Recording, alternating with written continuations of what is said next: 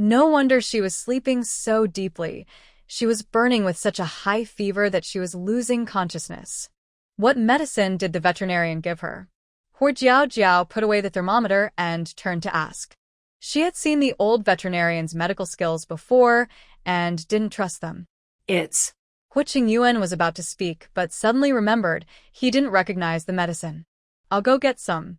There's some at home, he quickly responded and went outside to fetch a bundle of medicine. Huo Jiao glanced at it. It was kudzu root. Kudzu root tea is good for treating colds and fevers, so it should be fine. But her mother's fever was too high. Kudzu root tea wouldn't be very effective. How long has mother been like this? Huo Jiao asked with a serious face. Since last night. Hu Qingyuan answered softly. Her little sister suddenly seemed very frightening. Although she hadn't yelled or lost her temper, she looked scarier than when she was angry before. Huo Jiao's face darkened. The fever had lasted almost a day. If she didn't find a way to lower the temperature soon, her mother's brain might be damaged. Second brother, you guys go out first. I need to reduce mother's fever. Huo Jiao stood up and pushed the three brothers out of the wooden house. The brothers obediently stepped outside, still worried. Before they could speak, Huo Jiao slammed the door shut, blocking them outside. I didn't say you could come in. Don't come in. The three brothers looked at each other, confused. What was little sister doing? Huo Qing was anxious.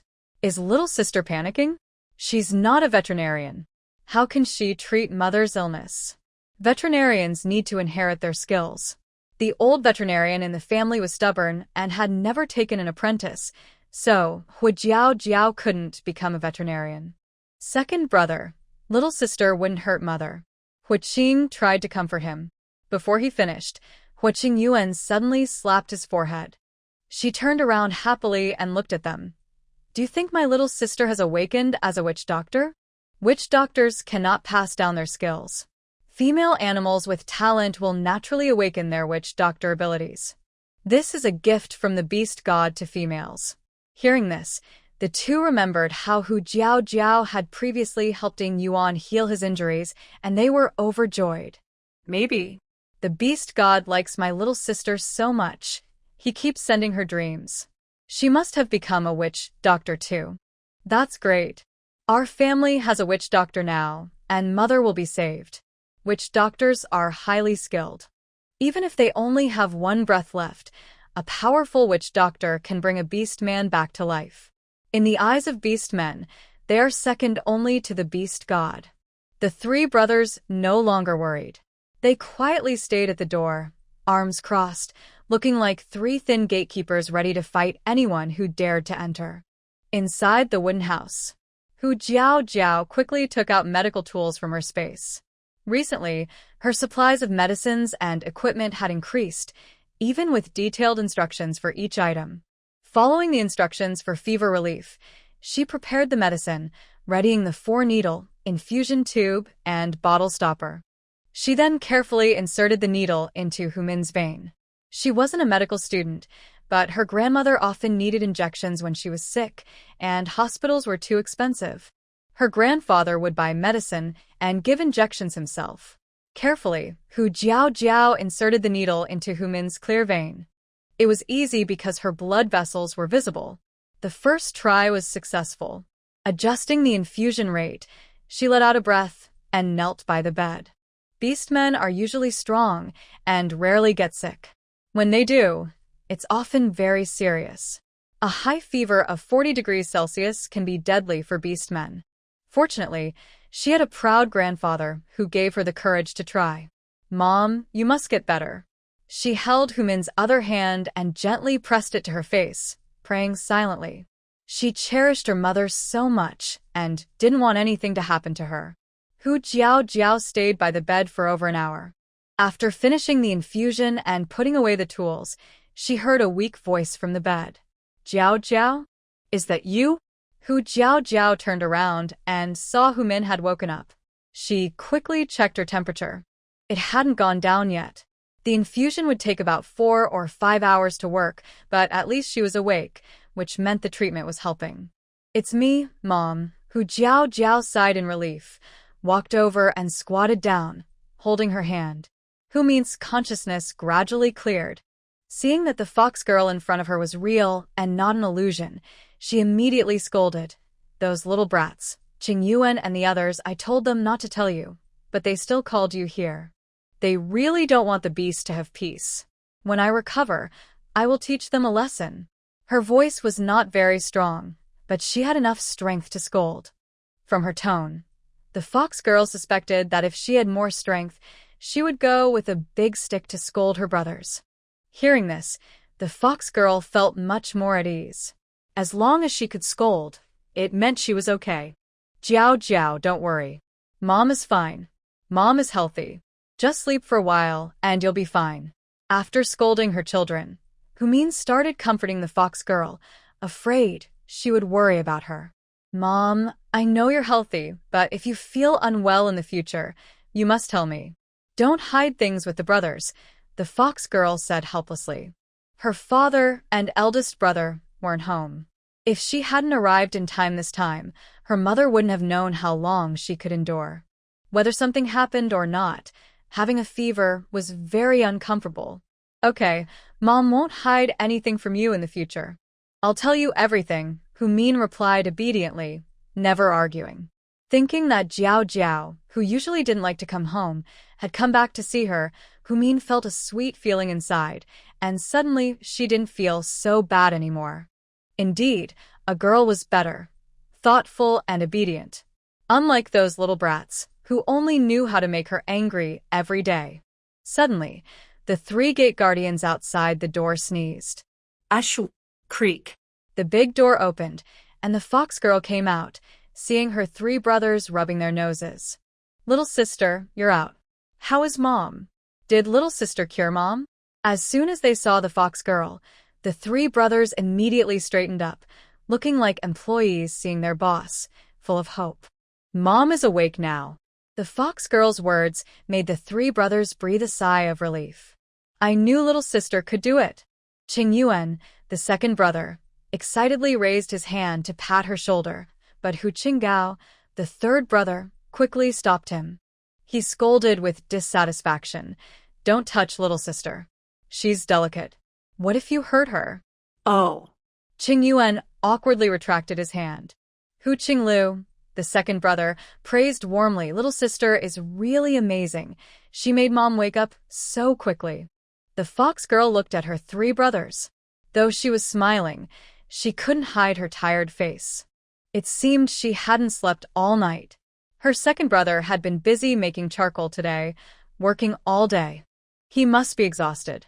Second brother, third brother, fourth brother, I am going back first to prepare food for the little one. Tonight, I will bring some food to feed Mother and take care of her for the night. You all can go back and rest. Hu Jiao pushed the 3 brothers away from the yard without argument. That won't do. Little sister, you're a girl. How can you take care of Mother? Hu Qinggao immediately refused. Exactly, if you take care of Mother, what will we 3 brothers do? Are we useless? Hu Qingyuan frowned, showing disagreement. Little sister, don't worry, go back. I will prepare good food for Mother, Hu Qinglu also promised repeatedly. The 3 brothers were pushed aside and turned to leave, moving in sync. Hu Jiao looked at them suspiciously. Are you making food for Mother? She remembered that besides Hu Chang's good grilling skills, the 4 brothers' cooking was just as good as Long Mo's. All 3 brothers nodded together. Yes, That's even worse. Today, I must take care of her. You all should go back and rest. Before she finished speaking, Hu Jiao immediately rejected her. But, do you think Mother will recover faster if she sees you all sick? The 3 brothers. It seemed true. So, it was decided. Hu Jiao went home. The 3 brothers, thinking that their little sister was a witch doctor, were so excited they forgot to rest and immediately went out to show off that their sister was a witch doctor. Near dinner time, the males in the tribe started fire and grilled meat for their mates. Some females, bored, stood outside the yard, making sarcastic remarks. It's just because the beast god gave her a few dreams and made some charcoal. Now she's eager to show off. She just loves to show off. What's so great about it? I heard Hu Min is sick today. Hu Jiao is so capable. Why doesn't she cure Hu Min's illness too? The two females speaking were about 30 years old. They used to mock Hu Min and pamper the spoiled Hu Jiao. Now that Hu Jiao had become successful, they started to feel jealous. Hu Min's 4 children were all obedient, bringing food and animal skins home. The oldest was strong, second only to Ying Yuan. The third could go with Ying Yuan to exchange salt. The second was assigned to learn charcoal making. Although the youngest was not very promising, he was still better than their family's children who only knew how to eat. They were almost turning into jealous lemons. As soon as the two finished speaking, a large, strong female stepped forward and pointed at them, shouting loudly, "You two heartless ones. If you think you're so great, then in winter don't use the charcoal made by Jiao. Maybe the cold will teach you a lesson." Jiao was blessed by the beast god in a dream because the beast god values her. If you are so capable, why hasn't the beast god sent you a dream? All you do is gossip behind people's backs and eat from the tribe. You haven't contributed anything to the tribe, so you deserve to be jealous. This was Monkey Xiang speaking. She was sitting with 2 fluffy little monkey babies on her shoulders. The little monkeys were sticking out their tongues at them and clapping, clearly enjoying the show. The 2 females looked upset when they heard her words. What's wrong with Jiao bringing her mother things? Do you want your own children to suffer and be left to fend for themselves? Instead of gossiping here, go home and make your males work harder. Monkey Xiang didn't give them a chance to speak and quickly shut them down, making them blush with embarrassment. What's so special about that? It's just a little gift. Who doesn't have children? Who are you looking down on? The 2 females glared angrily. They weren't targeting Fox Jiao specifically, but rather envied Fox Min. Just then, the 3 brothers from the Fox family had finished sending off Jiao and came out, bragging to everyone they met. My little sister is a shaman. My little sister just cured my mother's illness. A rare shaman, even rarer than a veterinarian. Haven't seen one before? My little sister is just... They were practically running around the tribe with a loudspeaker, making sure everyone knew. The 2 females, who had just been sarcastic, froze in shock. A shaman? In the tribe, a shaman's status was almost as important as the leader. Fox Min was incredibly lucky in her past life to have been born such a fortunate female cub. Their feelings were no longer just jealousy. Shaman? When Monkey Xiang heard this, she was stunned for a moment, then suddenly burst out laughing happily. Did you hear that? Jiao has already cured her mother's illness. Jiao is truly capable. Now, what do you have to say? The 2 females felt utterly ashamed. Thinking about their own cubs, who only ate meat and pooped, they suddenly became furious and realized something. Jealousy? What's the use of being jealous? Go home and discipline your cubs and start working hard. You can't even compare to a female. You're a disgrace to the beast. At this moment, the cubs lying comfortably at home suddenly shivered, feeling a chill down their spines. Meanwhile, Hu Jiao returned home as the sunset painted half the sky red. Monkey Xiao and the others had just finished their chores. Hu Jiao checked the progress of the stone house, which was fine, so they all went back. The cubs were obediently at home. When they saw Hu Jiao return, Long Ling and Long Yao followed her closely. Long Yu and the others also went out to see Hu Jiao, but seeing she was fine, they quietly went back inside. After Hu Jiao saw off the beast men, Long Yao stretched his arm like a lotus stem and cheerfully said, "Mother." His small triangular tail wagged eagerly behind him. Seeing the soft little Long Yao, Hu Jiao's eyes softened immediately. All her fatigue from the day vanished. She reached out and picked him up. "Yao, were you good at home today?" Although they were all born in the same litter, Long Yao looked much smaller than the other 4 because he was malnourished and transformed later. Some might think she had 2 babies. Since he had just transformed, Long Yao's mind was not as mature as the others. Hu Jiao naturally treated him like a 3-year-old baby. He seemed only about 5 years old. Why is the gap so big? Little Five is obedient and even helps Mother supervise the older brothers and sisters, making sure they don't run around. Little Five is also helping with chores. Long Yao immediately nodded like a chick pecking at rice. This little guy, after transforming, was surprisingly sensible. Hu Jiao felt comforted, but suddenly saw the little baby in her arms stretch out a chubby paw and ask, "Mother, do chores have rewards?" Long Yao pouted his pink, chubby lips, revealing 2 small gaps where his teeth were missing, and softly bargained, "Little Five doesn't want much, just a bag of meat grains. That's all." Hu Jiao really shouldn't have high expectations for this little foodie. After preparing dinner for the cubs, Hu Jiao cooked a pot of millet pumpkin porridge to bring to Hu Min later. Hu Min had a fever, so she probably wouldn't eat greasy food. During dinner, Hu Jiao told the cubs about going to take care of Hu Min tonight. "Mother, are you not coming back tonight?" Long Ling Er blinked her almond-shaped eyes, looking a bit disappointed. "I'll be back early tomorrow morning." Hu Jiao gently patted Long Ling Er's head and replied, "Grandma is sick, and I need to go take care of her." Dragon Yao was holding his fist carefully, trying to cut meat with a fork. When he finally picked up a piece of meat, he heard Hu Jiao's voice. He turned his head and asked in a soft voice, "Little Five, can I go with Mom?" Little Five can also take care of Grandma. His big, round eyes like rubies sparkled with excitement. Hu Jiao suspected he wanted snacks again and quickly refused. "No, you can't. Doesn't Little Five stay at home to help Mom watch over your older brothers and sisters?" Hearing this, Dragon Yao thought carefully for a moment. "Okay then, Little Five will stay at home and watch over the older brothers and sisters." He remembered that before transforming, his family didn't seem to like him very much. Anyway, they were all working and staying at home didn't seem like a bad thing. After dinner, the children finished washing up and went back to their rooms to sleep. Hu Jiao called Long Xiao and Long Zhong over. Xiao, Zhong Er, come here for a moment." "What's the matter?"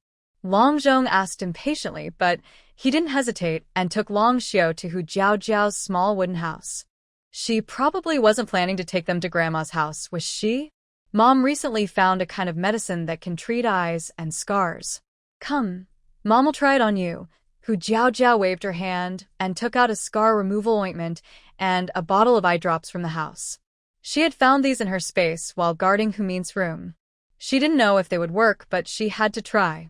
The 2 children looked surprised and a bit confused as they watched Hu Jiao. Treating scars and eyes? They didn't expect her to really care about this, not just talking about it. "Why are you just standing there? Come over quickly," Hu Jiao said, pulling them over. She made them sit down and first gave Long Xiao the eye drops. Long Xiao clenched his fists nervously, gripping his thighs tightly, not daring to move. Hu Jiao held his chin and tilted his head back. He opened his eyes, but everything was dark. He felt a cold drop of liquid fall into his eye, causing a slight stinging sensation, like being bitten by an ant. The pain disappeared quickly. "How do you feel? Is anything uncomfortable?" Hu Jiao asked softly after finishing both eyes. The instructions on the eye drops said they were special medicine for eye problems and needed to be used daily. "I feel fine." Long Xiao shook his head, not telling her about the faint pain he just felt. His eyes had never hurt before. Although he didn't know if this was good or bad, this small change gave him a tiny bit of hope deep inside. "That's good," Hu Jiao said, feeling relieved. She turned to apply the scar removal ointment on Long Zhong. She just lifted her hair that was covering her face, and he suddenly took 2 steps back, instinctively covering his eyes with his hand. "I'll do it myself." He didn't want others to see his ugly face. "Foolish child, can you see if you paint it yourself?" Hu Jiao pulled him back, gently pushed aside his hand, and softly said, "Mommy will help you." His body was stiff like a stone. Hearing Hu Jiao's words, he didn't hide anymore, but tightly pressed his hands against his thighs and stared nervously at Hu Jiao's face. If she showed even a hint of dislike, he would run away immediately. Hu Jiao lifted Dragon Clock's hair and saw a half-face covered with fierce scars, like ugly centipedes crawling on uneven cement. She felt a pang of sadness and moved more carefully and gently. The scar removal ointment was milky white with a faint herbal scent. Hu Jiao carefully applied the ointment, which quickly absorbed. Dragon Clock was tense the whole time until he heard Hu Jiao's gentle voice. All done. From now on, after every meal, Mommy will apply medicine for you. While speaking, Hu Jiao packed away the ointment and eye drops and helped Dragon Clock restore his hair to its original style. Dragon Clock stood there in a daze. She didn't dislike his ugliness or disgusting appearance, and she even personally helped him apply the ointment. He had never been so close to her before. Suddenly, Dragon Clock understood why Ling Er and Xiao Wu always liked to cling to her. All right, go back and sleep now. Mommy has gone to Grandma's house. Hu Jiao stood up, ready to pack food. Wait. Dragon Clock suddenly called her, opened his mouth, but the words Mommy seemed stuck in his throat, and he couldn't say it. Thank you, he lowered his head and quietly said. Long Xiao also pursed his lips and softly said thank you. Hu Jiao smiled, rubbed the heads of the two children, and Dragon Clock rarely didn't push away Hu Jiao's hand, letting her ruffle his hair. When they finished packing and arrived at Hu Min's house, it was already dark. Hu Jiao quietly entered the house, lit a candle from the space, and the orange-yellow light instantly filled the wooden house. Hu Min was already asleep. Hu Jiao checked her temperature. Hu Min's fever had broken. Seeing her sleeping soundly, she didn't wake her, but placed the food next to the candle and sat by her bed to watch over her. The next morning, Hu Jiao woke up to find herself in bed, but Hu Min was gone. She quickly got up, looked around, and found that the candle from yesterday had burned out, leaving only a solidified wax pool. The food she brought was also missing. Jiao, you're awake. Get up quickly. Mom has grilled some meat for you. Suddenly, Hu Min's voice came from outside the door. Hu Jiao turned her head and saw lively Hu Min standing at the door, holding a basin, which was the same one she used yesterday to carry millet porridge. I've also warmed up the things you brought. Come and eat quickly. Hearing Hu Min's words, Hu Jiao's nose felt a little sore. In this world, not all mothers love their children. She had never felt her parents' warmth before. She didn't expect that in this beast world, her mother, who had a high fever yesterday, would get up early today to make food for her. She was supposed to take care of her mother, but now her mother was taking care of her instead. Mom, you just finished your fever. Let me do these things, Hu Jiao said after a moment of hesitation, then quickly got up to help. Hu Min wanted to refuse, but found Hu Jiao moving faster than herself, as if she had been doing this for 10 years. She suddenly felt even more distressed. That long Mo. It must be him who made Jiao suffer. She works so efficiently. How much work must she do? No, she must teach Long Mo a good lesson someday, so he knows her little girl is a treasure and must be loved. How could she let Jiao work hard and get tired? While thinking, Hu Jiao had already set the food and pulled Hu Min to sit on a beast-hide mat, pushing the warmed millet porridge in front of her. Mom, I made this especially for you. Try it. Your body just recovered, so don't overexert yourself. Female beastmen are weak, and older beastmen are more prone to illness. She remembered from the book that Hu Min had been very sick once, and her health was never the same afterward. After the tribe faced trouble, she stayed alone in the dilapidated tribe and soon died from illness. Her family, including Hu Chang and her 4 brothers, all died or went missing. No one was left to bury them.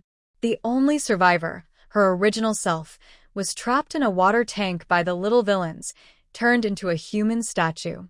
Hu Jiao didn't want anything to happen to her. Such a good mother must live a long life. Mom is fine. I told you, she just needs a nap. Look, she's so energetic today. She's not uncomfortable at all. Hu Min cheerfully took the millet porridge, her face full of kindness. She really didn't seem unwell. It must be the effect of the 4 drip. She had recovered. Hu Jiao breathed a sigh of relief. After finishing breakfast with Hu Min, she repeatedly warned her not to hide her illness next time. Mom, I understand. With such good health, maybe you won't get sick anymore, Hu Min said, patting her arm. By the way, here is some grilled meat for your 5 little ones. Take it back for them to eat. You are busy building a stone house and taking care of the cubs. Don't tire yourself out. Hu Min turned around and handed a large bunch of cooked meat to Hu Jiaojiao, weighing at least 30 or 40 jin. If you're short on food or animal skins, just come find my mother. The mother always worries about her children. I understand. Thank you, mother, for thinking of the cubs, Hu Jiaojiao said, knowing this was Hu Min's kind gesture, so she didn't refuse. Leaving Hu Min's house, Hu Jiaojiao went next door to find Hu Qinggao, reminding him to bring the remaining half-kiln of charcoal back for her mother. After that, she carried the grilled meat and headed home. She wanted to take advantage of Long Ma's absence to supervise the work carefully, hoping that the family of 7 could move into the new house soon. On the way back, Hu Jiaojiao was surprised to see many underage orcs in the tribe already carrying wood 2 or 3 times their size, rushing back to the tribe. Even the cubs just over 10 years old, who had just learned to switch between beast form and human form, were running wildly, as if they had been injected with chicken blood. Along the way, she saw at least 20 cubs like this, as if someone was whipping them from behind, forcing them to carry wood at a frantic pace. Hu Jiaojiao looked puzzled. What was going on? Little cubs, what are you doing? She couldn't help but stop one cub and ask. The cub looked at her, then trembled all over, with a fearful expression as if seeing a demon. Of course, we're stockpiling wood to make charcoal, the cub answered tremblingly, and then ran away quickly. After asking, Hu Jiaojiao felt even more confused. Aren't these tasks supposed to be done by adult orcs? Wow. Are even the cubs so competitive now? Yesterday, she discussed with the tribe leader that not every orc in the tribe could learn to make charcoal. If everyone was making charcoal at home, no one would go hunting. 4 orcs were responsible for making charcoal. If other orcs wanted charcoal, they had to bring their own wood to them and pay with some prey. What Hu Jiaojiao didn't know was that at each cub's home, a female was waving a vine whip, urging the cubs on. Are you still males? Moving wood so slowly. Hu Jiaojiao can carry charcoal faster than you. You're so strong, but you can't even beat a female. The beast god looks down on you. Can't you lift your spirits and do better? Young cubs do not need to go on hunting trips with the tribe, but they can still do chores like moving wood. Their family's partners are busy hunting and storing food for winter, so they don't have time to gather wood. Giving the cubs this task helps train them and also allows them to gather more wood for making charcoal. It's a perfect solution. Even if they can't surpass Fox Jiaojiao, they must not be looked down upon by her. The females think this idea is simply wonderful. Fox Jiaojiao, meanwhile, overnight became a nightmare for the tribe's young cubs. At the same time, at the foot of the mountain, the orcs heard wolves howling and their faces changed suddenly. They hurried faster to escape. Quick, those orcs are behind us. If we run fast enough, they won't catch us. Fox Chong immediately ordered the team to speed up. The arrival of Long Mo and Bao Feng lightened their burden and increased their speed. In this dangerous moment, no one wanted to fall behind, so they all ran desperately. But soon, the group of orcs stopped again. It sounds like there are wolf orcs ahead too, one orc, looking pale, said. Then we should go around again. Hurry, take another route. Fox Chong responded quickly and loudly. Just as he finished speaking, 2 more orcs stammered. There are wolves on the left. And on the right too. Dad, it seems we're surrounded by those orcs, Fox Qingshan calmly stated the fact. The howling of wolves echoed through the forest, filling every corner as if they were everywhere. The animals backed against each other, forming a circle, alert and watching the perimeter carefully. As the wolf howls grew closer, the orcs also became frantic. Fox Chong, what should we do now? We don't know where those wolf orcs came from. They probably number over 100. We're no match for them. Let's fight. I don't know where those little wolf cubs came from, but they dared to steal Grandpa's stuff. Kill them. In this life and death moment, the animals' emotions grew more intense. Bao Feng stepped forward. Let me hold them off. You all take the chance to break through. No matter what, We must bring the salt flower back to the tribe. It was a life-or-death effort, with no plans to return alive. No. Fox Qingshan frowned and loudly refused. They couldn't risk Bao Feng dying just for the salt flower. What would they be then? There's no other way. The sound from the left is the smallest, so there are fewer orcs there. We'll go this way. Bao Feng looked noble and determined, as if risking his life. Before the others could answer, he took the lead and headed toward the left. Before taking 2 steps, Long Mo, who had been silent all along, grabbed Liang Feng's shoulder. What are you doing? Liang Feng pushed his shoulder back, trying to push away Long Mo's hand, but his shoulder was held tightly and couldn't move. When did this guy become so strong? There is a way, Long Mo said coldly, glancing at Liang Feng. No need to rush to die. Then, he searched through a delicate animal skin bag he carried and took out 2 small animal skin pouches, opening one of them. All the animals looked at him expectantly, then turned to see the small pouch being opened, revealing what was inside. Inside the small pouch, there was something that looked like white beans. Long Mo, what is this? Hu Qingshan leaned over, puzzled. This was given to you by Hu Jiao Jiao, Long Mo said expressionlessly, taking 1 white bean and speaking coldly. She said if the beast men catch up, you should eat this. A last meal. Hu Qingshan's eyes widened. Could this be the last food prepared by my little sister for us? Hu Chang slapped his forehead and cursed. Last food? Don't talk nonsense. I still want to go back and see Xiao Min and Jiao Jiao. What does this mean? Hu Qingshan scratched his head awkwardly, full of curiosity. Can this little thing really save us? Eat it quickly.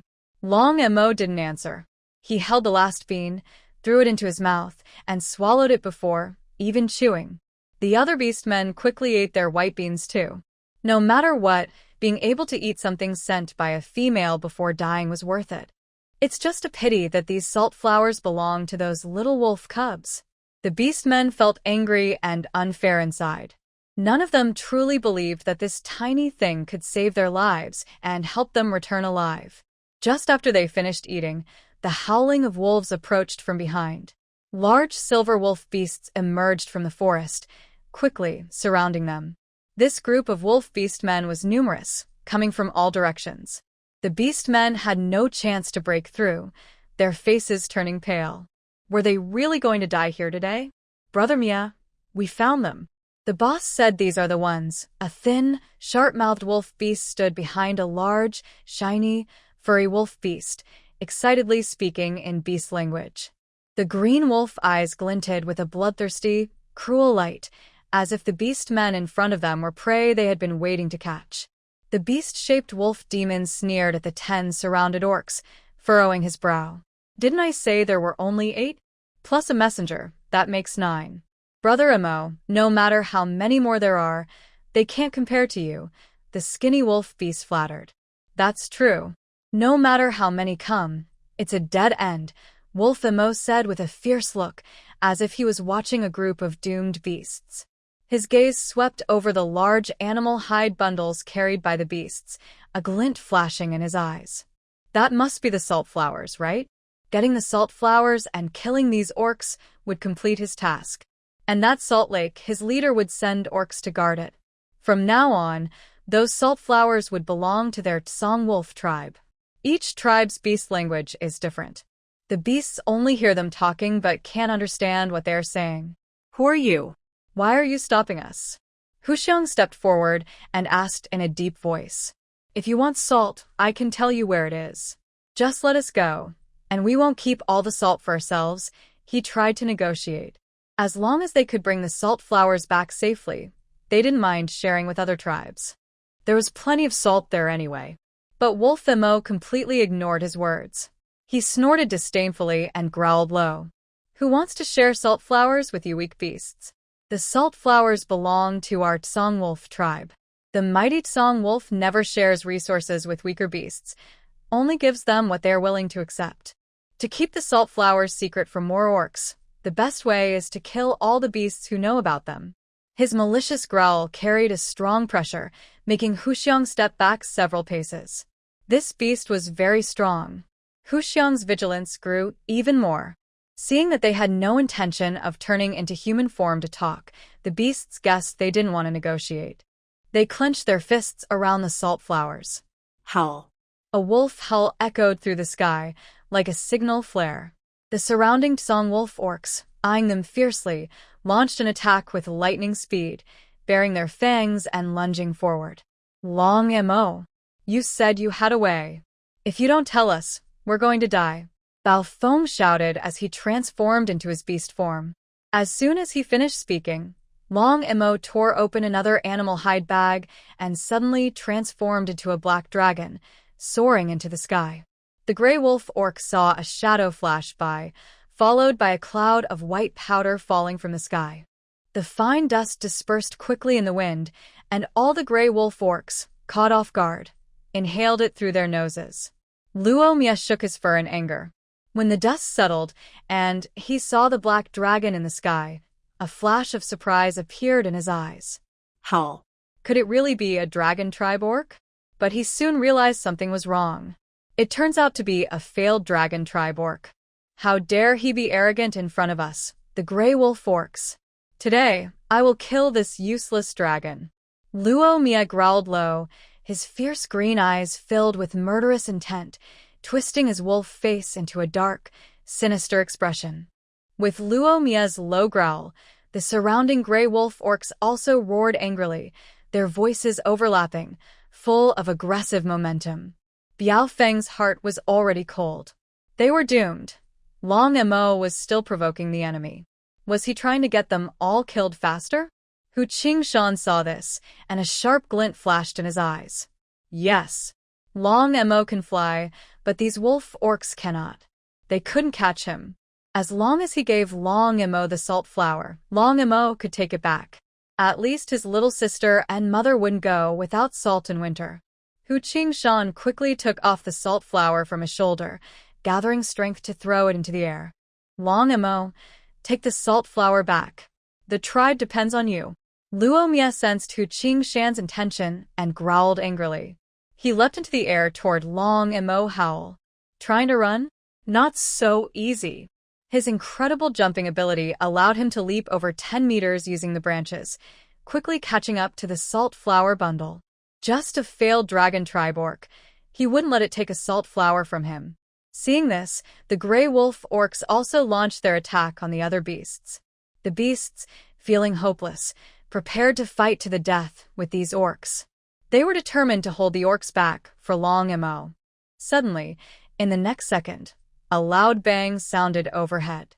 The black dragon swung its massive, powerful tail down, hitting Luo Mia on the forehead with a loud slap, making his eyes spin and causing him to lose balance, falling rapidly. Howl. What's happening? How could this useless dragon be so fast? That's impossible.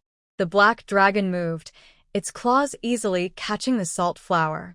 Its fierce golden eyes, filled with danger and hostility, looked at Luo Mia as if seeing through his doubts. It's you who slowed down. A hint of mockery flickered in its fierce eyes. Then it flew down and said in a deep voice to Hu Qingshan and the other beasts, "Run quickly." The beast group finally realized that Long Mo had defeated the leader orc with a single strike. Long Mo, you. Hu Qingshan looked shocked. When did Long Mo become so strong? Look, it seems like the speed of these beasts has slowed down. Before Long Mo could answer, Bao Feng exclaimed. The beast group turned their heads and saw the nearest wolf tribe orcs collapse softly onto the ground. What is happening? Everyone was stunned. It was the powder just now. Jiao Jiao said this powder can make orcs dizzy. Long Mo's cold voice reached their ears. Bao Feng looked puzzled. Why are we okay then? You just ate the antidote, Long Mo explained coldly. Hu Qingshan quickly understood and called out, then what are we waiting for? Hurry, and take Manhwa away from here. God knows when they will recover.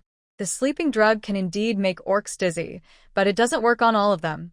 The stronger the orc, the longer it takes to take effect, and the less obvious the effect. This was something Hu Jiao Jiao told Long Mo when she wrapped him up. Some of these blue wolf orcs have already fainted, while others are just slow and unsteady on their feet, still chasing after them. But at least they have a chance to escape. Long Mo nodded, glancing at Hu Qingshan with a look of admiration. He was still clear-headed and knew that the most important thing now was to shake off these orcs. Yes, everyone, hurry up and go. Hu Chong also snapped out of it. Carrying Manhwa, he precisely targeted the weakest spot of the wolf tribe orcs and led everyone to break through the encirclement. Wolf Extinction fiercely smashed into the trees, knocking down 4 or 5 sturdy big trees before falling to the ground. Roar! Don't even think about running. It howled loudly, and its strong wolf body stood up again. It seemed that the previous collision was just a tickle for it, showing how powerful it really was. Wolf Extinction's eyes were fierce, and it chased after them with bared teeth. Oh no, this powder doesn't seem to work on that orc. It's caught up with us. Hu Qingshan looked back and saw Wolf Extinction closely following, moving so fast that in just a few breaths, it closed dozens of meters. This wolf tribe orc is too terrifying. Everyone in the beast group secretly thought things looked bad. Just then, Long Mo swooped down from the sky and said to them, "Get out of the way." Before he finished speaking, the animal skin bag hanging from his clawed hand opened, revealing a yellowish package inside. With a sharp claw, Long Mo hooked and pulled out a rope from outside. Whoosh! Long Mo suddenly threw the package toward Wolf Extinction. Howl! You're using that trick again. I'm not afraid of you. It's just some useless powder. Wolf Mia showed a contemptuous expression, not even trying to dodge. He even opened his wolf mouth and bit into the package that was already emitting thin white smoke. Still trying to scare me. Wolf Mia was so proud, he forgot himself. Suddenly, a strong, pungent smell came from the package in his mouth. A flash of fire appeared before his eyes, and a burning sensation shot out from his mouth. Bang! Yowl! A fierce wolf howl accompanied an explosion. Long Mo and the other beasts quickly moved away from the scene. Hu Qingshan and others couldn't help but turn back. A small gray mushroom cloud appeared about 100 meters behind them. The beasts felt a shiver in their hearts. What is that? The danger is so great. Only Hu Chong looked fierce as he glared angrily at Wolf Mia and spat loudly. Serves you right, you wolf pups. Next time, don't dare to steal our salt flowers. Hu Qingshan couldn't help but twitch his mouth. Dad, when you were negotiating just now, that wasn't your attitude at all. Although the wolf tribe and the beast men behind them showed no signs of catching up, Long Mo led the beasts to run for a long time before stopping to rest. They wanted to avoid any ambushes. Fortunately, it seemed the other side had truly given up and no beast men appeared again. The group rested by a river. They had been running for a long time, and everyone's throats were almost dry and burning. Except for Hu Chong, who still had the energy to curse. The other beast men lay by the river, drinking greedily and sweating profusely, catching their breath. And then, a scene appeared by the river. Dozens of large foxes, tigers, lions, and leopards lay sprawled out, tongues hanging out, panting like giant huskies. They had all given up. Long Mo transformed into a human form and calmly went upstream, leisurely scooping water to drink. When Long Mo finished drinking and returned, everyone finally relaxed. The sun was about to set. The beasts transformed into human forms, lit fires, and set up camp. Hu Qingshan looked at his exhausted father and volunteered to go with 2 beast men to hunt for food for the night. Long Mo habitually found a quiet, remote corner to sit alone, not joining everyone else. He was used to being alone, but just as he sat down, his shoulder was patted. Long Mo, what exactly was that thing you threw out just now? Why was it so powerful? Leopard Wind kept thinking about the explosives Dragon Mo threw out and couldn't help but ask him about it. Upon hearing Leopard Wind's question, the busy orcs nearby also looked over with curiosity. They wanted to know what that thing was. But Dragon Mo was a solitary person, always looking grim, so they didn't dare ask directly. Dragon Mo cast a cold glance at his shoulder, which Leopard Wind had touched, frowned, and coldly said 2 words, explosive. Explosive? Leopard Wind repeated, looking confused. What is that? He had never heard of it before. I don't know. If you don't want to say, then don't say it. Why lie? Leopard Wind pouted, feeling Dragon Mo was hiding something and didn't want to tell him. Dragon Mo's icy gaze swept over him. Feeling the gaze, Leopard Wind shivered and immediately shut his mouth. Dragon Mo truly didn't know. Hu Jiao Jiao only told him the name and how to use it. She hadn't had time to explain more before leaving. But he didn't mind. After all, he was the first to know. As for what he didn't know, the other orcs knew even less. Xiao Mo, was this explosive also made by Jiao Jiao? Hu Chong came over, eager to talk about Hu Jiao Jiao. Whenever the topic was about Hu Jiao Jiao, he suddenly turned into a gossiping ant in the market. Xiao Montauk? Hearing this nickname, Dragon Mo's mouth twitched. Before, when he mentioned Hu Jiao Jiao, he would call him your useless Dragon Mo. But today, he sounded so affectionate. Dragon Mo hadn't answered yet when a nearby orc interrupted. Hu Chong, aren't you asking knowingly? Besides your Hu Jiao Jiao, who else could make such strange things? Not to mention, this explosive is really powerful. I think that Wolf Tribe Orc's strength might be no less than Yuan. It was able to disable him instantly. A few orcs chattered excitedly, their expressions animated. Whether they were dead or alive, they had no time to check and didn't know if they were dead or not. In any case, it was just 2 words. Impressive. Dragon Mo lowered his eyes. The explosive was indeed powerful, but with that Wolf Tribe orc skills, escaping was easy. Even if he had been drugged, it wouldn't have had much effect. He thought it would take some effort, but surprisingly, the wolf orc didn't even try to dodge and bit directly. Hu Jiao Jiao was truly clever. Dragon Mo sighed internally, thinking his partner was indeed formidable. At this moment in the tribe, Hu Jiao Jiao was giving medicine to 2 little ones when she suddenly sneezed. Ashu. Long Xiao and Long Zhong showed worried expressions on their faces. She probably isn't feeling well from being too tired lately. Huck Qingshan returned from hunting. A group of orcs had caught prey, and they were roasting meat around the campfire. Originally, Long Mo planned to rest alone in a tree, but he was pulled over and given a large piece of meat. Xiao Mo, today's thanks go to you. If you hadn't arrived in time, we might all have been in danger. Huck Chong patted Long Mo's shoulder warmly and enthusiastically. His father-in-law's only concern about his son-in-law was 2 things: whether he treated his daughter well and his abilities. Long Mo had saved them, and Huck Chong had seen this clearly. Now, he liked Long Mo more and more.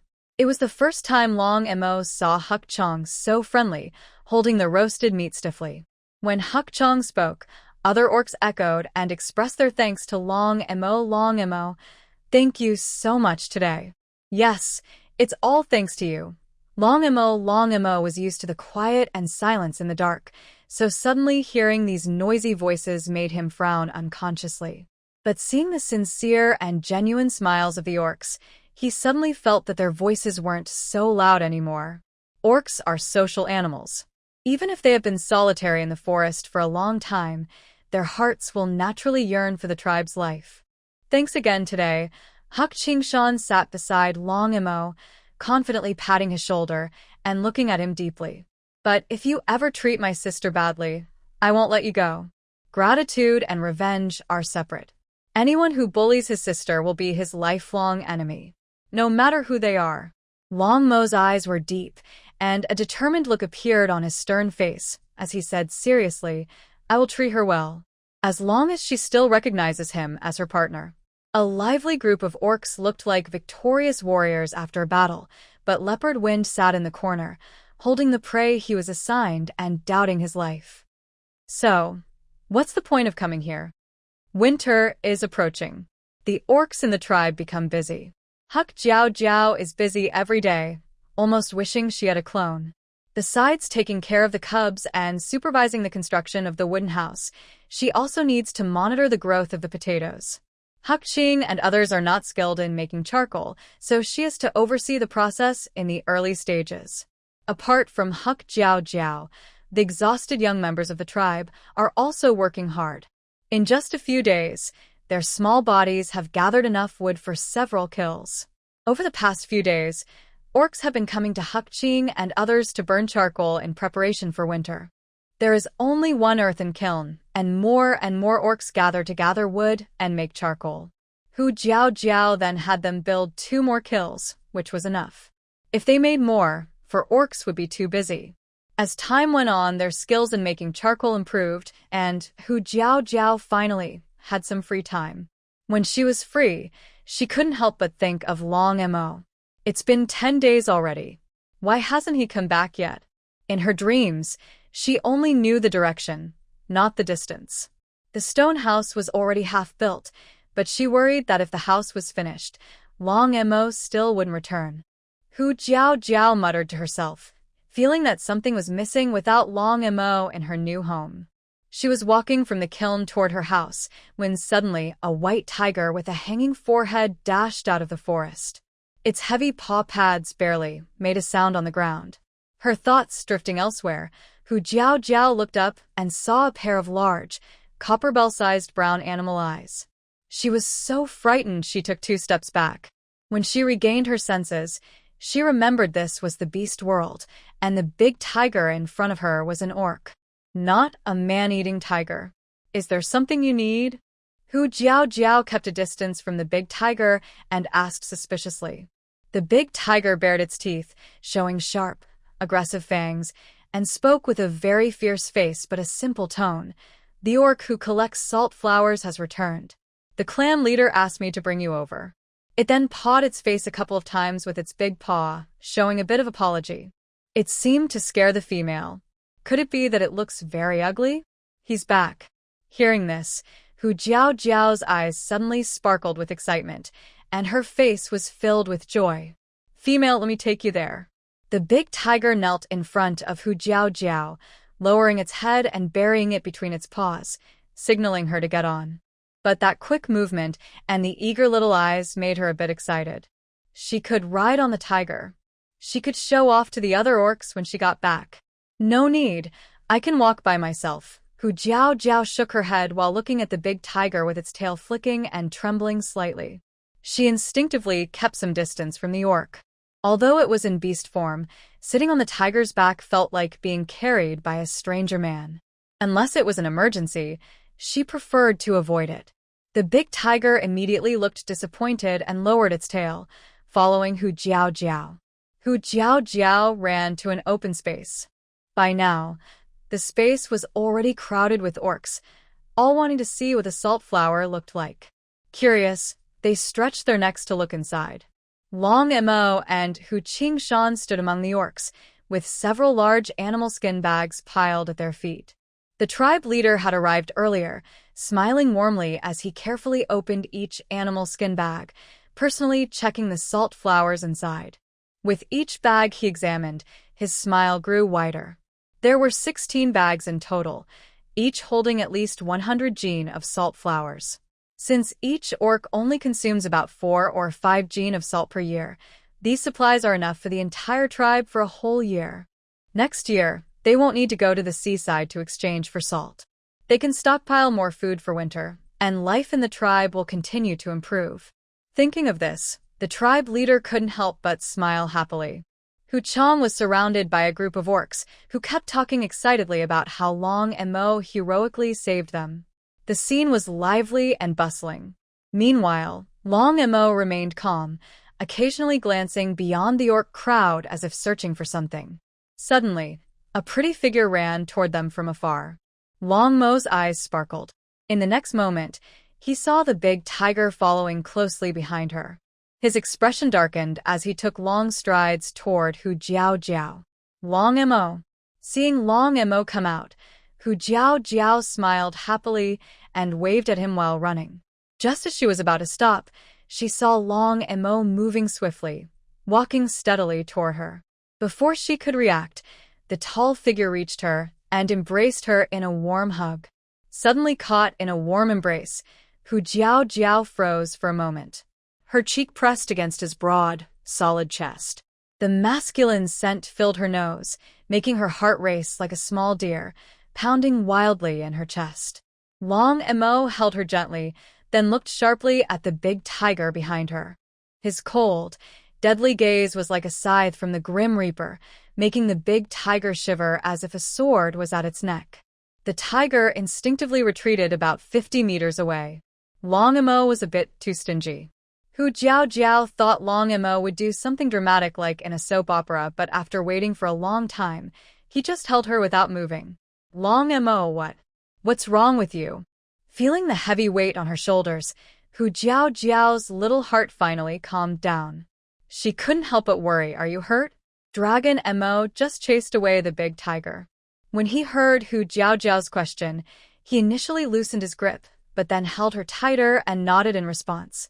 Yes. Hu Jiao immediately became nervous. Her delicate white hand reached out to touch him. Where are you hurt? The medicine I gave you, did you use it? All the beasts saw Dragon Emo walk away and followed his movement with their eyes. Because it was too noisy around, they didn't hear what Hu Jiao said, only saw her eager hands touching Dragon Emo. So, these two animals are very close. They had only been apart for about 10 days, yet they were so eager to be close again. The male beasts looked at Dragon Emo with envy. They wished it was them being touched by Hu Jiao. Before Dragon Emo could answer, Hu Jiao struggled to get out of his arms. She grabbed his wrist and led him home. She knew males cared about their pride. Dragon Emo definitely wouldn't want everyone to know he was hurt. Let's go home first. She turned and politely nodded to the nearby clan leader. Leader, we have something urgent. We're leaving now. She led her partner back home, and the clan leader didn't object. The leader's kind face showed a smile. He nodded and stroked his chin thoughtfully. It's good that the young couple's relationship is getting better. Maybe next spring, the tribe will have new members. The male beasts looked at Dragon Emo with envy and jealousy, wishing they could take his place. They also longed for an urgent matter like him. Until the two disappeared from sight, the beasts looked away. The clan leader felt happy and relieved. After the joy, he ordered Hu Qingshan and a few others to move the salt flowers to his house. This time he learned his lesson. For such important supplies, he built a warehouse nearby.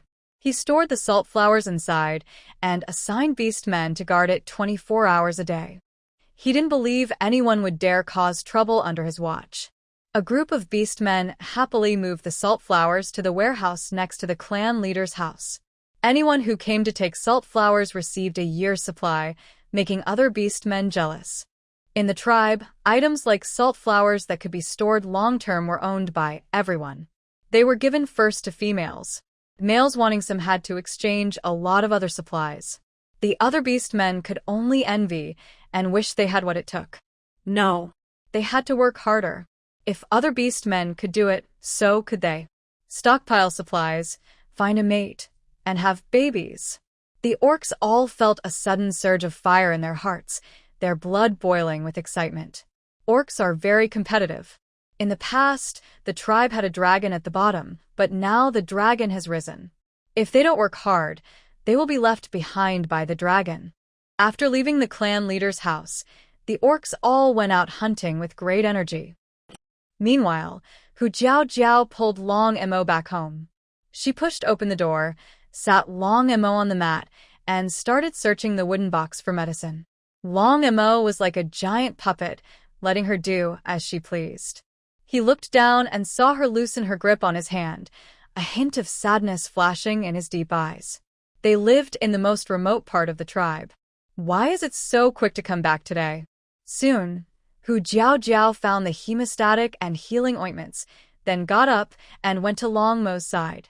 Where is the wound? Let me see. She reached out to help him take off his clothes. She hadn't seen the wound before. It must have been covered by his clothes. Her attention was entirely on the wound, unaware that her actions might be inappropriate.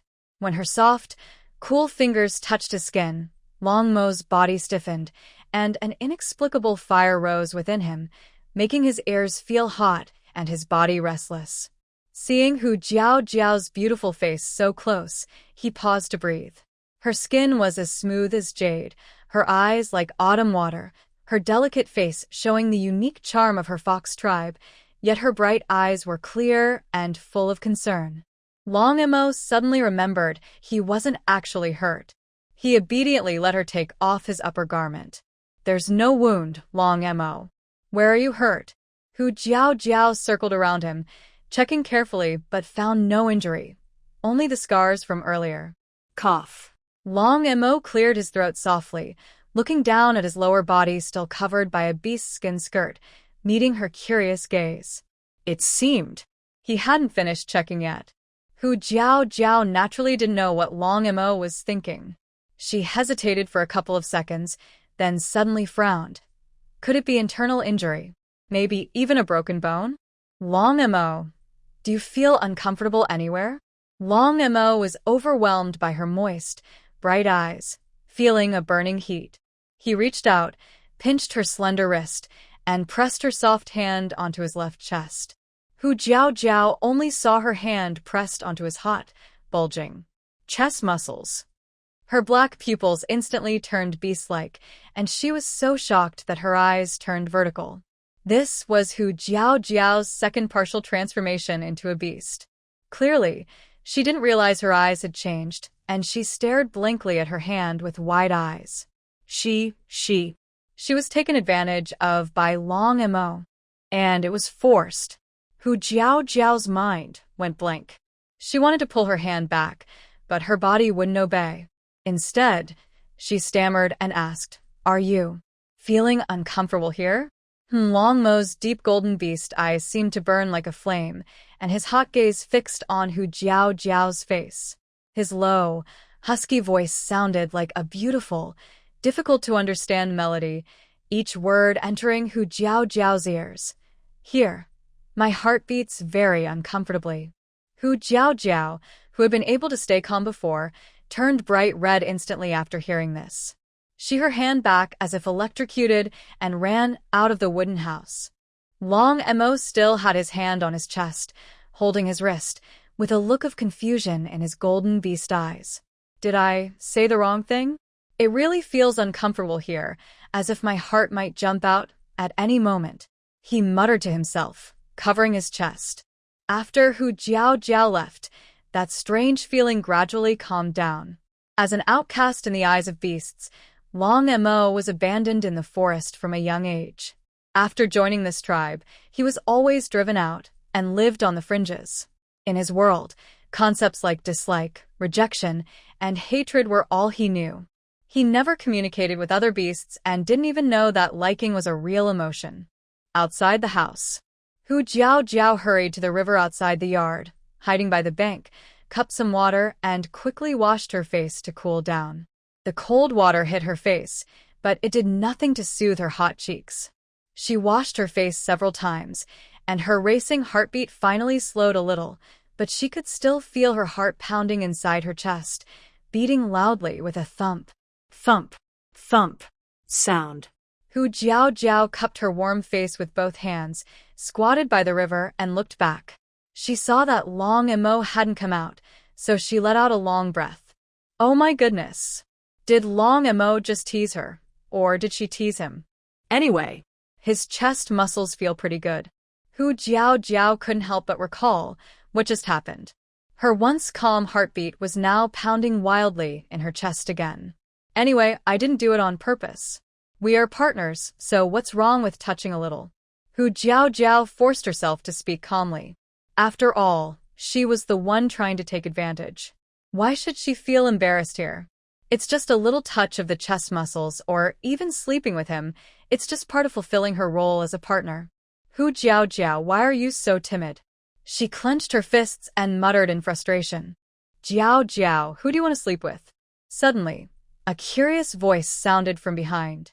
Hu Jiao's excitement was instantly cooled, like being splashed with icy water, almost making her fall into the river. She quickly stepped back, away from the shore, and turned to see Lu Mianer and Hu Jing.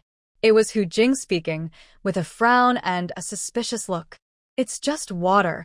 I was talking about water, she explained quickly, awkwardly changing the subject. Why did you come suddenly? Hearing Hu Jiao's words, Hu Jing also doubted her hearing. Maybe she misheard? Lu Mianer stepped forward, smiling gently, and said, You left so quickly. Dragon Emo hasn't taken his salt flower yet. The clan leader asked us to bring it to you. Usually this kind of thing is done by males. Lumiana was passing by and heard it was for Hu Jiao Jiao, so she volunteered to come. Hu Jing didn't complain, and instead came along willingly. Oh, I see. Hu Jiao Jiao nodded, noticing both of them were carrying animal hide bags. She took the bags and was a bit surprised. Each bag weighed at least 20 pounds, and 2 bags meant nearly 50 pounds of salt flowers. That much salt could last their family of 7 for over a year. The clan leader was really generous with her. Thank you both for coming all this way to bring the salt flowers, Hu Jiao Jiao said gratefully, holding the bags. Lumiana cupped her face with one hand, her eyes sparkling like little stars, and quickly shook her head. No need to thank us. She blushed slightly and responded shyly. A little pink deer was bouncing wildly inside her heart. Jiao Jiao is so gentle. How could there be such a kind, beautiful, and smart female in the world? Hu Jing was distracted, standing aside and occasionally glancing toward the wooden house. She secretly thought, those little ones really weren't lying. Songfeng Ridge. A gray wolf hurried into the tribe and ran to a bamboo house. Chief, Wolf Mia, and the others are back. The gray wolf crawled on the ground, trembling as it reported inside the bamboo house. Inside the bamboo house, a male figure in human form lazily lay on thick animal skins, propping his head with one hand. Hearing the noise, he slowly opened his eyes, revealing deep blue, mysterious eyes. The male looked relaxed, with a charmingly mischievous face showing a carefree expression. His slightly squinted eyes seemed to smile and not smile at the same time. Oh, did he bring back the salt flower? The trembling gray wolf, trembling all over, answered cautiously no, he didn't. His fearful appearance made it seem as if he faced not a tribe leader, but a fierce ruler from. No, let him come see me himself. The male's expression remained unchanged, giving a careless order. His calm voice made the gray wolf's teeth chatter with fear. The gray wolf hesitated and said, Leader, Wolf Destruction might not be able to come. He's badly injured and was carried back by other beastmen. Then carry him here myself. The gray wolf seemed to have received a pardon and hurriedly turned to leave. Soon, several beastmen carried a wooden board to the front of the bamboo house. On the board lay a scorched beastman, his face badly burned beyond recognition, unrecognizable from his original appearance. His skin was blackened, rotting and oozing pus, emitting a burnt smell mixed with blood. His limbs were bent in strange positions, as if reassembled by someone, placed on the board. From a distance, it looked like a piece of charred wood. The only sign of life was the faint rise and fall of his chest. His burnt lips parted as he struggled to breathe, showing he was not completely dead. Seeing the beast-man brought in, looking almost like a corpse, the tribe leader's deep blue eyes showed a hint of surprise. The lazy expression disappeared, replaced by a playful look. To think he managed to injure Wolf Destruction so badly, he's quite capable. Wolf Destruction was one of the strongest in the tribe. The surrounding gray wolves lowered their heads, not daring to make a sound. Is the message from that scoundrel false? Did they have many people? The leader played with a bamboo leaf in his hand, curiosity in his voice. One of the wolf tribe beastmen suddenly knelt down with a thud. Yes, leader, the message is accurate. There was one more beastman, making a total of 10 beastmen. 10 beastmen took the salt flower from under their noses, right in front of over 100 of their own tribe members, and left Wolf Destruction badly injured. The leader must be very angry. 10? The leader didn't get angry. Instead, his eyes sparkled with more amusement. He pinched a bamboo leaf between and flicked it outward, letting it drift lightly onto the scorched fingers of Wolf Destruction. Interesting. Are those 10 orcs strong? The Tsong Wolf orc quickly shook his head and told everything he knew. No, not really. Except for one failed transformation dragon orc, the rest are ordinary orcs. That dragon orc threw something at Wolf Destruction, which caused him to burn like that. They also have a white powder that can make us unable to move. The leader became even more curious. What kind of thing can be so powerful? He had never heard of these two items before. I don't know. We've never seen them either, the Tsong wolf orc answered fearfully. The leader looked at the dying wolf destruction with a slight smile, a mischievous and wild grin appearing on his face. It seems this tribe is a bit interesting. I want to get these two things. All the beasts knelt on the ground, not daring to speak. Only the orc who had just been questioned asked tremblingly, "Leader, what about wolf destruction?" "Take him to the shaman to see if he can be saved," the leader said casually, waving his hand to signal the orc to carry wolf destruction away. It was obvious and stinky to see. "Thank you, leader," the orc said happily. He quickly knelt to thank him, then hurried with a few others to take wolf destruction to the shaman. Although the leader was somewhat cruel in his actions, he cared for his subordinates and even allowed the tribe's only precious shaman to treat wolf destruction. After wolf destruction was taken away, a short, hunched male with a back bend, about half the height of an ordinary orc, stepped forward. "Yulio, have you seen those two things?" The leader looked at the hunched male with interest. Yulio looked up, revealing a wrinkled old face, with deep lines like tree roots covering his face. He nodded and spoke in a hoarse, eerie voice. "Leader, I haven't seen them." "Even you haven't seen them?" The leader narrowed his eyes, showing a dangerous smile, his fingers slowly tightening. He really wanted to see that tribe now. But wasn't there an orc just now who said the message from that missed one orc? The leader's expression turned cold, as if coated in venom, and he looked at Yuliu.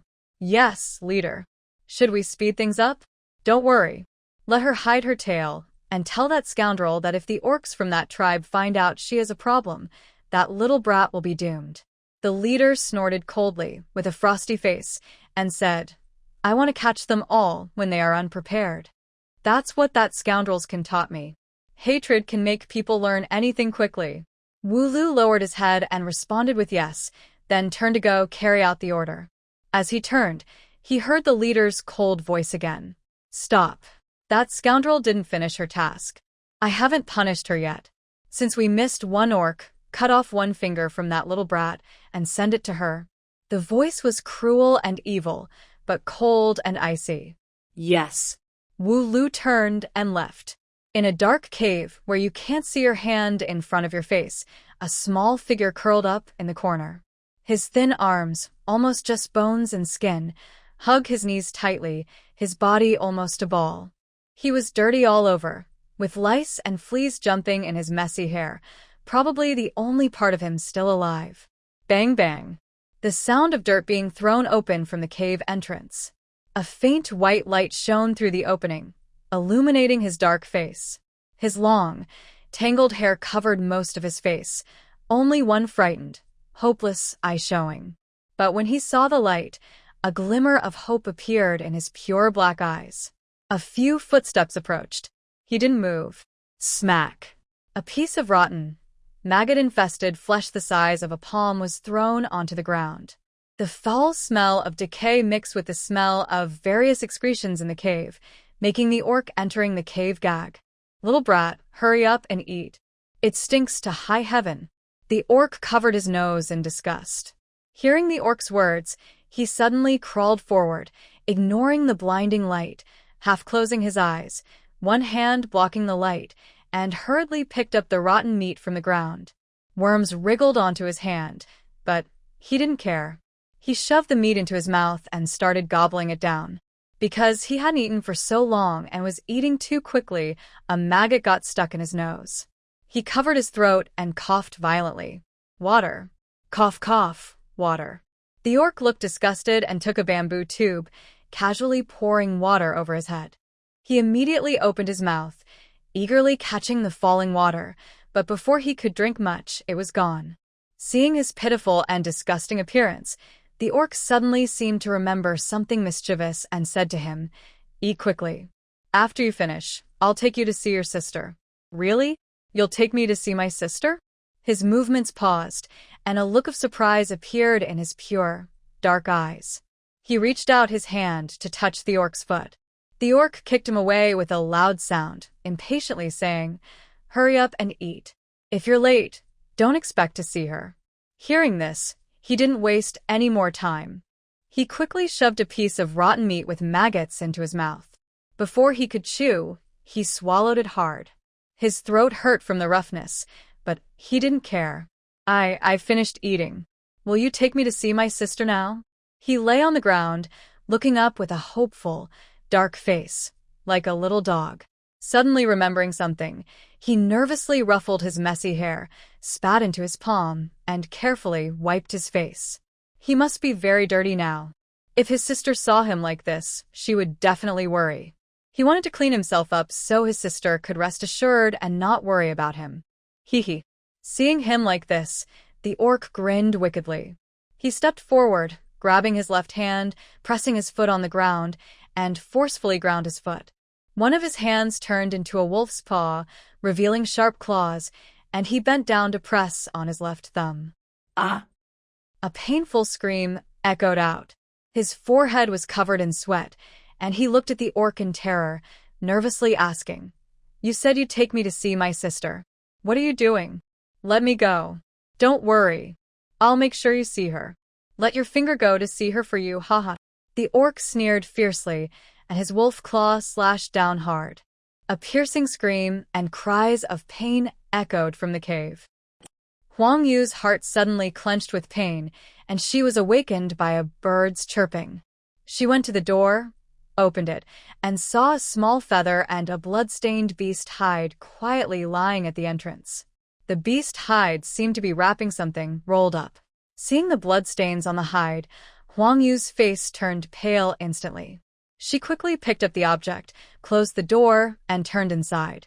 She tightly held the beast hide until her fingers turned white at the joints. Then, trembling, she carefully lifted a corner of the hide. The foul smell of blood hit her nose, revealing something inside with dried black bloodstains. Seeing what was inside, Huang Yu felt as if she had been struck by lightning. She collapsed to the ground, leaning against the door. Inside the animal hide was a dark, thick thumb with dirt-filled nails. There was even half a corpse covered in maggots stuck in the mud. It's easy to imagine the kind of life the thumb's owner had been living. At that moment, familiar bird songs came from outside the house, like strings controlling a puppet, swinging the whips in Huang Yu's mind again and again. When the bird calls stopped, the birds outside suddenly flapped their wings and flew away with a loud flutter. Huang Yu clenched the animal hide tightly, suddenly wrapped her thumb again, bit her lip, and lowered her head. Her whole body trembled uncontrollably, crying loudly, "Little Tian, I'm sorry. It's sister who didn't protect you well. I'm sorry.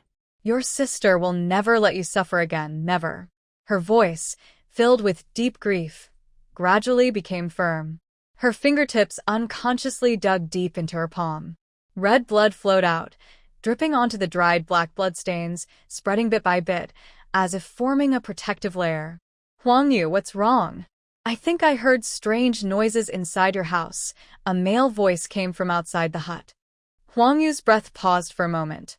She took a deep breath, then spoke softly, like gentle water. "I'm fine." The male was just passing by. Hearing the noise inside, he was worried something had happened to Huang Yu and stepped forward to ask, "I'm glad you're okay. If anything happens, you must tell us. We will help you." Hearing this, the male sighed in relief, ready to leave. But suddenly, he saw a trace of blood at the door, and his brow furrowed again. "Huang Yu, why is there blood at your door? Are you hurt?" Huang Yu, sitting inside, stiffened. She quickly hid the animal hide in her arms, wiped her tears from her face, forced a stiff smile, and tried several times before the smile finally had a little warmth. She stood up, opened the door slightly, and showed only her hand, smiling faintly at the male outside. "I'm fine. It's just the blood of prey." Seeing her smile, the male's cheeks flushed.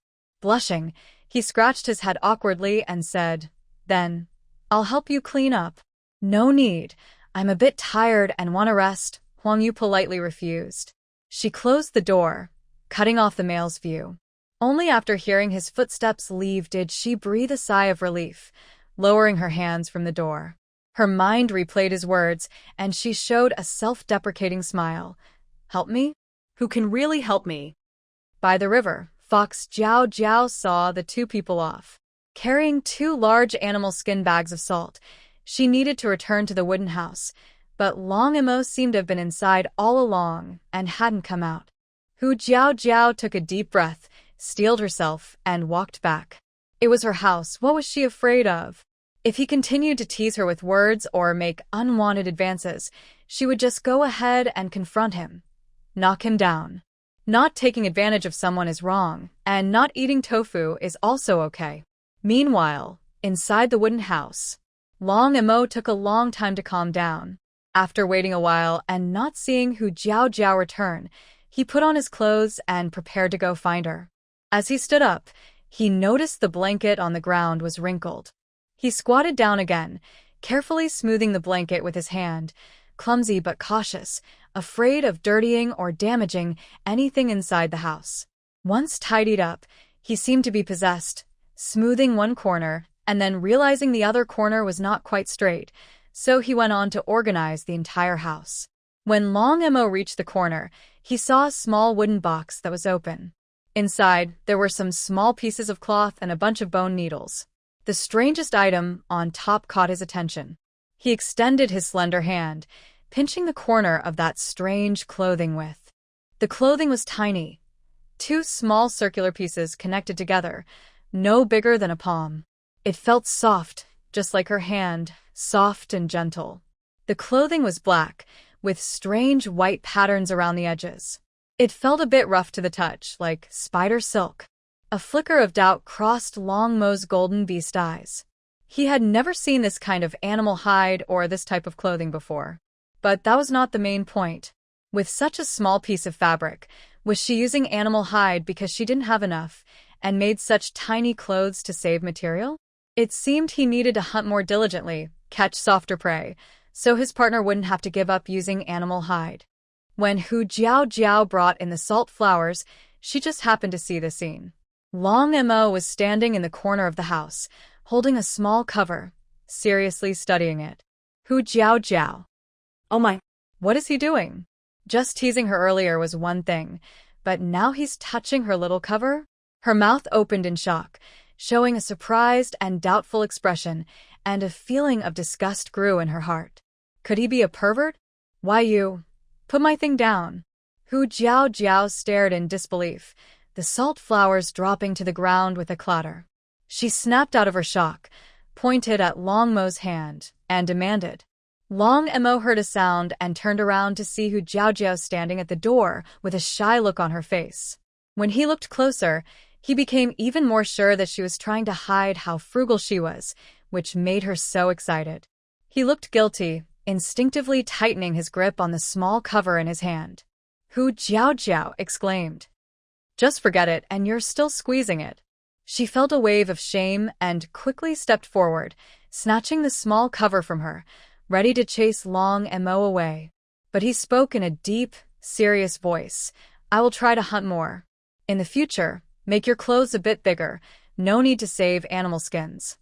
Hu Jiao Jiao was stunned. Save? Listening to his strange words, she suddenly understood. He probably didn't know what it was and thought she was saving fabric, right? Seeing Long Mo's serious and earnest expression, as if she had been wronged, her guess was confirmed. She realized she was foolish. How could she think an orc would know what that was? I understand. You go out now, quickly. Hu Jiao Jiao blushed and, holding the small cover behind her back, pushed him. Okay. Long Emo obediently left. A good partner should do whatever the female says. Yes, he would try to be a good partner. After sending Long Emo away, Hu Jiao Jiao returned to the wooden house, wiping sweat and looking at the clothes in her hands, wishing she could find a to hide in. She originally planned to use materials from the beast world to make a small cover for females, but then she thought the animal skins were too hard, so she took fabric from her space to make a template and see what other materials might be suitable. But recently, she had been too busy and left it in the corner untouched. She didn't expect Long Emo to see it. It was almost a disaster for her reputation in the beast world. It was still early, and after leaving the wooden house, Long Mo transformed into a dragon form and went into the forest to hunt. He needed to catch more prey. The wild animals in the forest, like the orcs, hoped to store enough fat before winter came, so they all went out to hunt diligently. Those with bad luck, unable to find food, ended up becoming someone else's prey. After a while, Long Mo had already killed a white tiger and a brown bear. When he saw some red-furred prey in the bushes, he was instantly attracted by their beautiful fur. She should like this. Long Mo muttered softly, about to kill those prey. Suddenly, the bushes moved, and the prey seemed to sense danger, panicking and running away. Only then did Long Mo see what the prey was. It turns out there were only a few red foxes. The killing intent in the golden beast's eyes faded. He stood still, watching the foxes disappear from sight. Forget it. Let's find other prey. Thinking of Hu Jiao Jiao's animal form, Long Mo couldn't bring himself to hurt her. He went out late, caught 2 prey animals, and by sunset, the sky was painted red. He decided to return to the tribe. Unexpectedly, on the way, he saw a few fluffy, white rabbits. He remembered Hu Jiao Jiao loved soft, fluffy things. Without thinking, he quickly caught all the rabbits. The rabbits, forced to move homes, thought. When Long Mo returned to the tribe, Monkey Xiao Tiao and the others had finished their day's work and gone home. Hu Jiao Jiao was cooking in the yard. Recently, the little ones had been playing late into the night and coming home. Hu Jiao Jiao wasn't worried they'd be bullied. The young ones in the tribe had been diligent and focused, so there was no time for anyone to bully her children. This made Hu Jiao Jiao very happy. It seemed that not all the young ones in the tribe were bad. They just lacked proper guidance. Deep down, they were still good, well-behaved children. Just as she was thinking this, the sound of footsteps echoed outside the yard. Mom next came Long Yao's soft, sweet voice. His short legs hurried in, drooling, arms open wide like lotus roots, reaching for Hu Jiao Jiao. Behind him, 4 little ones tried to stop him, but he was so quick they didn't catch him. Long Ling Air stomped her foot. Little 5, I told you not to run so fast. Long Zhong pouted, looking annoyed as he snitched. He refused to leave when we went out, but now he runs back super fast. Because they were building a stone house, the beast men often threw stones. Hu Jiao Jiao let the children play outside during the day and come back in the evening. The little ones each had their own thoughts. Some wanted to go out, but Long Yao refused to leave the house, always being dragged out like a kid who didn't want to go to kindergarten. But once they got home, he was so excited he couldn't hide it. Why does it feel like something strange at home today? Long Yu frowned, sensing a faint dangerous aura in the air. He suddenly had a bad premonition. This smell, it seems like. Long Xiu also sensed something was wrong. Recently, he had been training his senses in the forest every day, so his perception of the outside world had improved a lot.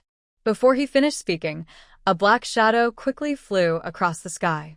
In just a few breaths, the shadow appeared above their heads. Long Yao was wobbling as he ran toward Hu Jiao Jiao.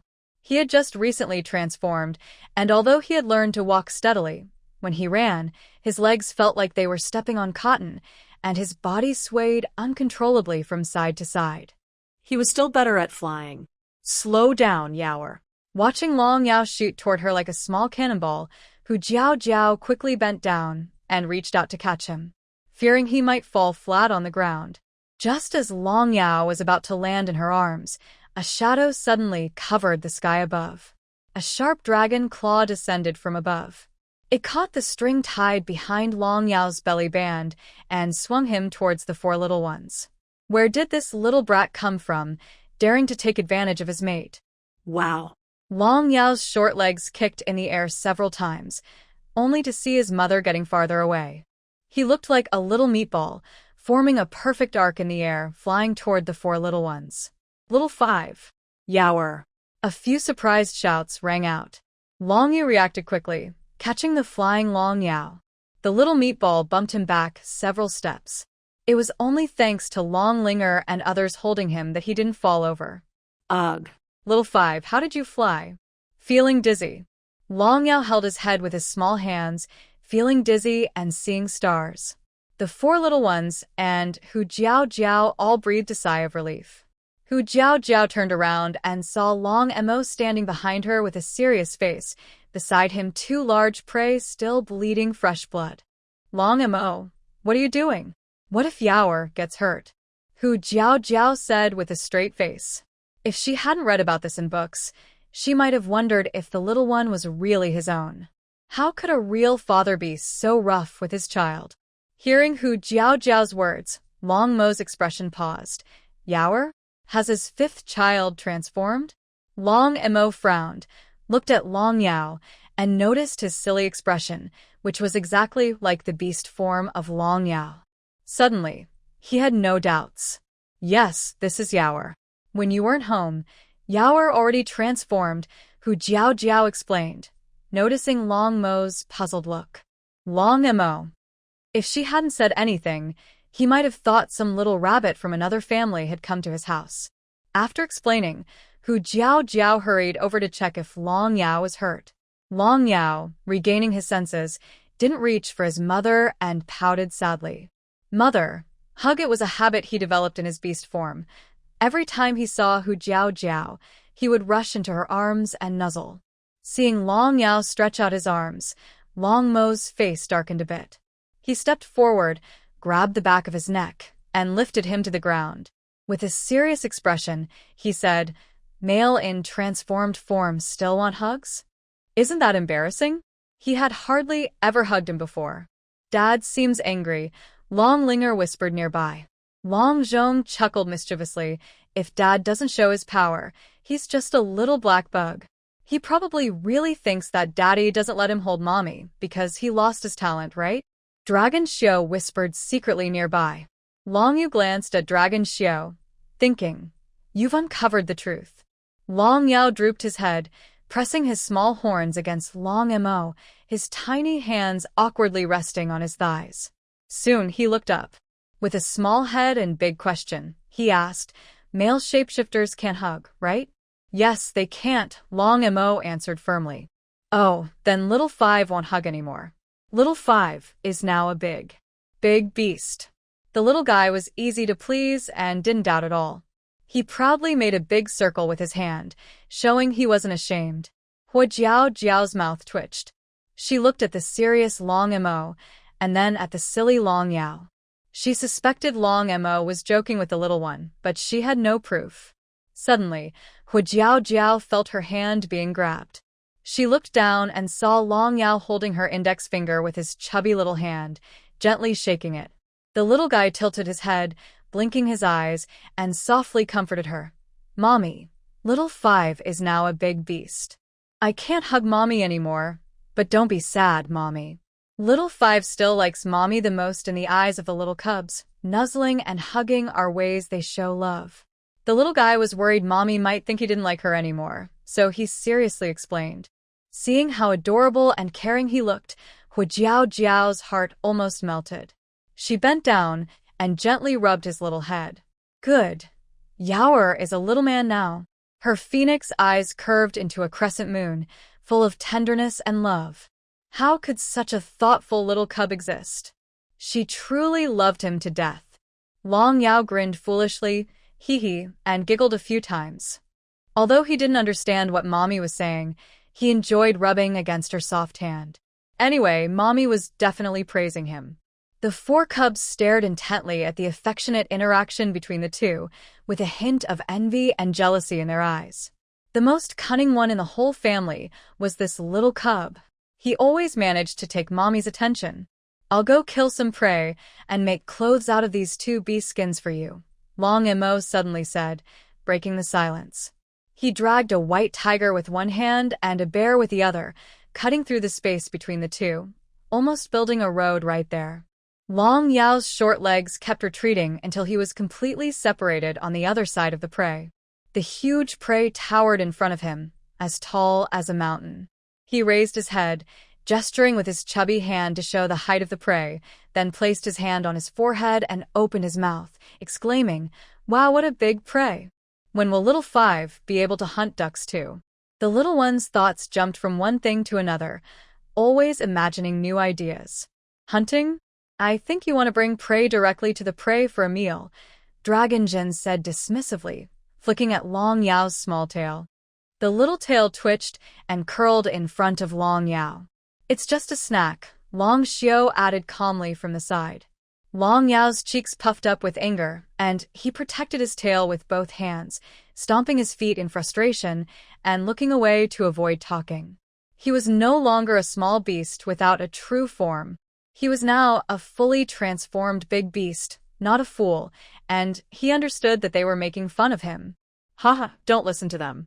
When little Five grows up, he'll be able to hunt on his own, Long Linger said affectionately, rubbing Long Yao's round face.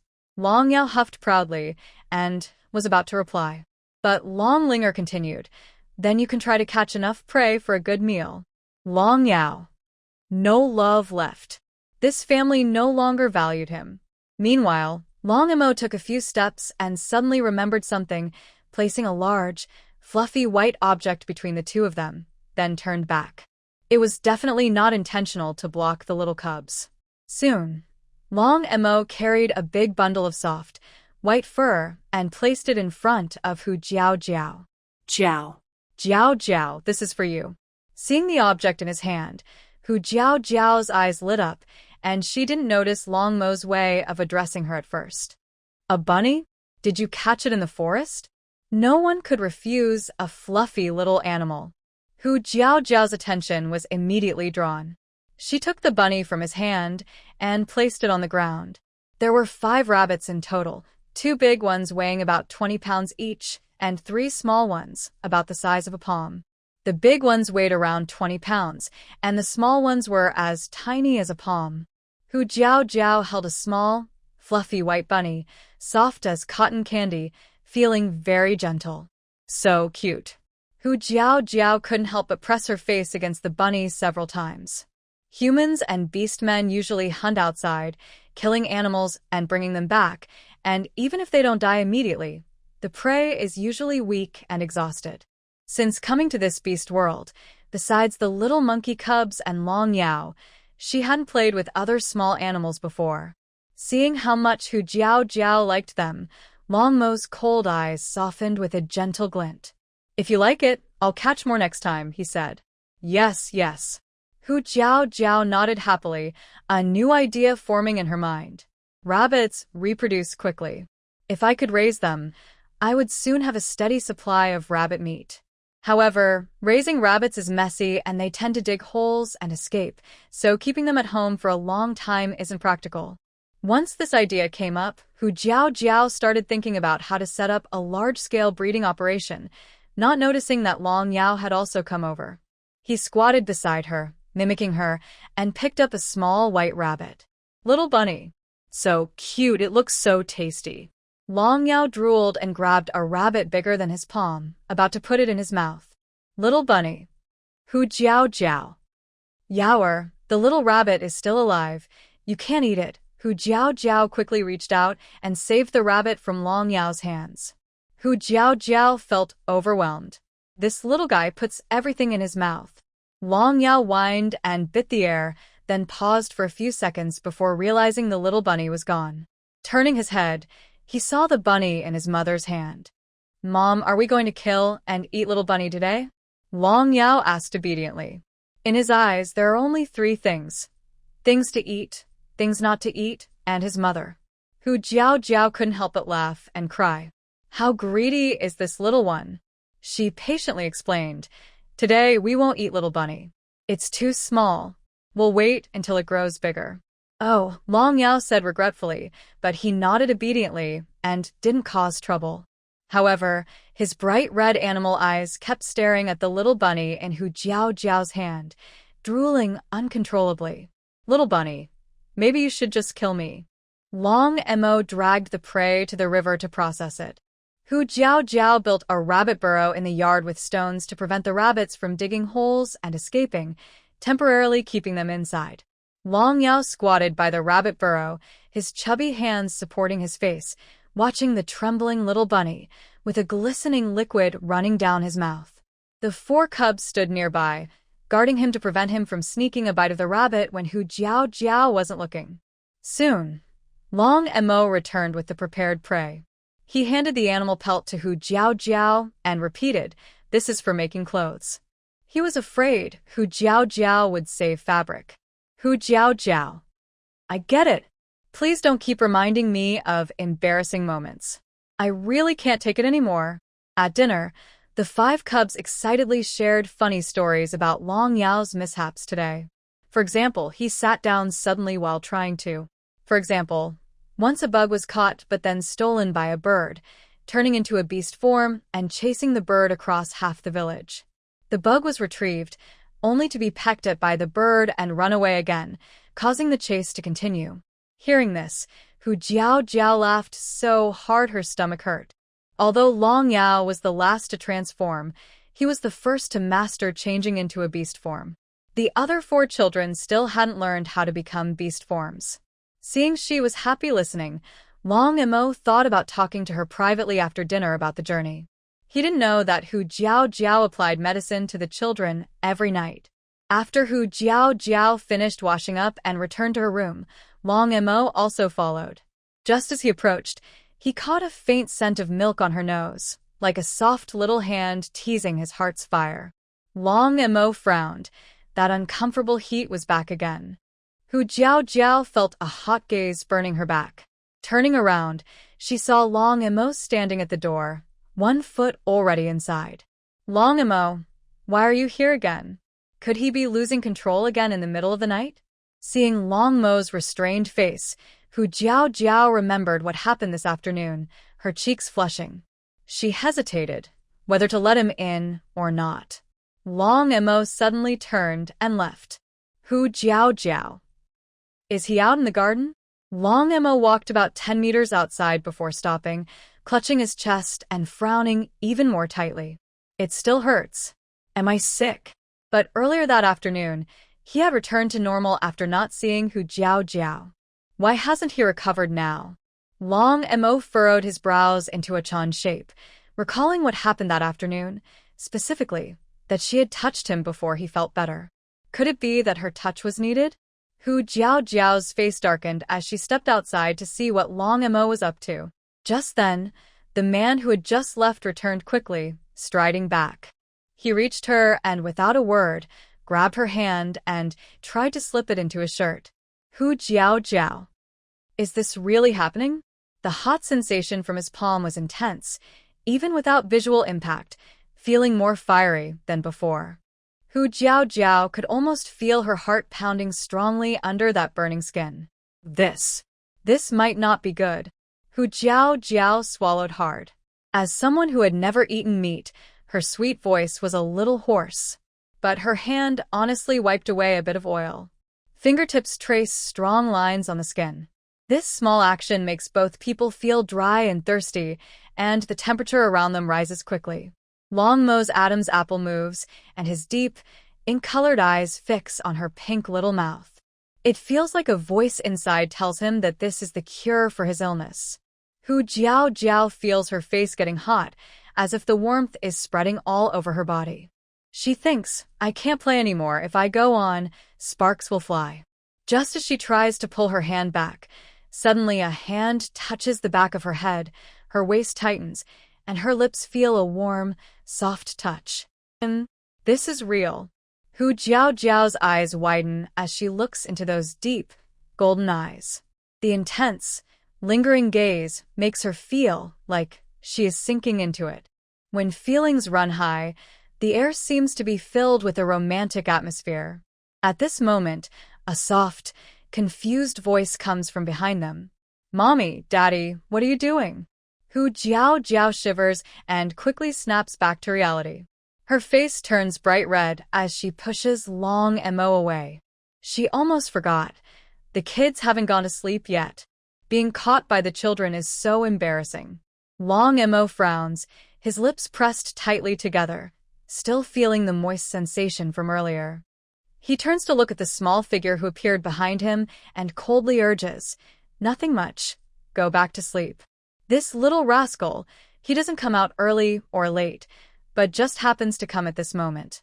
Long Yao shakes his head. Little Five doesn't want to sleep. He tilts his head, and his tail behind him sways along with his movement. His big, curious, red, beast-like eyes look at Long Mo. He asks in a childish voice, "Daddy, did you not eat enough tonight?" Long Mo looks puzzled. Hu Jiao Jiao also looks at Long Yao strangely, not understanding why he said that. "Yaoer, why do you ask that?" Hu Jiao Jiao steps out from behind Long Mo and asks. Long Yao scratches his chin with his little hand and seriously answers, "I saw Daddy eating Mommy's mouth." "Isn't Daddy hungry?" Then he earnestly teaches Long Mo in a cute, baby voice, "Daddy, Mommy's mouth can't be eaten. If you're hungry, go eat some meat. Don't bite Mommy, okay?" Long Mo, who is being lectured by his own child, he thought everyone was as greedy as him. Hu Jiao Jiao's face turns black. Eating mouths? Luckily, the little one doesn't understand kissing, or it would cause a big misunderstanding. "Yaoer, you saw it wrong. Daddy didn't bite Mommy. Daddy was just..." Hu Jiao Jiao pulls at the corner of her mouth and begins to explain. I haven't finished speaking when Long Yao suddenly raised his small hand over his head and angrily looked at Long Mo. Little Five knows now. Dad wants to secretly come and hug Mom. Dad, you're so sneaky. During the day, you won't let Little Five hug Mom, but at night, you sneak over to hug her. You're so shy, so embarrassing. This last sentence was learned from other beast men. The little guy is in a phase of strong learning ability, and he uses what he learns very well. While talking, he also used his index finger to scratch his chubby face, looking disdainful. Long Mo. It's time to teach this kid a lesson. Hui Jiao Jiao, who was hesitating to speak, thought to herself. Forget it, it's better to misunderstand Long Mo than to think they are kissing. Let Long Mo take the blame for this. Meanwhile, Long Xiao and Long Zhong were about to leave, planning to find Hui Jiao Jiao to put medicine on her. But as they stepped out, they heard Long Yao's shocking words. Their faces instantly froze, and they thought to themselves, "Oh no." Long Zhong hurried over and covered Long Yao's mouth. Little Five stopped talking. "Can't you see Dad's face is already dark? Don't even think about sleeping tonight." "I didn't say anything wrong, Dad, I was just..." Little Five, are you sleepy?" "Third, take Little Five to sleep," said Long Xiao. Although he couldn't see Long Mo's expression, he could sense that the atmosphere was off. Fearing he might say something else, Long Zhong quickly carried the chubby kid back to the wooden house. Ugh. When Long Yao was picked up, his little legs flailed around like they were stepping on cotton, and before he could argue, he was carried away. Finally, the yard returned to peace. "Long Mo, you should go back and rest too." Hui Jiao Jiao quickly pushed him away, remembering she still needed to put medicine on her cub. Long Mo pursed his lips and didn't resist, obediently leaving. It seemed he had already found the medicine to treat the illness. That night, the whole family of 7 didn't sleep well. The next morning, all 7 of them left the house with dark circles under their eyes. Long Mo still went out hunting in the morning, then spent the afternoon building a stone house at home, leaving early and returning late. In the evening, he took the initiative to prepare the day's hunted game, skin the animals for Hui Jiao Jiao, and hang the extra meat to smoke. Besides cooking, he did all the chores he could, not giving Hui Jiao Jiao a chance to do anything. Since they raised the little rabbits at home, the 5 cubs also had chores, going out daily to cut grass and feed the rabbits. They were determined to help their mother raise the rabbits into fat, healthy bunnies. Life was busy day by day. The little rabbits, trembling under Long Yao's drool, were growing up in fear. The construction of the stone house was speeding up more and more. Finally, on the 12th day after Long Mo's return, the stone house was completed. Hu Jiao Jiao looked at the new stone house and was amazed. The original 1-month construction time was shortened by 7 days. It must be said that the beast men are very skilled at building. The stone house has 2 floors. The second floor has 6 rooms, 1 for each of the cubs, and 1 for her and Long Mo. The first floor has 2 storage rooms for supplies and a large living room that connects to the backyard. To avoid smoke issues, Hu Jiao separated the kitchen from the stone house and built it in the backyard. There's no range hood there, and even if a chimney is built over time, the walls would get dirty with smoke and oil.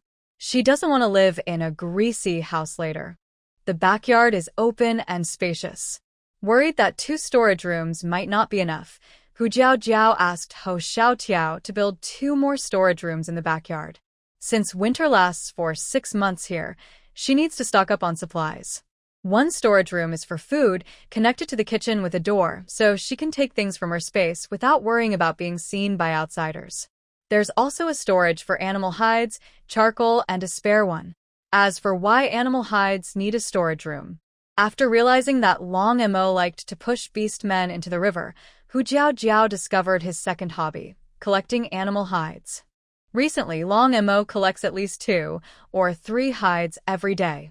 Their home already has over 30 hides, and her small wooden house is almost full, with no space left to sleep. Hu Jiao, check if there's any unfinished work. If there is, we can fix it now, Ho Xiaotiao said as he helped her inspect the stone house. He was worried he might have missed something. You all did a great job. The stone house is sturdy and looks good. Ho Xiaotiao, thank you so much for your help, Hu Jiao said sincerely, shaking her head. In a world lacking resources and machines, like in ancient rural areas, everything depends on mutual help among tribes and neighbors. Without their help, the stone house might never have been built. It's nothing. We should do this. And Ho Xiaotiao shyly scratched his head. Also, Long Mo worked very hard during this time. Thanks to him, it was built so quickly. He didn't want to take credit himself, so he honestly explained Long Mo's contribution. Long Mo hearing this name, Hu Jiao couldn't help but remember that exciting and ambiguous scene from that day. Yes, we just realized that Long Mo is not weak at all, and is very capable. Monkey Little Jump nodded with a look of frustration. I really don't know who used to say Long Mo was useless. If even the useless ones are this strong, I might as well be useless too. Hu Jiao glanced at him without saying anything. When Long Mo first arrived at the tribe, he was indeed very weak. But over the years living in the forest, he has fought through life and death, living every day on the edge of danger. With strong determination and hatred in his heart, as long as he doesn't die, his strength will only grow. His strength was gained from repeatedly risking his life, healing alone in dark caves after fierce battles. Unlike the peaceful life of other beasts in the tribe, he endured much hardship. They checked every corner of the stone house and found no problems. Then Hu Jiao gratefully sent Monkey Little Jump and the others away. Several beasts were very excited. They all had partners, and now they could go back and build stone houses for their mates. After seeing them off, Hu Jiao noticed that the 5 cubs were standing outside the stone house. Except for Long Xiao, the other 4 cubs had wide eyes and looked at the house with hope, as if happiness was waving at them. Is this our new home? It's so big and beautiful. Long Linger's bright eyes sparkled as if stars were shining inside, and her sweet voice was full of joy. Female beasts are naturally curious about new things. Yes, this is our new home. From now on, all of our beast family will live here, said Hu Jiao softly, with gentle eyes. The stone house had no decorations, just plain walls made of blue stones, clean and smooth, looking very neat. It looked like the oldest house in a simple town from a TV show. Even so, in Long Linger's eyes, it was extremely beautiful. The little girl's face was full of happiness, as if she wanted to write joy on her face. Finally, the stone house was built. Long Yu's serious face showed a rare hint of happiness. Long Zhong nodded in agreement, saying, yes, now we don't have to live with Dad anymore. No one knew how they had managed to get through this time. Dad hardly treated them like cubs. He trained them until midnight every day, practicing hunting skills. Thanks to Dad, he and his older brothers could now switch between beast forms skillfully. Long Yao stood in front of the cubs, swinging his small triangular tail, drooling as he looked at the stone house. The new house is ready. Little Bunny can eat now, right? The 4 little ones. Is there any connection between these two things? Little bunny can't eat yet. It needs to stay alive to have baby bunnies. Fox Jiao Jiao playfully patted the little creature's head, stopping his thoughts. Little 5, what does the new house have to do with eating rabbits? Long Linger asked with a puzzled look. Mother said so. Long Yao pointed at Fox Jiao Jiao with his tiny paw. Fox Jiao Jiao looked confused. When did she say that once the house was built, they could eat rabbits? While she was wondering, Long Yao spoke seriously in a soft, sticky voice. Mother said that once the new house is built, there will be tasty food. Little bunny is very tasty. So, tasty food equals little bunny. No problem. Fox Jiao Jiao. Her little Long Yao's way of thinking is really strange. Long Zhong's mouth twitched. He really wanted to open this silly dragon's head and see what was inside. Mother, are we making tasty food today? Long Yao tilted his head, not understanding why everyone was silent. Did little 5 say something wrong? Fox Jiao Jiao suddenly remembered she had indeed said that after the house was built, they would hold a housewarming banquet. At that time, Long Yao asked her what a housewarming banquet was, and she replied that they would prepare a table of delicious food to invite Grandpa, Grandma, and uncles to eat at the new home. It turns out this little guy had been thinking about that all along. Yes, of course we will do it, but not today, no rabbit eating today, Fox Jiao Jiao smiled helplessly. When will we move in? Long Zhong asked eagerly. Long Yu and Long Xiu also looked at Fox Jiao Jiao. They didn't want to sleep in the wooden house for even one more night. Today, we move in. You go choose your rooms first, then go back and pack your things and put them in your rooms. From now on, you'll live in the new house. Fox Jiao Jiao waved her delicate hand, and the 5 little ones immediately scattered like birds and beasts, rushing back to the wooden house to pack their belongings. They didn't have much to pack, only the 2 sets of animal skin clothes Fox Jiao Jiao made for them, 2 pairs of shoes, and a slingshot. The 5 little ones had no special requirements for the rooms. They didn't fight or argue, and naturally gave the best-lit room to Long Linger. The remaining 4 rooms were assigned in order of size. Soon after, the 5 little ones ran out of the wooden house carrying their luggage, quickly placing them in their respective rooms. To reach the rooms, they had to climb stairs.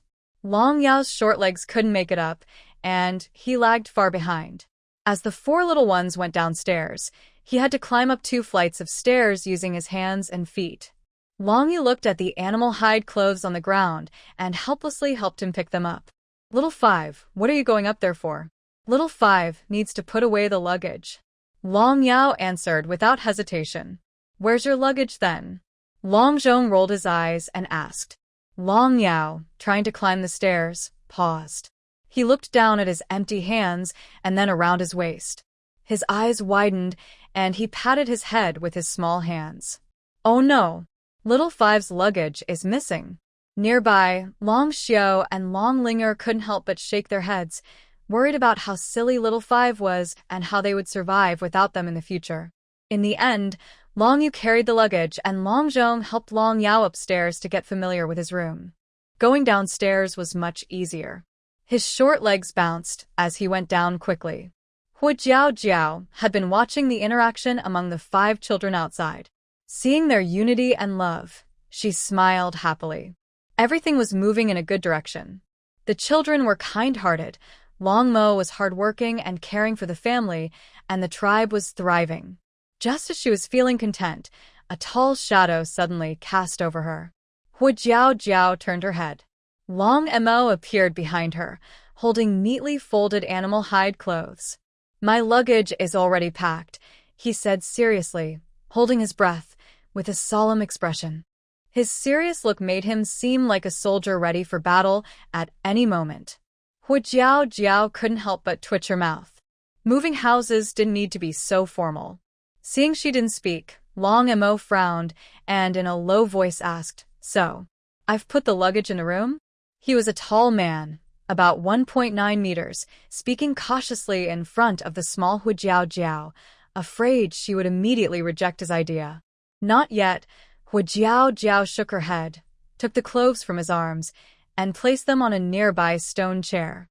Long Mo's face darkened instantly, and a trace of disappointment flashed in his deep animal eyes. Did she change her mind? Even if she did, he still wanted to stay. At worst, he'd be kicked out of the tribe again. Long Mo's mind was like a roller coaster, imagining how to stubbornly take back his luggage, put it in Hu Jiao's room, and refuse to leave. But before he could act, his palms suddenly held something soft. There's still furniture to move back. Let's go move the furniture, and then put away the luggage. Hu Jiao pulled his hand and led him outside the tribe. Since she moved to a new house, of course, she needed new furniture. The old wooden cabin had no furniture at all. Even the bed was made of grass and animal skins. She had already asked Monkey Little Jump to help her find a beast man to make furniture, but because the house wasn't finished, she hadn't moved back yet.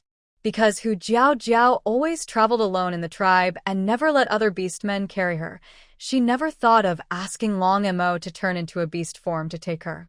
Is it because she didn't want him to stay? Long Mo's deep eyes suddenly flashed with a bright light. His large hand clenched, and in the next moment, he transformed into a black dragon, lifting Hu Jiao onto his back. Before she could react, they were already in the sky. Honestly, could he please tell her in advance next time he flies?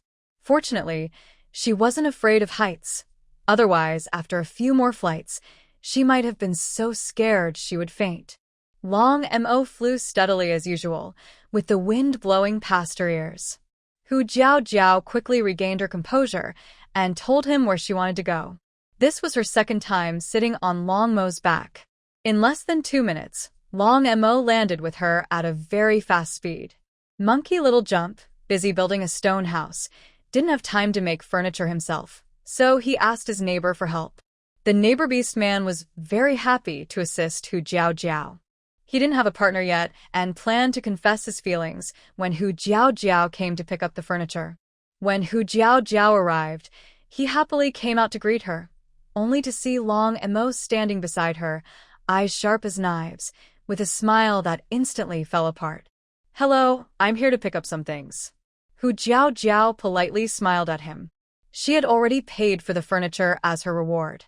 "Over here, I'll take you," the neighbor beast man said, glancing at Long Mo, hoping to distract him and have some alone time with Hu Jiao. "Okay, I'll go." Long Mo interrupted her before she could speak, walking up to the neighbor beast man with cold eyes. He said coldly, "Let's go?" Feeling Long Mo's dangerous gaze, the neighbor beast man awkwardly withdrew his gaze. Long Mo's strength was no longer what it used to be. They had all seen him pluck out Deer Chui's eyes and even throw Tiger Zhong into the snake cave himself. Only the beast men who had traveled with him knew him well. Others in the tribe were a bit afraid of him. He wouldn't dare compete for a partner with Long Mo, otherwise his eyes might fly out someday. Soon, Long Mo brought over 6 wooden wardrobes and several sets of tables and chairs. On the way back, Hu Jiao was worried that she couldn't carry everything, but Long Mo simply tied the wardrobes and tables with ropes, transforming into a beast form with a dragon claw, grabbing everything as if it were a single creature, easily and effortlessly. From leaving the house to moving furniture back inside, it took no more than half an hour. Hu Jiao couldn't help but marvel at this incredible speed. It would be a shame not to deliver food for a living. Long Mo carried the furniture into the room one piece at a time, arranging everything according to Hu Jiao's instructions, working very hard. After finishing the furniture, Hu Jiao felt like she was pushing Long Mo too hard and felt a bit guilty. "Long Mo, if you're tired, go rest for a while. There's nothing more to move." "I'm not tired." Long Mo shook his head. Seeing that he looked energetic and not tired at all, Hu Jiao didn't insist and turned to make the bed. Each room has a Kong bed. Hu Jiao laid a cotton mattress on it, then covered it with animal skins as sheets.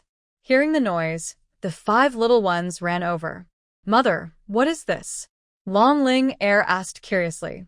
She had just been wondering about the strange raised big stone. "This is a Kong bed, for sleeping," Hu Jiao explained with a smile. "Why sleep on a stone? Don't we have animal skins?" Long Yu frowned, glancing at Long Mo. It was as if she was blaming a dragon for not giving her mother any animal skins. Hu Jiao was about to explain when Long Yao suddenly spread his arms, jumped in front of her, and shouted, "Little Five wants to sleep on the bed. Little Five wants to go up." Besides eating, Long Yao's other two hobbies were sleeping. Long Mo reached out with a big hand and picked up Long Yao's chubby little body onto the bed. Long Yao took 2 steps, his eyes bright, tail wagging excitedly, bouncing happily on the bed. It was like playing on a trampoline. So soft. Little Five likes this bed. Seeing this, Long Ling Er also half leaned on the bed, buried her face in the mattress, and sweetly said, "This bed is really soft and comfortable. It's just a place to sleep. Why make such a fuss?" Long Zhong curled his lips, but quietly reached out and touched the bed. He wasn't satisfied with just feeling it with his palm, so he rubbed it with the back of his hand. It really is soft. Watching the little ones happily, Hu Jiao smiled and said, "Mother will go make the beds in the other rooms." The 5 little ones nodded obediently. When Hu Jiao and Long Mo left the house, Long Yao slapped Long Zhong's hand with a loud paw. "Third brother, if you don't want it, don't touch it." "This is for little Five," he said. The little guy held a grudge. "I was just testing if it's comfortable," Long Zhong said with a shrug, looking embarrassed but stubbornly correcting himself. Once third brother has tried it, don't touch it again." Long Yao pushed Long Zhong out with his backside. Long Zhong frowned and turned his head away. "Not touching, not interested. Big brother and second brother, come try too. This bed is really soft," Long Linger said happily, pulling Long Xiu's hand to sit on the bed. Long Xiu was pushed to sit down, and a look of surprise crossed his face. The softest things they had slept on before were animal skins and hay, but they never expected there was something even more comfortable in the world. Long Yu also looked tense, shook his head, and said calmly, "You can try it." He wasn't that childish. "Little ones, your beds are all made." Soon, Hu Jiao's voice came from outside the door. A few little ones hurried to their rooms, with Long Yu walking steadily behind them.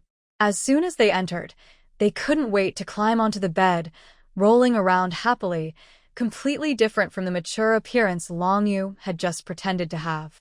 "Being childish is okay. I've always been a little one," he muttered naturally. Meanwhile, Hu Jiao finished making the little ones' beds and was about to tidy her own room. When she returned, she found her bed already made, perfectly smooth with no wrinkles. The things in the wooden house were also neatly arranged. 2 large boxes and 1 small box, used for storing personal items and important supplies. "Did you move all these here?" Hu Jiao looked at Long Mo in surprise. She had just made a bed for the little ones, and he had finished moving the entire home? Long Mo nodded and placed his only set of clean clothes on the corner floor. Seeing Long Mo's actions, Hu Jiao was stunned again. "Why did you put your clothes on the ground?" "These are yours," Long Mo said seriously, glancing at the furnishings in the room with a stern expression.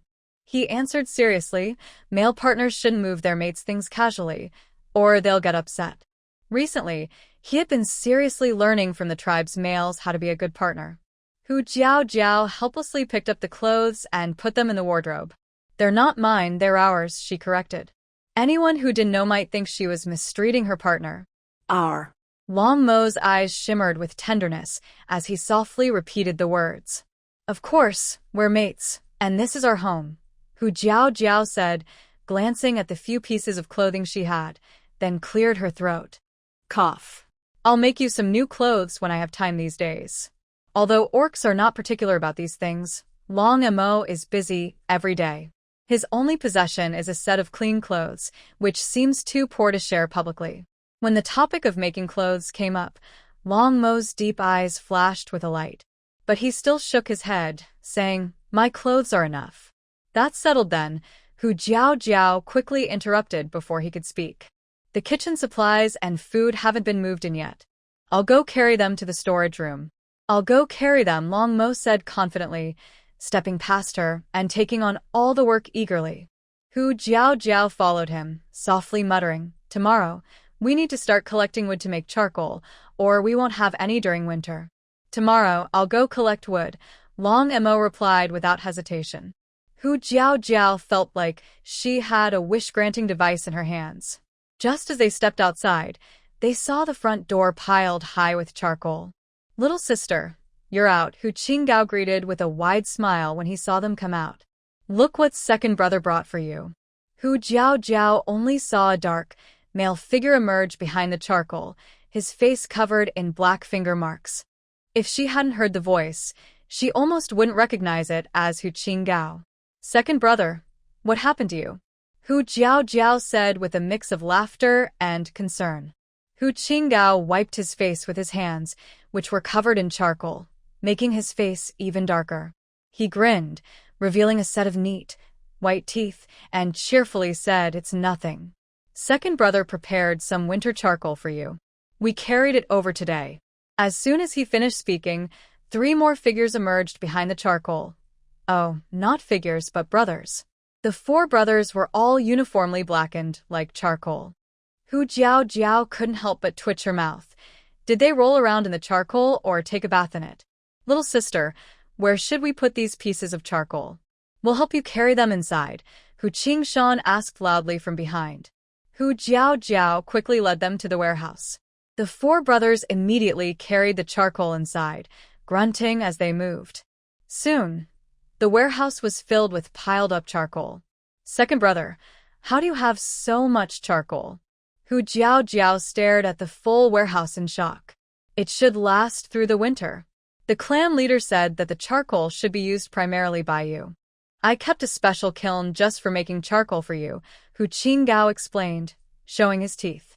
All the other orcs had to queue up to make charcoal, but her little sister didn't have to wait. Hu Jiao couldn't help but laugh and cry at the same time. This is clearly a case of favoritism and personal bias. After moving the charcoal, Long Mo also brought over the remaining items. The stone house was finished in the morning, and within half a day, it was cleaned and moved into. Hu Jiao felt like she was dreaming. After finishing, Hu Jiao urged her 4 brothers to wash up, ask Long Yu to call Hu Min and Hu Chong over, and plan to go to the kitchen to prepare some food. But just as Long Yu left, the 2 of them arrived. "Dad, Mom, you're here," Hu Jiao greeted with a bright smile. Hu Chong was carrying a wild boar on his shoulder, holding 2 large animal skin bags filled to the brim, though it was unclear what was inside. The wild boar's neck was still bleeding, and Hu Chong didn't enter the house. He just set the boar down outside, making a loud thud as it hit the ground. The 2 animal skin bags were also placed with the boar. Hu Chong rubbed his hands and stretched, then said to Hu Jiao, "I don't have much good stuff to give you. This hunt and some fruit are for you and Zai to eat." He had caught this in the early morning and picked the fruit in the forest over the past 2 days, fresh and ripe. "Dad, Mom, I called you over for dinner, but you brought so much food," Hu Jiao said with a helpless look. This amount of food could feed 2 people for 2 or 3 days. It wasn't the first time. Every time the elders visited her, they brought a lot of food, as if they were raising a young child who hadn't grown up yet. Jiao, your dad isn't old yet. He can still hunt. Besides, if he doesn't eat the game he catches, who else would?" Hu Min affectionately held Hu Jiao's hand, looking quite justified. "Exactly. Dad isn't bragging. Some young beast men in the tribe aren't even as strong as me." Hu Chong got excited and flexed his arm muscles. Hu Min disdainfully pushed him away. "Go on, take the fruit inside. If you leave it with the hunt, it'll all smell of blood soon." "Got it," Hu Chong said happily and immediately carried the fruit into the house. Hu Jiao couldn't help but smile too. If this were modern times, her dad would definitely be a husband-loving, wife-controlled maniac. The reason she was so spoiled in her original body was mainly thanks to Hu Chong. At home, he never let Hu Min do any work, and he was the best at barbecuing meat among the family. Hu Min was cared for meticulously by him, and this had never changed over the years. This made Hu Min believe that women should be treated this way. Hu Jiao gently touched Hu Min's hand. She was nearly 40, but still had hands as tender as a young girl's. "Mom, I have a question," Hu Jiao asked curiously as she leaned in quietly. "Why do the females in our tribe usually have many partners, but you only have Dad?" Most females, after having their babies, start choosing new partners because it is very hard for one male to take care of both the babies and the mate. The original me didn't find a second partner, mainly because I was too obsessed with Eagle Yuan and didn't like other orcs. But since I came to this beast world, Humin has only had her dad as her male companion. Little girl, now you're asking about your mother. Humin smiled and didn't hide anything. She looked outside the house, her kind voice tinged with a bit of sadness. Actually, besides your father, I once had another partner. But on the way to the tribe, there was an accident, and he couldn't come with us. Hu Chang and Humin escaped from another tribe 20 years ago. They were childhood sweethearts and had a deep bond. After arriving at the tribe and having a baby, they didn't look for other partners. Is he dead? Hu Jiao looked surprised. So, she has a father after all. He hasn't appeared all these years, so probably he's gone, Humin nodded. Hu Chang was afraid she would be sad, so he always agreed with her and took care of her. Hu Jiao remained silent for a while. Her unlucky dad really had a hard time, dying on the run. From her mother's expression, she could tell she also had feelings for him, which is why she didn't want to find another partner after he died. The beast world isn't safe. There are often battles between tribes to fight for resources. If they lose, lucky orcs might escape, but unlucky ones are usually killed. Most of their tribe was formed by orcs fleeing from other tribes. Hu Jiao thought to herself, I need to strengthen our tribe's defenses in the future to prevent trouble before it happens. While she was thinking, Hu Chang had already placed some fruit outside, preparing to carry a wild boar to the river to kill it. Xiao Min, you play, I'll go kill the prey. Later, we'll roast it to eat. This meat is very fatty. Orcs like fatty meat, especially in autumn and winter, because it stores fat and water. Hu Chang specifically caught a fat and tasty prey. Hearing this, Humin suddenly remembered something and quickly stopped him. Hold on. You don't need to kill the prey. Leave it there. Hu Chang looked confused. Leave it for whom to kill? Dad, you rest. I'll do it, Hu Jiao quickly said. She called her parents to eat, not to work. Jiao, don't move either. Humin grabbed Hu Jiao's hand again, stopping her from touching the prey. Now both father and daughter are a bit confused. What is she trying to do? On the stairs, Long Yao is leaning at the top, peeking down with his dragon horns, his small face full of doubt. He whispers, why doesn't Grandma want to kill the prey? Does just looking at the meat make her full? Xiao Wu needs to look more. After muttering, he lies flat on the ground like a scout, staring at the fat wild boar while drooling. He watches for a long time, then turns over, touching his belly with a confused look. Xiao has been watching for so long, but why is he still so hungry? Below, Humin pulls Hu Jiao's hand and looks into the house, as if searching for something. Where's Long Ma? Tell him to come out, I have something to say. Although Hu Jiao is curious, she still goes to the backyard to call Long Ma, who is organizing the storage. Hu Qiang also stands nearby, watching, wanting to know what Humin is up to. When Long Ma comes out, Humin's eyes scan him like a scanner, examining him from top to bottom. She pulls Hu Jiao behind her, acting protective, and sternly says, our girl Jiao has been cherished since she was little. Before you became her partner, she never did any work. Since being with you, she's been suffering, taking care of the cubs and making food for you. As a male, is this how you take care of your partner? Since seeing how efficiently Hu Jiao works last time, she looked into it. After Long Mo returned, Hu Jiao has been the one cooking. She can't stand it, especially since she adores Jiao. Long Mo remembers that for the past 5 years, Hu Jiao has been taking care of the cubs alone. He feels guilty and responds, it's my fault. Seeing that he shows no sign of shirking responsibility, Humin's expression softens a bit. It seems she's not hopeless. Hu Jiao hears this and realizes Humin must have misunderstood. Mom. She pulls on Humin's sleeve, trying to explain it's not like that. Long Ma has done a lot too. Besides cooking, Long Ma handles all the chores around the house. Jiao, don't speak, Hu Min interrupts seriously, then looks at Long Ma. My Jiao Jiao is gentle and easy to bully, but that doesn't mean you can mistreat her. Today, you answer me here. Can you take good care of Jiao Jiao in the future? If you don't treat her well, I will take her back. She's such a good female, and there are many males in the tribe vying for her. Hong Ma's face darkens when he hears this. Take her back? Jiao Jiao is his partner. He won't give her to any other beast man. Even her parents can't do that. Hugging her arms, Hu Jiao Jiao looked at Long Mo's stern face and felt even more anxious. She tightly held Hu Min's hand, signaling her to stop talking. Mother, this is a big villain. She knew that Long Mo was a very sensitive beast and hated being questioned the most. If she really angered him, their whole family might end up lying quietly in the ground. Although she was happy to stay with her family forever, not in this way.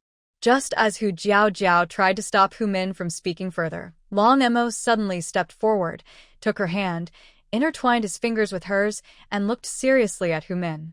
As long as I am alive, I will always treat her well, Long Mo said with a serious face, his voice firm and full of promise. His deep, steady voice reached Hu Jiao Jiao's ears like a gentle spring breeze, bringing warmth to her heart and spreading comfort through her limbs. She looked at her hand, still intertwined with his, and a flash of surprise appeared in her eyes.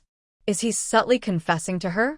Not out of obligation or necessity, but genuinely wanting to be kind to her. Hu Min nodded contentedly. Before Hu Jiao Jiao could feel touched for even 3 seconds, her mother continued. Since that's the case, from today on, you'll be responsible for making all the food for Jiao Jiao and Zai Zai. Hu Jiao Jiao. She never expected her mother to have this idea. Let Long Mo cook? He might eat the animals to death. Mother, he doesn't know how to cook. I'll do it. I really enjoy cooking, Hu Jiao Jiao said, pulling Hu Min's arm, trying to make her change her mind. Her 5 little ones were not picky eaters and avoided Long Mo's food, which showed how terrible his cooking skills might be. If he doesn't even know how to cook, how can he take good care of you? Hu Min's attitude was firm. She snorted coldly, looking at Long Mo with distrust. If he can't even cook, how can I trust you to take care of Jiao Jiao? Hu Jiao Jiao felt like crying but had to stand behind Hu Min and shake her head at Long Mo. She mouthed silently. Don't agree. What Long Mo understood. Don't let my mother down. He nodded knowingly and gave Hu Jiao Jiao a reassuring look. He had cooked meat for Zai Zai before, and lately, he watched Hu Jiao Jiao cook every day. It probably wouldn't taste that bad. Hu Jiao Jiao breathed a sigh of relief. Just as she was feeling grateful, she heard Long Mo confidently say, Okay, I will cook today. Then, worried she might not trust him, he added, I will do my best. Hu Jiao Jiao. On the stairs, the sleepy Long Yao heard these words and was so shocked that his tail stood straight up. What did Dad just say? Does he want to make food today? Long Yao's red beast eyes widened quickly, his mouth grew larger, and he looked terrified. He used his hands and feet to crawl up from the ground, rushing to the rooms of the other cubs. He shouted as he ran, Don't mess with us. Big brother, second brother, third brother, sister. Dad is trying to hurt the cubs. He ran so fast that he accidentally tripped over his left foot and fell to the ground. Because he was so round, he rolled a few times before quickly getting up and continuing to run. Escape is just like that. Mom, I think we should just forget it, Hu Jiao Jiao said as she tried to persuade, giving Hu Chang a hopeful look. Xiao Min, how about I do it? Hu Chang immediately understood and smiled as he spoke to Hu Min. He now liked Long Mo quite a bit and was willing to help him in front of Hu Min. It's just cooking, nothing big. At worst, he could find time later to teach Long Mo properly.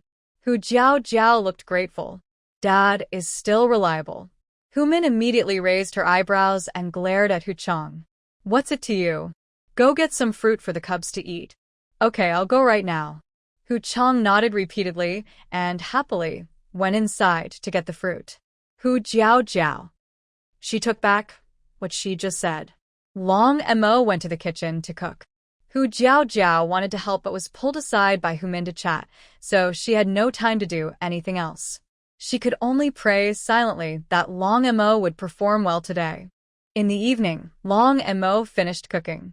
The whole family sat at the backyard table, watching him bring out dish after dish of blackened, burnt meat. Everyone looked doubtful. Can we eat this? Long Mo, what is this you made? Human finally asked when Long Mo brought out the last plate of meat. Barbecue, Long Mo answered seriously. It was the only dish he knew how to make. Seeing the table full of terrible-looking food, Hu Jiao covered her forehead, unable to watch. The four brothers of Hu Qingshan just felt the scene was familiar.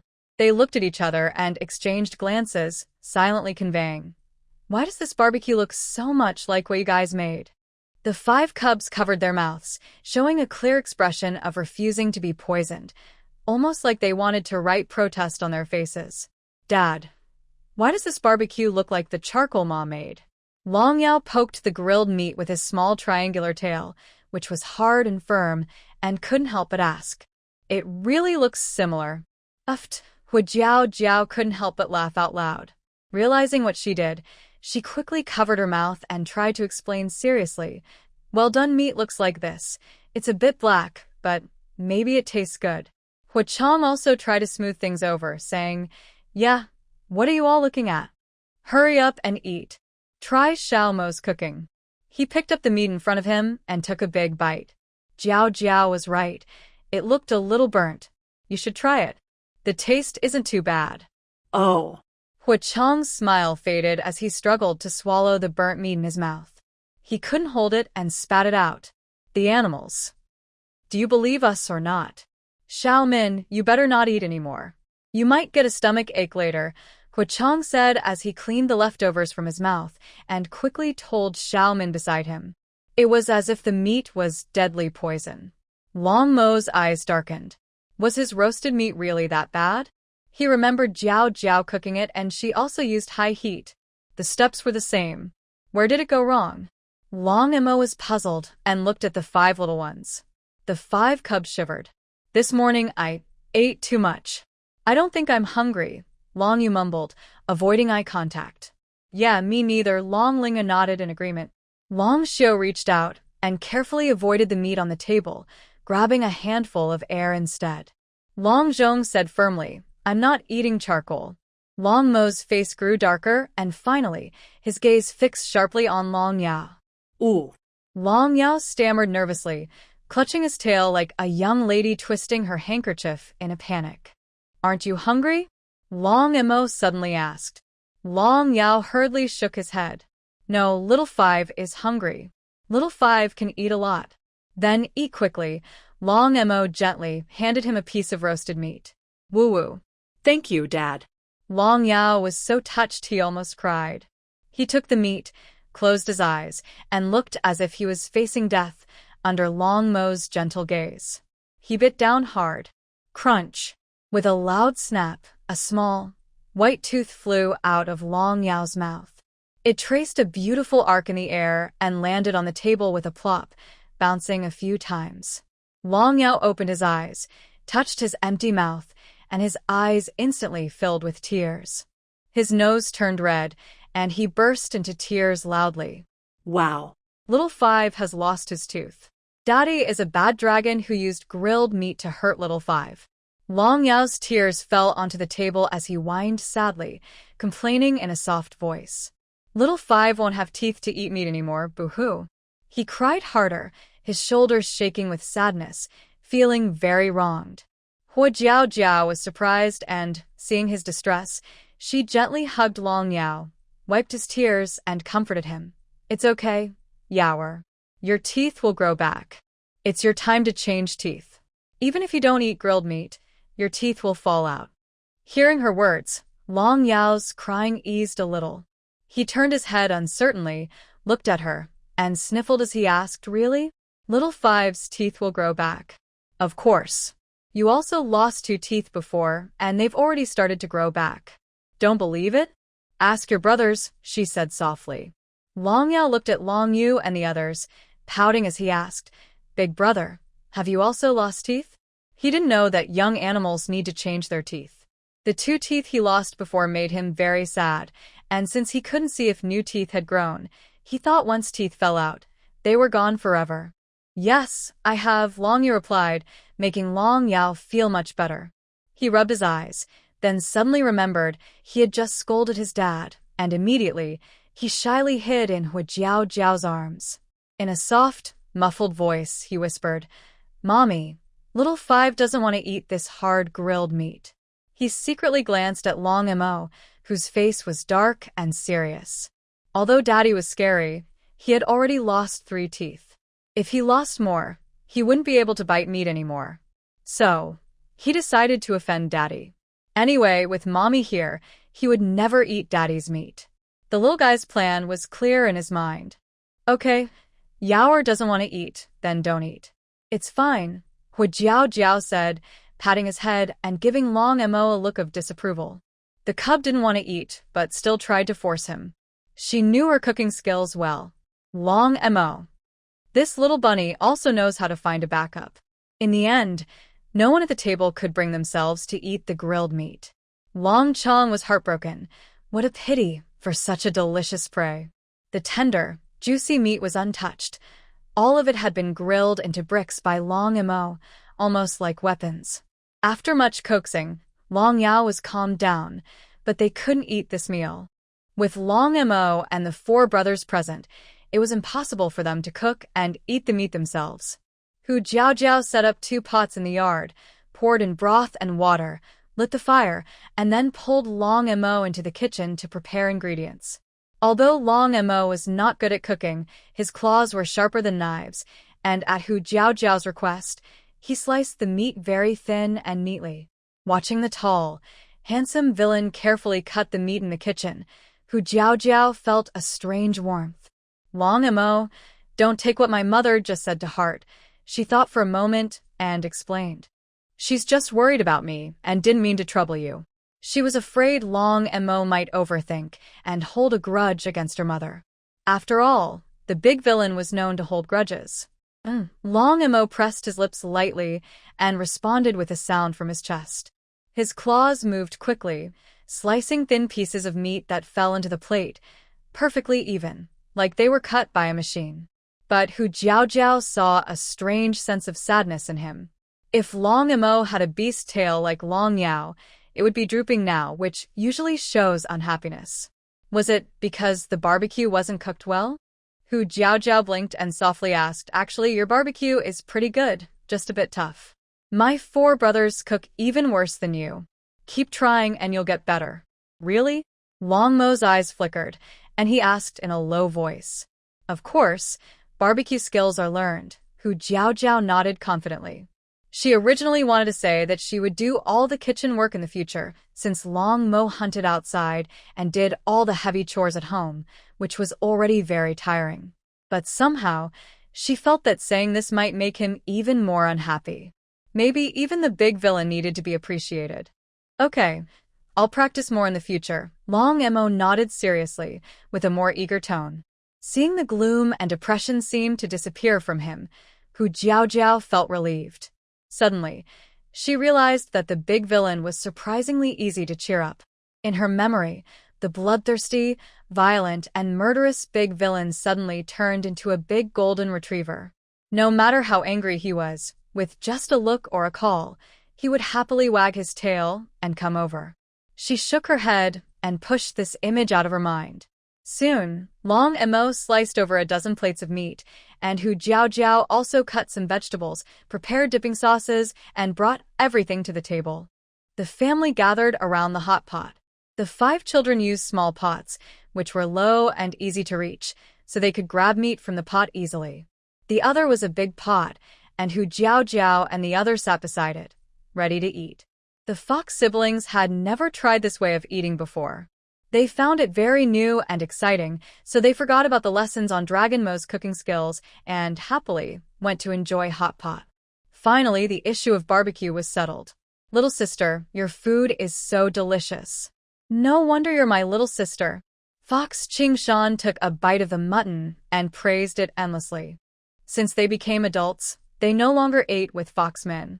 The meat they ate was grilled casually, and their cooking skills were about the same as Dragon Mo's. just barely enough not to be inedible. Now, comparing, they suddenly felt that the meat they used to eat was even worse than garbage. Little sister, this meat is so tasty. Eat more. Fox Qinggao took a bite and then started to put meat into Fox Jiao Jiao's bowl. This is also delicious. Little sister, eat this, eat mine, this one is better. Seeing this, Fox Qing Lu and Fox Qing Yuan immediately scrambled to put meat into Fox Jiao Jiao's bowl, afraid of falling behind. They glanced at Fox Qinggao and thought, second brother is really scheming, already trying to please little sister. Soon, the meat in Fox Jiao Jiao's bowl piled up into a small mountain. Dragon Mo, watching the scene, frowned unhappily. No male would be willing to let his mate eat food made by another male. Second brother, don't just put meat in my bowl. You guys should eat too, Fox Jiao Jiao said with a mix of laughter and frustration, covering her bowl with her hand to signal them not to keep adding meat. If they kept going, it would turn into feeding her. The four brothers finally stopped, looking at her eagerly. Little sister, try some first, they said. Fox Jiao Jiao nodded, knowing they wouldn't stop unless she took a bite. Just as she was about to eat, a big hand reached over, took her bowl away, and replaced it with a clean, empty bowl. She was stunned, then saw Dragon Mo pick up a steaming piece of meat from the pot and place it into the empty bowl, while she ate the piled-up meat. His sharp, handsome face slightly puffed up as he chewed, with his Adam's apple moving, exuding an irresistible aura. After finishing, he turned and thanked the four brothers. Thanks, I was just hungry. The four Fox brothers.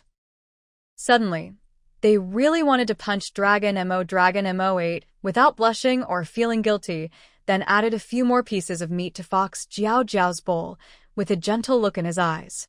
Jiao Jiao, eat some too. It's all cooked in the same pot, so there's no need to worry about it tasting bad. Dragon Mo was very satisfied with this pot. In the future, he wouldn't make barbecue anymore. He would use the pot to prepare food for Jiao Jiao. The four brothers' faces turned dark. This scheming dragon, feeding meat to their little sister, then eating the meat they put in her bowl, was truly hateful. Hui Jiao Jiao is quietly eating meat amidst silent tension. Meanwhile, the fight among the five little ones has already begun. They are eating so fiercely that they sweat and turn red, as if they are in a battle. Wow. So hot. So hot. Long Yao eagerly stuffs the freshly cooked meat into his mouth, burning his tongue.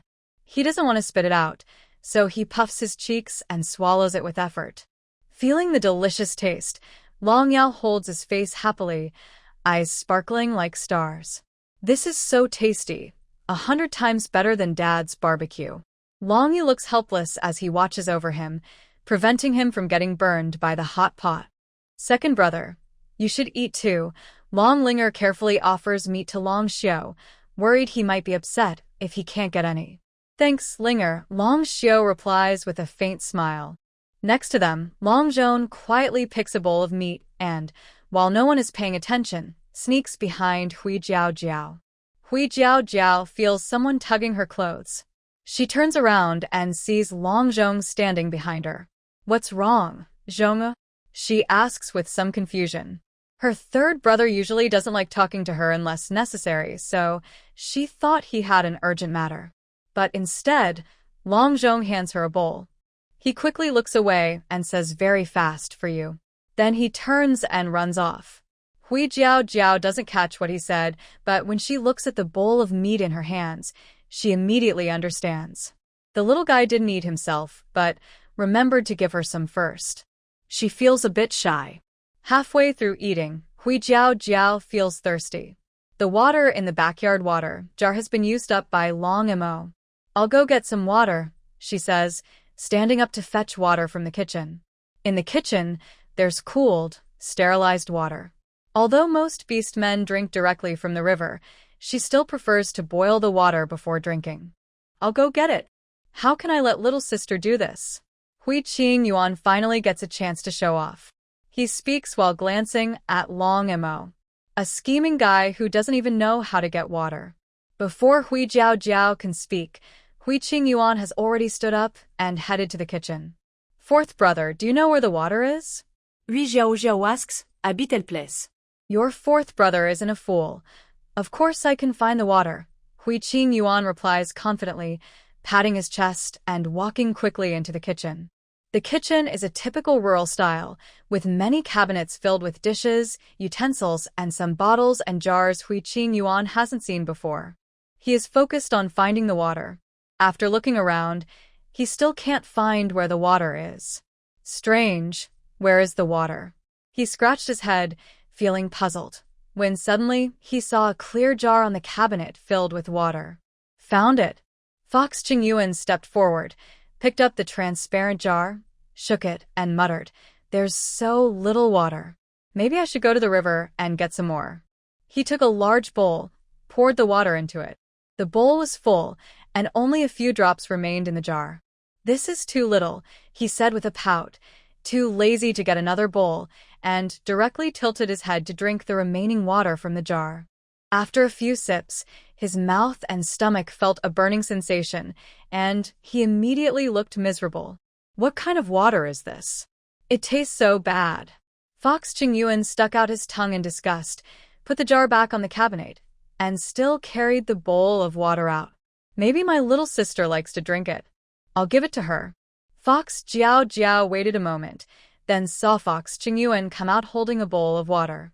She looked around, about to ask why he only brought one bowl, when she suddenly noticed his face was flushed red. She frowned and asked, "Fourth brother, what's wrong with your face? Why is it so red?" Red?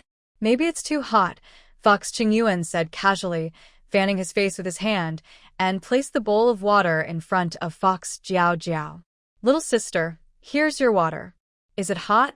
Fox Jiao Jiao suspiciously looked at Fox Qingyuan's bright red face, which looked like a monkey's, and accidentally bit into a few Sichuan peppercorns. Ow! Her face instantly scrunched up from numbness, and she didn't ask further.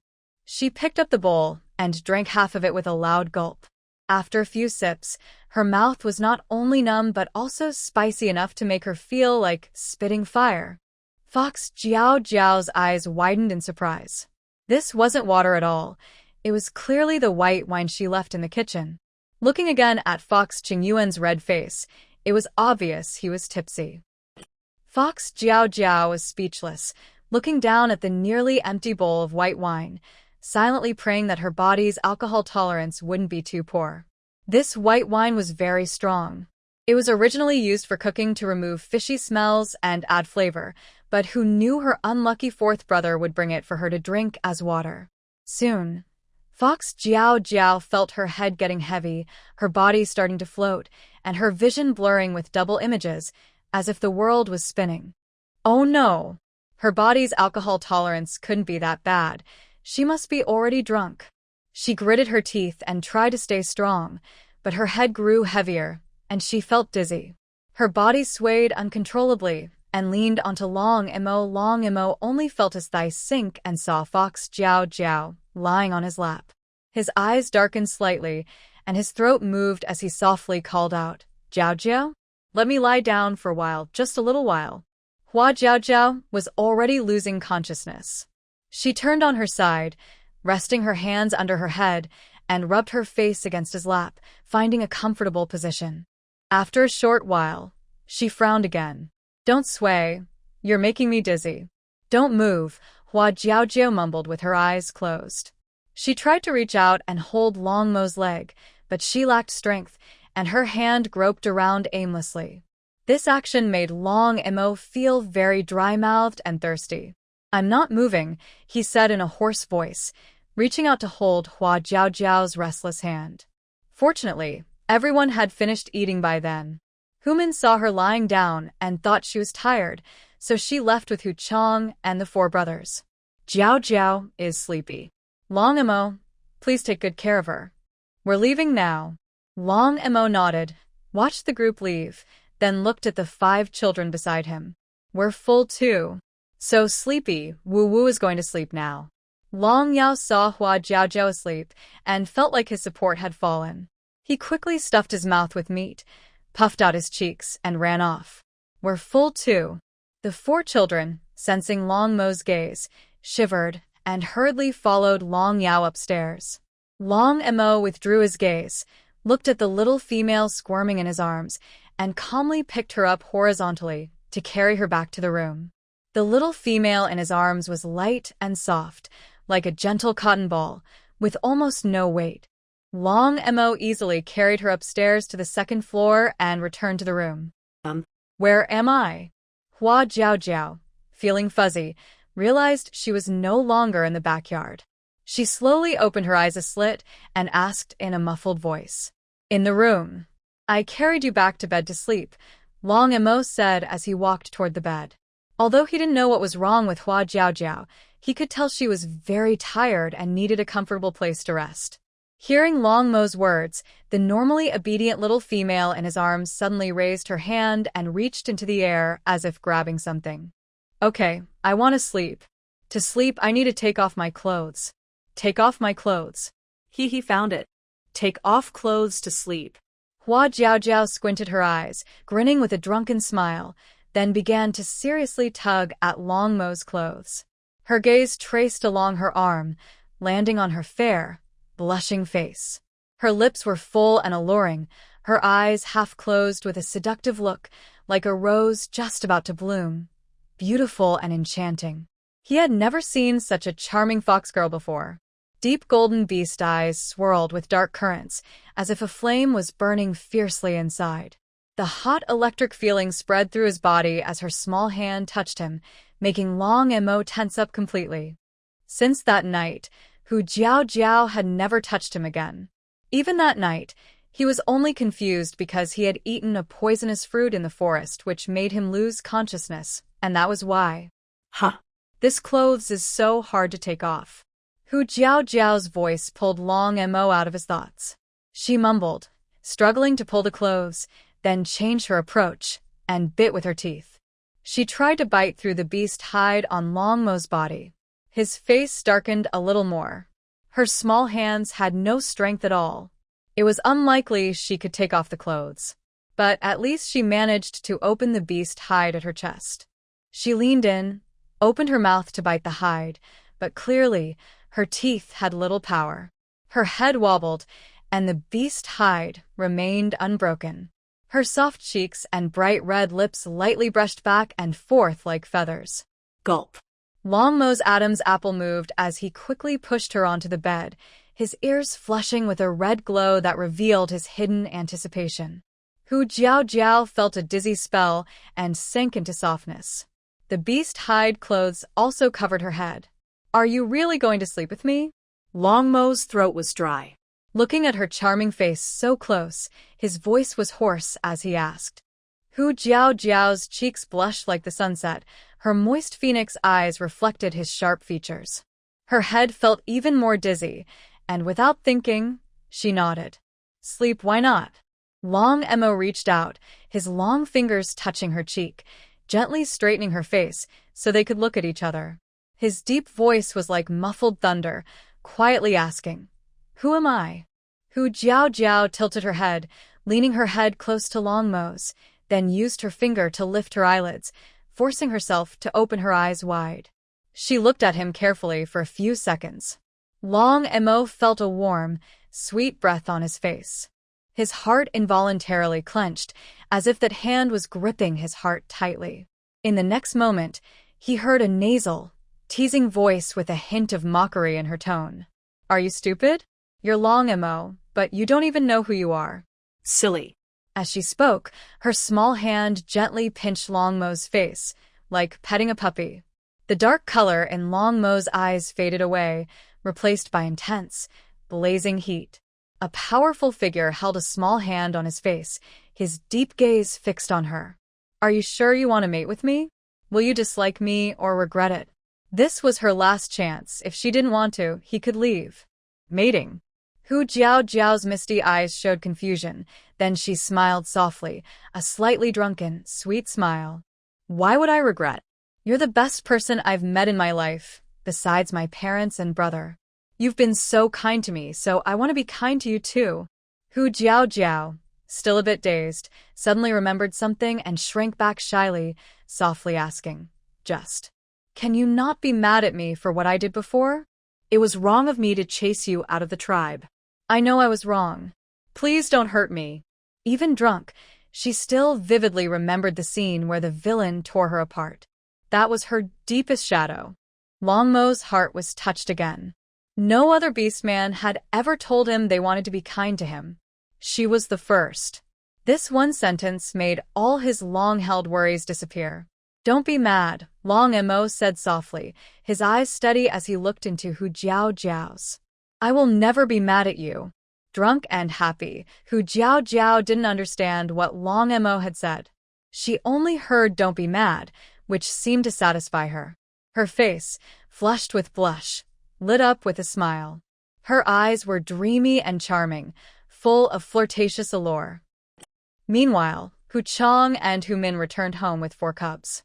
They said they brought the cubs home, but really, Hu Chang had transformed into his beast form, walking leisurely with Hu Min through the tribe, leaving the 4 cubs far behind. The 4 brothers, Hu Qingshan and his 3 siblings, were used to this. They wisely kept their distance. As they walked, Hu Qinggao suddenly turned his head, looking around with curiosity. Where's Qing Yuan? I don't see him. Hu Qingshan and Hu Qinglu then realized someone was missing and shook their heads. I don't know. Didn't he come out with us just now? Hu Qingshan frowned. I'll go back and look. But Hu Qinglu grabbed him gently, with a dreamy tone. What are you looking for? He's an adult male. He shouldn't be lost. Hearing this, Hu Qingshan relaxed his brow. Yeah, Qing Yuan isn't a little girl. Forget about him. He'll come back on his own. Neither of them paid much attention to Qing Yuan and happily headed home. Not long after leaving Hu Jiao's house, Hu Qingyuan realized he had lost track of the others. It turned out his alcohol tolerance was worse than Hu Jiao's. Under the influence of alcohol, he couldn't focus or think clearly. He could only sway his head and squint his fox eyes as he looked around. Where am I? How did I get here? He held his dizzy head with one hand, trying to find his way. Which way is the way home? A few seconds later, his patience ran out. He pouted and gave up, waving his hand dismissively. Forget it, I don't care. I'll just walk whichever way. He randomly chose a direction and staggered forward. Before long, Hu Qingyuan heard voices of beastmen talking ahead. The wind in the forest made his mind clearer for a moment, but his head still felt heavy and foggy. He could only rest behind a tree. The voices came closer. Tiger Crystal, I like you very much. Please be my partner. I will always treat you well. I'll work hard to hunt and provide for you and our cubs in the future. Did you come out just to say that? Tiger Crystal frowned and looked at the male in front of her, who was thin and lacked muscle. He looked weaker than her. She was afraid she might crush him in bed. You're too skinny. I'm not interested in you and don't want to be your partner. She rejected him without hesitation. A partner so thin couldn't produce strong offspring. If the cubs weren't strong enough, their survival would be very difficult. Tiger Crystal didn't want her cubs to be weaker than others from the start. She would rather not have them at all than see them suffer. Hearing this, the male immediately got anxious. Tiger Crystal, I really like you. Just give me a chance. You're at the age to find a mate. If you don't, the clan leader will start to worry about you. He blocked her in front, trying to persuade her to agree. Tiger Crystal's brow furrowed even more. I told you, I don't want to be your partner. Even if the clan leader urges me, I won't choose you. She hated persistent males the most. If he really wanted to be her partner, why didn't he try harder to become stronger? No matter what, he was so thin he looked like a bamboo stick. No female would entrust herself to someone so weak. Hu Jing gave a sharp, straightforward answer. She glanced at the male, who was roughly the same height as her. If you really want to find a partner, you should go work on becoming stronger. The male immediately blushed and felt extremely embarrassed. Hu Jing, being careless, didn't notice his expression and waved her hand. Nothing else, I'm leaving now. The male clenched his teeth, watched her back, and strode forward to grab her arm. Don't go. I'm not weak. Tell me where I'm weak. Behind the tree, Hu Qingyuan saw Hu Jing being entangled. Feeling tipsy, he immediately frowned and rushed over. He staggered quickly and kicked the male hard in the thud. The male fell flat on his face, covered in mud and grass. Hu Qingyuan, unsteady himself, stepped back a few paces and sat down heavily. He cursed stubbornly, "You little coward. You hit a female. What kind of thing are you?" Hu Qingyuan? Hu Jing turned around and saw Hu Qingyuan, face flushed, sitting on the ground. She hurried over to help him. "Are you okay?" She didn't expect Hu Qingyuan to suddenly come to her rescue. Her cheeks slightly reddened, and she was hesitant to look directly into his eyes. "Nothing's wrong." Hu Qingyuan shook his dizzy head, glanced at Hu Jing with her 3 or 4 shadows, then closed his eyes and shook his head hard. Strange. Was he having a hallucination? Why are there so many Hu Jing? Hu Jing, you should go back first. I'll teach this guy a lesson for you. Hu Qingyuan moved gently, pushing away Hu Jing's hand. He hadn't forgotten the misunderstanding with Long Mo last time, which Hu Jing had helped clear up. He owed her a favor and naturally wanted to help her. Hu Jing looked down and saw Hu Qingyuan's bony fingers grabbing her wrist. Although he was pulling her away, it still made her cheeks flush. "But you." She looked at him worriedly. She felt that Hu Qingyuan was acting strange today. The male, who had crawled up from the ground, saw their intimate actions. His face turned dark with anger and he rushed over, grabbing Hu Qingyuan's collar and lifting him up. When one hand couldn't do it, he used both hands. Hu Qingyuan, dizzy, had no time to resist. The male looked at him angrily. "Hu Qingyuan, what do you have to do with this? Hu Jing is the female I like. Don't touch her." He thought Hu Qingyuan was coming to compete for Hu Jing with him. "You." Let go of Hu Qingyuan. "If you have something to say, come at me." This has nothing to do with him. When it came to confronting the male fox, Hu Qingyuan became a bit anxious. 2 males, one angry and the other drunk, didn't listen to her. "I'll just touch him. What's the big deal?" Hu Qingyuan rolled her eyes, showing her teeth in a teasing smile, with a mischievous expression. She reached out and grabbed the hand of Hu Jing. "I just touched him. What can you do about it?" "Hit me if you want." The male fox was instantly provoked and became very angry. "You, Hu Qingyuan, you're finished." He clenched his fists, ready to fight. Suddenly, Hu Qingyuan felt her stomach turn, and she let out a loud ugh, then collapsed forward. She vomited out meat and soup, covering the male fox. "Hu Qingyuan." Hu Jing quickly stepped in to separate them, slapping the male fox away in anger. "What did you do to him?" She had made Hu Qingyuan. The male fox was slapped so hard his eyes spun, feeling wronged and wanting to explain. But as he opened his mouth, the sour smell rushed in, and he immediately grabbed a nearby tree too. Hu Jing glared at him angrily, worriedly looking at Hu Qingyuan. "Are you okay? Are you feeling unwell?" "I'm fine, don't worry." "Just." "Can you stop turning around? It's making me dizzy."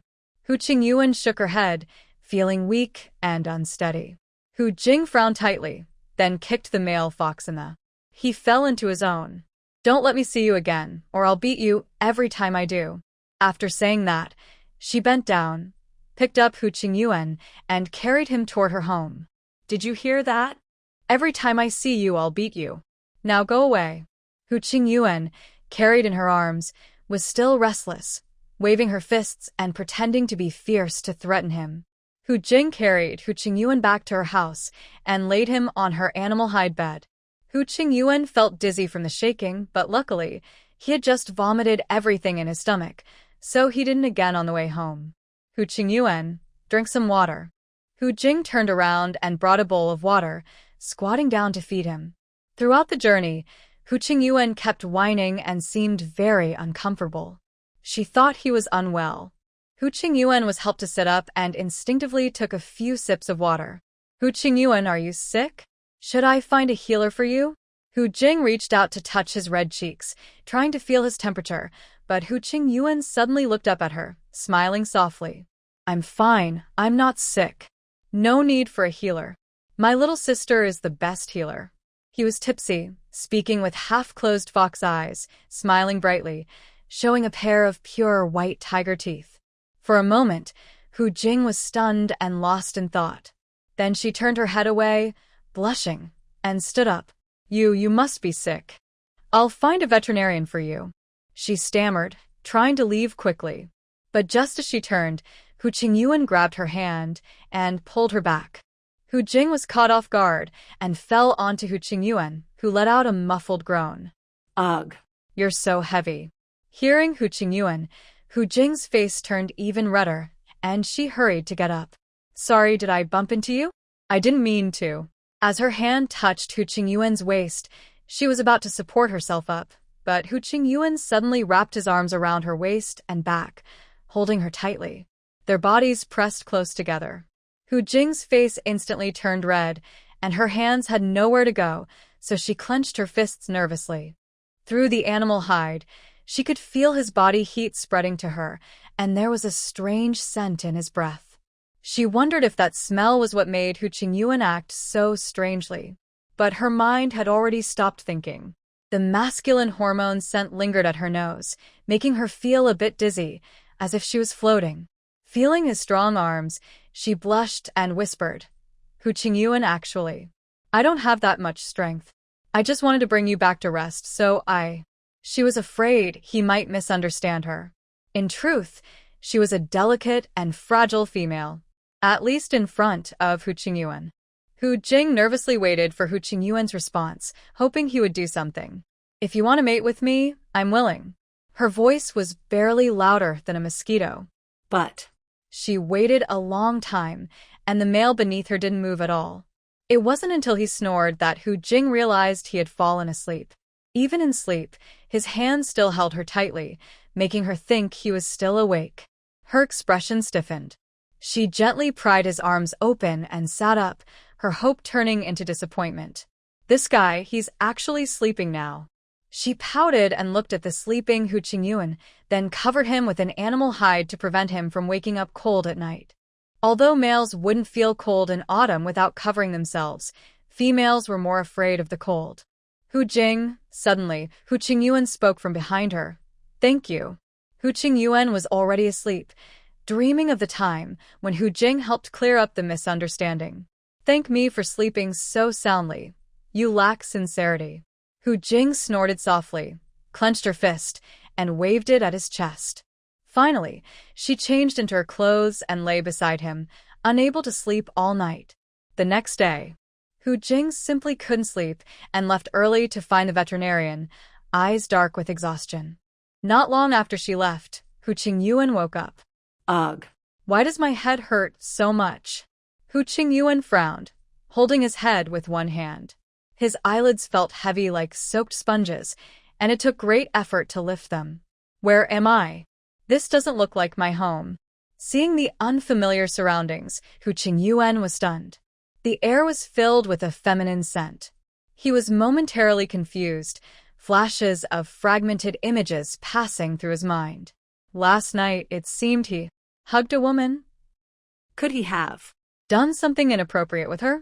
Hu Qingyuan's eyes widened in panic.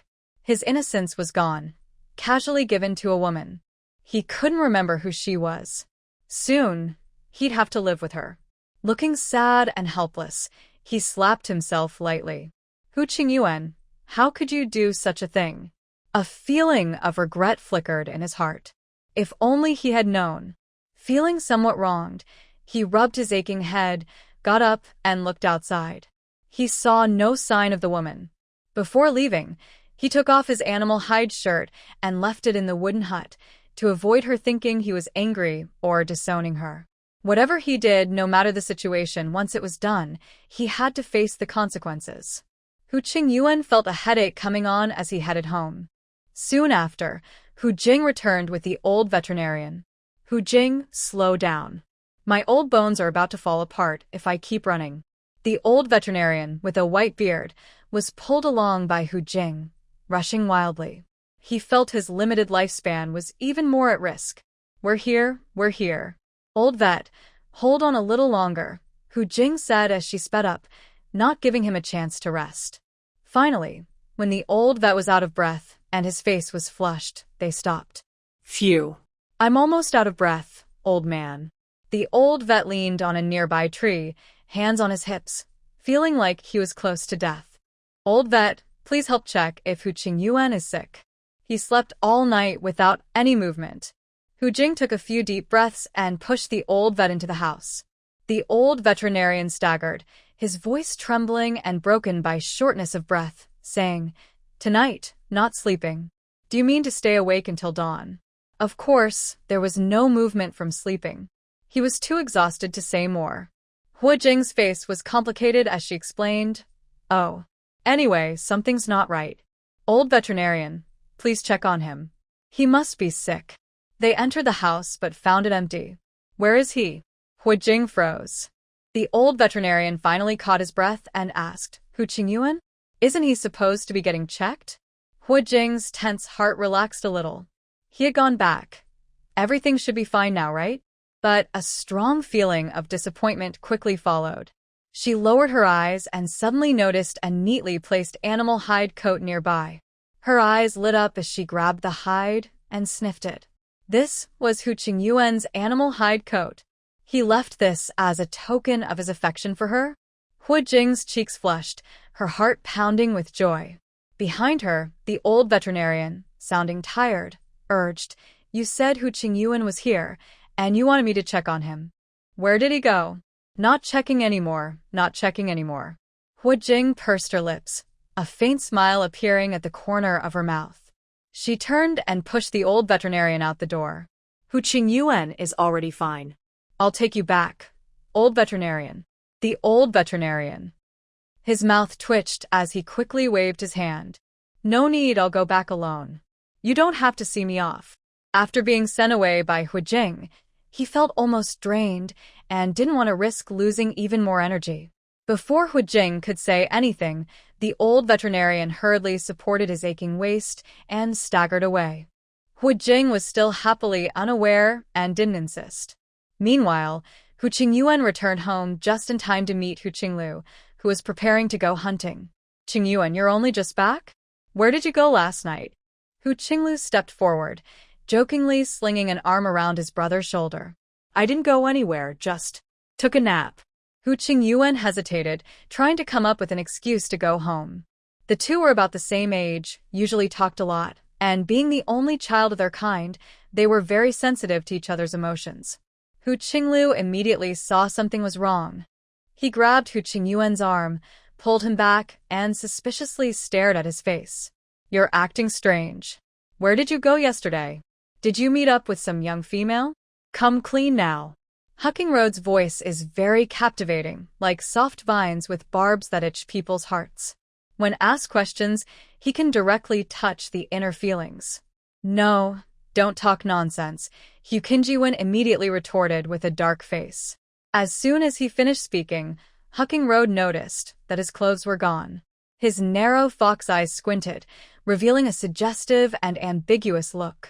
TSK, you say you have no clothes?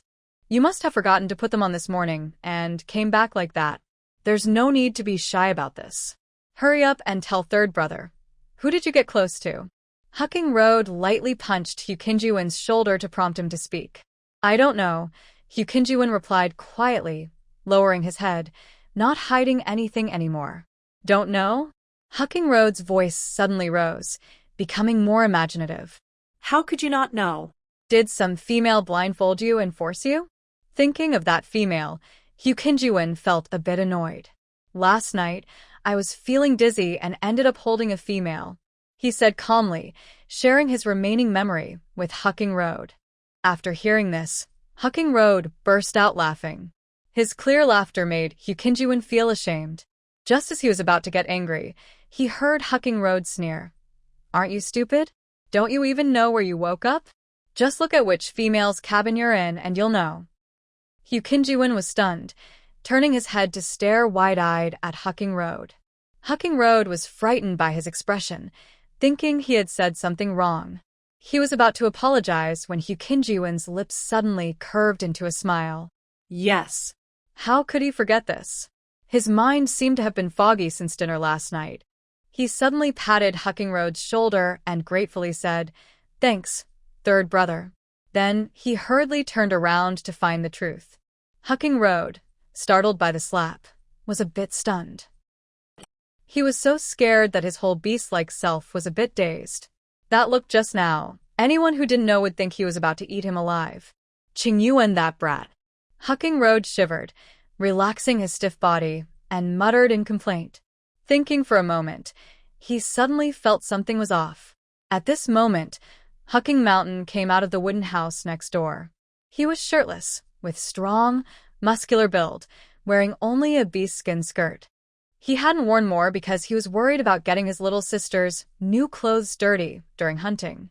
Sniffing the lingering scent in the air, Hucking Mountain asked suspiciously, "Has Qingyuan come back?" He did come back, but then he ran off like a lunatic again. Hua Qingluo shrugged and answered, "Crazy?" Hearing this word, Hua Qingshan frowned. Hua Qingluo then repeated what Hua Qingyuan had just said. Hua Qingshan's brow furrowed even more, and he cleared the confusion. He doesn't have any female scent on him. When beast men become mates, they leave a special smell on each other to show others they are partners. This scent warns other beast men not to covet them. Adult beast men can usually smell it. Of course, the beast men themselves who mate are exempt from this. Hua Qingluo slapped his forehead upon hearing this. Oh, that kid. He probably thinks that hugging a female makes her his mate. No wonder that kid reacted so strongly earlier. Not at all. Did he lose his mind? He doesn't even know what he's done, Hua Qingluo muttered, unable to hide his frustration. He was deeply worried about his younger brother's intelligence.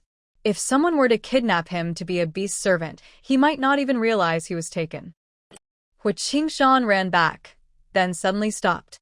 Why am I happy? Knowing who the female is, I still have to take responsibility. He patted his head, and his earlier excitement vanished instantly. A faint hope flickered in his heart, stirring his emotions, even without him understanding why he suddenly felt so excited.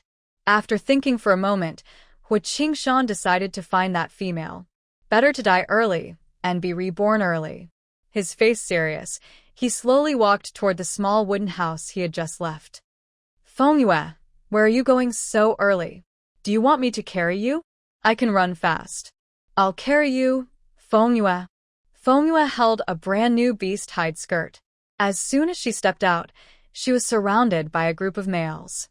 Thank you, but I can walk by myself. She smiled and ignored everyone, walking straight ahead. The males saw this and didn't dare stop her, only watching her leave with longing. Recently, she had gradually integrated into the tribe's life. The females in the tribe received food and salt daily, enough to fill their stomachs. The tribe leader also sent 3 pieces of beast hide to her to prevent her from catching a cold at night. The males in the tribe often brought her gifts. Although she had no mate, she never lacked supplies. Her wooden house was even piled with many goods. But that was not enough. She was now a female of this tribe. If she kept accepting their gifts but refused to become a mate, she would be criticized. For outsider females wanting to join a new tribe alone, they must mate with a beast man from the tribe. That demon. His command to her was to integrate into the tribe. She had to find a suitable partner and mate with him. Huang Yu's body flows with the noble blood of the phoenix. She should have chosen a partner among the purest phoenix beasts, but now she can only pick any male at random and quickly settle things. She wants to select a decent male. Huang Yu isn't interested in the males here. She only cares about strong ones, those who can help her rescue her brother. Unfortunately, there are none here, and even if there were, they belong to others now. After thinking for a while, Huang Yu decides to find Hu Qingyuan. He was the first male to show her kindness after she arrived at the tribe. Huang Yu makes a leather skirt and plans to find Hu Qingyuan to ask him to be her partner. She has already learned that Hu Qingyuan has no partner and no preferred female. Except for the leader, male orcs usually don't get to choose their mates. If a female chooses them, they happily accept and are very pleased. As soon as she asks, Hu Qingyuan will definitely agree. On the way, she happens to pass by Tiger Crystal's house. Huang Yu glances over and sees Tiger Crystal excitedly dancing in the yard, holding a piece of animal hide, sometimes covering her face with it, looking a bit wild. All the females in this tribe are crazy, she mutters softly, crossing the wooden house and walking quickly forward. From afar, Hu Qingyuan sees a female approaching, heading toward the wooden house. She seems to be holding animal hide in her hand. Hu Qingyuan's breath tightens, and he takes 2 big steps forward, a voice inside urging him urgently. Is that female the one? Who is she? Nervous, hopeful, and anxious feelings swirl together, filling his entire heart. Hu Qingyuan quickly walks over, and Huang Yu's face soon appears from the shade of the trees. His eager steps suddenly stop, his eyebrows furrowing tightly, and his hope is replaced by disappointment and sadness. Why her? Despite telling himself countless times that he must take responsibility as a partner regardless of which female it is, when he sees Huang Yu's face, his mind and body are filled with resistance. Hu Qingyuan looks pained, as if a snake's gallbladder has been pierced, a bitter taste spreading, enveloping every cell and spreading through his whole body. It turns out he can't accept every female. Just as Hu Qingyuan stiffens in place, Huang Yu also sees him and smiles as she runs over. Qingyuan, I was just about to find you. I made you a leather skirt. I heard you don't have a partner yet, and I wonder if you'd like to be mine. Hu Qingyuan felt his throat turn bitter suddenly as he saw her unfold the leather in her hand. It was a leather skirt. A leather skirt? His mind buzzed. This isn't his leather outfit. Hu Qingyuan immediately felt a wave of relief and ease, like stepping down from a high platform. All his worries disappeared. Not having to become a partner with Huang Yue made him very happy. He couldn't help but laugh out loud. Nearby, Hu Jing heard the name Qingyuan and immediately perked up her ears. Her senses are sharper than other females in the tribe. She heard Huang Yue's words clearly and even saw Hu Qingyuan smiling happily after hearing them. The leather skirt suddenly lost its appeal. Hu Jing's face turned red with anger. She left early in the morning, apparently to meet Huang Yue secretly, and she was smiling so happily at him. Furious, Hu Jing clenched her fists and rushed over. Hu Qingyuan, she shouted angrily, stepping between the two, then turned to Huang Yue with a surprised look. Hu Qingyuan was the first one I liked. He's my mate. Take your leather skirt back. She pushed away Huang Yue's hand and angrily threw the leather outfit onto Hu Qingyuan's chest. Hu Qingyuan was a bit stunned. His mind was still foggy from drinking, slow to react. He only saw the female suddenly grabbing his head. He didn't react right away, letting Hu Jing hold his head, exposing his long neck. His Adam's apple moved as his muscles bulged, showing strong, powerful lines. Hu Jing suddenly bit his lips. Ouch! She really bit him. Hu Qingyuan snapped awake instantly, instinctively holding the leather outfit but not pushing her away. In the next second, Hu Jing angrily released her mouth and wiped her lips fiercely. She tilted her chin at Huang Yue, claiming dominance. See that? He's mine. Don't bother her in the future. This skinny female, who barely had any flesh, wanted to compete for a mate. She was determined to make her give up. Hu Qingyuan, behind her, reached up and touched his lips, feeling the taste of blood and rust. He looked at Hu Jing's back in shock, then lowered his gaze to the familiar leather outfit in his hand. Memories of the female gradually appeared, images overlapping perfectly with the female in front of him. He suddenly remembered. That female from yesterday was Hu Jing. Memories and sounds hit him layer by layer, like wooden stakes pounding on a big bell, but Hu Qingyuan's mind remained unusually clear. He was not as depressed as before. Instead, he felt a little hope and excitement. It turned out he simply couldn't accept Huang Yu. If it had been Hu Jing. Huang Yu's face darkened. Remembering her goal, she turned to look at Hu Qingyuan. Choosing a partner is Qingyuan's decision. You can't decide for him. Why can't I? Hu Jing boldly puffed out her chest. If you think you're so capable, come fight me. If you win, I'll give in to you. Huang Yu looked at her long, full features and tan muscles, her face turning pale and purple. Fight her? That would be asking for death. Most normal females couldn't beat her. You're being unreasonable. Qingyuan would never choose you as a partner. Huang Yu gritted her teeth, suppressing her anger as she argued. But she didn't dare finish her sentence. Hu Jing thought of Hu Qingyuan's bright smile just now, a flicker of annoyance crossing her eyes. She was about to swing her fist to drive Huang Yu away when a male suddenly stepped forward behind her. He held her face, pressing the taste of blood against her lips. With rough, awkward movements, the smell of blood mingled between their teeth and lips. Hu Jing's eyes widened, and the anger in her heart was instantly cooled by a refreshing stream of water. Huang Yu's face snapped sharply. She looked angrily at the two of them, threw her animal skin skirt on the ground, and turned to leave. After a long while, the two finally separated. Hu Jing, like a drowning animal rescued from the water, blushed and gasped for breath. Are the words you just said still valid? Hu Qingyuan's ears also turned red, looking like a naive young person in love, foolishly asking. He had just remembered that last night, it seemed nothing had happened between them. So, he couldn't be responsible for being with Hu Jing. What?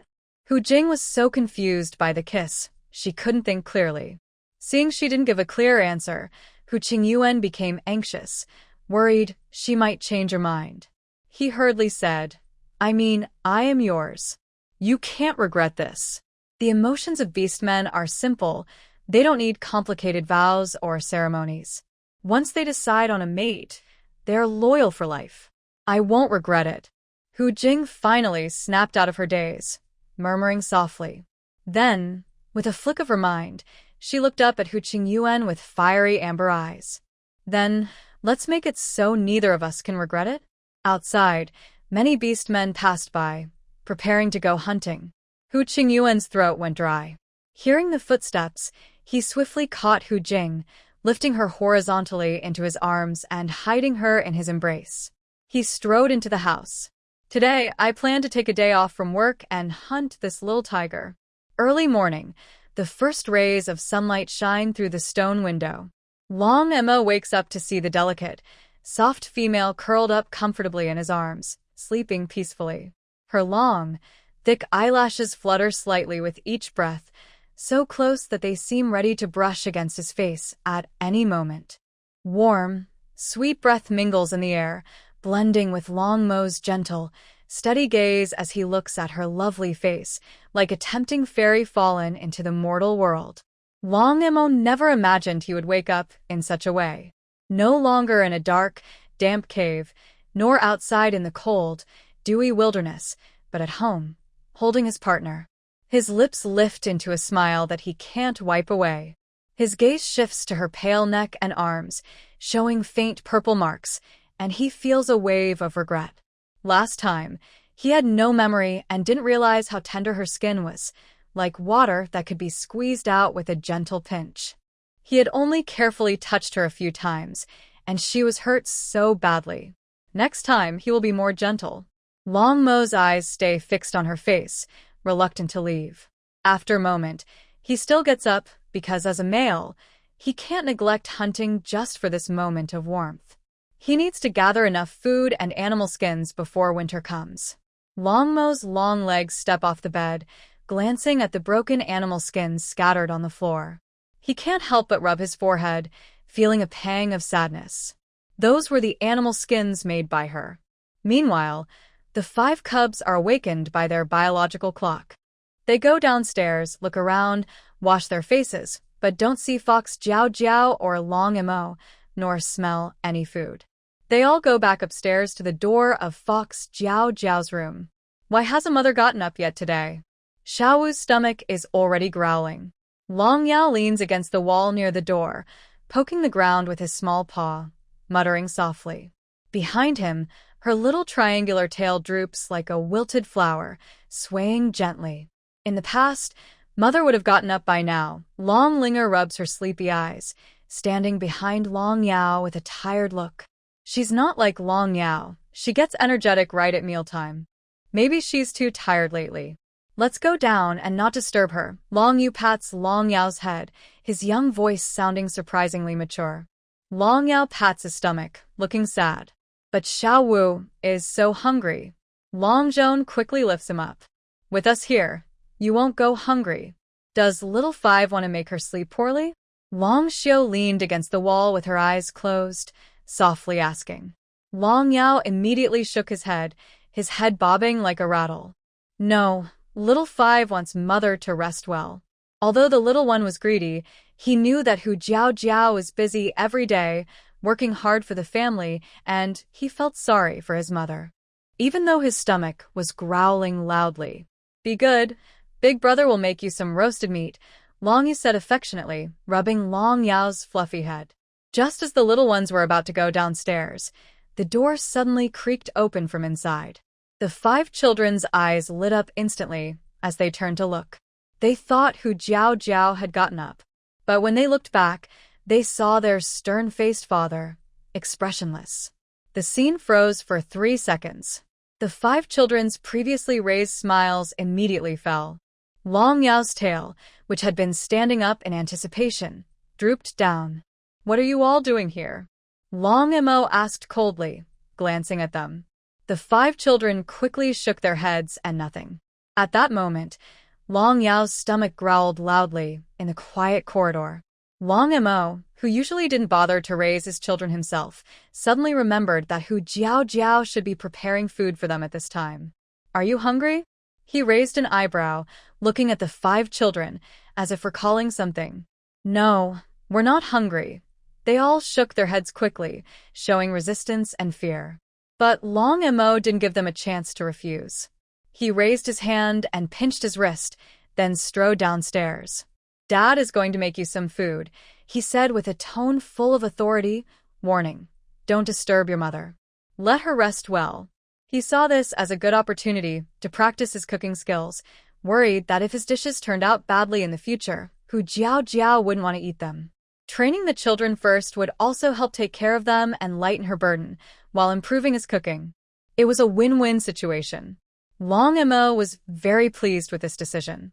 He immediately went into the kitchen to start cooking. The five children froze in place, staring blankly. What did Dad just say? He was going to make food that might poison them. They desperately wanted to run away. Big brother, can little five run away? Long Yao clutched his little tail, his face scrunched up with deep fear. He had a lasting shadow of distrust towards Long Mo's cooking. The usually calm Long Yu also rarely shows a hint of pain. He helplessly asked, can you run faster than Dad? It seems so. Then little five doesn't have to be hungry today, is that okay? Long Yao's face stretched long. I think it's fine. Long Zhong nodded nearby. Just as Long Yao showed a happy expression and lifted his little head, he heard Long Yao continue, but I don't know if Dad thinks so. The answer is definitely no. 1 hour later, the five little ones were forced to sit at the backyard dining table, staring at the bowl of yellow, green, and black food in front of them, unable to bring themselves to eat. Dad, what is this yellow thing? It looks just like... Long Yao stirred the contents of the bowl with a spoon, pinched his nose with one hand, and asked with a muffled voice, it's food. Your mother used to make it for you. Long Mo replied calmly. He took it from the kitchen. It was millet that Hu Jiao had put in the kitchen. She used to cook millet porridge for the children in the mornings. The five little ones looked embarrassed. They simply couldn't see the similarity between what was in front of them and the breakfast Hu Jiao used to make. Then, what about this black one? Long Yao pointed again at the dark-looking food in the bowl. Long Mo glanced at it and said lightly, that's yesterday's roasted meat. You said it was too tough, but now that it's cooked, it shouldn't be tough anymore. Long Yao. Something felt off. Don't you want to eat? Try the taste. If it's not good, I can make a new one. Long Mo looked at the little ones with a commanding tone that felt a bit oppressive. Eat. The five little ones shivered, grimacing and crying as they ate a big bowl. Inside the house, Hu Jiao woke up when the sun was already high in the sky. She lifted her heavy eyelids and only felt a splitting headache, whole body soreness, and gradually remembered last night's scene. Hu Jiao's pupils suddenly shrank into vertical slits. Realizing what had happened last night, she covered her mouth in shock, barely stopping herself from screaming out loud. It seemed she had slept with the big villain yesterday. Before she could be too shocked, a faint wailing from downstairs pulled her back to her thoughts. Hu Jiao lifted the animal hide blanket and got out of bed. It wasn't very cold for this season. Sleeping under a thin animal hide blanket was enough. But once winter arrived, temperatures would drop sharply, and even 10 animal hides wouldn't keep her warm. The floor had already been cleaned, and the torn animal hides, which she remembered being scattered everywhere, had disappeared without a trace. Thinking about how Long Emo had tidied everything up before she woke up, Hu Jiao's cheeks flushed. Hu Jiao opened the wardrobe, took out clean animal hide clothes, and put them on, but she couldn't hide the green and purple marks on her body. She had no choice but to take another piece of animal hide as a cloak, barely covering the guilty-looking color. She dragged her sore body downstairs and saw Long Yu, Long Xiao, and Long Linger sitting in the living room with pale faces, looking exhausted. The loud crying earlier was made by Long Yao, who was clutching his stomach and rolling on the ground. He was urging, "Third brother, are you okay?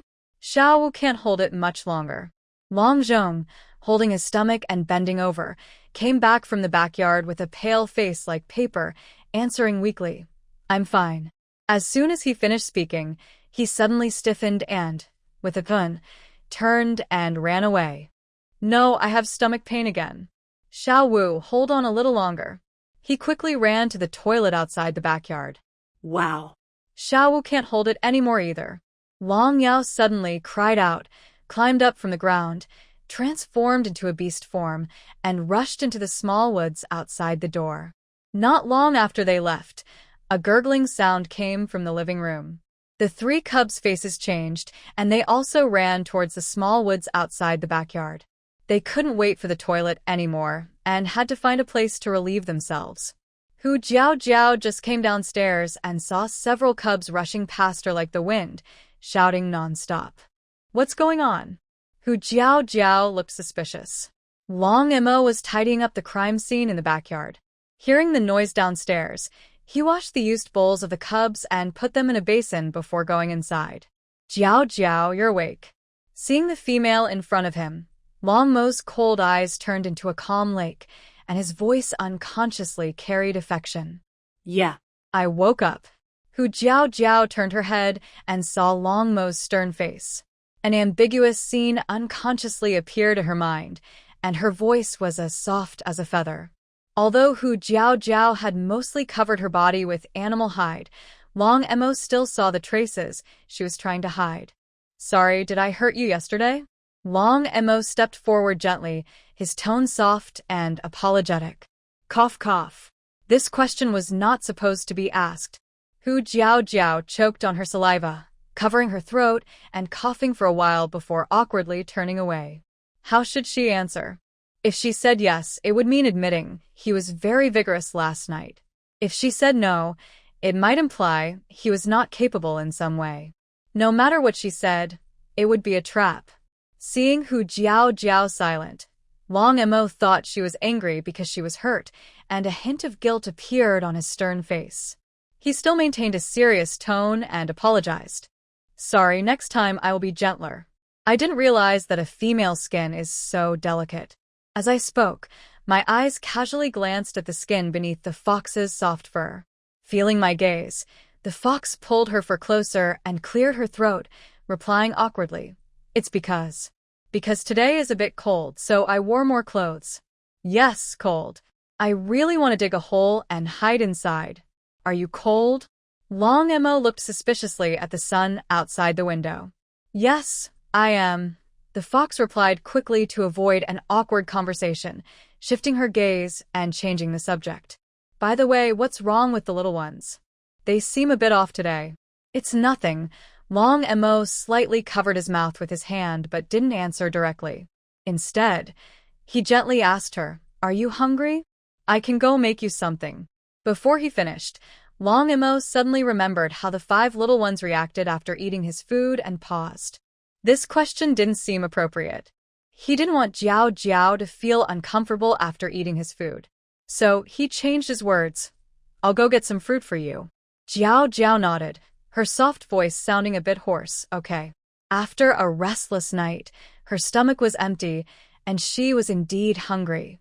Although she was still a bit drunk and couldn't remember everything clearly, she vaguely remembered that it was already dawn before she fell asleep, and she even heard birds chirping outside the window. Because of that, she had to hold on to the stairs to go downstairs today. It must be said that beastmen really have great stamina. Long Mo quickly went to the food storage to get some fruit. Some of the food was sent by the clan leader, and some he had stored over time.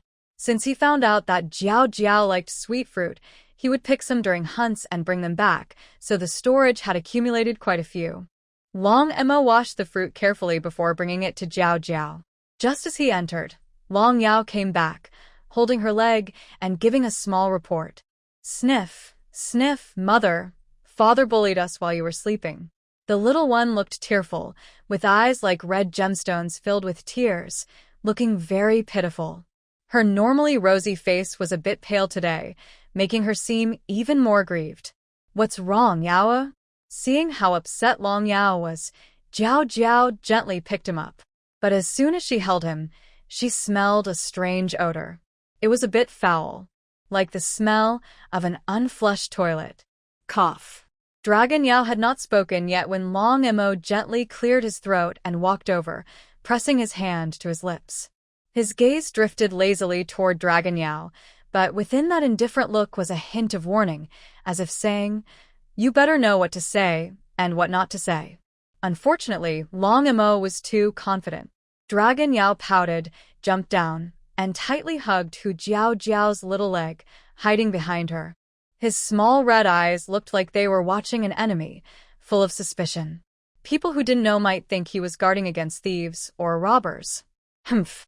He wrinkled his nose and huffed at Long Mo. He was no longer the same Dragon Yao from yesterday. Now he was a beast with a backing. His small triangular tail stood upright high above his head, looking a bit proud and arrogant. Mommy, Daddy forced us to eat his poison food, and now our stomachs hurt, and we're having diarrhea. Little Five's belly is empty. Dragon Yao loudly complained, afraid that his voice was too soft for Hu Jiao Jiao to hear clearly. Hearing this, Long Mo's face darkened visibly. That little bunny brat. He dared to complain right in front of him. The other 4 cubs also came back one after another, clutching their stomachs. Seeing their expressions, it was obvious even to their toes that Dragon Yao was telling the truth. Mommy, Daddy is glaring at me. Dragon Yao trembled and stepped back again. Long Mo. That little bunny's wings are getting stronger again, huh? Long Zhong looked at Dragon Yao with a surprised expression and secretly gave a thumbs up. You're awesome. Long Mo glanced at Long Yu and the others. They all silently stood behind Hu Jiao Jiao, making their disapproval clear. A silent protest. Hu Jiao Jiao immediately frowned and looked at Long Mo with blame.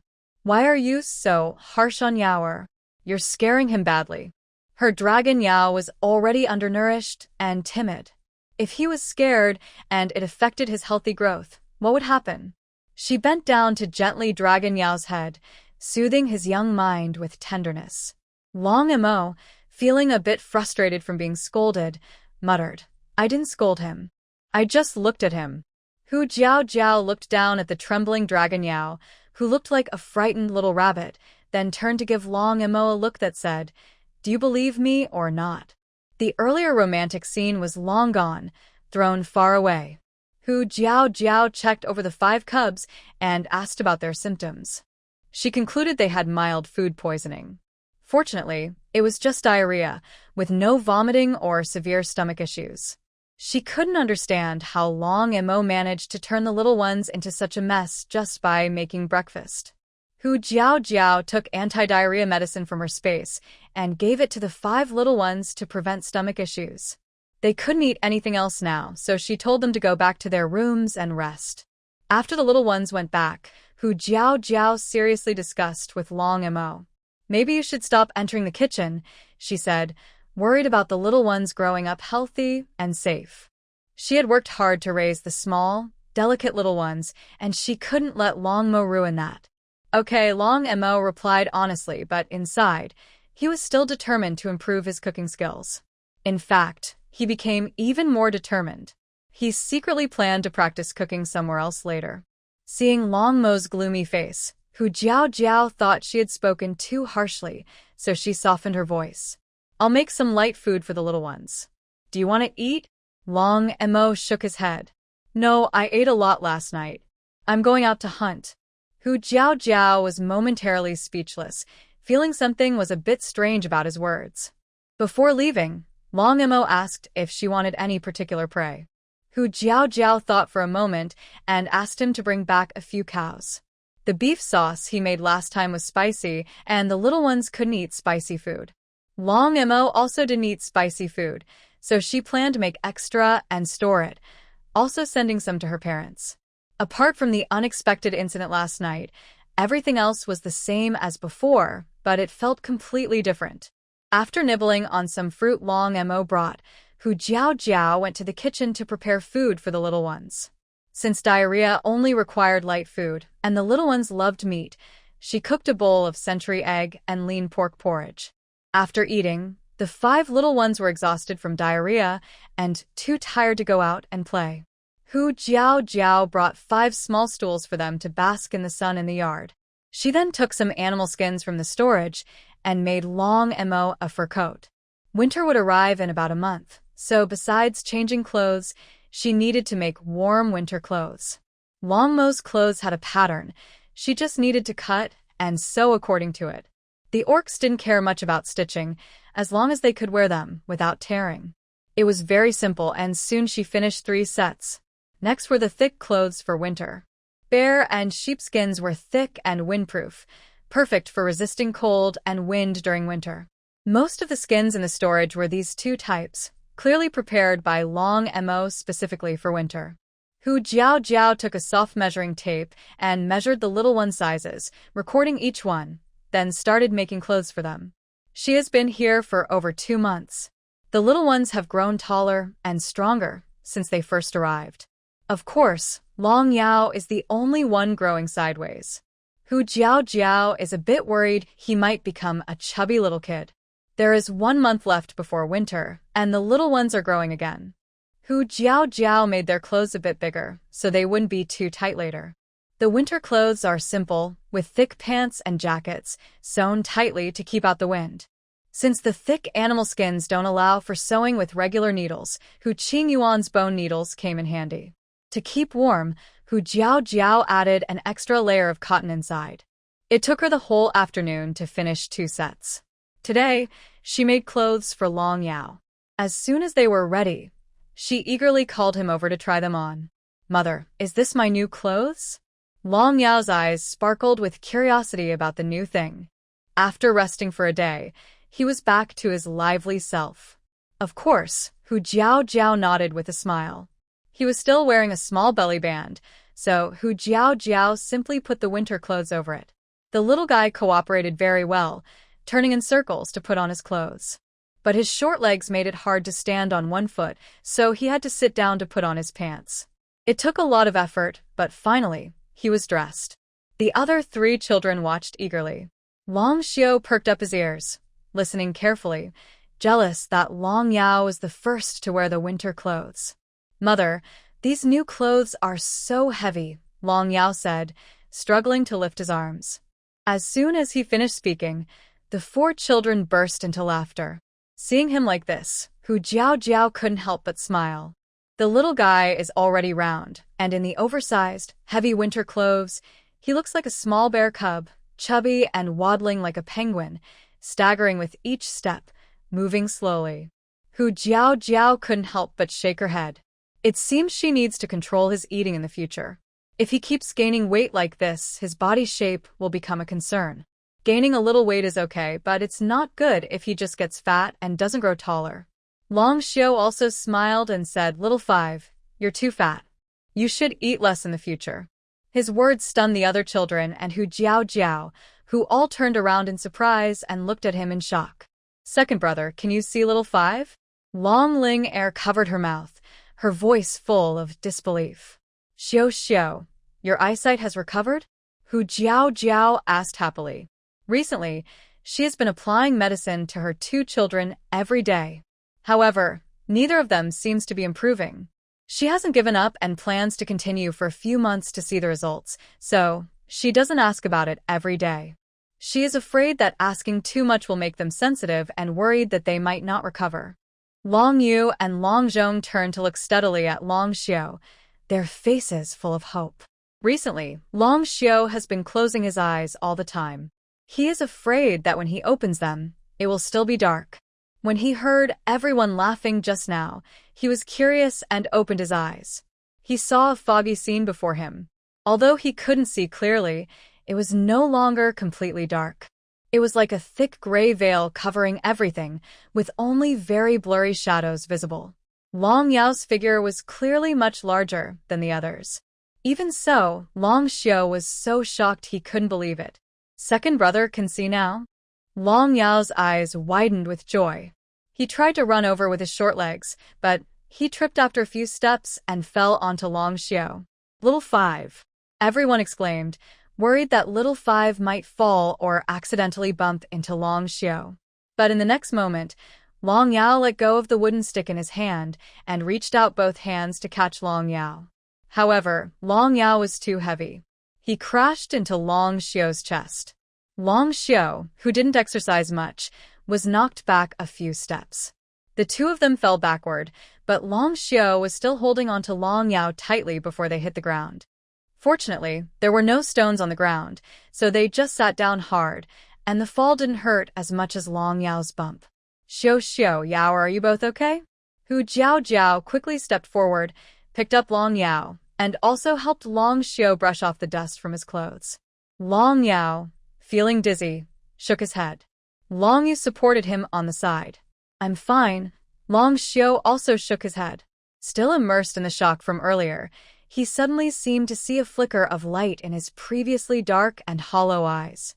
He opened his dark eyes, a smile appearing at the corner of his mouth as he looked at Hu Jiao. I think I can feel you now, mother. This was an unconscious slip of the tongue after countless internal attempts to call her. Really? Hu Jiao's pupils widened with excitement, her face showing uncontrollable joy. She noticed that Long Xiao said feel rather than see. But so what? At least, Long Xiao's eyes had improved. That's great. From now on, second brother won't need to carry a stick when he goes out, Long Linger said happily, clapping her hands sincerely for Long Xiao. Second brother, congratulations. Long Yu also came over, patting Long Xiao's shoulder. Her usually stern face finally showed a gentle smile, like a smaller version of Long Mo. Yay! My second brother can play with Little Five in the future. Only Long Xiao among the children doesn't often play with Long Yao. Long Zhong showed a happy expression. He reached out and touched his cheek, then lowered his head, a hint of sadness flashing in his eyes. Third brother's eyes are already improving, but his face may never fully recover. Perhaps it will never be the same again. After all, no beast man can heal completely after such a large scar. Even if it does, the scar probably won't disappear. Zhong'er's face will also get better someday. Long Zhong felt a hand suddenly touch his back. Surprised, he turned around and saw Hu Jiao, who had been with Long Xiao, standing behind him. Whatever, I don't care, he replied stubbornly, glancing down at the circle pressed into the ground by his foot. Who wouldn't care about being called ugly? All right then. Hu Jiao withdrew her hand, as if giving up on something, and deliberately said, from now on, I won't put medicine on you anymore. Anyway, you don't care. Long Zhong's face instantly turned grim. He clenched his teeth tightly, unable to say a word. When he looked up, he saw Hu Jiao smiling warmly, looking at him with kindness. I was just joking. Mother will definitely help heal your face. Even if the medicine doesn't work, there's a shaman. No matter how hard it is, Mother won't give up. Long Zhong's sadness was suddenly replaced by shame and anger. She's teasing him. In the evening, Long Mo indeed caught 3 cows back, and besides the cows he also caught a bunch of rabbits and cooked them all at once. You caught rabbits again? Seeing the rabbits, Hu Jiao's eyes lit up. She leaned over and reached out to touch them. This time, the rabbits were a litter of gray rabbits. The baby rabbits were smaller than the last batch, looking like they had just been weaned. I just happened to see them and took them back, Long Emo looked down at Hu Jiao's smiling face. His usually stern expression softened a little. Actually, he specifically went to find these rabbits after catching the cows. He originally just wanted to catch the baby rabbits because he noticed Hu Jiao seemed to prefer young ones. But this litter was too small and he was worried they might die if he brought them back, so he also caught the mother and father rabbits. Seeing Hu Jiao's happy expression, Long Emo felt a bit happier himself. It turns out making a female happy is so simple. Perfect, with this litter of rabbits. They can breed once they grow up. Hu Jiao looked at the rabbits and started planning her breeding project. Inbreeding among rabbits can produce sick offspring. Last time, she wanted to catch some rabbits to bring back, but Long Emo was too busy. She didn't want to bother him with such a small matter and decided to wait and see if she could raise the white rabbit for a while. If it survived, she would then talk to the tribe leader about finding a better place to raise rabbits. Unexpectedly, he caught a nest of rabbits and brought them back so quickly. It seems there are many rabbits in the forest. They breed quickly here, she whispered to herself. Long Emo only heard her mention the rabbits and cast a calm glance at the gray rabbit. He didn't tell Hu Jiao that there weren't actually many rabbits in the forest. It took him half his hunting time to find them. Hu Jiao put the gray rabbit together with the white rabbit to raise them. They kept the rabbits in an old yard, where the smell wouldn't be so strong inside the stone house. She planned to find the tribe leader soon to discuss a better place for raising rabbits, but she had more important things to do first. Long Emo was carrying 3 cows to the river to skin and cut the meat, washing the internal organs. He moved quickly and efficiently, processing all 3 cows and cutting the meat into small pieces, as Hu Jiao requested. "What's this for?" Long Emo looked at her steps, showing a curious eagerness to learn. Hu Jiao was focused on making beef sauce and didn't notice his unusual interest. She casually replied, "Beef sauce. It can be stored and eaten during winter." "What's this fruit?" Long Emo pointed at a large garlic bulb that looked unfamiliar. This is garlic. "It smells very good when cooked with meat," Hu Jiao explained. Recently, she sometimes went into the forest with a foraging team to pick fruits. Each time, she discovered some fresh edible plants and fruits. The beast men had become used to it. She always carried a large beast hide bag, mostly filled with grass or just air. Since the bag was big enough, the beast men thought she had collected many plants. When she took ingredients out of her space, no one suspected anything. She skillfully crushed the garlic, peeled, washed, and chopped it into garlic paste. Then, she added it with other ingredients to replace chili and stir-fried everything in the pot. Long Emo watched with curiosity, carefully noting down each step. Next time, he wanted to try making this dish. But the problem was, who should taste it? Long Mo's eyes darkened. His cub was not an option, and Jiao would be angry if he gave it to her. He needed to find another beast man, but he didn't have good relationships with any in the tribe who would be willing to help taste it. While he was thinking, Hu Jiao had already made a big pot of mild beef sauce and brought out several stone jars. "Be careful, it's hot." "I'll do it." Long Emo stepped forward to pour out the beef sauce himself so she wouldn't get burned. "Oh." Before Hu Jiao responded, Dragon Ma took the item from her hand. She had to stand quietly behind, watching Dragon Ma busy at the stove with his handsome and tall figure.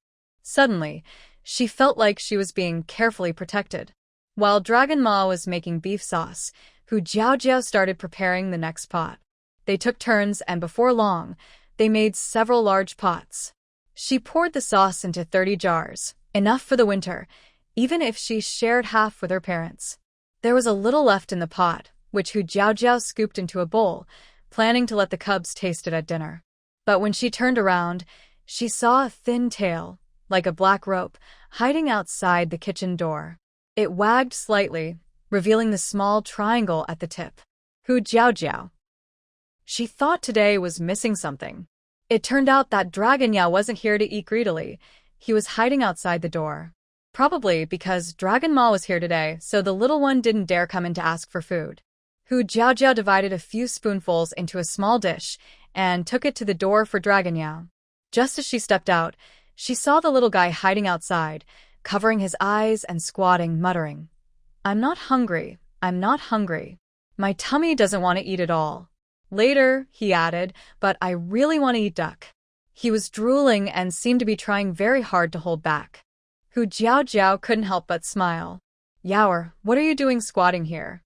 Dragon Yao suddenly stood up like a guilty thief. Seeing Hu Jiao with the fragrant beef sauce in her hand, his eyes immediately lit up. His earlier self-hypnosis was long forgotten. I want to come and smell." His mouth was still holding back, but he leaned forward, tiptoeing eagerly toward Hu Jiao's hand. Try it. "The rest can only be eaten when it's time for dinner," Hu Jiao said with a bright smile, handing the small dish to Dragon Yao. "Thank you, mother." Dragon Yao happily ran off with the small dish.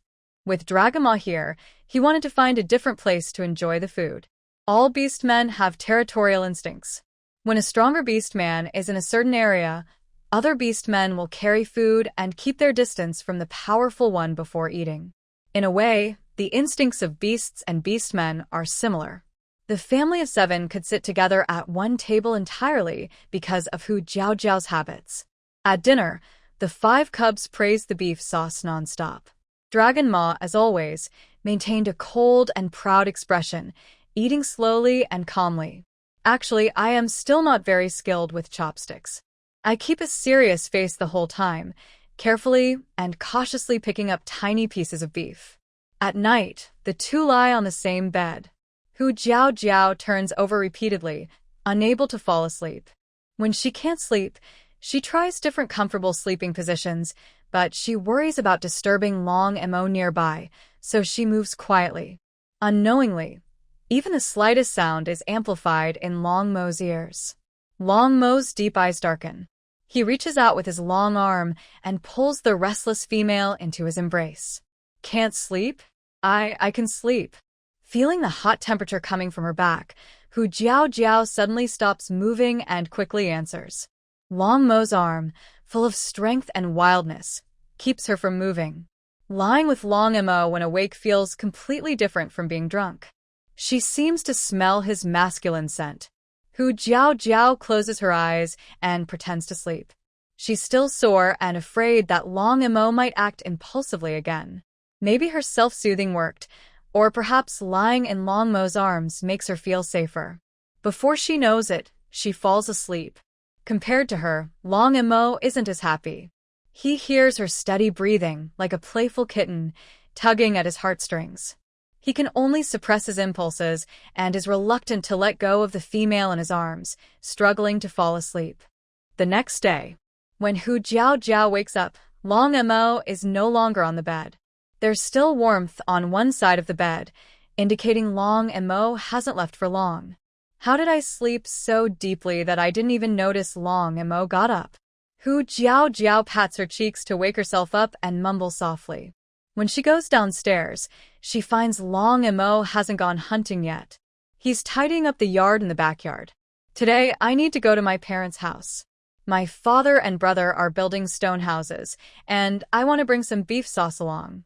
Hu Jiao tells Long Mo her plans for the day. In just a month, the beast men in the tribe started building stone houses for the females. She also needs to help her mother finish building their stone house early. Hu Chong and Hu Min only plan to build 2 stone houses for the beast men.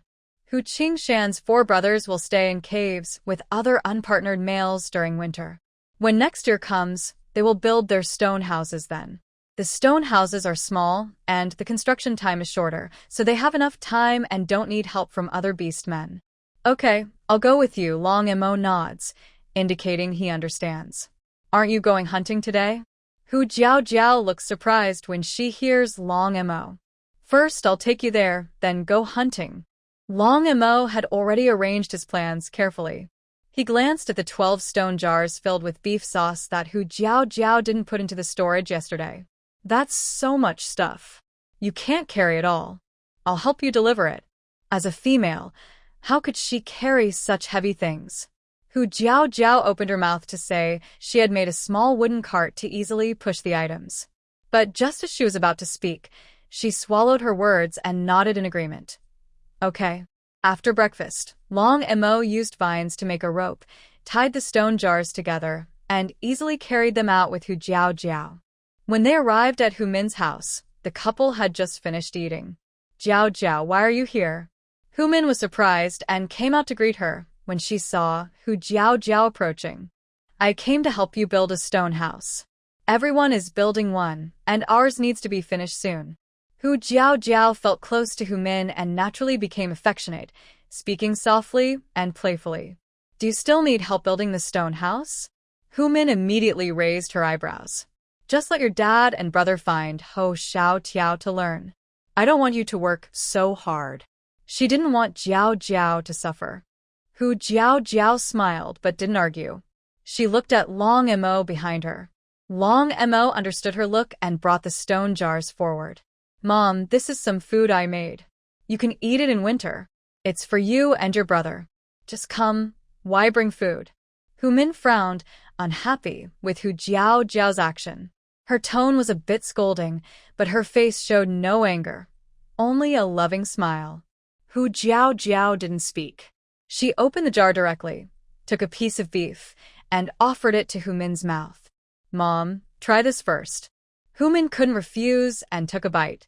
As soon as she opened the jar, she smelled the aroma. The tender, smooth beef chunks were fragrant and delicious, instantly winning her taste buds. "Delicious. How did you make this?" she asked excitedly. "The recipe is simple, but the ingredients are hard to find. Next year, when I grow the ingredients, I'll teach you how to make it," Hu Jiao Jiao explained. Otherwise, even if she knew the recipe, she wouldn't be able to make it. "Okay," Hu Min nodded with a smile. This wasn't just something her daughter made. It was a rare treat that other beast men couldn't taste. Hu Min felt very happy and no longer refused. After exchanging a few words, Hu Chang went to call his 4 brothers to come build the stone house. But unexpectedly, only 3 brothers arrived. "Where's 4th brother?" Hu Jiao Jiao asked curiously. Shouldn't Hu Qingyuan have gone out hunting much earlier? "Yeah. Where did the 4th brother go?" "I haven't seen him since yesterday," Hu Chang said with a puzzled look. "Usually, I could see all 4 brothers going out to hunt every day." Hu Qing opened his hands and shrugged. "Not just yesterday. Since I parted from him the night before last, I haven't seen him. I don't know where this kid ran off to." "4th brother is missing?" Hu Jiao Jiao frowned, worried that Hu Qingyuan might be in trouble. Hu Qingshan and Hu Qingluo exchanged a glance, a flicker of uncertainty in their eyes. "It's not exactly missing." Hu Qingshan clenched his fist and cleared his throat. Cough, cough. "4th brother probably went to find a female." Thinking of what happened yesterday morning, it wasn't hard for the two to guess what Hu Qingyuan was up to. Hearing this, Hu Chang and Hu Min looked surprised. Looking for a female? Which female in the tribe would be interested in him? Hu Min said, clearly not believing it. Their 4 brothers were all strong or handsome. The second was good-looking, the third had a pleasant voice, but the 4th had no particular strengths, just joking around. It was unlikely that the 4th had found a mate first. Exactly. Hu Qing also looked shocked at Hu Qingshan. "Big brother, are you joking? Even if winter is coming, this kid is eager to have cubs, but he couldn't have found a female that quickly." Hu Qing's handsome face almost scrunched up like a bun. "It's true. Yesterday, the 4th told me himself that he had a female. I guess now." Hu Qingluo spoke. He didn't finish his sentence, but everyone could guess what he meant. Hu Qing's stunning face almost looked like it was cracking. "This kid is really something. He's the first among us to find a mate. No, when he comes back, I need to give him a good talking to. Secretly flirting with a female without telling us. So disgusting." He suddenly felt like his brothers had abandoned him. He was the last among the 4 brothers to find out about this. "So, who was that female?" Hu Jiao Jiao asked curiously, not expecting to hear about her 4th brother today. Inside the wooden hut, Hu Jinghong blushed as she put on her animal hide clothes. Just then, Hu Qingyuan came in from outside, holding a few fruits. "Are you hungry? My roasted meat isn't very good, so you can eat some fruit first to fill your stomach," Hu Qingyuan said shyly, scratching his head. Determined in her heart, she decided to go back and ask her father for advice on how to grill meat. "It's okay, The fruit is also very tasty. I don't mind if I don't eat everything.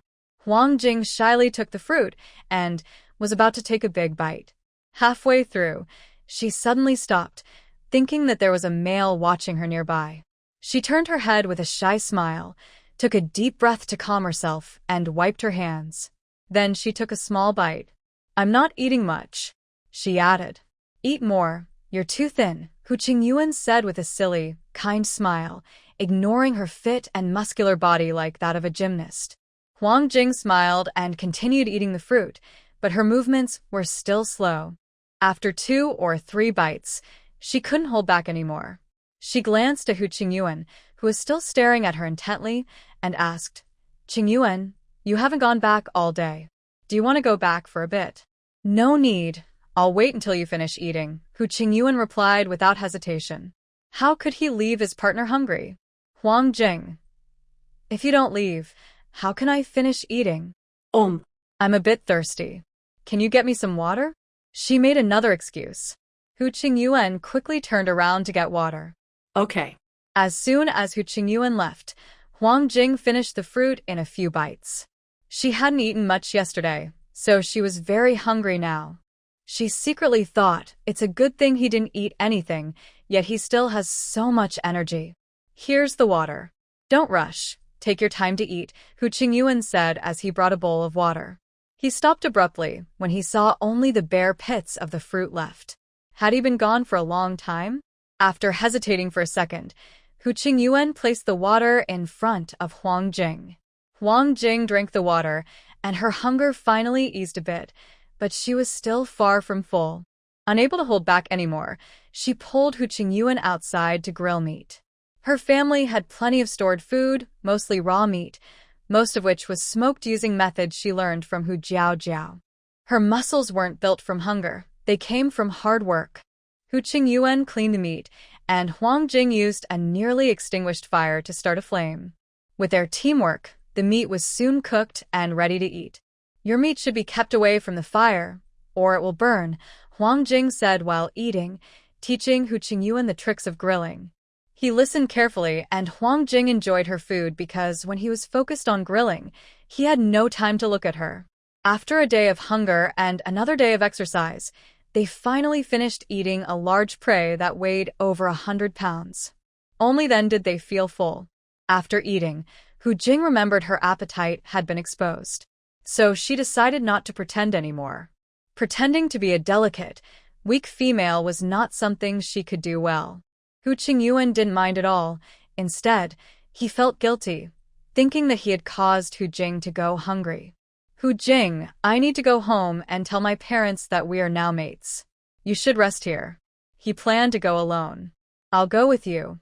Hu Jing immediately stood up from the ground, dusted herself off, and then hugged his arm. "But your body." Hu Qingyuan hesitated, looking at the marks on Hu Jing's neck, and his ears turned slightly red. Yesterday was his first time. He couldn't control himself and was a bit rough, leaving scars on Hu Jing. Fortunately, Hu Jing wasn't angry with him. I'm fine. "Let me go with you," Hu Jing said eagerly. Hu Jing's mother passed away after she was born. Her father was seriously injured during a hunt and died not long after. Luckily, her mother had some partners. She was raised by those males. But she wasn't close to them, living alone since childhood, handling everything herself, never bothering other males. She grew up relying on supplies sent by those males, which made her become a fierce person. She often made threats and behaved violently, acting like a male. If she didn't act this way, she would be bullied and excluded in the tribe. Hu Jing actually envied Hu Jiao, who was spoiled by her parents and brothers, able to be willful and do anything without worry, because someone always stood behind her unconditionally. Now that she and Hu Qingyuan were mates, she felt she should sincerely meet his parents.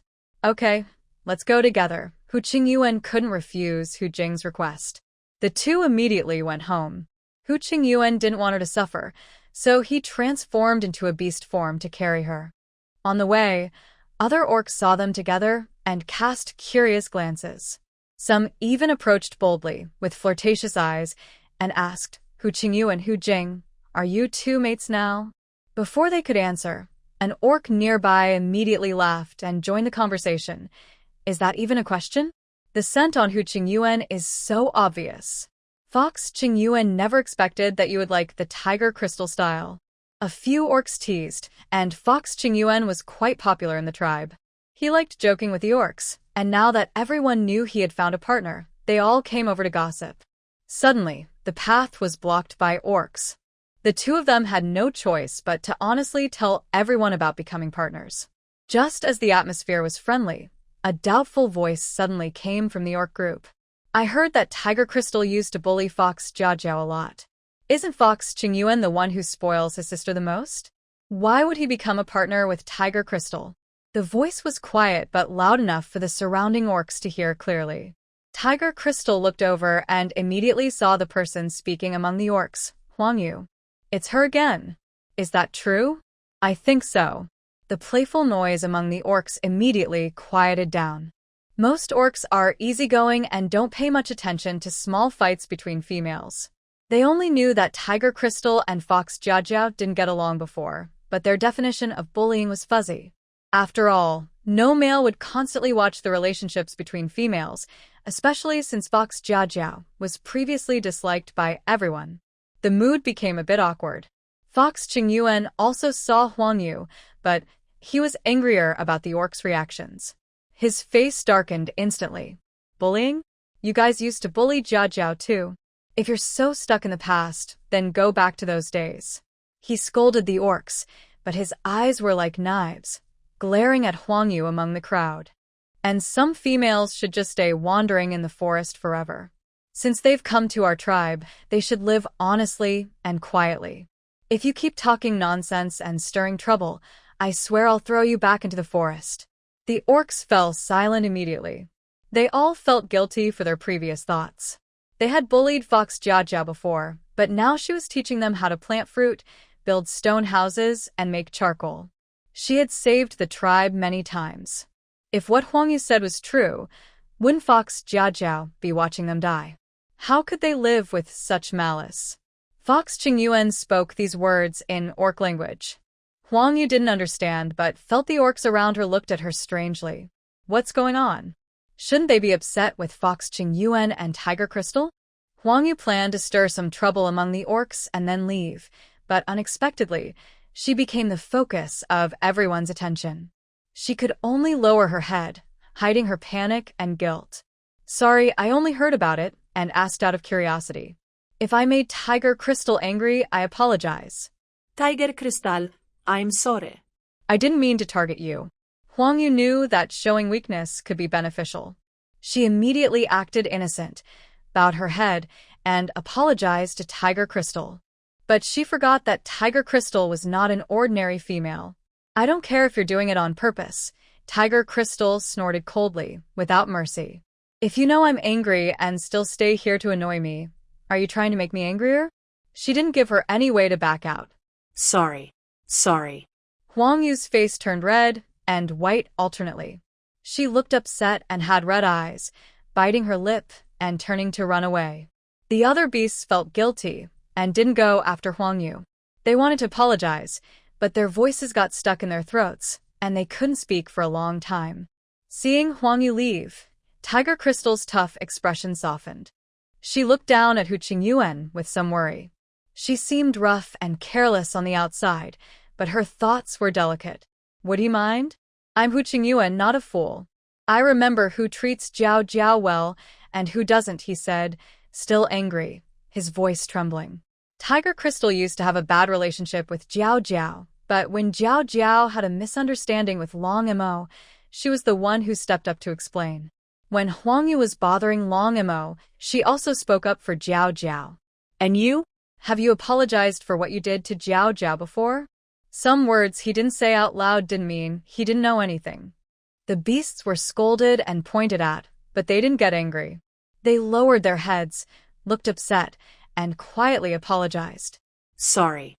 We shouldn't have thought that way. Hu Qingyuan coldly glanced at them. The one who should apologize isn't me, but Jiao Jiao.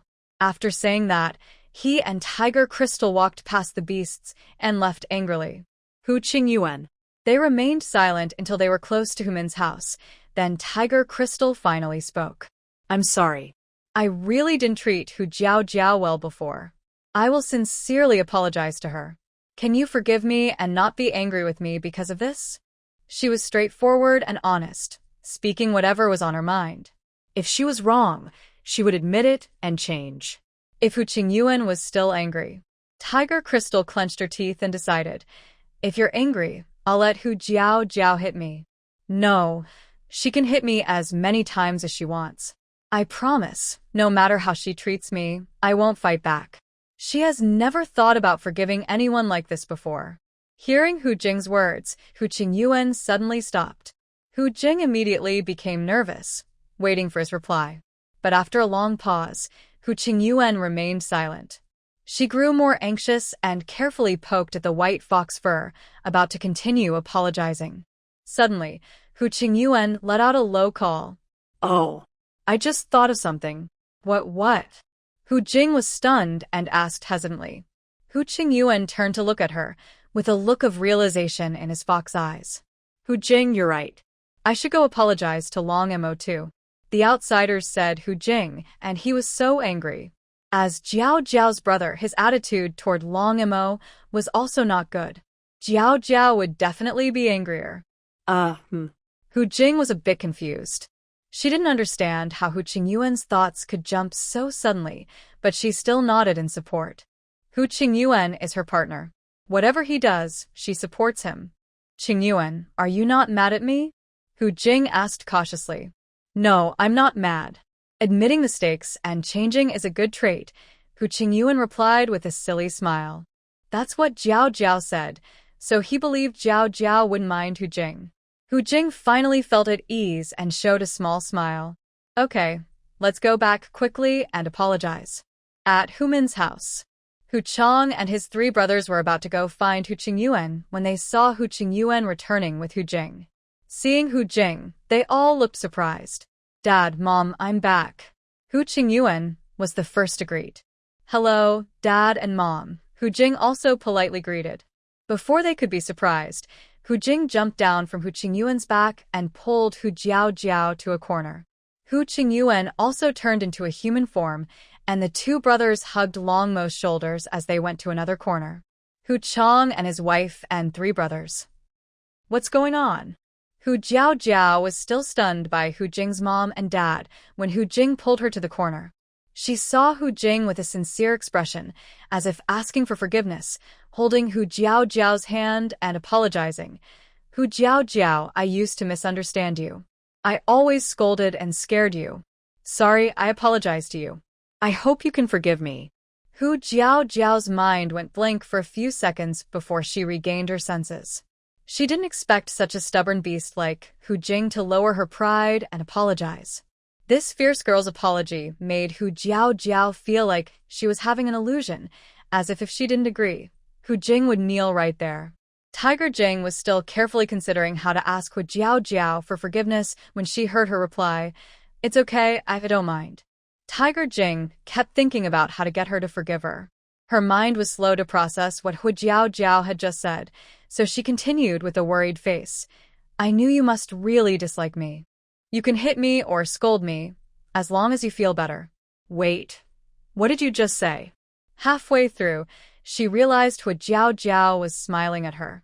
She paused, finally understanding that something was wrong. You aren't angry with me? Tiger Jing asked cautiously, swallowing hard. Yeah, Hu Jiao nodded.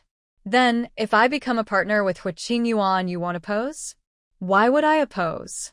Hu Jiao asked back, then suddenly looked surprised, as if she understood something. So, the girl 4th brother likes is you. She thought, Tiger Jing, why do you keep calling Hu Qingyuan dad as soon as you come in? Tiger Jing felt a bit embarrassed, not because she was with Hu Qingyuan, but because of Hu Jiao's attitude. She used to think Hu Jiao was just a spoiled girl, with a bad temper, unreasonable and petty, but after really getting to know her, she realized she wasn't like that at all. She suddenly understood why Lu Mianer had recently changed her attitude toward Hu Jiao, because she truly deserved it. I've become a partner with Qingyuan. If you ever need help, just ask me. Tiger Jing rarely blushed in front of Hu Jiao. In her heart, she decided that she would treat Hu Jiao like her little sister, just like Hu Qingyuan did. Okay, Hu Jiao smiled. From now on, you'll be my fourth sister-in-law. Having Tiger Jing with her meant fourth brother wouldn't be teased by Huang Yu anymore, so she wouldn't oppose it. Honestly, besides her fierce personality and beast form, Tiger Jing was kind and honest. She had no parents to love her, but she was always willing to stand up for Lu Miana, which showed her good heart. Only people with similar values could be friends. At least, they both had no harmful intentions, and that was the same. No, just call me Tiger Jing. Tiger Jing quickly waved her hand. She didn't like overly familiar nicknames. They felt strange. It even felt like she was taking advantage of Hu Jiao. She wasn't someone who liked to take advantage. Hu Jiao, called Hu Min from the side. Hu Jiao walked over. What's wrong, mother? Hu Min looked strange, glanced at Tiger Jing a few times, then leaned close to her ear and whispered, "What just happened? What did she say to you? And why does she call me mother? Who is her mother?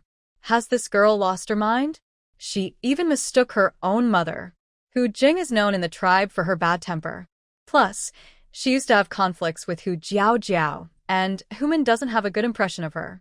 She only knows that Hu Jing is a tough old mother tiger who is not easy to mess with. Seeing Hu Jing now, she thought she was here to cause trouble. She didn't think about anything else. Hu Chang and Hu Qingshan's father and son exchanged a look, their expressions becoming subtle. Just as they were about to explain to Hu Min, Hu Jiao answered first. "Mother, Hu Jing said she is now with fourth brother as a partner." Oh. Hu Min nodded. After a few seconds, her eyes suddenly widened. What? She's with whom as a partner? Her silly fourth brother actually found such a tough old tiger to be with. He's not very talented, and now he's with someone so strong-willed. What will his future be like? She's with fourth brother, Hu Jiao repeated. Hu Min rolled her eyes, staggered a few steps, almost fainted. "Mother!" Hu Jiao quickly caught her. "Mother, are you okay?" Hu Jing also hurried over to help. When Hu Min saw her, she waved her hands desperately, refusing. With Hu Jiao's support, she steadied herself. I'm fine.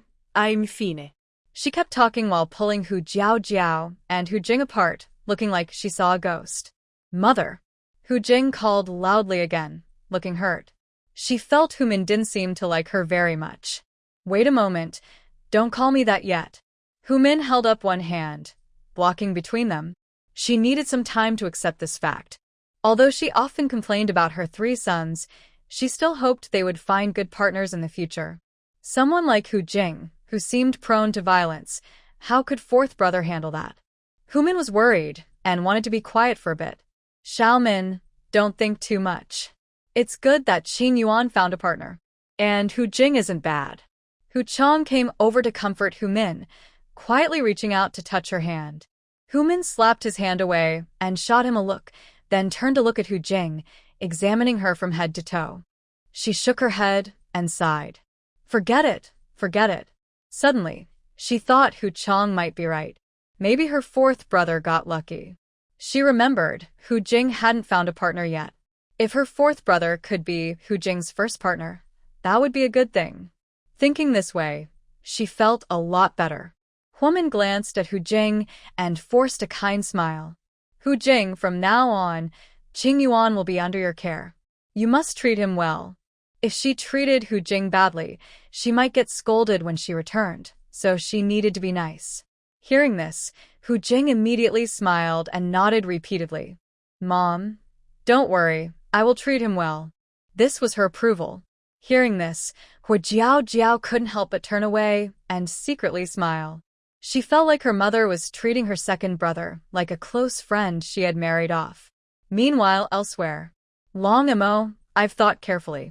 It was wrong of me to mock you before. I apologize to you." Hu Qingyuan put his arm around Long Mo's shoulder, forcing him to bend slightly.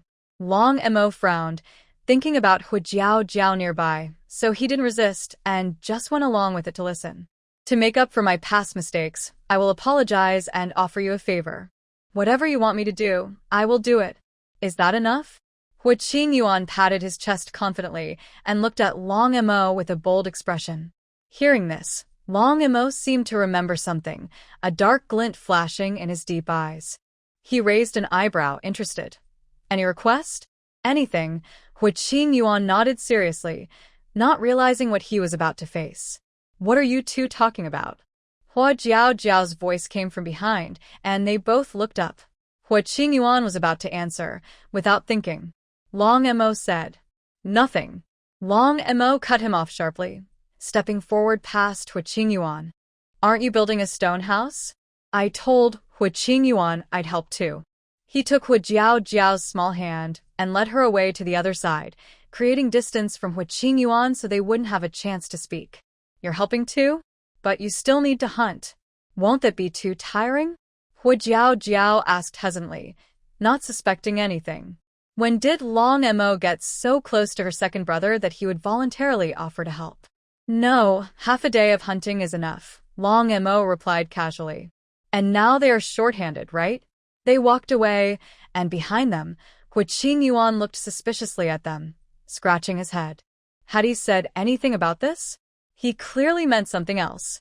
Originally, Hua Chang and the four brothers just needed to build one stone house.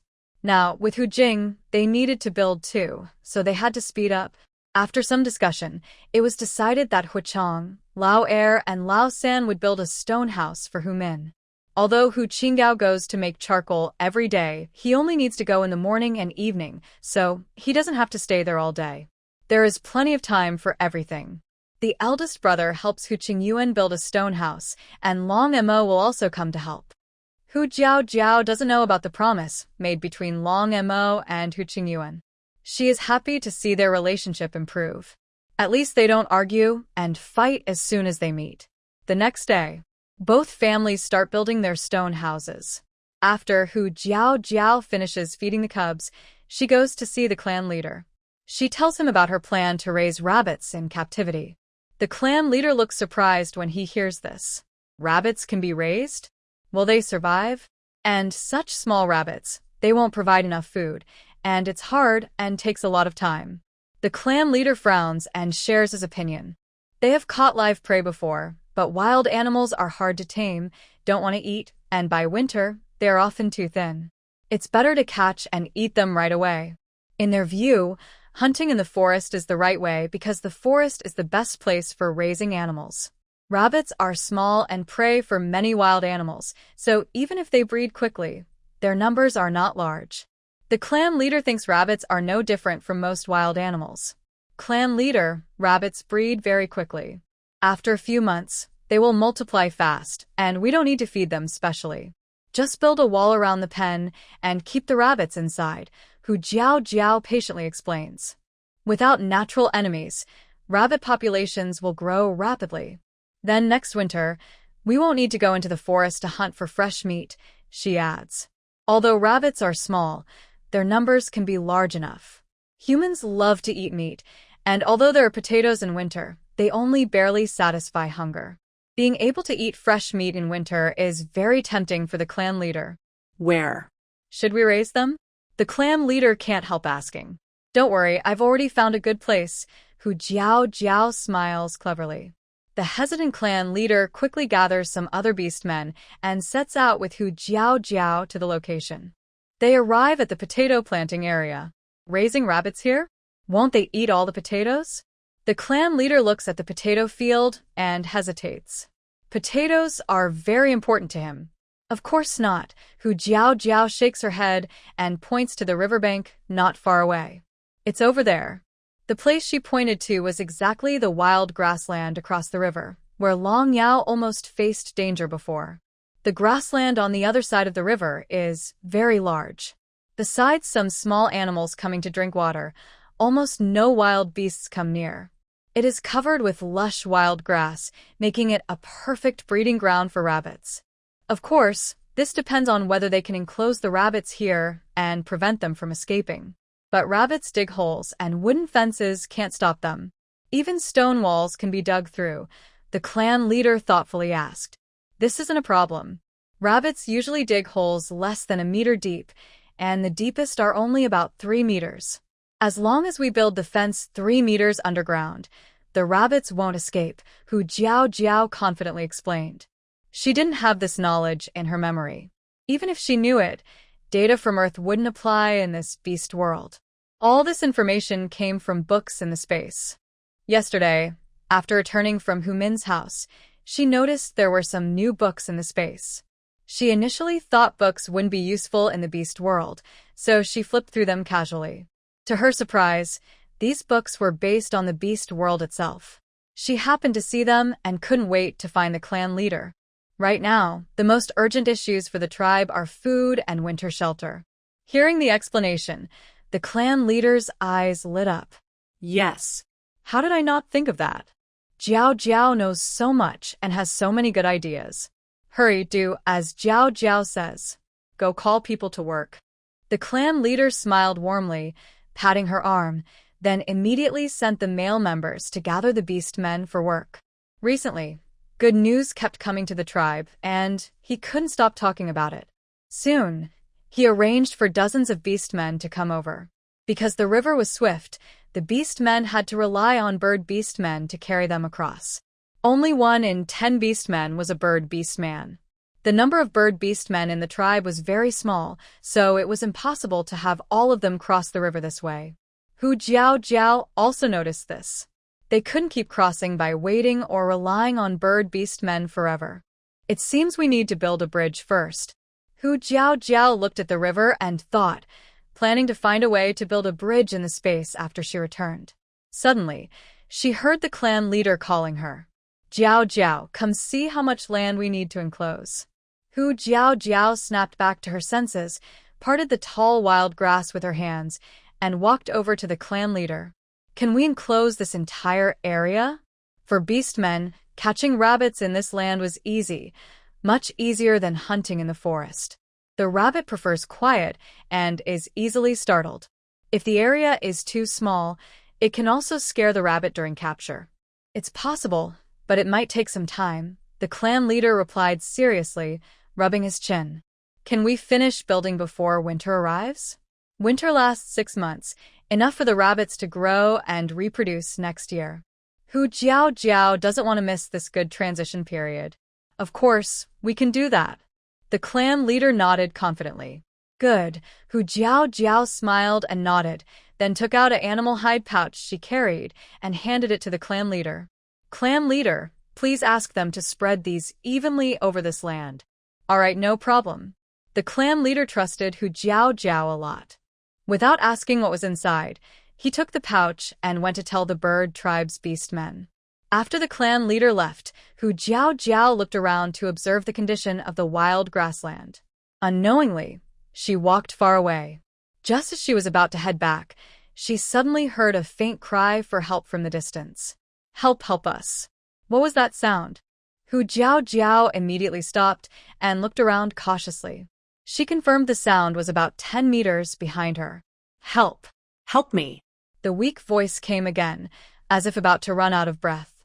Hu Jiao finally heard clearly that someone was calling for help. Fortunately, the wind was blowing outward, so she took a few more steps closer and caught a strong smell of blood in the grass, which was quickly blown away by the wind. Carefully, Hu Jiao parted the grass and saw a blood-stained hand. Thick wild grass covered the beastman's body, so she couldn't see the full figure, but it was clear the person was badly injured. The injured beastman seemed to sense someone approaching and called for help even louder, coughing violently. Please. Cough, help me. Who is this beastman? Why is he near their tribe? Hu Jiao frowned, her mind racing. She also noticed that the other person had seen her. She quickly said, Don't be afraid. I'll save you right away. After speaking, she turned and hurriedly left without hesitation. The injured beastman, feeling her footsteps fade away, was left in despair. The cry for help grew even weaker. Hu Jiao turned back to find the clan leader. In the tall grass, she discovered a strange, injured beast man. She didn't dare approach carelessly. It was safer to find the clan leader first. Clan leader. Fox Jiao Jiao called out while pushing aside the tall grass. The grass here is very thick, so the beast man hasn't been discovered yet. Hearing her voice, the clan leader quickly came over. What's going on? The leader asked, noticing her anxious tone. There's a bloodied beast man over there. Fox Jiao Jiao pointed in the direction she came from. A beast man? How could there be one here? Our tribe isn't near any other beastmen. The leader's face grew serious immediately. He waved to two strong beastmen to follow him on each side as they went to check. Any dead body could attract wild animals. If a beastman died here, they'd need to build a wall and watch out for attacks. Even if they didn't rescue him, they had to move the beastman away. With the leader and other beastmen present, Fox Jiao Jiao felt relieved and followed behind. Soon, they arrived at the spot where Fox Jiao Jiao had been. The two beastmen moved aside the grass around the area and stepped on it. Only then did Fox Jiao Jiao see clearly that lying on the ground was a male beastman. He was covered in blood, badly injured, with so many wounds that it was hard to tell where the blood was coming from. Surprisingly, next to him was a female cub. The cub was about 10 years old, a small male. Though it also had blood on it, its injuries looked lighter than the male's. The male cub was unconscious, curled protectively around the female. Fox Jiao Jiao had a strange feeling. It was as if the male was worried that wild animals might come to eat the cub, so he used his body to shield her. If any animal wanted to eat, it would have to go through him first. He was risking his life to protect the cub. Seeing the cub, the leader's brow furrowed even more. Leader, what should we do? Should we take them back to the tribe? One beastman asked. Another beastman, sounding heavy-hearted, said, with such serious injuries, even if we bring him back, the old healer probably can't save him. After a moment of silence, the leader raised his hand to signal the others to lift them. Let's take them back first. At least the cub might have a chance to survive, and he probably didn't want to wake up and see the body of the beastman who protected him. Beastmen wouldn't ignore the lives of females and cubs because they are the future of the tribe. The remaining 8 beastmen stayed in the grassland to continue working, while Fox Jiao Jiao, under the leader's orders, went back with them. Meanwhile, Long Mo had already arrived early at Hu Qingyuan's house. Before leaving, he secretly took some ingredients from Fox Jiao Jiao's kitchen. Long Mo, you came so early today. When Hu Qingyuan returned from Hu Jing's house, he found Long Mo already standing outside the yard, looking surprised. His small cabin was very simple, so Hu Jing continued to stay at her original place. Once the stone house was built, she would move into her new home. Hu Qingyuan also stayed there at night. Hu Qingyuan didn't expect Long Mo to be so eager to help build the stone house. He felt touched and immediately got excited, rolling up his sleeves and saying, "Let's go. Let's build the stone house now." Not in a hurry, Long Mo said, reaching out to stop him. If you're not in a hurry, then why did you come so early? Hu Qingyuan was stunned, realizing he wasn't here just to help build the house. Long Mo glanced at him coldly, his stern face exuding a strong presence. Did you keep your promise earlier? Which promise? Hu Qingyuan was still confused. When Long Mo's sharp gaze looked at him, he suddenly remembered. Oh, the tasting test. No problem. He waved his hand, not taking it seriously at all. If Hu Qingyuan knew that Zai Zai had diarrhea after eating Long Mo's food, he probably wouldn't have answered so casually. Unfortunately, he knew nothing about Long Mo's cooking skills. He just thought Long Mo was inexperienced, which is why he burned the meat. It was still early, so the two of them started practicing cooking in the yard. Long Mo took out ingredients from the kitchen, following the order in his memory to prepare each one. Hu Qingyuan watched him curiously. Seeing Long Mo's skilled movements, he looked nothing like someone who couldn't cook. Long Mo, what is this white thing? He picked up an ingredient. Garlic. What does it do? Hu Qingyuan looked confused. Long Mo was focused on making delicious food and didn't notice Hu Qingyuan's expression. As for the steps, since it was for Hu Qingyuan to eat, He just skipped some to save effort. Peeling the garlic was enough. No need to chop it finely. Cut the beef into large chunks. It's all meat anyway. Boil it first, then add the seasonings. Confidently, Long Mo put the meat into the pot to cook and waited. Long Mo, I have a question for you. Hu Qingyuan suddenly leaned over, grinning mischievously. How do you usually make my little sister happy? Huh. Long Mo looked a bit doubtful. Hu Qingyuan shifted his hips and gestured with his hands to explain, what do you do to make my little sister happy? He heard that Hu Jing had no parents and, although she was female, life was very hard. He also wanted to cheer her up. Hearing this, Long Mo's first thought was of Hu Jiao holding a small rabbit and smiling brightly. He said, catch a few baby rabbits for her. Is it that simple? Hu Qingyuan widened his eyes, hardly believing it. Yes. It's that simple. Long Mo nodded confidently. Hu Qingyuan stroked his chin and nodded. So females are easy to please. Later, he decided to go catch some baby rabbits to make Hu Jing happy. Just as he finished speaking, Hu Qingyuan smelled something burning. He turned around and saw him frantically trying to put out a fire. Long Mo, your pot is smoking. After some fuss, the fire was finally out, and the pot was taken off the stove. Hu Qingyuan looked at the contents inside with a doubtful expression. Can we still eat this? Inside the pot were 2 pieces of meat about the size of a palm. The side touching the bottom was blackened and stuck to the pot, with no water left. It was clear they had turned up the heat too high and burned the water away. It should be okay. Maybe. Long Mo frowned and thought for a moment. He separated the meat from the pot, added some garlic, and stirred. It was too dry, so he added a bit of water. Finally, he took out a small green bottle from his pocket, squeezed out of sauce, and added it to the pot to stir. He remembered Hu Jiao had poured a bottle of sauce into her dish before, but it didn't look green.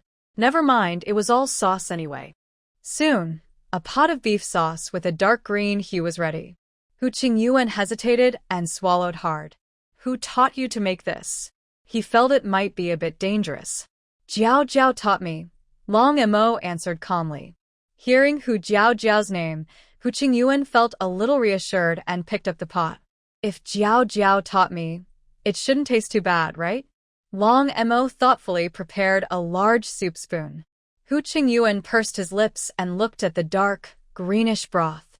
He simply took a piece of the dark green meat and shoved it into his mouth. A spicy flavor immediately hit his tongue, upper palate, and nose, rushing straight to his forehead.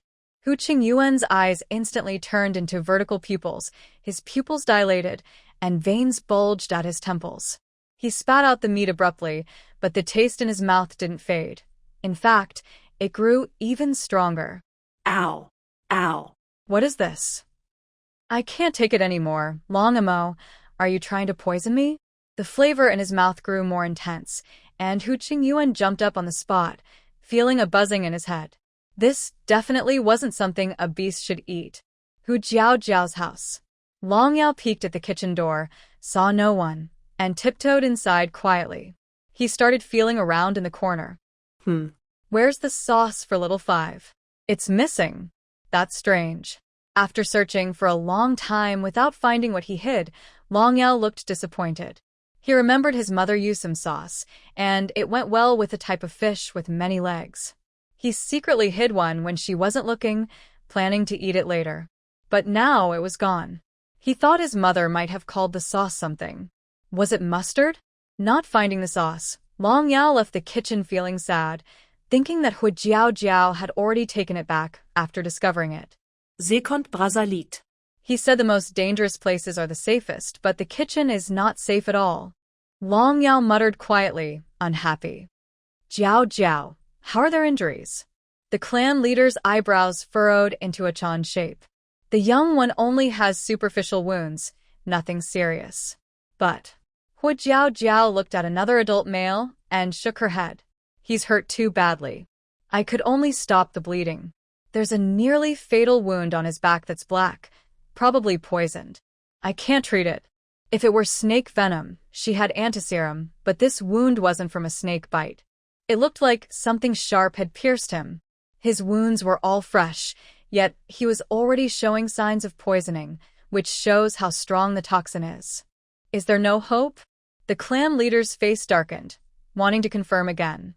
Unless there's a shaman healer, Huijiao Jiao answered seriously. Because their injuries were so severe, the clan leader hadn't had time to tend to them properly. He just placed the two on an open area in the tribe. News spread quickly about saving the two beast people. Many tribe members gathered around, looking at their terrible injuries and feeling uncomfortable. Well, I don't know where these two beast people came from or how they got hurt so badly, the clan leader sighed, feeling a bit sorry for them. But he was more worried. He feared that the person responsible for their serious injuries might threaten the tribe. Leader, I'll treat their wounds first. Okay. Although injured, they hadn't turned into beast form and were still in human shape. Huijiao Jiao could only quickly clean the wounds of the adult male, apply healing ointment, and couldn't do anything about the wound on his back. Fortunately, the adult male was unconscious, making treatment easier. The young one had serious scrapes on his arms and knees, and his forehead was bleeding heavily. Huijiao Jiao was about to bandage him to prevent infection. Before he was touched, he suddenly opened his eyes and quickly moved away from her hand. His dark eyes, like obsidian, showed strong caution and defensiveness. His whole body was in a defensive stance, ready to attack at any moment. He looked like a fierce wild animal. But this animal was just a young cub, so it didn't seem very threatening. Don't be afraid. I won't hurt you. I just want to help treat your wound. You're still bleeding, said Fox Jiao Jiao, raising her hands to show her palms, indicating she meant no harm. Hearing her words, the cub's guard in his eyes didn't lessen. He looked at her with suspicion, his black eyes seeming to hold the night itself. The cub looked around and soon spotted the unconscious male. His face changed, and he quickly ran over to kneel beside the male, glaring fiercely at the surrounding orcs. It was as if anyone who came near would face his fierce fight. Seeing this, Fox Jiao Jiao felt a bit helpless. The young cub was too cautious, and it was hard to get him to cooperate. Just as she hesitated whether to have the orcs forcibly catch the cub, the male suddenly coughed and woke up. Cough, cough. Hearing the cough, the cub hurriedly turned back, supporting the male's head with his hands.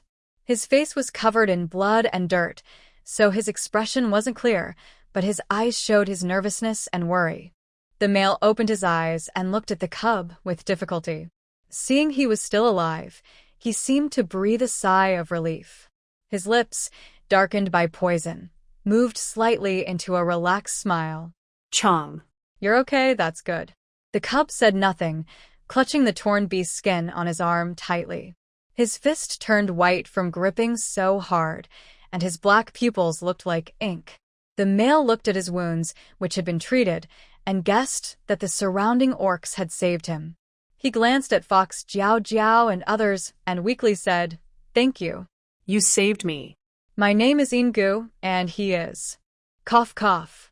But before he could finish, he started coughing violently again, and as his body convulsed, he spat out a mouthful of black blood. The cub's face turned pale, and he hurriedly supported him. Don't speak. Your body is very weak now. Rest well. Say what you need to him, Fox Jiao Jiao said kindly, feeling sad inside. It was clear that this male wouldn't last long. Seeing both of them awake, the clan leader ordered someone to carry the male into a wooden hut to rest. The cub followed closely behind without leaving his side. Just as they reached the hut, the male's wound bled again heavily from the bumping, and because of the poison, even the hemostatic medicine didn't work well. Fox Jiao Jiao had to carefully treat his wounds again. The young cub stood in the corner of the doorway, still alert as he watched her movements. At that moment, a clear, lively voice sounded in his ear. Who are you? Why are you with my mother? Ean Song turned his head and saw a cute, charming little female standing behind him, crossing her arms and looking at him carefully. The little girl had snow-white skin, like winter snow falling, pure and beautiful, a stark contrast to his dirty appearance. Her bright, lively eyes sparkled like stars in the night sky. If his eyes were the night, hers were the shining stars. Eun Song was momentarily stunned, then quickly turned his head away. Hey, I'm talking to you. Who are you? Why are you here in our tribe? I've never seen you before. Seeing that he didn't answer, Long Linger asked another question. Her bright eyes kept studying him. She quickly realized he wasn't a young member of the tribe. She had just overheard other orcs saying that her mother had saved 2 orcs. Could her mother really be planning to adopt this little guy? She immediately became cautious, glaring at Eun Song as if to guard her mother from someone trying to steal her. Eun Song didn't even turn his head this time, quietly watching Fox Jiao Jiao tend to Ingu's wounds. L'enlingueur Froned. This kid kept staring at her mother. He must want to take her away. That's just like her father. That's my mother. No matter how long you look, she's not yours, Long Linger concluded, then crossed her arms and stepped in front of Eun Song to block his view. Eun Song's gaze was forced to fall on her face. So, the female who saved him and his brother was her mother? She was so lucky to have such a beautiful mother. No wonder she looked so good.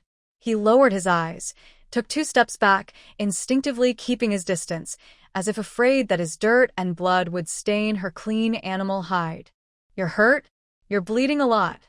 Just then, as she walked closer against the light, Long Linger finally saw his wounds and blood. Her small brows furrowed even tighter, but not out of anger. So, he wanted her mother to treat his wounds? Long Linger pointed at her chin with her index finger and thumb, looking as if she suddenly understood everything. Fine. For his sake, she would reluctantly let her mother help him for a little while. Eun Song looked at her with complicated eyes. Before he could shake his head, she continued speaking. My mother is amazing. If you meet her, you're lucky. For some reason, his head-shaking motion eventually turned into a nod. Why didn't you say anything? Linger Dragon talked to herself for a while before realizing that Eun Song hadn't responded at all. She tilted her head and leaned in close to his face, curiously watching him. Eun Song was startled by her suddenly enlarged face, causing his heart to race. He quickly stepped back but forgot he was already in the corner, and his head bumped into the wall with a loud bang. The noise drew the attention of the surrounding orcs. Seeing that it was Hu Jiao Jiao's cubs here, they immediately looked away. No one drove her away. The tribe's cubs are often mischievous, but everyone knows that Hu Jiao Jiao's 5 cubs are very well behaved and never cause trouble. With Hu Jiao Jiao's reputation, the orcs have a good impression of the 5 cubs. Linger, how did you come here?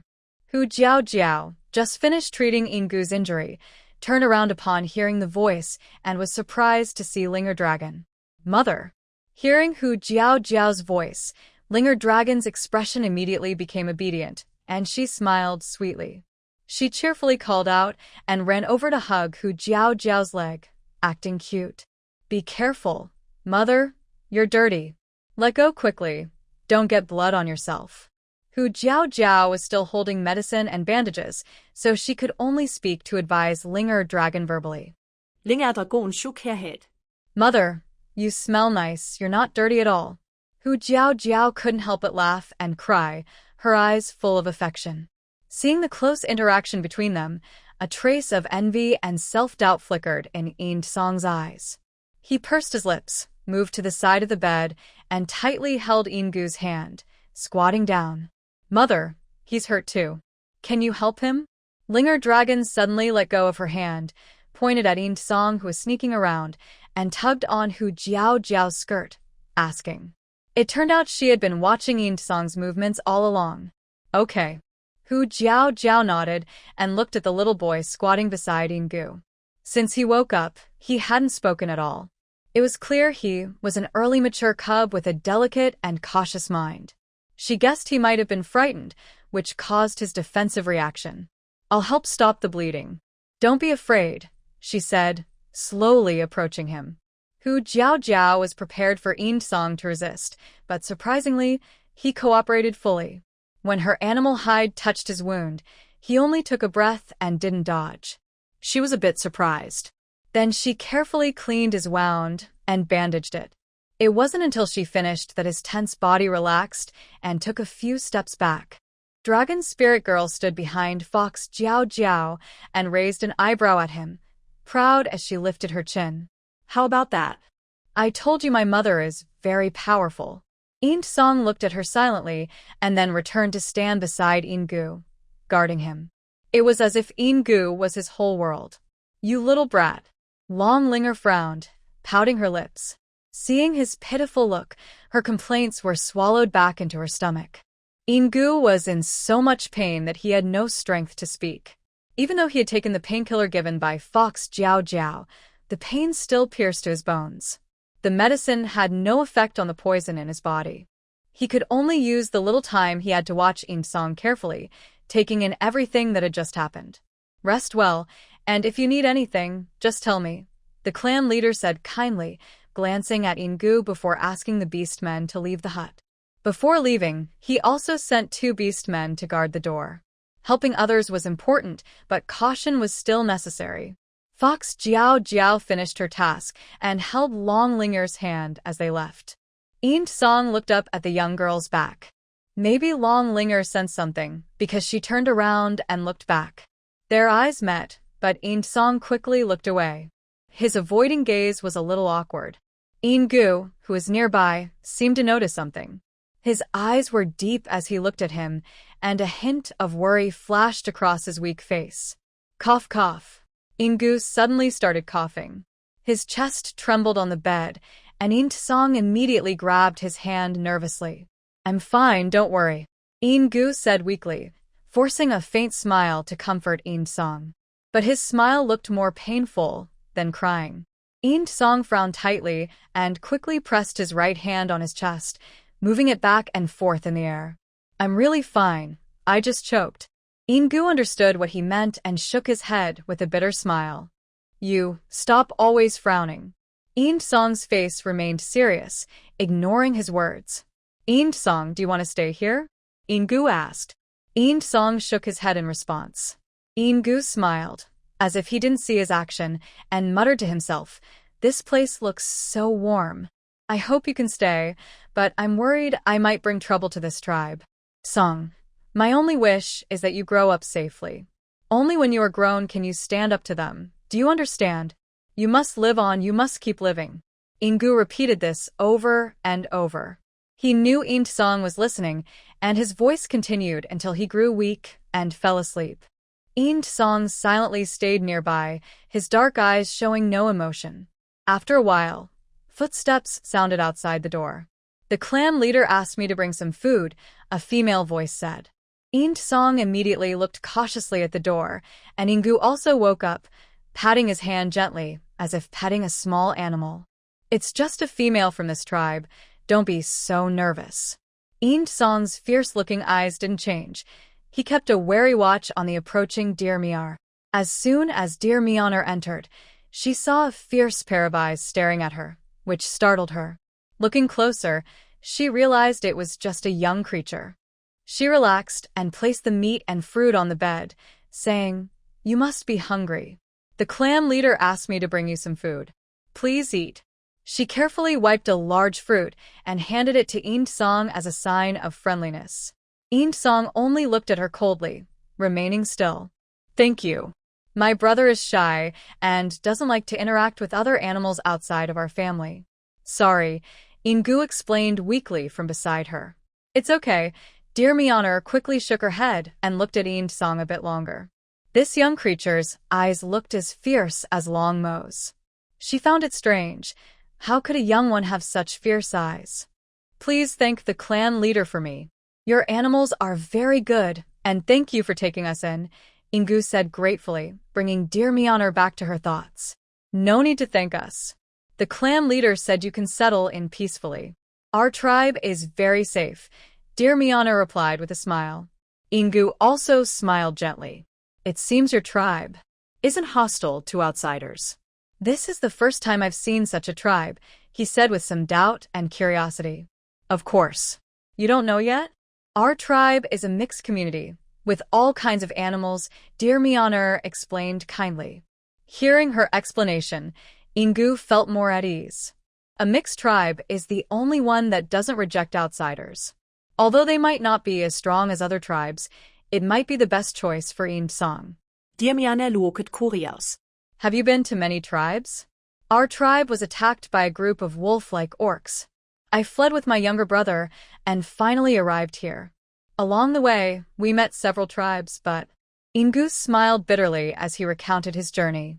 After hearing Ingu's story, Lu Mianer looked apologetic. I'm sorry, I didn't know you went through all that. It's okay, Ingu shook his head and casually asked, the female who saved me, is she a healer?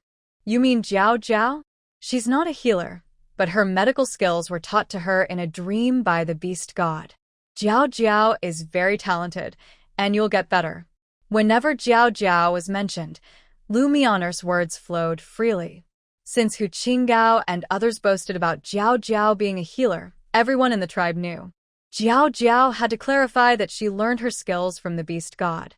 Now, the tribe believed the beast god personally taught her medicine. Ingu lowered his eyes thoughtfully. Thanks to Jiao Jiao discovering you, she saved you. Without her, you might have been eaten by wild animals. Jiao Jiao is beautiful and kind-hearted. She's a blessing for our tribe. Listening to Lu Mianer's endless praise, Ingu's expression grew more determined. Can I see her again? He asked. You want to see Jiao Jiao?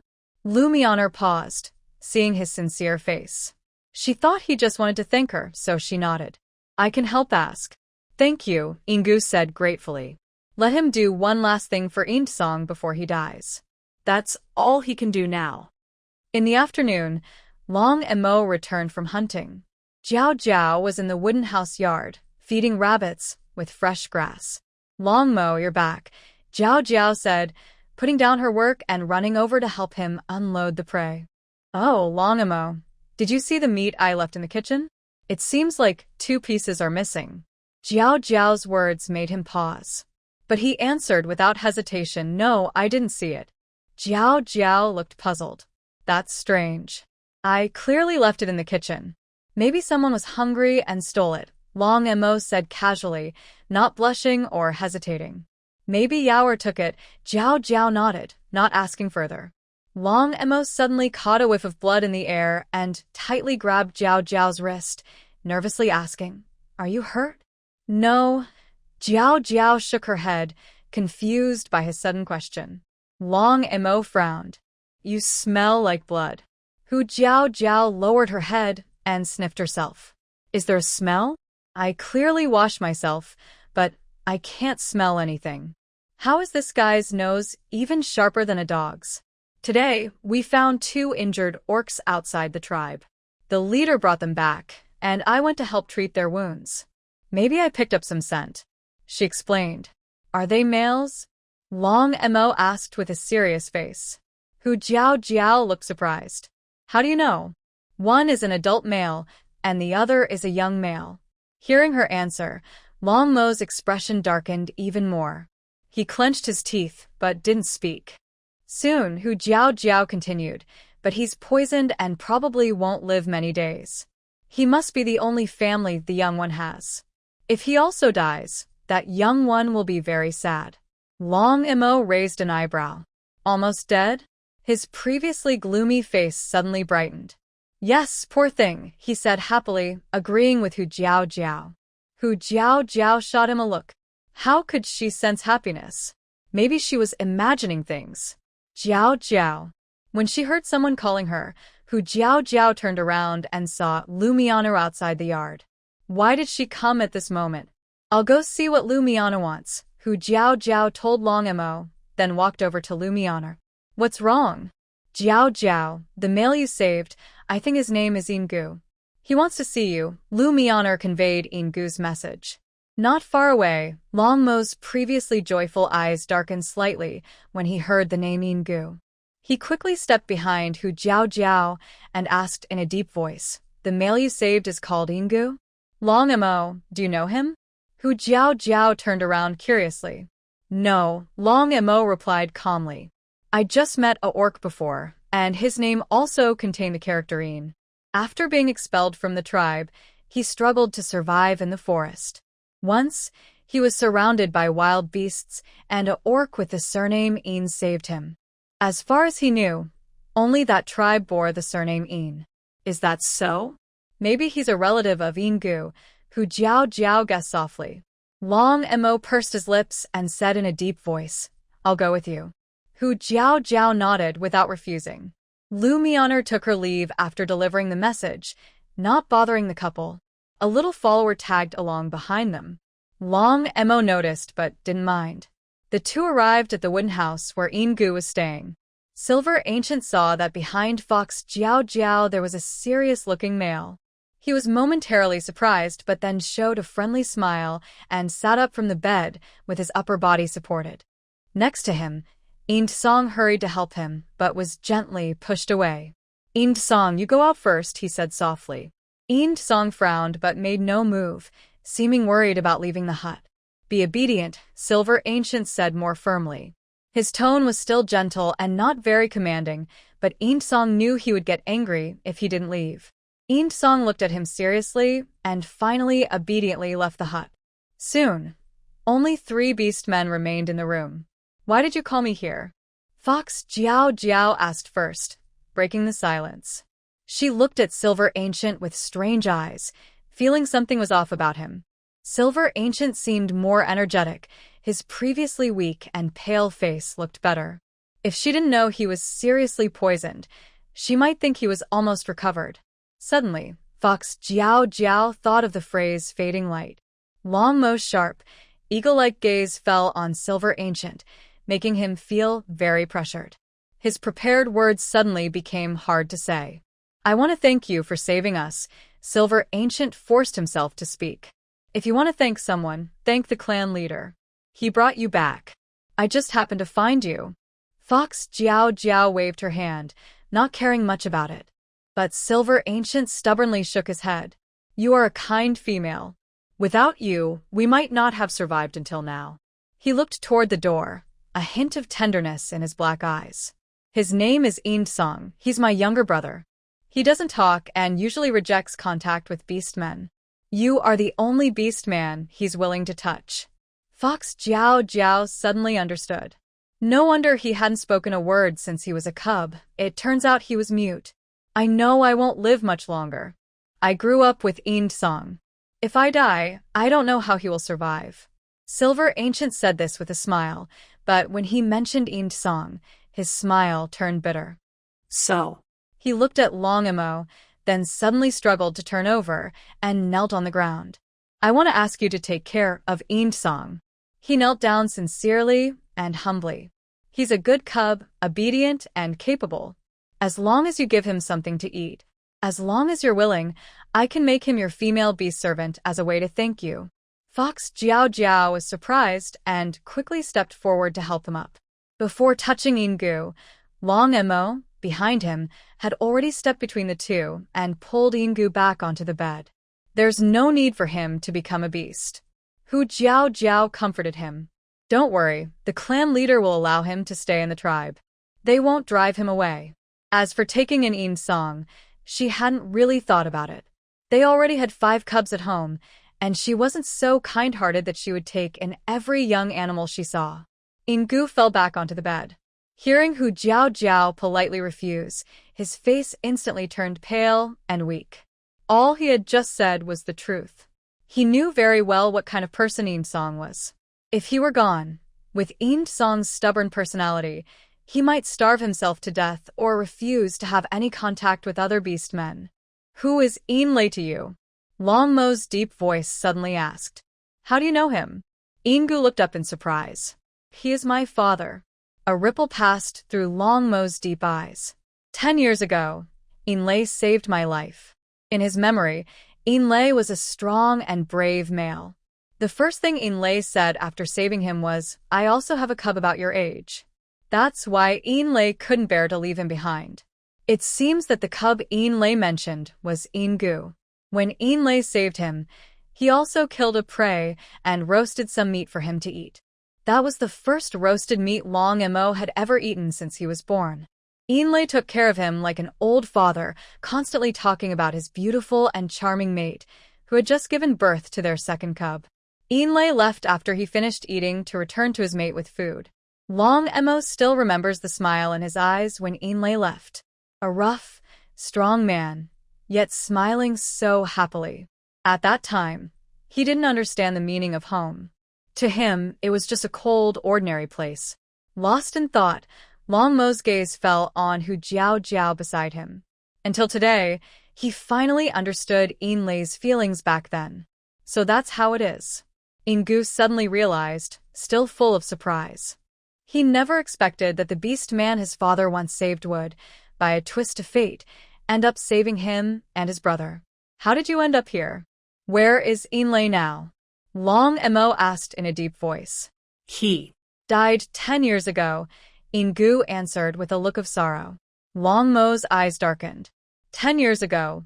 Wouldn't that mean it was right after Inlay returned? Silver Gu tugged at the corner of his lips and said with a bitter smile, Our tribe has a rule that we are not allowed to associate with outsiders, especially beast men. If we mate with outsiders, we get expelled. My father fell in love with an outsider beast woman, so he took my mother and lived in the forest all along. We used to live peacefully, but then some beast men from the tribe found out about my mother's identity. Knowing he was about to die, he no longer hid anything and told Long Emo everything he knew. Inlay's partner belongs to the Illusion Beast tribe.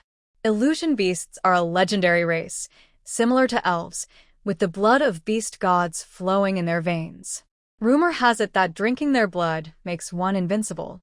When the tribe's beast men learned of her identity, they started to lure Inlay into bringing her back to the tribe. Inlay saw through their plans and took his partner and Ingu to change places, often to hide from them. Unfortunately, his partner was pregnant, and for her health, they couldn't move frequently. They could only stay temporarily in a hidden cave. The peaceful days continued until Song was born. Because he was caring for his partner during childbirth, there was no food left in the cave, so Inlay had to go out hunting. But shortly after he left, the tribe's beast men came and crazily tried to take his partner and 2 cubs back to the tribe, using their blood to increase their strength. When Inlay returned, they had already been captured. He used all his strength to save only the 2 cubs. Watching his beloved female being taken away, he rushed forward to die with them.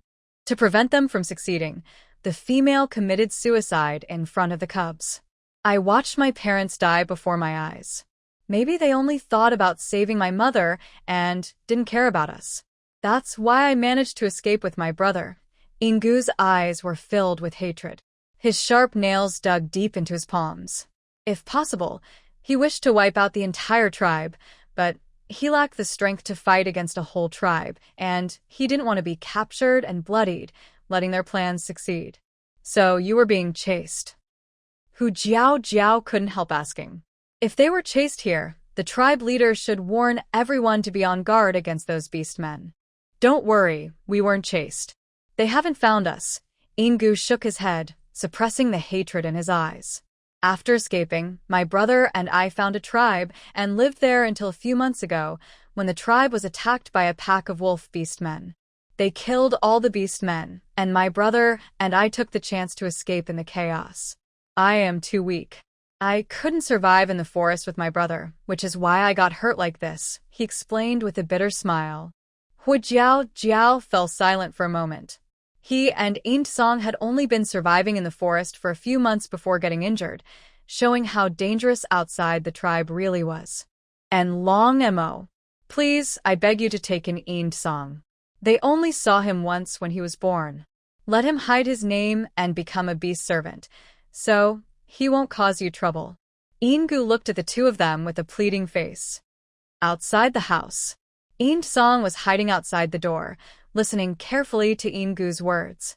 His dark eyes, like the night, swirled with hatred, pulling his reason away like a black hole. So, you really can't speak, a clear, sweet voice suddenly came from behind. He was shocked and turned around, seeing the young female he had just seen leaning against the wall nearby, one eye closed, secretly peeking inside through the gaps in the wood. She spoke without turning her head, still sneaking glances at the people inside the hut.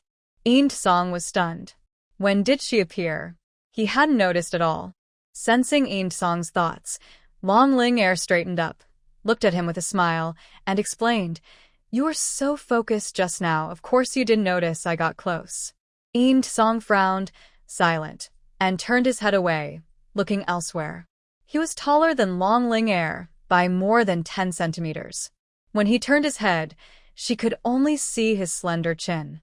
Long Ling Er took out a soft beast hide from her pocket and handed it to him. In Song looked back in surprise. Here, wipe your face. Long Ling Er crossed her arms and explained proudly. This was made by my mother herself. I'm just lending it to you to use, and you need to return it later. In Song looked down and saw that the beast hide was snow-white sheep leather with a small black dragon pattern on it. He was a bit surprised. Could the beast hide grow a little beast? He had never seen such a clean and beautiful beast hide before. After hesitating for a moment, In Song reached out to return the beast hide. Your brother wants you to come to my house. My mother doesn't like dirty little cubs. If you don't clean yourself, she definitely won't want you. Long Ling Er stepped back 2 steps, smiling happily as she looked at him. In Song frowned, clutching the beast hide tightly. He didn't want to go to anyone's house. But seeing the sweet smile on the young female's face, he silently wiped his face with the beast hide and prepared to return it to her. He looked down at Long Ling Er and gestured with his hand that he would return it after washing. What do you want to say? Dragon Linger rested her chin on her hand, looking confused. She couldn't understand the gestures Silvert Song was making. Silence fell again as Silvert Song remained silent. Suddenly, Dragon Linger raised her finger with a look of realization, her eyes shining brightly as she looked at him. I understand what you mean now. He must want her to help plead with her mother to take him in.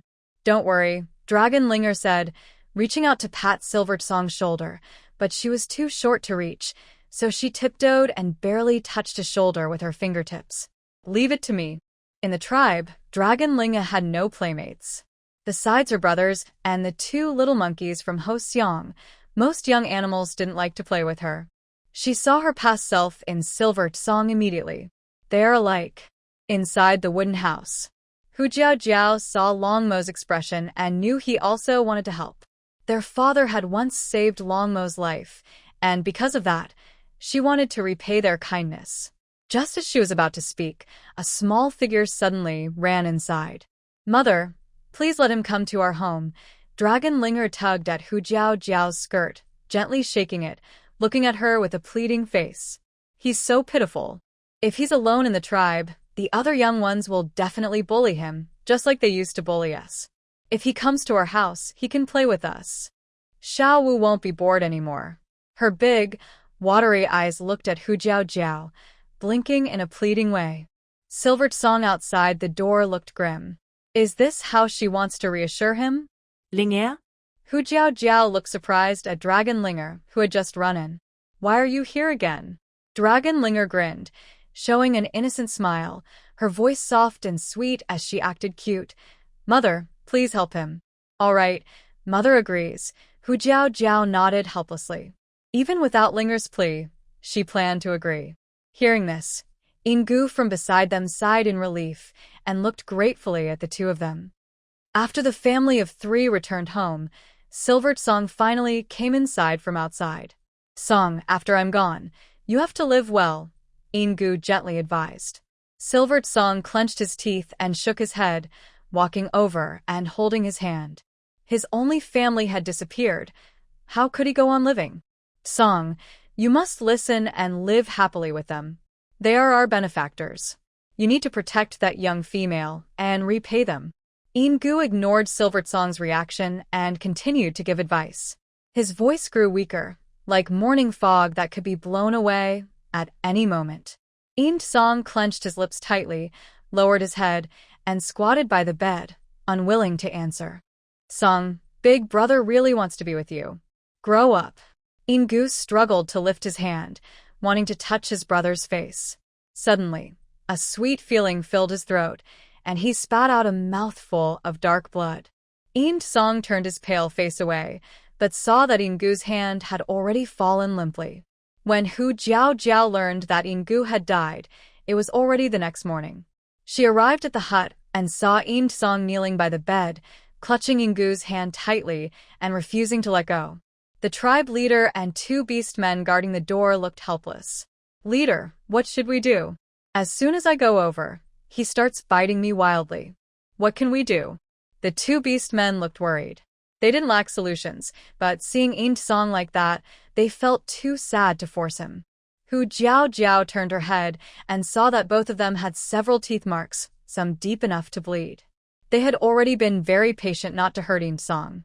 She rubbed her forehead and thought, he really is a stubborn little one. Leader, leave it to me, Hu Jiao Jiao said, turning to the tribe leader. I wanted to talk to you about this. I want to take him in, bring him to my home. Is that okay? The tribe leader looked surprised. You want to raise him? Without parents, the tribe would raise orphaned young, but usually no beast man would adopt. Because in their eyes, other people's young are hard to raise properly. Yes, I want to raise him to grow up, Hu Jiao Jiao nodded seriously. She had planned to talk about this yesterday, but it was already late when she returned home, and she didn't want to disturb the leader, so she didn't go. The tribe leader looked conflicted. But, seeing his hesitation, Hu Jiao Jiao asked curiously, Leader, can't we adopt a young one? It's possible to adopt, but yesterday, Feng Yu already came to tell me she wanted to adopt In Song, and I agreed.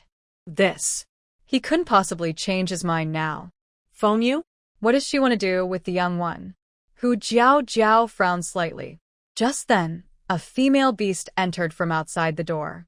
Hu Jiao Jiao, I'm really sorry, but the tribe leader has already agreed to let me adopt In Song.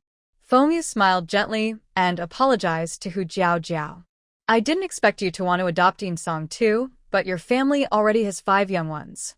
Taking in another might be very hard. Hu Jiao Jiao looked at her coldly, feeling that this phoenix, you had bad intentions. How could it be so coincidental that she wanted to adopt In Song just like her? Whether it's hard or not isn't your concern. Our Long Mo is a great hunter, and we can raise many young ones, she said coldly. Even without Long Mo, she still had supplies in her space. Raising young ones was the least of her worries. Seeing Hu Jiao Jiao's indifferent attitude, Phoenix Yu quickly explained softly. You misunderstood. I just care about you and don't want Long Mo to be too tired. Hunting is tiring and dangerous. Hu Jiao Jiao was amused by her words. Why do you like to care so much about others' partners? Oh. I forgot.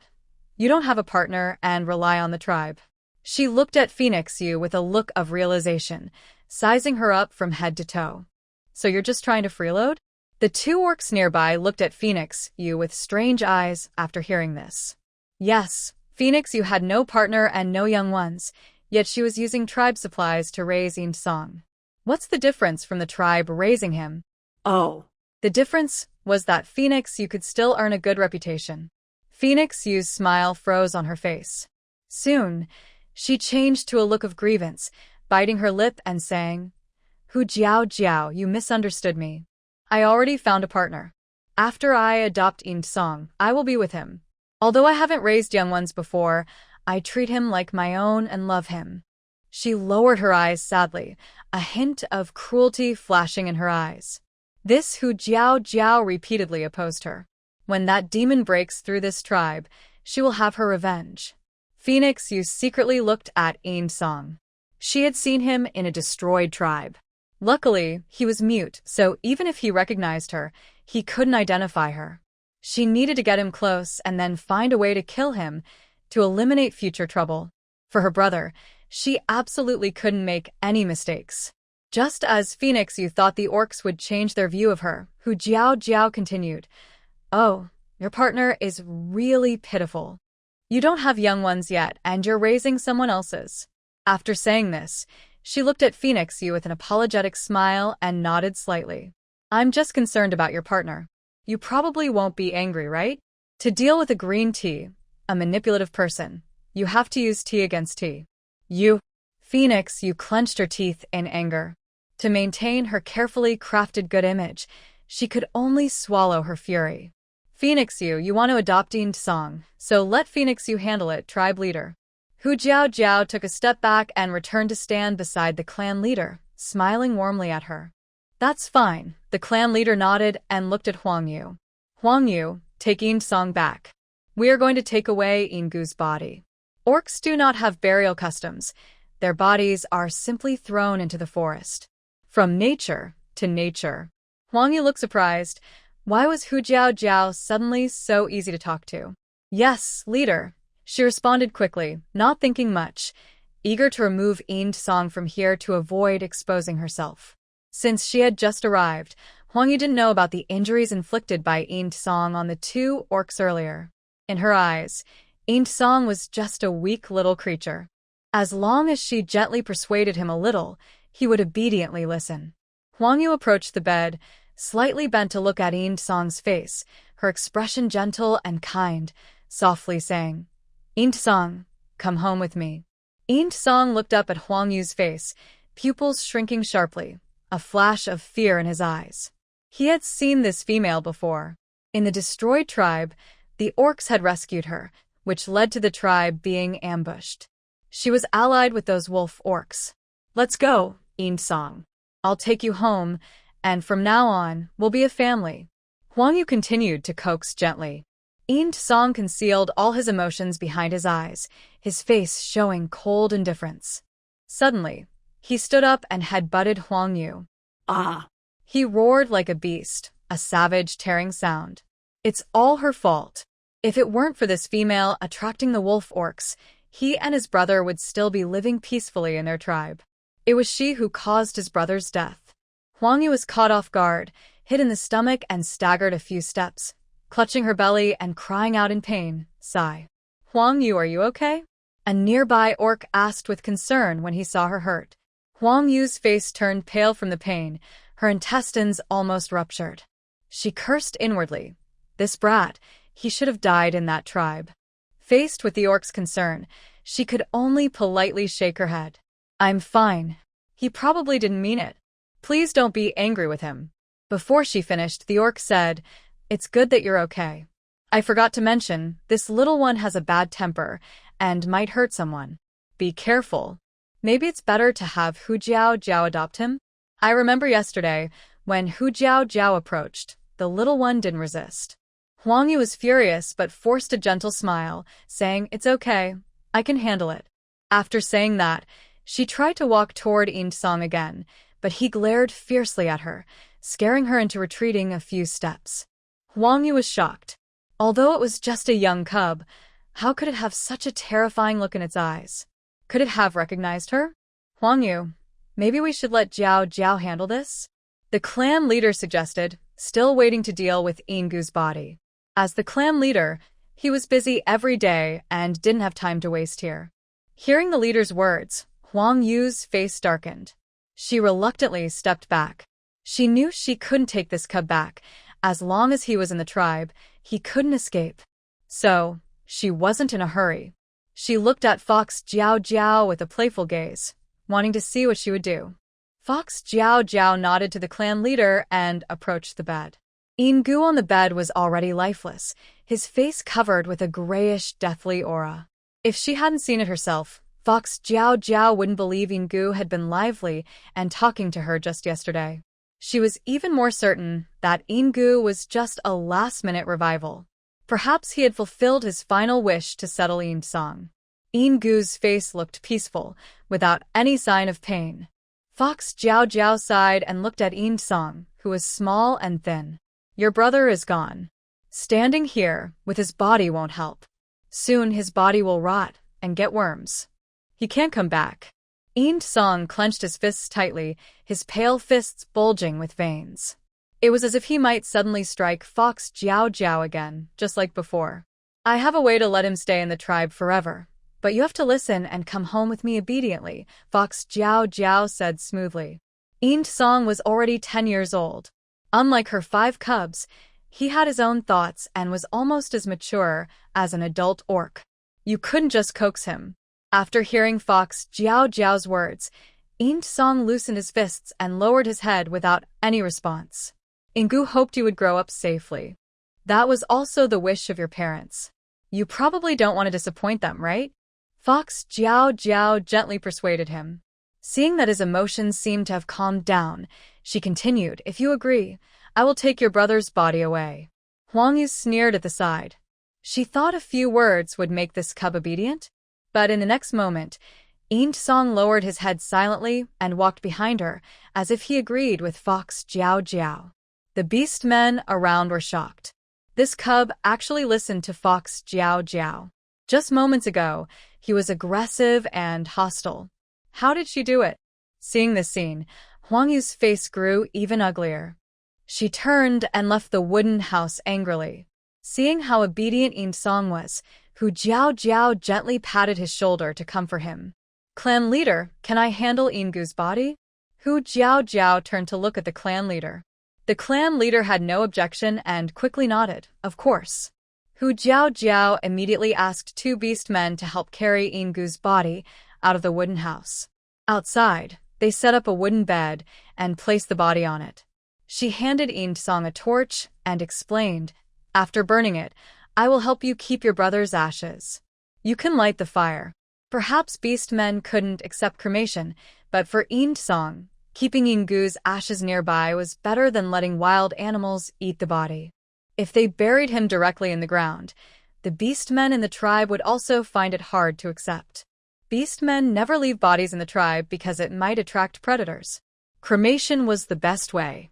Eend Song silently took the torch and walked heavily toward the body. The body was lifted high, with many pieces of wood stacked underneath to ensure the flames could turn it into ashes. Many beast men gathered around to watch. After hearing about Ingu's death, everyone added more wood as a final farewell. Death was quite common in their world, but they still showed respect and reverence because no one knew if the next accident might happen to them. Hu Jiao Jiao poured gasoline over the wood. When Eend Song touched the torch to the wood, the flames instantly ignited, like a giant beast devouring everything in its path, quickly consuming the body and the wood. The body and wood crackled and emitted a burnt smell. Eend Song watched the flames flicker before him, feeling as if Ingu's lingering shadow was waving goodbye. He thought this must be the last warmth Ingu left in this world. Perhaps sensing Eend Song's sadness, the surrounding beastmen also grew heavy-hearted, their eyes filled with sympathy as they looked at him. The only sounds were the crackling of burning wood. After the cremation was finished, Hu Jiao Jiao took out a simple wooden urn from her space and placed Ingu's ashes inside, handing it to Eend Song. In fact, there was so much ash left on the ground that it was hard to tell which was ashes. Luckily, Eend Song didn't mind and held the urn tightly, as if it was the most precious thing in his life. Hu Jiao Jiao then buried the remaining ashes in a hidden place. All this took half a day. Jiao Jiao, I entrust Eend Song to you. If you and Long Mo face any difficulties, just tell me. I will help you. Before leaving, the clan leader comforted Hu Jiao Jiao. Thank you, clan leader. Hu Jiao Jiao nodded politely in gratitude. Next to them, two orcs glanced at Eend Song and whispered, this kid is really lucky to be loved by two females. One of the orcs kindly warned her, Hu Jiao Jiao, this cub has a strange temper and can attack orcs. Be careful not to get hurt. They had never seen such a young cub with such strong fighting ability. Thanks for the warning. Hu Jiao Jiao nodded politely and took Eend Song home. At home, 5 cubs were helping to feed the rabbits. When they saw Hu Jiao Jiao returning with a strange young cub behind her, a sense of danger arose in their hearts. Even the youngest, Long Yao, immediately shifted his attention from the rabbits. He ran to Hu Jiao Jiao with short legs, trying to hug her, then looked at Eend Song as if claiming ownership. Who are you? Why are you following my mother? The little one asked plainly. His suspicious eyes seemed afraid that his mother might be taken away at any moment. Long Yu and the others stared intently at Eend Song. Mom, who is he? Why did he bring him to our house? Even Long Zhong, usually unfriendly to Hu Jiao Jiao, frowned and asked. Although he was asking Hu Jiao Jiao, his eyes were fixed on Eend Song. That call of mom sounded like a warning to Eend Song. Eend Song looked at the cub, who was a few years younger than him, then silently stood behind Hu Jiao Jiao, ignoring their hostility. He was used to orcs being hostile toward him. It was strange when an orc was friendly to him. Before Hu Jiao Jiao could answer, Long Ling Er stepped in front of the 4 cubs. Third brother, don't be so fierce. Hearing Long Ling Er, Long Zhong frowned and looked at her with displeasure. Ling Er, why are you defending a stranger? Long Ling Er pulled Long Zhong aside and whispered in his ear. He can't speak, and his only family just died. He's so pitiful. Although she didn't go out with Hu Jiao Jiao today, she remembered overhearing a conversation in the wooden hut yesterday. She knew that Ingwa had died, which was why Hu Jiao Jiao brought him back. Hearing this, Long Zhong glanced at Yin Song not far away, with a curious look. Seeing him holding a wooden box with a deadpan expression, Long Zhong sneered. I can tell. The dead are important. He wouldn't argue with this cub. Next to them, Long Yu and Long Xiu heard Long Linger and also lowered their hostility. However, their eyes toward Yin Song still showed some distance. For some reason, they just didn't like this young one. This is Yin Song. From now on, he will live with us. Yin Song is older than you. Yaoer will call him brother, Hu Jiao Jiao explained while holding Long Yao. After speaking, she turned to introduce Yin Song. Yin Song, these are my 5 children. You all should get along well. This last sentence was meant for Long Yao. Long Yao pouted his pink lips, looking unhappy. Mom, why does he have to live with us? Did you have him outside? Hu Jiao Jiao was amused and gently tapped Long Yao's forehead. Mom only had you and your siblings 5. There are no other children. Then, why do we call him brother? Xiao Wu doesn't want to call him brother, Long Yao said sadly, covering his head. What do you want to call him? Long Yao secretly looked at Hu Jiao Jiao and whispered, I want to call him away. Hu Jiao Jiao. No, she said, pinching Long Yao's nose and putting him down. Then she took Yin Song inside the house. As they walked, she explained, this is my home. From now on, you will live here. But I don't have a room for you. For now, stay in the wooden house. There's an empty storage room. I'll make a bed for you. It will be your room later. She needed to tidy up the storage, prepare some furniture, and then let Yin Song move in. Yin Song silently followed behind, glancing around the wooden house with a hint of surprise in his eyes. The houses in this tribe were very strange. He had never seen anything like them before. They built their houses with stones. Were they not afraid of stones falling and hurting someone? Hu Jiao Jiao showed Yin Song around the stone house and his room, then took him to the wooden house where he had previously lived. They had just moved in recently, so the wooden house was still very clean, though a bit simple, but it didn't affect living. Hu Jiao Jiao laid a straw bed for him and used a beast hide as a blanket before letting Yin Song inside. Alright, Yin Song, you should get used to it here for now. Once the room is ready, I'll help you move in, she said. Yin Song entered the wooden house and saw the tidy, clean bed. He was slightly stunned, perhaps surprised at how carefully Hu Jiao Jiao had taken care of him. He held the urn in his arms and paused for a moment, then shook his head. He waved one hand to signal that Hu Jiao Jiao didn't need to prepare a room anymore. Living here was enough for him. In other tribes before, he had never even stayed in such a nice wooden house. Because he and his brother are outsiders, they initially had to live in abandoned wooden huts or caves. Later, his brother was able to build a wooden house. After finally moving into the new house, they were often attacked and broken by the tribe's monsters with stones. Whenever his brother repaired the house, the monsters would come and break it again. When they were not inside the house, it was okay, they just needed to fix the house. But if they were inside, they could get hit and hurt by stones or wood. Over time, they decided to live in the broken huts instead. Don't worry about the room. You don't need to worry about it. There's an empty house at home. Since I promised your brother to take care of you, I won't let you suffer. Hugging gently, Hu Jiao Jiao smiled and patted his shoulder. Even though you're not my biological child, as long as I have what my children have, you will have a share in the future. She had plenty of supplies. Yin Song bit his lip, lowered his head, and bowed in gratitude to Hu Jiao Jiao after placing the urn down. His long hair covered his cheeks and the mist in his eyes. In the evening, Long Mo saw Yin Song in the yard when he returned and paused, surprised he came so quickly. Seeing Hu Jiao Jiao just stepping out, he understood immediately from her gaze, and his eyes darkened slightly. Hu Jiao Jiao told him about today's events and mentioned her plan to turn the warehouse into a room. All right, I'll do it. Long Mo agreed, without hesitation. He killed the prey he brought back today, cut it into manageable pieces for Hu Jiao Jiao, and carried all the meat into the kitchen. While she prepared dinner, he went outside the tribe to fetch stones needed for the renovation. The warehouse was cleaned up. Just open a window, build a simple stove, and add furniture like tables, chairs, and wardrobes, and it would be ready for living. Hu Jiao Jiao finished dinner, and before she even called, Long Yao's nose already caught the smell. He and his siblings sat properly at the table. She went to the wooden house to call Eend Song over. Worried he might not be used to it, Hu Jiao Jiao deliberately sat him next to herself to take care of him. Except for Long Ling Er, the 4 children looked unhappy about Eend Song's seat. Those little brats. They immediately occupied their mother. One child took half of their mother, and the father took the other half. They couldn't even sit close to her. Long Ling Er sat on the other side of Eend Song, and didn't mind his seat much.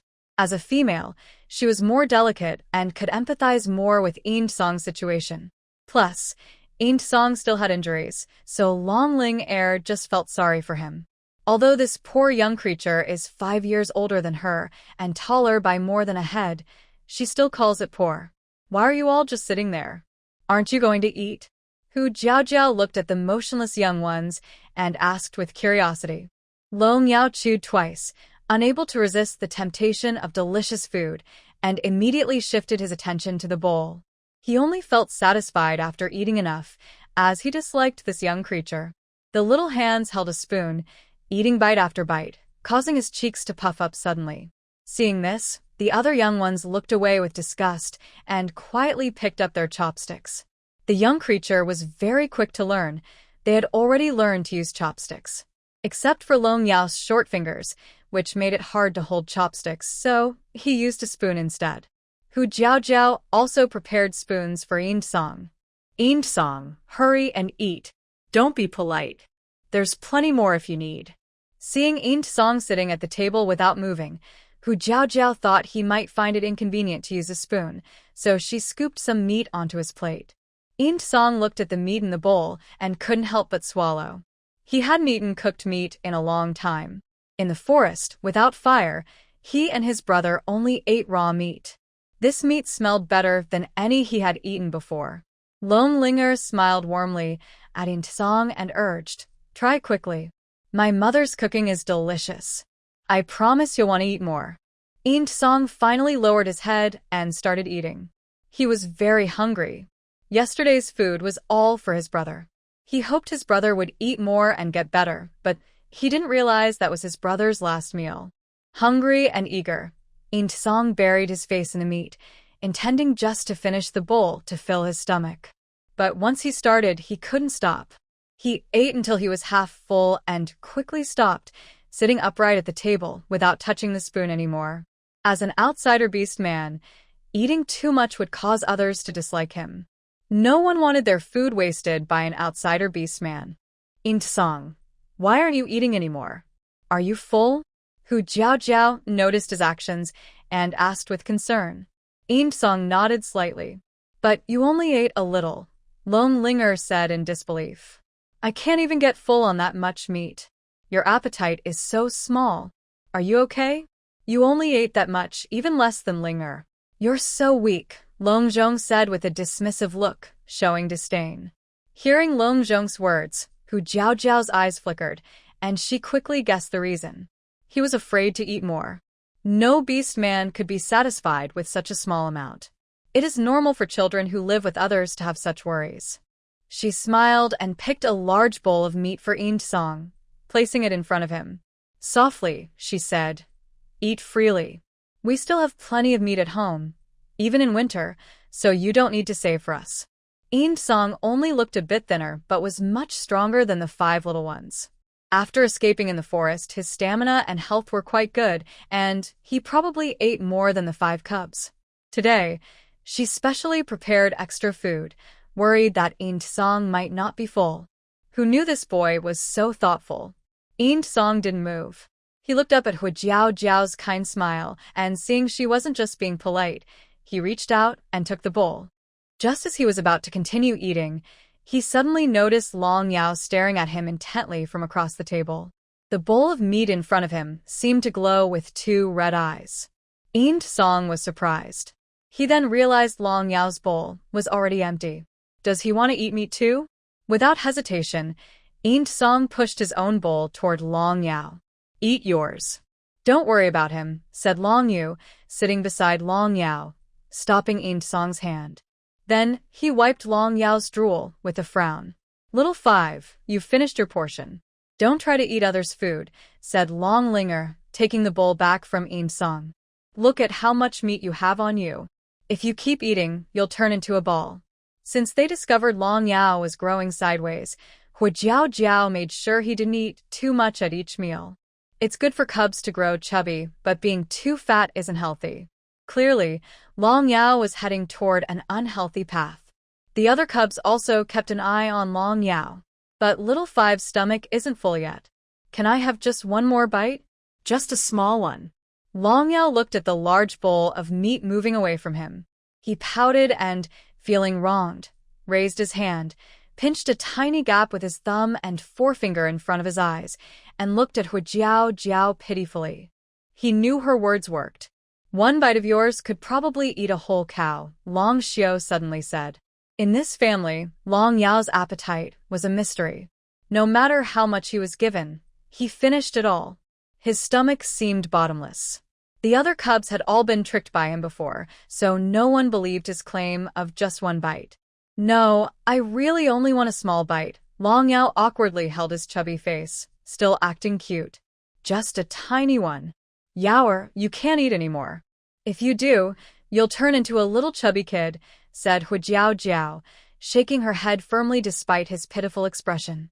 If only I had known that Long Yao had such a big appetite, I would have controlled his food intake earlier. Long Yao immediately looked discouraged, and his dragon horns uncontrollably sprouted from his head. He grabbed his horns with his small hands, drooling with longing. But he still wanted to eat meat. Next to him, Eun Song hesitated. He even wondered if Long Yao was really Huijiao Jiao's biological child.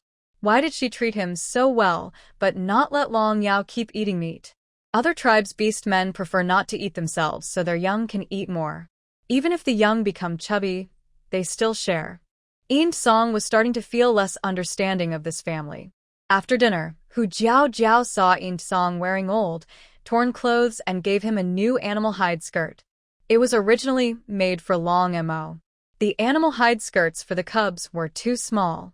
Long Mo's was a bit bigger, but wrapping it around a few more times made it okay to wear. Huijiao Jiao planned to make 2 more sets of new clothes for Eun Song during the day. Eun Song took the animal hide skirt and prepared to go to the river to bathe. He was too dirty and didn't want to dirty the clean skirt. But Huijiao Jiao held his shoulder. It's too late. Going to the river isn't safe. I'll get some hot water for you. Just wash in the yard. Then she went to fetch a bucket of hot water from the stone house, poured it into the big basin used for bathing the cubs, adjusted the temperature, and handed a towel to Eun Song. Wash here. After you're done, go back to the wooden house and sleep. I'll come to tidy up these things tomorrow. Thinking for a moment, she added, if you're scared at night, just call me from the stone house. Eun Song was already 10 years old. Since boys and girls are different, she couldn't sleep with him, but she could ask Long Mo to take care of him. Listening to Huijiao Jiao's chatter, Eun Song felt a warm glow inside, like a ray of sunshine breaking through a snowstorm. So this is what a mother's love feels like. If only his mother were still alive, would she take care of him like this? Eun Song was lost in thought for a moment, then shook his head firmly and bowed to thank Huijiao Jiao. In such a safe tribe, what was there to be afraid of? This was probably the best place he had ever lived since he was born. After Huijiao Jiao left, he quickly took a bath with hot water, changed into a new animal hide skirt, and returned to the wooden house. He placed Ingu's urn on the bedside table before finally feeling at ease and falling asleep. The next day, after preparing breakfast for the cubs, Huijiao Jiao and Long Mo went to help Hu Min and Hu Qingyuan build stone houses. Only Eun Song and the 5 cubs were left at home. Long Yao didn't get enough to eat at breakfast, wandering around the cubs and whining constantly. asking for more food. Several little ones were so noisy that they gave everyone a headache. They decided to leave Long Yao in Silversong's care and went out to cut grass with a basket, hoping to get rid of the annoying Long Yao. Seeing his older siblings leave, Long Yao pouted and sat down on the ground, feeling wronged. Petty dragon, petty fox. Little Five just wants to eat a piece of meat. Humph.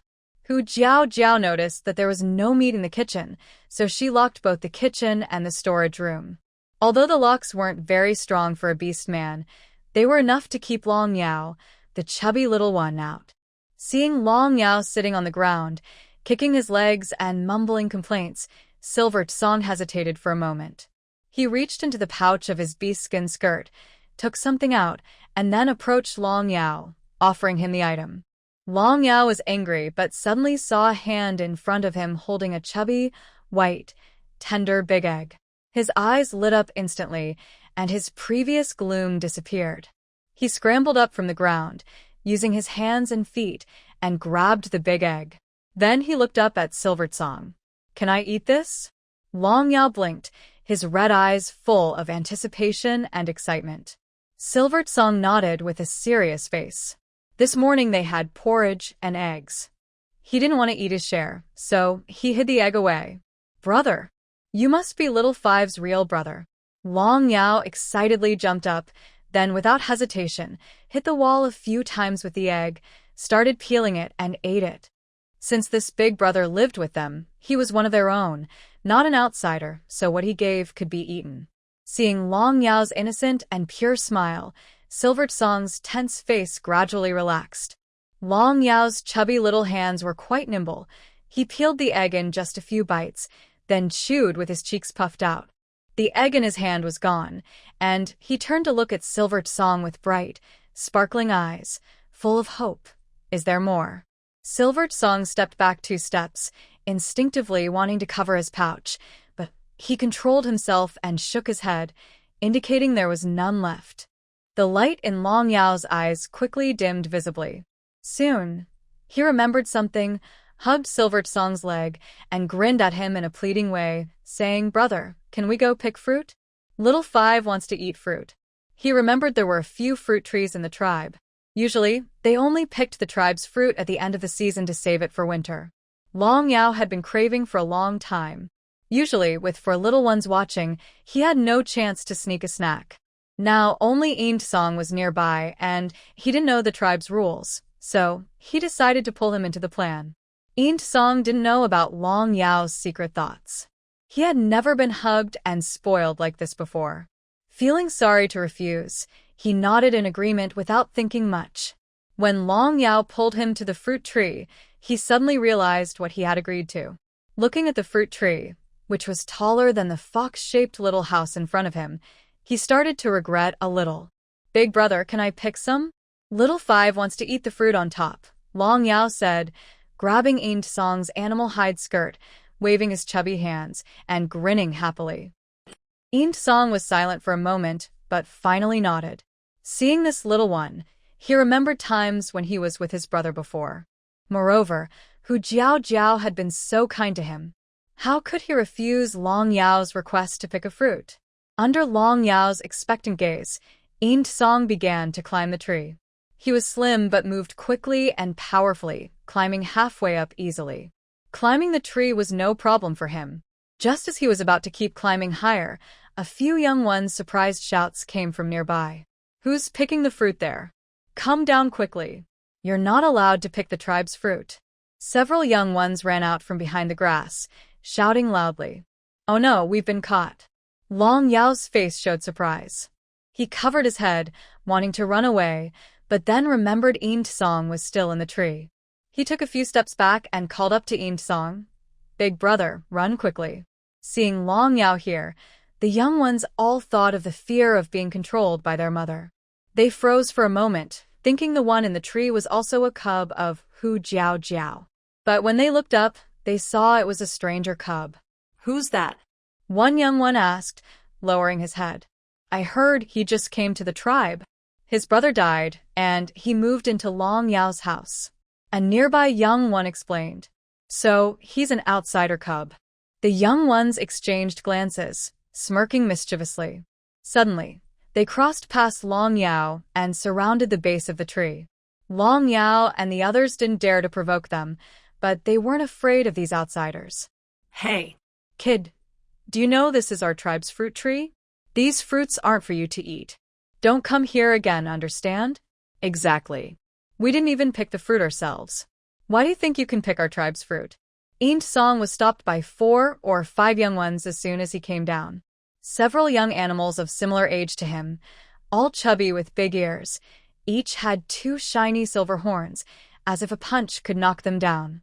Seeing that Eend Song was silent, one of the young animals said angrily, "Hey, we're talking to you.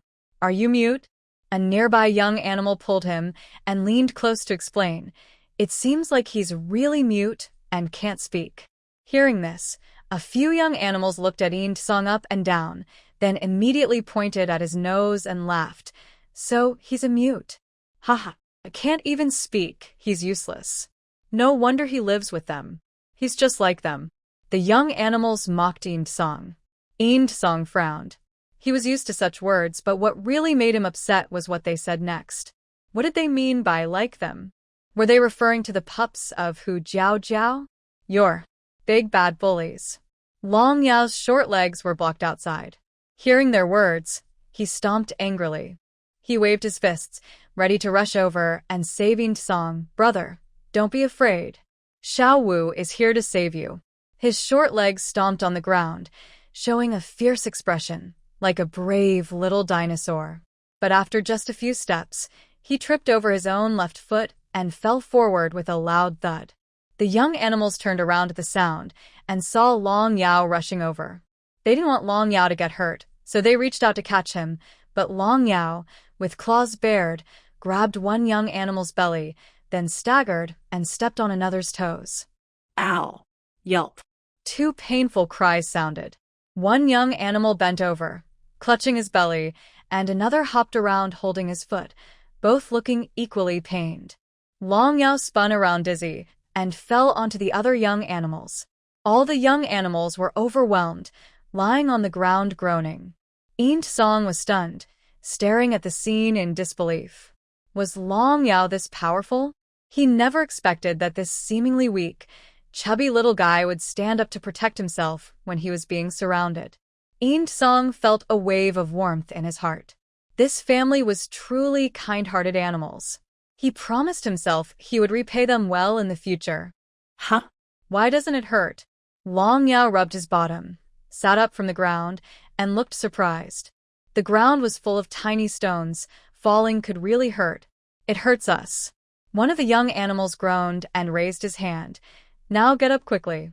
Long Yao realized he was late and awkwardly scratched his head.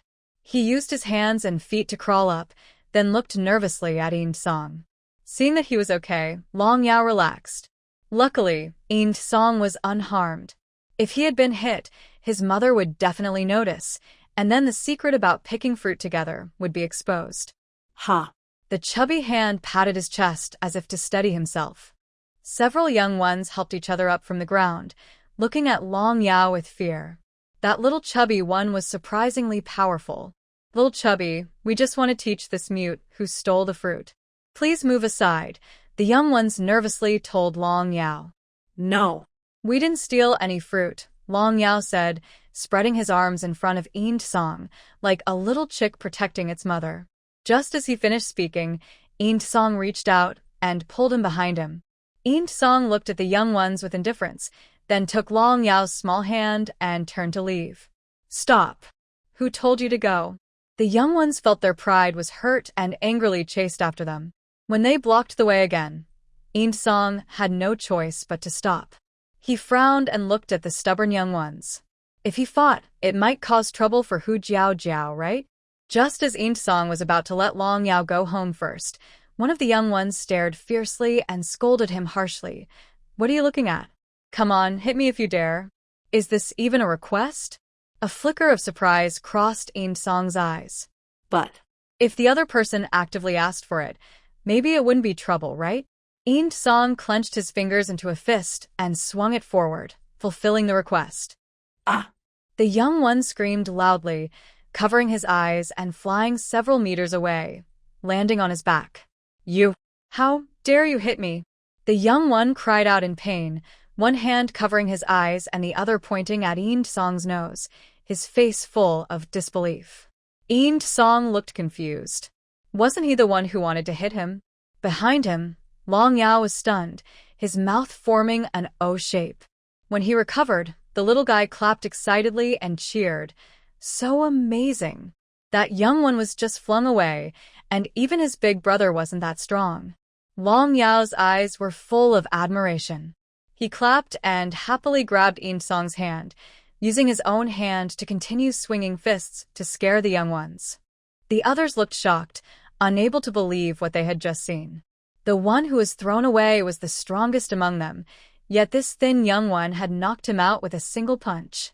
That strength was incredible. Originally, they saw this young cub as weak and wanted to bully him, but unexpectedly, they ended up getting beaten instead. A few young cubs looked scared and immediately dragged the fallen cub away, running away from here. They didn't want to get hurt. Eun-song hesitated and pulled back his hand. He had been working with his older brother since he was young. In the forest, he even learned to hunt to lighten his brother's load. He looked thin, but he was actually full of muscle, no fat at all. Compared to the pampered young cubs in the tribe who hadn't experienced any real hardships, his strength was real.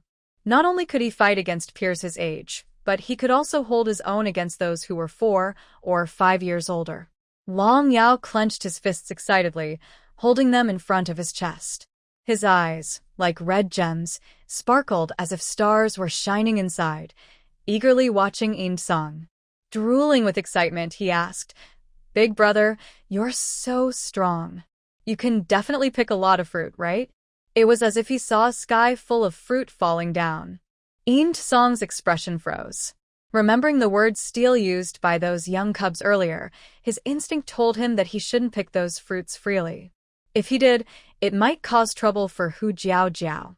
He shook his head, raised his palm to make a no gesture at Long Yao, and then pulled his hand to lead him home.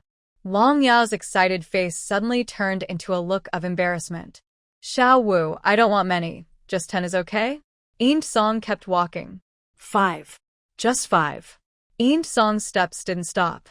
3, 2, Not even 1. Wah. Long Yao bargained behind him. But Eun-song remained unmoved, as if he hadn't heard him at all. Long Yao sulked and looked very unhappy, feeling sad. Suddenly, he bumped into Eun-song's back. "Big brother, have you changed your mind?" He immediately looked excited, but then he saw Huang Yu appear ahead of him without knowing when. Eun-song saw Huang Yu and instinctively clenched his fists, staring at her tightly. Veins bulged on his forehead, as if he was trying to hold back something. "Little Long Yao, are you hungry?" "Sister has some good food here," Huang Yu said with a gentle and kind smile. She held a large leaf with roasted meat inside, sizzling with oil, and a few bright red fruits, looking very tempting and delicious. Seeing what she was holding, Eun-song's face darkened. These things were too tempting for Long Yao to resist. What was this malicious female trying to do? "Little Long Yao, be good, come quickly. Sister has delicious food for you." Huang Yu ignored Eun-song's angry expression, smiled gently, bent down, and waved to Long Yao. Seeing the fragrant meat in Huang Yu's hand, Long Yao couldn't help but swallow.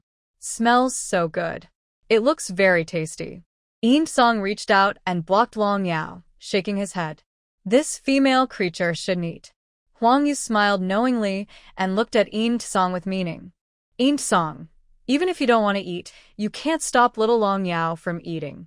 He's growing and eating some meat is fine." She had poisoned her food, which could cause the beast man to rot and die after eating. This poison was only found deep in the forest. If she told the beast men that Eun-song poisoned Long Yao, Eun-song would have no way to defend himself. Moreover, he was mute and couldn't explain himself.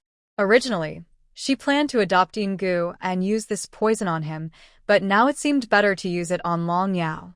Anyway, Eun-song wouldn't eat the food she gave him. Looking at Huang Yu's smiling face, Eun-song remembered the scene of his tribe being slaughtered. Although that tribe hadn't been kind to them, at least he and his brother could survive there. He looked at Huang Yu with a fierce gaze. If looks could turn into something solid, his hatred would cut Huang Yu into 1,000 pieces. Are you really giving this to me? Long Yao didn't notice the strange atmosphere between them. He blinked, drooling, and asked. Seeing Long Yao fall for it, a trace of pride flashed in Huang Yu's eyes. She stretched the meat forward again and smiled. Of course, this is all for you. Huang Yu still remembered how badly Yin Song had hit her last time. She dared not get too close to him, only using food to lure Long Yao. Long Yao immediately pushed away Yin Song's hand and happily ran toward Huang Yu. Yin Song's face changed. He didn't expect this little guy to be so strong. His short legs ran very fast, and in the blink of an eye, he reached Huang Yu. Huang Yu curled her lips, a triumphant smile flashing in her eyes. Long Yao reached out to grab the meat in her hand, but in the next second, he jumped forcefully and stepped on Huang Yu's toes. While sticking out his tongue at her, he hummed. Humph. You bad female, who steals my daddy. I won't eat your food. La la la. Huang Yu's face turned green with pain. She flung the food out of her hand, which was hit by a piece of meat and fell to the ground, making her look very embarrassed. After saying this, Long Yao quickly ran back to Yin Song, grabbing his hand and running without looking back. That naughty little rabbit! How dare it tease me? Furious, Phoenix Moon's face turned red. She tore off a piece of flesh from her head and threw it angrily on the ground. She stomped on it several times to vent her anger. Her hair and face were covered with oil stains. To prevent the beast men from eating her food, she picked up all the food on the ground and took it back home, so no one would find out it was hers. Phoenix Moon was both angry and annoyed. On the way home, she was looked at strangely by the beast men. When she returned, she casually buried the food under a tree beside her wooden house. Using poison was no longer an option. Fortunately, that young beast was mute, so as long as winter arrived, her task would be complete. Hu Jiao Jiao and Long Emo, like Yin Song, spent half the day helping to build the house, and the other half doing their own things. At noon, she went home to gather more fertilizer to sprinkle on the wild grass field for the clan leader. Last time, she spread fertilizer on the land, which helped the grass grow faster and thicker. She didn't know the exact size of the wild grass field, so she asked the beast men to spread the fertilizer and tell her how much they needed. Today, she planned to take the fertilizer to the field and build a bridge. Originally, she could just find a quiet place and take the fertilizer from her space. But since Yin Song had just arrived and might not be used to it, she decided to come back and check on him. When Hu Jiao Jiao returned home, only Yin Song and Long Yao were there. Long Yao was lying on a small stone bench in the yard, with his belly pressed against the stone, his limbs hanging down, looking very gloomy. He looked like a stranded salted fish. Probably because he was in a bad mood, his horns and tail were exposed uncontrollably, and his tail drooped behind his. Yin Song stood nearby, watching Long Yao to prevent him from running around. He was worried that Phoenix Moon might come to bother Long Yao again, so he kept an eye on him. That female approaching Long Yao was definitely not up to good. Why are there only you two at home? Where are you, heir, and the others? Hu Jiao Jiao was a bit confused. The 5 cubs used to stick close together. And what was going on with Long Yao's lazy attitude? Seeing Hu Jiao Jiao come back, Long Yao lifted his head to look at her. Then, feeling tired, he drooped his head and replied, Big brother, and them don't want to take Xiao Wu out because they dislike him.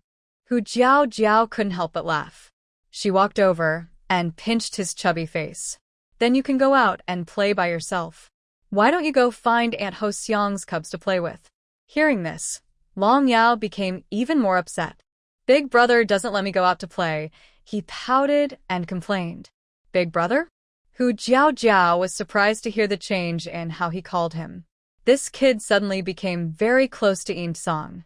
Yesterday, he told him to leave, and today he's calling him brother? She looked at Yin Song with suspicion and noticed his face didn't look very good. Yin Song, are you feeling unwell? Hu Jiao Jiao asked worriedly. He seemed fine before leaving, but now Yin Song looked gloomy again, just like when they first met. Song shook his head with a serious face. Inside, he was thinking about how to tell Hu Jiao that Huang Yu might have a problem. He was worried that this tribe might also be attacked by the wolf tribe like his old tribe. But he couldn't speak well. In the past, he communicated with his brother through understanding, and he had never tried talking to other beasts. Hu Jiao frowned. No matter how she looked at Song, he didn't seem okay. He looked like he had a lot on his mind. What was this child thinking? Yaoer, have you and the others been at home all day? She asked softly. Long Yao's eyes quickly moved around, hiding the fact that he and Song had gone to steal fruit. He answered seriously, my brother and I went out. On the way, we met Huang Yu. She wanted to give meat to Xiaowu. Huang Yu? Why would she be so kind as to give Xiao Yao some? When she heard this name, Hu Jiao's beautiful eyebrows immediately furrowed. She felt that something bad was going to happen just hearing that name. After Yaoer finished speaking, he jumped down from the stone bench and ran to Hu Jiao's side, tilting his head and blinking big eyes. But Xiaowu didn't eat her food. Xiaowu listened to mommy and was good. He cupped his face, looking for praise. Hu Jiao withdrew her thoughts and gently patted his head as a reward. Yaoer is so good. No wonder you're my little one. As soon as she finished speaking, she saw the little guy stretch out his hands and open them in front of her. Mommy, is there a reward? Hu Jiao looked at him with a mixed expression of laughter and tears. Thinking about how Yaoer had been eating snacks all day before, but today he hadn't had any since morning, she took a fresh, juicy cucumber from her space and handed it to him. Luckily, Yaoer wasn't picky and was happy to have something to eat. He eagerly took the cucumber, sat back on the stone bench, and started munching. Hu Jiao also gave Song a cucumber. Thank you for taking care of Yaoer. She guessed that the 4 little ones had left Yaoer with Song to look after. Song wanted to refuse, but seeing Yaoer eating so happily, he took the cucumber. Yaoer, besides giving you meat, did Huang Yu say anything else today? Hu Jiao asked Long Yao. No, she just tried to tempt Xiaowu to eat her meat, but Xiaowu didn't fall for it. Dragon Yao ate with cheeks puffed out, making a cute sound, and proudly answered. Since transforming, Dragon Yao's mind has also grown, and he knows there is no free food in the world. Of course, the biggest reason is still his painful past lesson. Yao is so great, Hu Jiao praised with a smile. Then she looked at Song. Thinking about Song's reaction when Phoenix Moon appeared last time, she guessed his face today was not good, probably because of Phoenix Moon. She remembered that Song's eyes flashed with anger and hatred, and he even deliberately bumped into Phoenix Moon. But why does Song hate Phoenix Moon? Could they have known each other before? Song, have you seen Phoenix Moon before? Thinking of this, Hu Jiao directly asked Song. Hearing the question, a hint of surprise flashed in Song's dark eyes. How did she know? Then he pursed his lips and nodded seriously. Where did you see her? Thinking that Song might find it hard to answer, she added. Was it in your old tribe? The surprise in Song's eyes grew even more. He nodded excitedly. Seeing this, Hu Jiao frowned and muttered to herself, how is that possible? Phoenix Moon is a beast man from the Phoenix clan. Phoenix beast men see themselves as noble, so it's unlikely they would accept Song and his brother Gu for decades. The only possibility is that Phoenix Moon went to Song's tribe. When Phoenix Moon arrived at the tribe, she told the chief that her tribe had been attacked, and she fled into the forest. Her memories from before are also unclear. But according to Song, Phoenix Moon must have lied. How could a female with amnesia lie? Could it be? Phoenix Moon never lost her memory. Thinking of this, Hu Jiao's mind flashed with some scattered images, and she remembered something. Song, was the attack on your tribe carried out by a group of white wolf beastmen? She remembered Gu mentioning that a wolf beastman group attacked the tribe. The same wolf beastmen also tried to stop her brothers from stealing salt flowers. In Hu Jiao's questioning gaze, Song nodded again. He would never forget those wolf beastmen who caused him and his brother to become homeless. Hu Jiao's heart sank, and a guess formed in her mind. Song, it's thanks to you. She patted Song's arm and quickly turned to leave. I have urgent matters to find the chief about. Please take care of Yao. If Phoenix Moon really has a connection with those wolf beast men, then all the strange events in the tribe can be explained. There must be some secret. She needs to tell the chief immediately. Silver Song held a cucumber and looked at the back of Huijiao Jiao with confusion, unsure why she suddenly became so excited. Shouldn't he be the one excited? Huijiao Jiao hurried to the clan leader's house. Seeing her panting heavily, the clan leader quickly made her sit on a stone bench to rest. Jiao Jiao, what happened? Why are you in such a rush? The clan leader was also a bit nervous and couldn't help but his beard nervously. After catching her breath, Huijiao Jiao explained her suspicion to the clan leader. Because she trusted the clan leader, she didn't hide anything. Other beastmen might not believe her, but the clan leader definitely would. What? Hearing her words, the clan leader's eyes widened in disbelief. You say Huang Yu is connected to the wolf beastmen who attacked us? This. He wanted to say it was impossible, but thinking about Huang Yu coming to the tribe, the salt incident, and the beastmen who almost got hurt when collecting salt, he had to be cautious. But isn't it Tiger Zhong who colludes with outsiders? The clan leader frowned deeply, his face wrinkled into a zigzag. His old face was tightly wrinkled, forming deep creases, and he seemed used to this expression. In the beast world, beastmen face survival challenges. If it's hard to even survive, how can they be truly honest and simple? Most beastmen are actually aggressive with malicious intent, burning, killing, looting. Maybe Huang Yu used some method to control him. Even Huijiao Jiao couldn't understand this. Huang Yu clearly didn't go out that day, so how did she send the message? Sigh. The clan leader sighed tiredly, pinching his brow. Clan leader, don't worry too much. Now that we know early, we just need to be careful of her. Haven't we considered driving her out of the tribe? The clan leader suggested with a serious face. That might alert the enemy. If the wolf beastmen attack us directly, they are stronger than us, and the tribe might not be able to resist. Huijiao Jiao shook her head and thought for a moment before replying. We should at least wait until the tribe sets up proper defenses. It's clear they are being watched by the enemy. Even if they drive Huang Yu away, the wolf beastmen won't change their plan to attack. The most important thing is how to defend against their attack. All right, do as you say.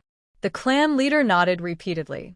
Before this, their tribe had been attacked by beastmen before, but they had always defeated them. The clan leader quickly adjusted his mood and calmed down.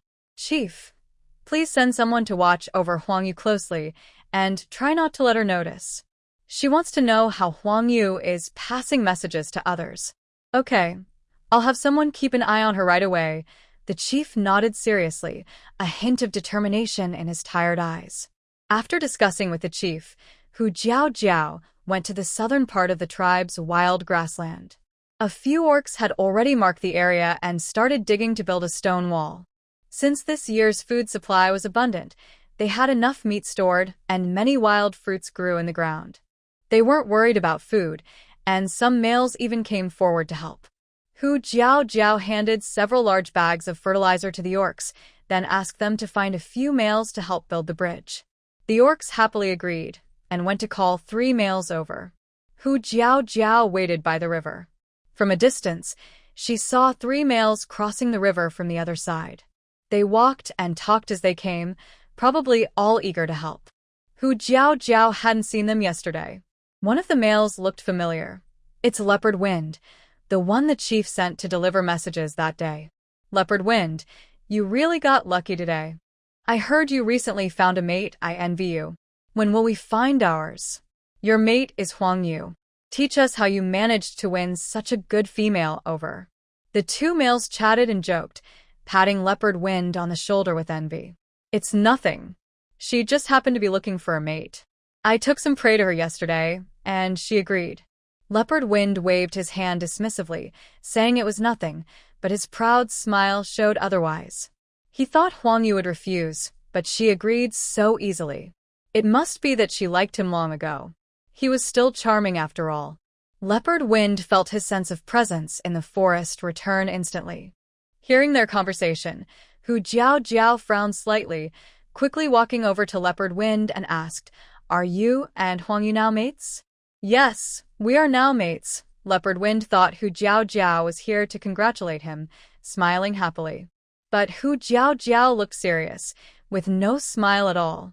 He scratched his head in confusion and hesitated, asking what's wrong. "Nothing." Hu Jiao shook her head. "Just wanted to tell you that the chief needs to see you." "Go find the chief quickly. The clan leader is the most respected orc in the tribe. It's better to leave the ideological work to the clan leader." Huh. "Why does the clan leader want to see me?" Leopard Wind asked without suspicion. "I don't know. You should go and ask the clan leader. Oh, and remember to tell him the good news that you and Phoenix Moon are now mates." Hu Jiao urged him to leave. Leopard Wind looked confused and had no choice but to go find the clan leader. Meanwhile, the clan leader had just arranged for an orc to keep watch when he saw Leopard Wind arrive. "Clan leader, is there something you want to see me about?" The clan leader looked puzzled. "When did I call for you?" Hu Jiao said so. Leopard Wind scratched his head, looking confused. Then he remembered something and smiled happily. "Oh, by the way, clan leader, Phoenix Moon and I are now mates." Hearing this, the clan leader's face changed. What a silly boy Leopard Wind was. He had just told other orcs to be careful, and now he was just giving himself away to Phoenix Moon. The clan leader's expression softened into a kind smile and waved him over. "Leopard Wind, come here. I have something to tell you." Leopard Wind happily trotted over. When he saw the clan leader lead him into a wooden house, he felt very excited. Orc males' houses are not to be entered casually. Usually, only in urgent situations or when the other person approves is entry allowed. Otherwise, it's considered a challenge. Leopard Wind stepped inside the house, not daring to look around. He clenched his fists in front of him, excitedly watching the clan leader's back. He thought, "The clan leader must trust my strength to let me in." Recently, he had been very lucky. He found a partner and gained the clan leader's approval. Leopard Wind felt very happy inside. Hee. "Clan leader, are you calling me for something?" Seeing the clan leader remain silent for a while, he couldn't help but ask. Smack! The clan leader turned around and slapped him on the forehead. A red handprint appeared instantly on his smooth forehead. Leopard Wind winced in pain, clutching his head, looking confused. "Clan leader, why did you hit me?" The clan leader, disappointed but smiling kindly, patted him on the shoulder. "You have a bug on your head. I'm helping you get rid of it." This silly leopard. He really wanted to open his head and see what kind of things were inside. "Is that so?" he thought, feeling like the slap might have been enough to kill him. Just as he thought this, he shook his head quickly. Impossible. The clan leader is so kind and friendly, it's hard to believe he would do such a thing. Everything the clan leader does is for the good of the tribe. "Yes, you've been a bit lazy lately. Even a little bug can cling to you," the clan leader said, raising his hand and giving a firm slap on Leopard Wind's shoulder with full strength. Leopard Wind could hear his bones loudly. He nervously apologized. "Sorry, clan leader. I won't slack off anymore. I will work hard to help the tribe from now on." The clan leader rubbed his forehead, thinking this silly boy seemed a bit slow. "Since that's the case, Leopard Wind, you now have a mate, so you must take good care of Phoenix Moon. Winter is coming, and since you are her first mate, you need to stay close and watch over her carefully. Make sure nothing happens to her, okay?" Leopard Wind immediately brightened up and answered loudly, "Yes. I will take good care of her." Wow. The clan leader is so kind, even reminding him about such a small thing. Also, the clan leader patted his shoulder and said seriously, "Recently, female animals are more likely to get sick. Phoenix Moon just joined the tribe, so if she shows any unusual or strange behavior, tell me immediately." The clan leader made a fist and held it to his mouth, coughing twice before adding, "Cough. I will find a veterinarian to help her get treatment." Leopard Wind nodded seriously, standing straight like a stiff wooden doll. "Clan leader, don't worry. I promise to complete the task." Seeing Leopard Wind's expression, the clan leader felt speechless. Maybe this silly boy is just lucky in his foolishness. Recently, I don't need you to work for the tribe. Just stay with Phoenix Moon. All right, go back now, the clan leader said tiredly, waving his hand. Leopard Wind, with a bump on his forehead from the slap, happily trotted away. By the river, Fox Jiao Jiao asked two male animals to go into the forest and cut 4 thick logs, each longer than the river. Each log was so big that 2 people had to hug it to carry it. They brought back 4 logs. Fox Jiao Jiao tightly tied the ends of 2 logs together, then asked bird and beast tribes to help lift one end of each log across the river. She made 4 wooden stakes to secure the logs on the ground, creating a simple but sturdy bridge. The wooden bridge was simple but strong enough to hold 4 or 5 animals walking across at the same time. With the bridge, animals no longer had to wade through the water or ask bird and beast tribes for help. After finishing, Fox Jiao Jiao called over a male animal.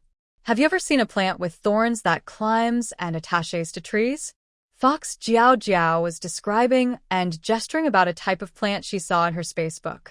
The male scratched his head and answered honestly, I've seen it before. There were many near the gathering place, but this plant can't be eaten. He thought Fox Jiao Jiao wanted to eat this plant.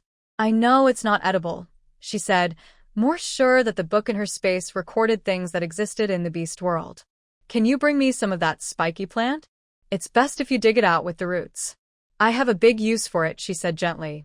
The male's face suddenly changed, and he hesitated. With roots? Are you going to plant it?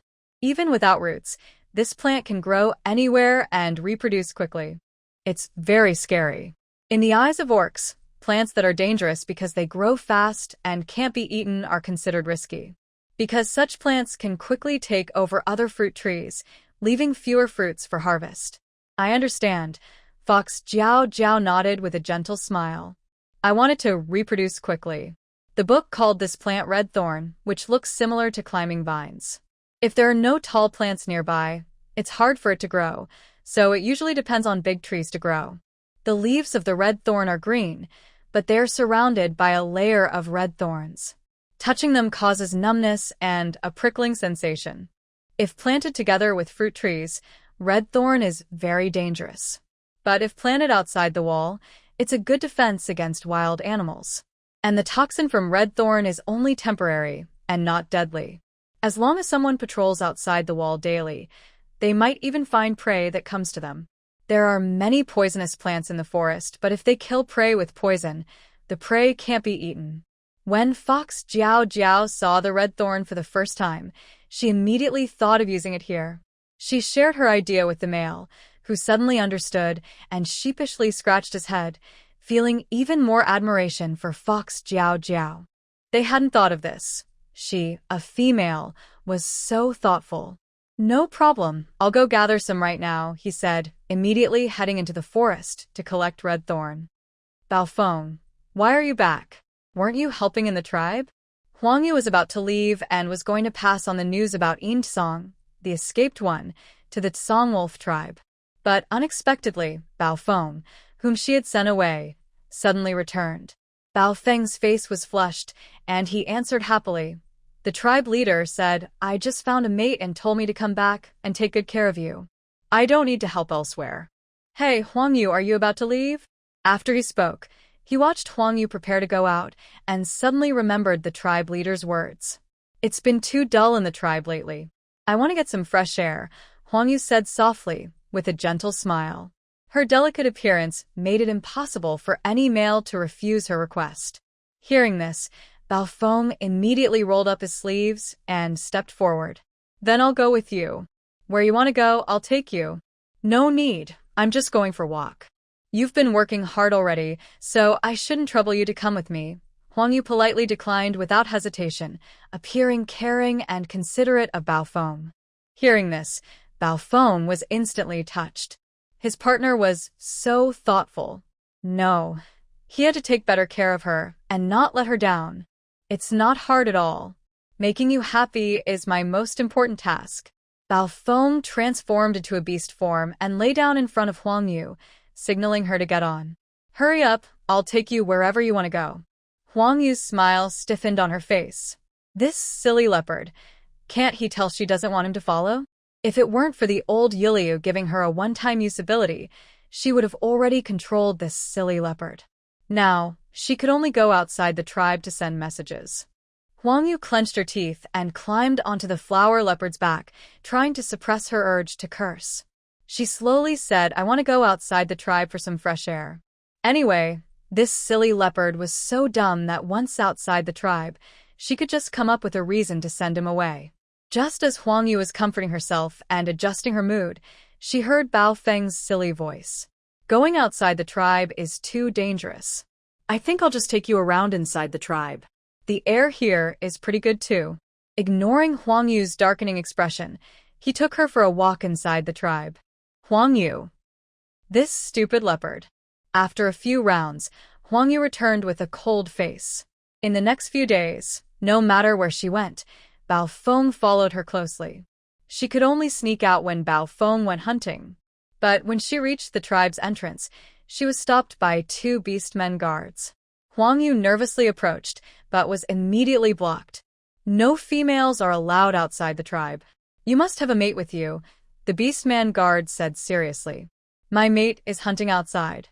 I'm just waiting nearby for him to come back. Please let me go out. Huang Yu bit her lip, looking at the 2 tall orcs with a pleading expression. If she could leave this tribe, she might find a way to send a message. The orcs looked fierce and intimidating. One frown made him seem like a fierce gatekeeper.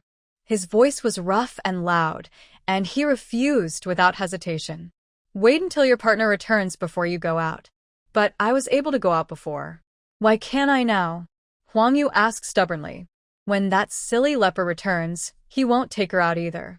The orc glanced at her coldly. Recently, it's unsafe outside the tribe. The leader ordered that females are not allowed to go out.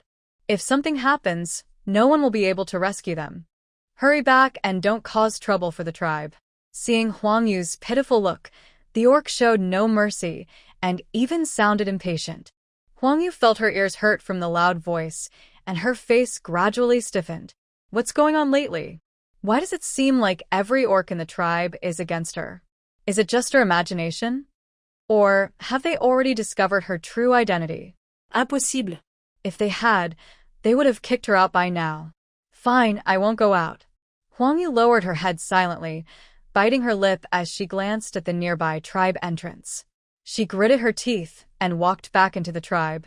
As soon as she left, the 2 orcs immediately changed their fierce expressions. One of them quickly ran outside and shouted, Huang Yu is gone. You can continue now. A group of orcs outside the tribe wall heard the shout. It was like turning on a machine. They started digging pits again, grunting and working hard. Around them, there were some yellow packages piled up. The orcs placed the packages into the dug holes, burying them, then connected all the holes with strings, leading them into the tribe. Do you think this thing can stop the wolf orc invasion? It smells pretty bad, but maybe it can make the wolf orcs smell worse and drive them away? One orc asked curiously. To the orcs, these yellow packages looked mostly like they smelled terrible, with nothing special about them. Although they were suspicious, none of the orcs dared to open them, afraid of damaging what Hu Jiao Jiao had given them.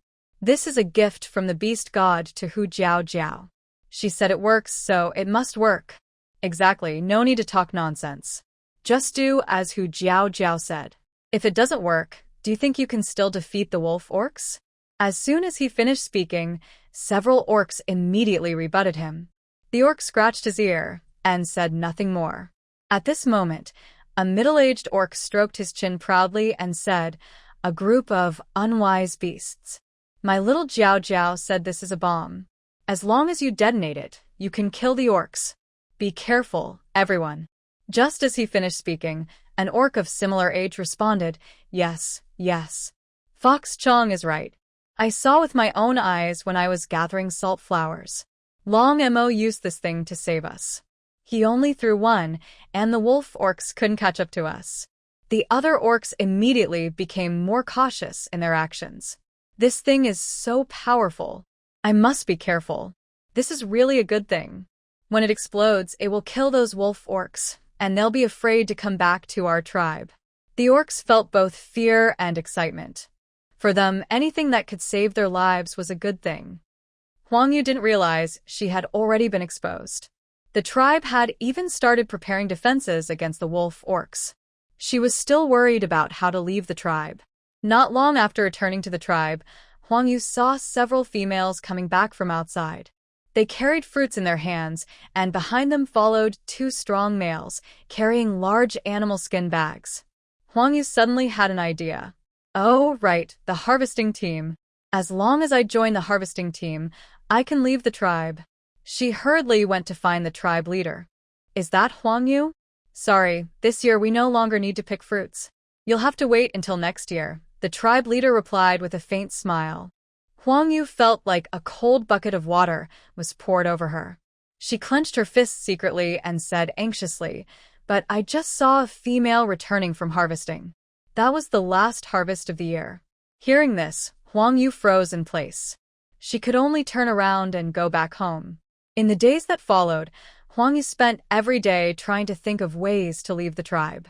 Strangely, no matter where she went, there was always an orc nearby, and she couldn't find any opportunity. More than half a month passed quickly. Huang Yu was very anxious.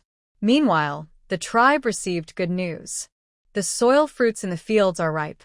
Fox Jiao Jiao dug up 2 plants and found that the soil fruits they grew were 2 or 3 times larger than wild ones, and each plant produced many more fruits than wild plants.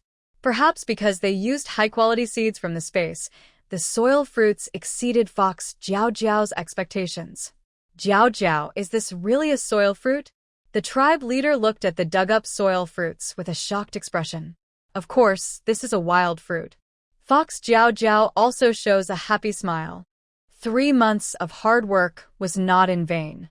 This winter the tribe has enough, even surplus, grain. This is the most they have ever had. The nearby orcs all stare with wide eyes, their mouths open as if they could fit a fist. I've never seen such a big wild fruit. It's so huge. And this one plant of wild fruit, it can yield over 10 fruits. Usually, in the forest, a single plant gives only about 5. Even that is rare. Seeing the orc's surprise, Fox Jiao Jiao smiles silently. Wild fruits usually only yield 3 or 4 per plant, and half of those are small. Normally, cultivated wild fruit plants produce about 10 fruits per plant, but these could yield over 10, which surprised her too. Fox Jiao Jiao credits all this to her space. Without the space's seeds, they could still grow the fruits, but the harvest wouldn't be so large. After removing the part damaged by Lu Cui, she estimates each acre could produce at least 8,000 jin of wild fruit, which is very high. Haha, this winter, everyone won't go hungry. The tribe leader holds a big wild fruit, smiling so broadly, he can't close his mouth. If you look closely, you'll see his fingertips trembling with excitement. Jiao Jiao, it's all thanks to you. The nearby orcs also stare eagerly at the wild fruit in the tribe leader's hand. With so many fruits, even just eating wild fruit this winter should be enough to fill everyone's stomachs.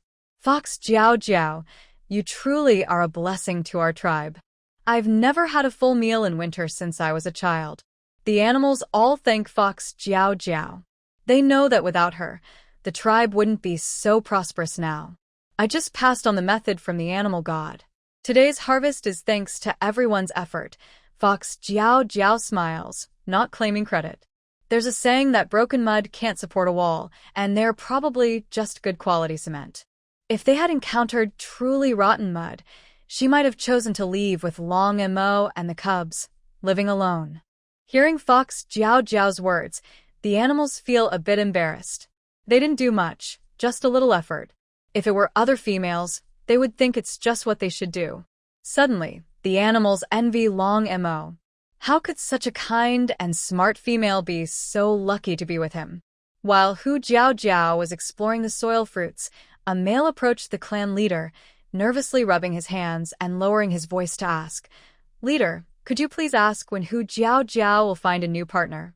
Upon hearing this, the clan leader's smile immediately faded. He turned to look at the male with a serious expression. "So, you want to be Hu Jiao Jiao's partner?" he asked with a frown. Yes, yes. The male nodded shyly. Hu Jiao Jiao is very beautiful, speaks softly, and brings many benefits to the tribe. Who wouldn't want to be her partner? Hearing this, the clan leader's eyebrows furrowed, and he pointed his finger at the male's forehead without hesitation. Look at yourself, fat and big-eared. Do you think you're suitable for Jiao Jiao? If you have time to ask me, you'd better go back to sleep. Maybe in a dream, there's a chance. Huh. Sleep. If I go back to sleep, will Hu Jiao Jiao agree to be my partner? The male asked, rubbing his forehead with a silly look. He muttered doubtfully, what kind of request is that? Smack. The clan leader angrily slapped the back of his head. Stupid thing. Why are all of you as clueless as leopard foam? Go back and dream. The clan leader snapped, frowning and blowing his beard in frustration. The male covered his head, feeling wronged, and left. The clan leader watched him walk away, but a warning bell was ringing in his mind. He was about the same age as Hu Chong, but for various reasons, he had no partner or offspring. Now he regarded Hu Jiao Jiao as his own daughter. Any male he saw looked like a pig trying to cabbage. In his opinion, none of the beast men in the tribe were worthy of Jiao Jiao. No, I must carefully check Jiao Jiao's suitors. I can't let just any fool. The clan leader clenched his fist and pounded his palm, muttering firmly. As winter approached, everyone was busy preparing supplies. The clan leader immediately arranged for people to harvest the soil fruits. Picking the fruits was a task suited for the females, and they all came out to help. While Hu Jiao Jiao was at home drinking water, Long Yao somehow found out about the soil fruits and insisted on going along. Mother, take Xiao Wu too to make the work easier. Hu Jiao Jiao changed into long pants. The little one tugged at her pants, eyes wet with pleading. He was also clenching his tiny fists, showing off his arm that looked like lotus roots. Xiao wants to help mother too. Xiao Wu is very strong. Earlier, Hu Jiao Jiao had been running around the tribe, worried about the safety of her children, so she hadn't let them play at home alone. Today, we're going to dig for ground fruits. It's not dangerous, and it can also help the little ones exercise. Recently, Long Yao has been staying at home watching the rabbits all day and no longer enjoys going out to play. She's worried that Long Yao isn't exercising and might gain more weight. Hu Jiao Jiao agreed without much thought. Okay, Yaoer, come with me. The four little ones nearby overheard the conversation and secretly cursed. Little Five is so sneaky. He actually let his mother take him out. They also want to go digging for ground fruits with their mother. Hu Jiao Jiao was about to get the tools when she turned around and saw 4 pairs of bright, expectant eyes looking at her. After using medicine consistently for some time, Long Xiu's eyes have improved from blurry shadows to being able to distinguish colors and roughly see outlines. He has become much more cheerful. Although he still doesn't like talking much, he is more willing to go outside. The scar on Long Zhong's face has also faded a bit. The only regret is that she couldn't find medicine in the space to cure her throat, so she couldn't treat Yin Song's throat. Mother, Linger also wants to go. Long Linger ran over, tugging at another pant leg, blinking her eyes sweetly and acting cute. Okay. Hu Jiao Jiao couldn't refuse Linger's adorable plea. Long Yue stood up responsibly and said seriously, I'll watch over little Five, so he doesn't sneak and eat ground fruits. Hearing this, Long Yao's face turned pale, and he pouted unhappily. Little Five wouldn't sneak and eat. Big brother is so mean. He doesn't want to sneak food. He just wants to take a little reward along the way. I'll go help Big brother watch little Five. Long Xiu quickly followed Long Yu. Seeing this, Long Zhong's expression darkened. These kids, how clever they are. I want to go too. He hurriedly said, worried about falling behind. Then, blushing, he awkwardly explained, I'm going to help the clan leader grandpa dig ground fruits. Hu Jiao Jiao looked at the little ones with a smile. All right, if you all want to go, then go together. I'll get the tools for you. It's natural for the little ones to want to join in the work, and she wouldn't refuse. Hu Jiao Jiao pretended to go inside the house, then took out a few small shovels from her space that the little ones could handle and handed them out. Yin Song had been standing quietly in the corner, watching this warm family scene. Although he knew Hu Jiao Jiao was very kind to him, He had always kept his distance when they were together, afraid of disturbing them. He was about to find something to do when suddenly, he felt his clothes being pulled. Eun Song looked back in surprise and saw Long Linger standing nearby, smiling sweetly at him. Then she turned to Hu Jiao and suggested, "Mother, why don't you bring Eun Song along too?" Hu Jiao handed out small shovels to the little ones and held a slightly larger tool in her hand. She looked at Eun Song and asked, "Would you like to come with us?" She had been planning to ask him that. On the third day after Eun Song moved in, Long Mo had already prepared a heated bed, built a wardrobe and tables, and arranged for him to move into a room on the first floor, converted from a storage area. His room was even bigger than those of the little ones, so Long Yao often pestered him to play in his room. The little ones got along quite well during this time. Recently, Eun Song spent every day either helping with chores or staying inside his room. Hu Jiao was only worried that, like the others, he didn't like interacting with other beasts and was becoming withdrawn. Beasts, like humans, need to communicate with the outside world. If they shut themselves away all the time, their minds could become distorted. Now that she was free from busy work, she planned to take Eun Song and the little ones around the tribe more often. Eun Song showed no expression and simply pointed to himself, then to the stone house, indicating he was fine staying at home to watch over things. Perhaps he knew that the other beasts would gossip if they saw him. He was reluctant to meet other tribes' beasts. Eun Song's refusal was expected by Hu Jiao. Then, she sighed, about to speak when Long Linger interrupted. Go. You're so bored at home alone. Xiaowu loves being with you most. Just take him along, as if you're keeping him company. While speaking, Long Linger gave Long Yao a look, a warning in her eyes. Don't think I don't know. Eun Song secretly feeds you every day. If you don't find a way to let him go with us today, I'll tell Mom. Long Yao stiffened, quickly running over on his short legs, hugging Eun Song's thigh, and together with Long Linger, tried to persuade him. Big brother, come with us. His soft, sticky voice was even more clingy than glue. Eun Song looked down at Long Yao hugging his thigh, but his attention was involuntarily drawn to the hand grabbing his clothes. He inexplicably nodded. Long Yao's eyes lit up, and he immediately let go to grab his small shovel. Holding the shovel on his shoulder with one hand and placing the other on his hip, he looked like a little leader and cheerfully announced, "Time to dig for sweet roots." Hu Jiao, with the 6 little ones, marched confidently to the field, carrying their shovels. Hu Min and Hu Jing were already in the field. When they saw Hu Jiao coming over, Hu Min's face lit up with a big smile. She waved at her. Jiao, come over here. Hu Jiao took her little ones with her but was stopped by Hu Min, who held her left hand. Jiao, just rest nearby for now. Mom will help you dig the ground fruit. Don't tire yourself out. Hu Jing nodded nearby and confidently patted her rounded belly. You're not very strong. Leave this kind of work to me. Since she and Hu Qingyuan had become partners, she naturally wanted to be kind and caring to Jiao, just like the Hu family. Mom, Hu Jing, what are you doing? I'm not disabled, Jiao said with a mix of laughter and frustration. No matter how old she was, Hu Min still treated her like a little child who needed care. Hu Min's concern was understandable, but surprisingly, Hu Jing also caught her feelings after just a few days apart. Mom is worried about you. Look at how busy you've been lately. You've lost weight, Hu Min said with a look of pity. Mom, I haven't lost weight. I've always been like this, Jiao replied, feeling helpless about Hu Min's exaggeration. Hu clan's beastmen are naturally beautiful, with charming figures. The original body was lazy and ate too much, causing the flesh to be loose, but she was still quite slim. Recently, Jiao had been busy every day, and at most, she used up the little fat she had. Her body became tighter and more shapely, not as Hu Min described.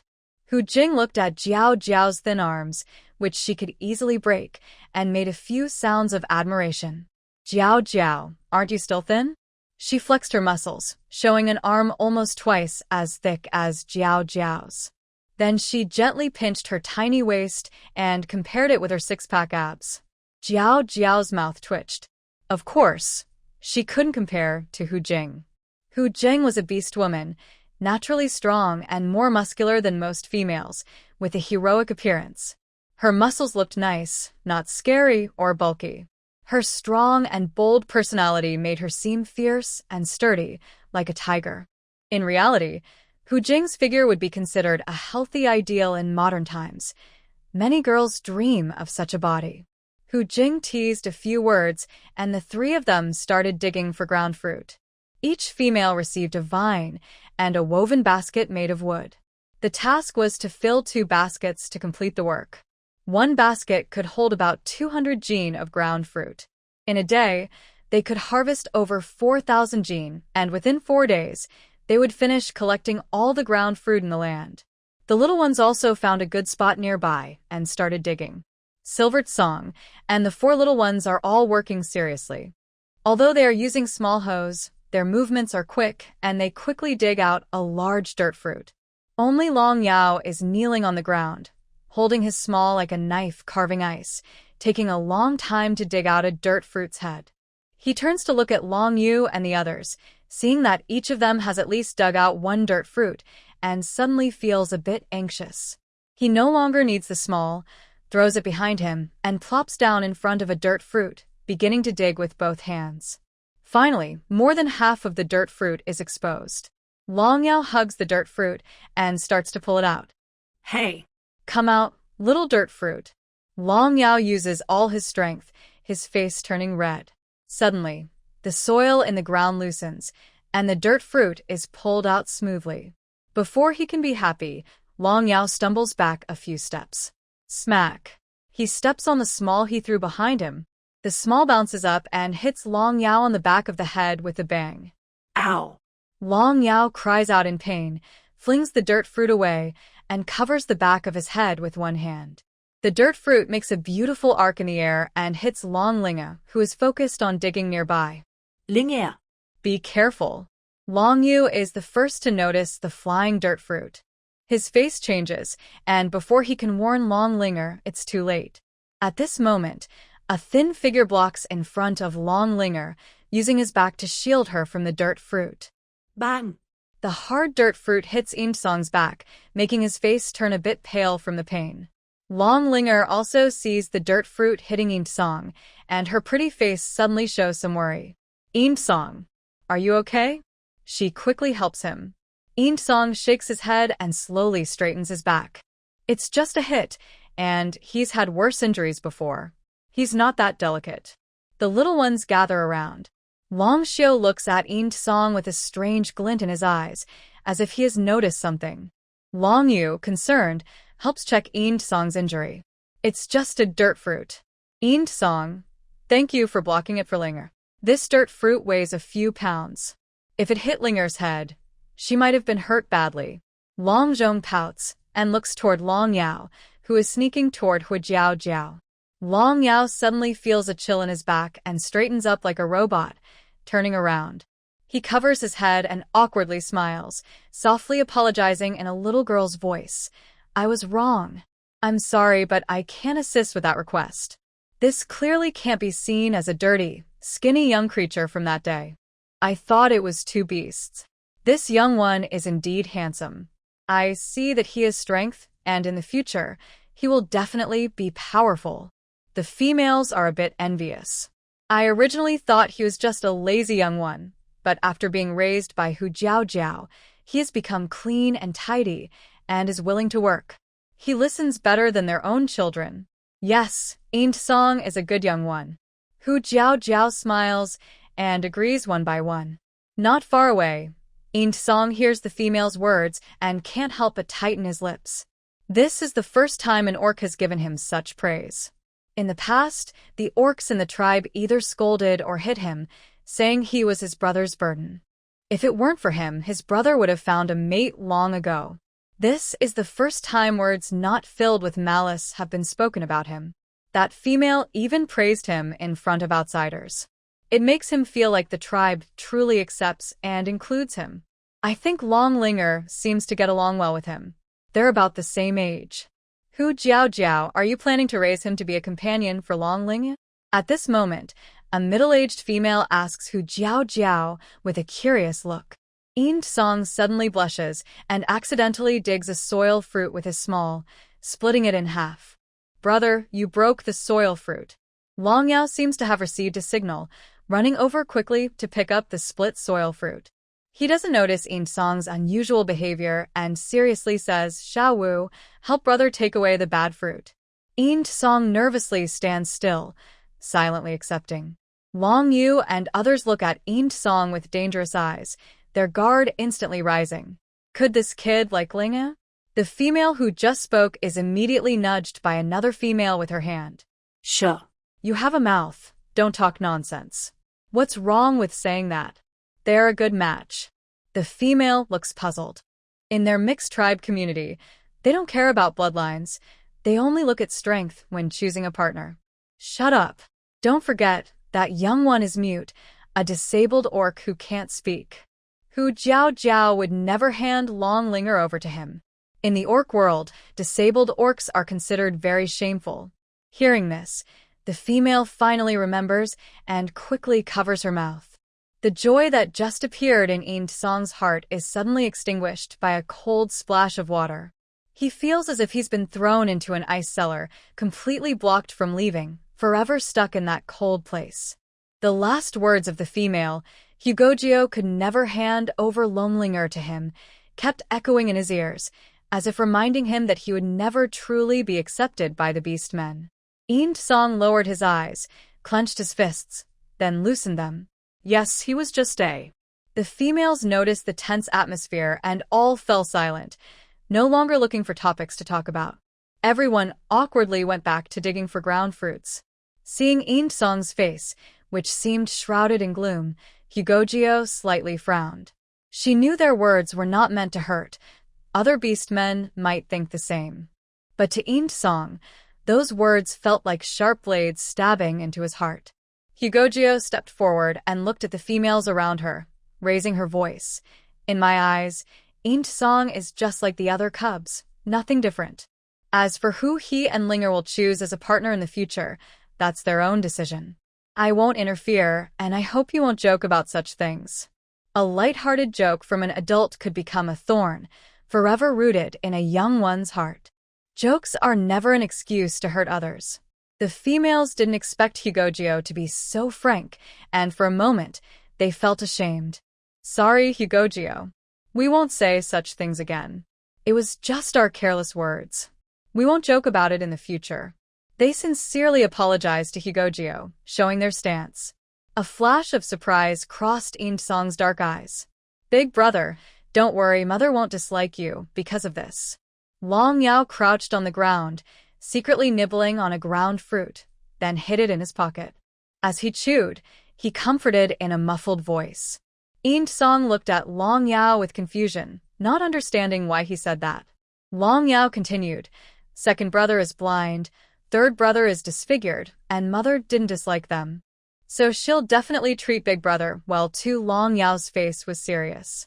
Just after speaking, he received a slap on the back of his head. Silly Long. Are you talking bad about me and second brother behind our backs again? Your itches, right? Long Zhong's face was grim as he gritted his teeth. Third brother, stop bullying fifth brother. He's still young, came Long Xiu's gentle voice. Long Yao, holding his head in grievance, ran behind Long Xiu. Wah, second brother is the best. Big brother just knows to bully me. As he was complaining, Long Xiu immediately said, second and third brothers are disabled beast men. Let's split fifth snacks equally. Dragon Yao froze instantly. Eun Song watched the playful cubs silently and suddenly felt less upset inside. They really didn't see him as different. Although these cubs often gave him cold looks, they never mocked him for being mute. Eun Song suddenly understood. They treated him just like any normal beast man. Eun Song, don't overthink. They used to say my dad was useless, but now he's very strong. You will be strong too someday. Long Linger comforted him nearby. She used to care a lot about what other beastmen thought. But now she has a kind mother, so she doesn't care what they say anymore.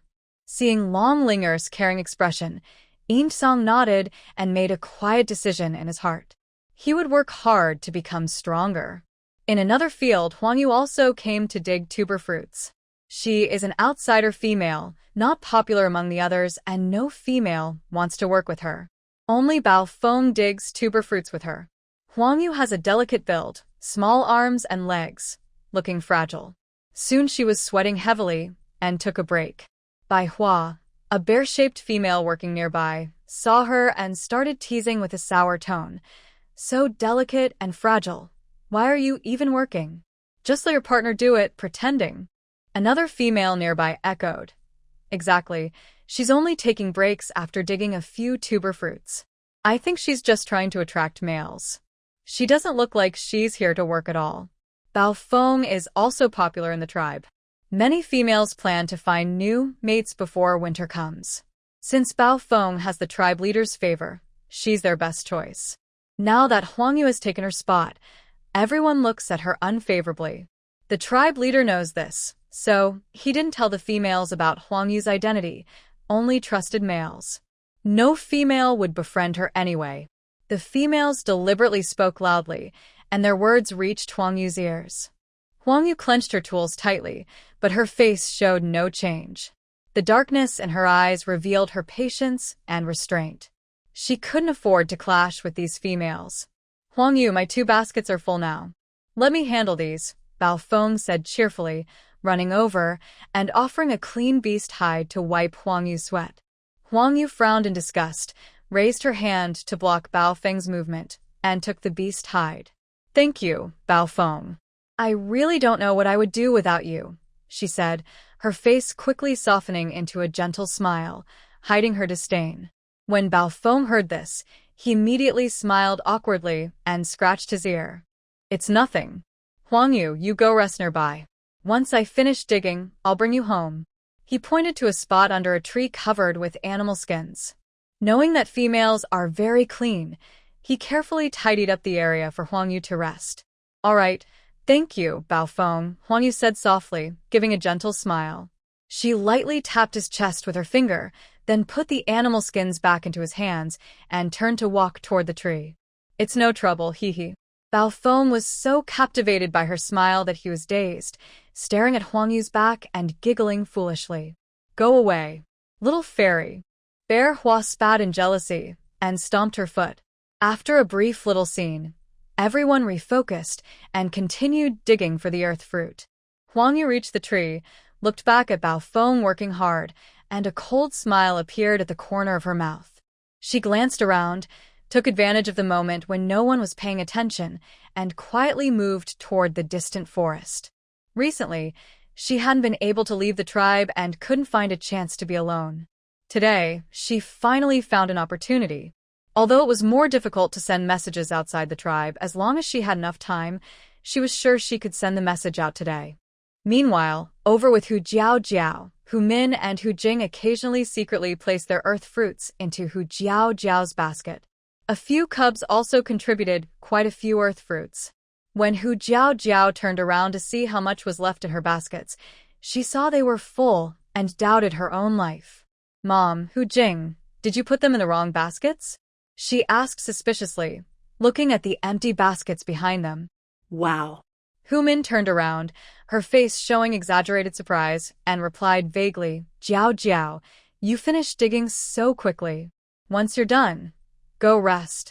Hu Jing played along. Oh, I don't seem to have much strength today. I only dug a few earth fruits.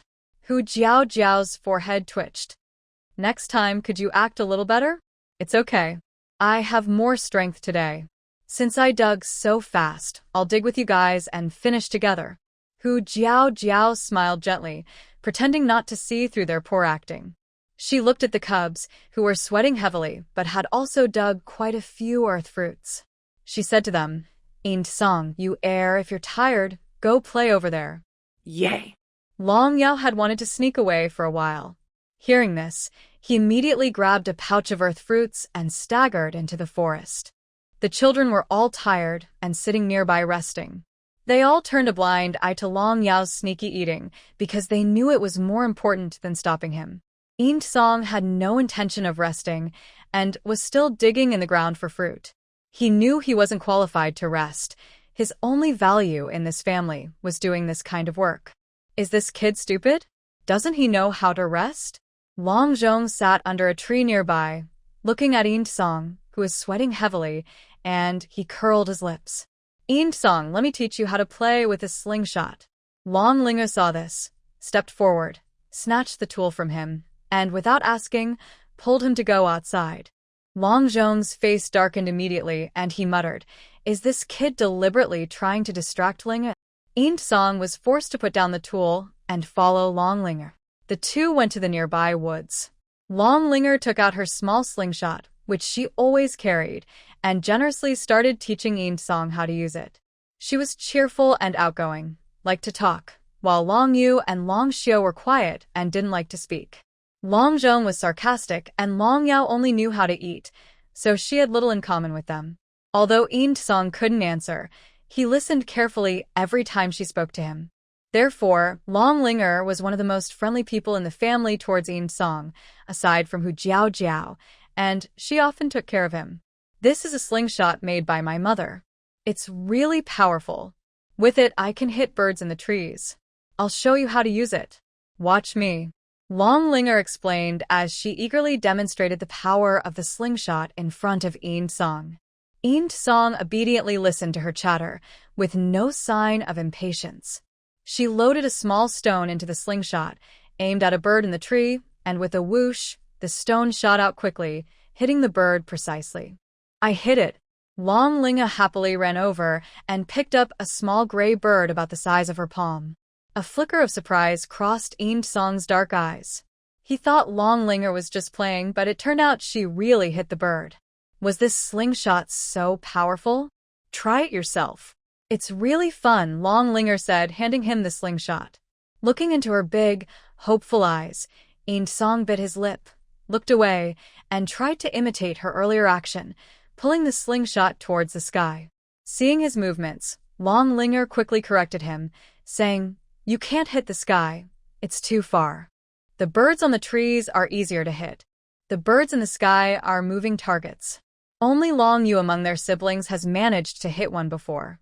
She knows it's very difficult." On the other side of the woods, Huang Yu finally managed to summon a bird with white feathers on its head. She was sent by that demon to infiltrate various tribes. She can only pass messages using birds, and only beastmen from the Phoenix clan can understand her messages. That's how she and her brother have survived. But she can only summon a limited number of birds and beasts, and only specific ones. These birds and beasts are afraid of beastmen and rarely come near tribes where beastmen live. She spent over half a month trying hard to summon this one bird. Huang Yu gently stroked the feathers on the bird's back, using beast language to tell it the messages she received from the tribe. Then she cupped her hands and released the bird. She watched the bird spread its wings and fly high, a dark, cold feeling flashing in her eyes. Soon, this bird will bring the message to that demon. He will lead the Tsong Wolf beastmen to attack the tribe, slaughter, seize supplies, and then kill everyone. At first, she was reluctant, but he made her beat her brother, leaving him bloodied and broken. Since then, she experienced her first time, then the second and the third. She has lost count of how many tribes she's been to, how many beastmen have died in front of her. She has become numb. That demon succeeded completely, turning her into a true monster. Huang Yu withdrew her gaze, finally feeling the weight in her heart lift. She didn't go to find Bao Feng but turned around and headed back through the woods. Long Linger saw Song persistently aiming at the sky, sighed and turned away, deciding to let him be.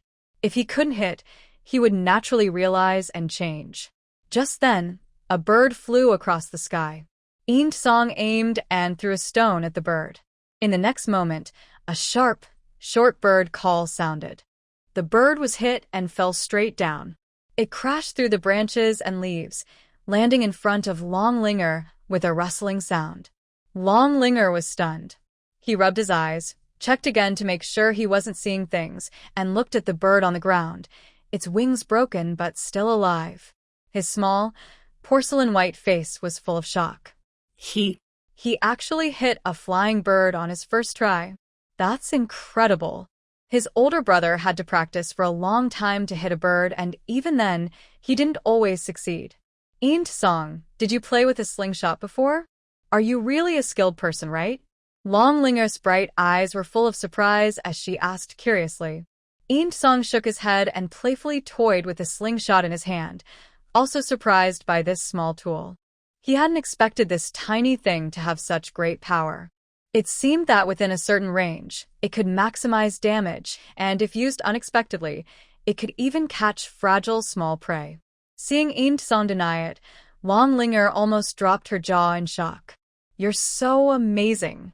Song had never been praised like this before and felt a bit shy. But Longlinger got excited and pulled his arm, urging him, try again and see if you can hit something. Hearing this, Song nodded, picked up the slingshot, and aimed at the sky. But after waiting a while, he didn't see any birds fly by, and even the birds on the trees had been frightened away by the stone Longlinger just threw. After a long moment, Longlinger finally realized and awkwardly laughed, saying, I forgot. Most of the birds in the tribe have been scared away. There probably won't be any more birds. Let's forget it. She turned around to pick up Song's prize. Song, the bird you caught is so big. It even has a white feather on its head. We can take it home for my mom to roast and eat.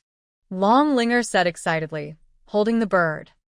In the evening, Hu Jiao finished digging the soil fruit and said goodbye to Hu Min, then took the cubs home. When counting the cubs, she found one missing. Yaya? Hu Jiao looked around and saw that Long Yao was gone. It seems he went into the forest during rest time and hasn't come back, Long Yu, who was paying attention to his brothers, said as he prepared to go into the woods. I'll go find him. Before he took 2 steps, everyone saw a chubby little kid with a round belly wobbling out of the forest. Hu Jiao looked at Long Yao, who was dirty like a stray cat, with suspicion. Yaoer, what were you doing just now? Why are you so dirty? And no, I didn't do anything. I just went to rest in the woods. Long Yao quickly moved his hands away from his belly and tried to explain. His dark hands instinctively touched his face, and his face, like a stray cat's, suddenly had a few black finger marks. He grinned, showing a mouthful of neat, white baby teeth, making his teeth look bright and shiny. Hu Jiao rubbed her forehead, feeling that giving Long Yao a bath today was another big task. Seeing Long Yao return, the little cubs all sighed in relief.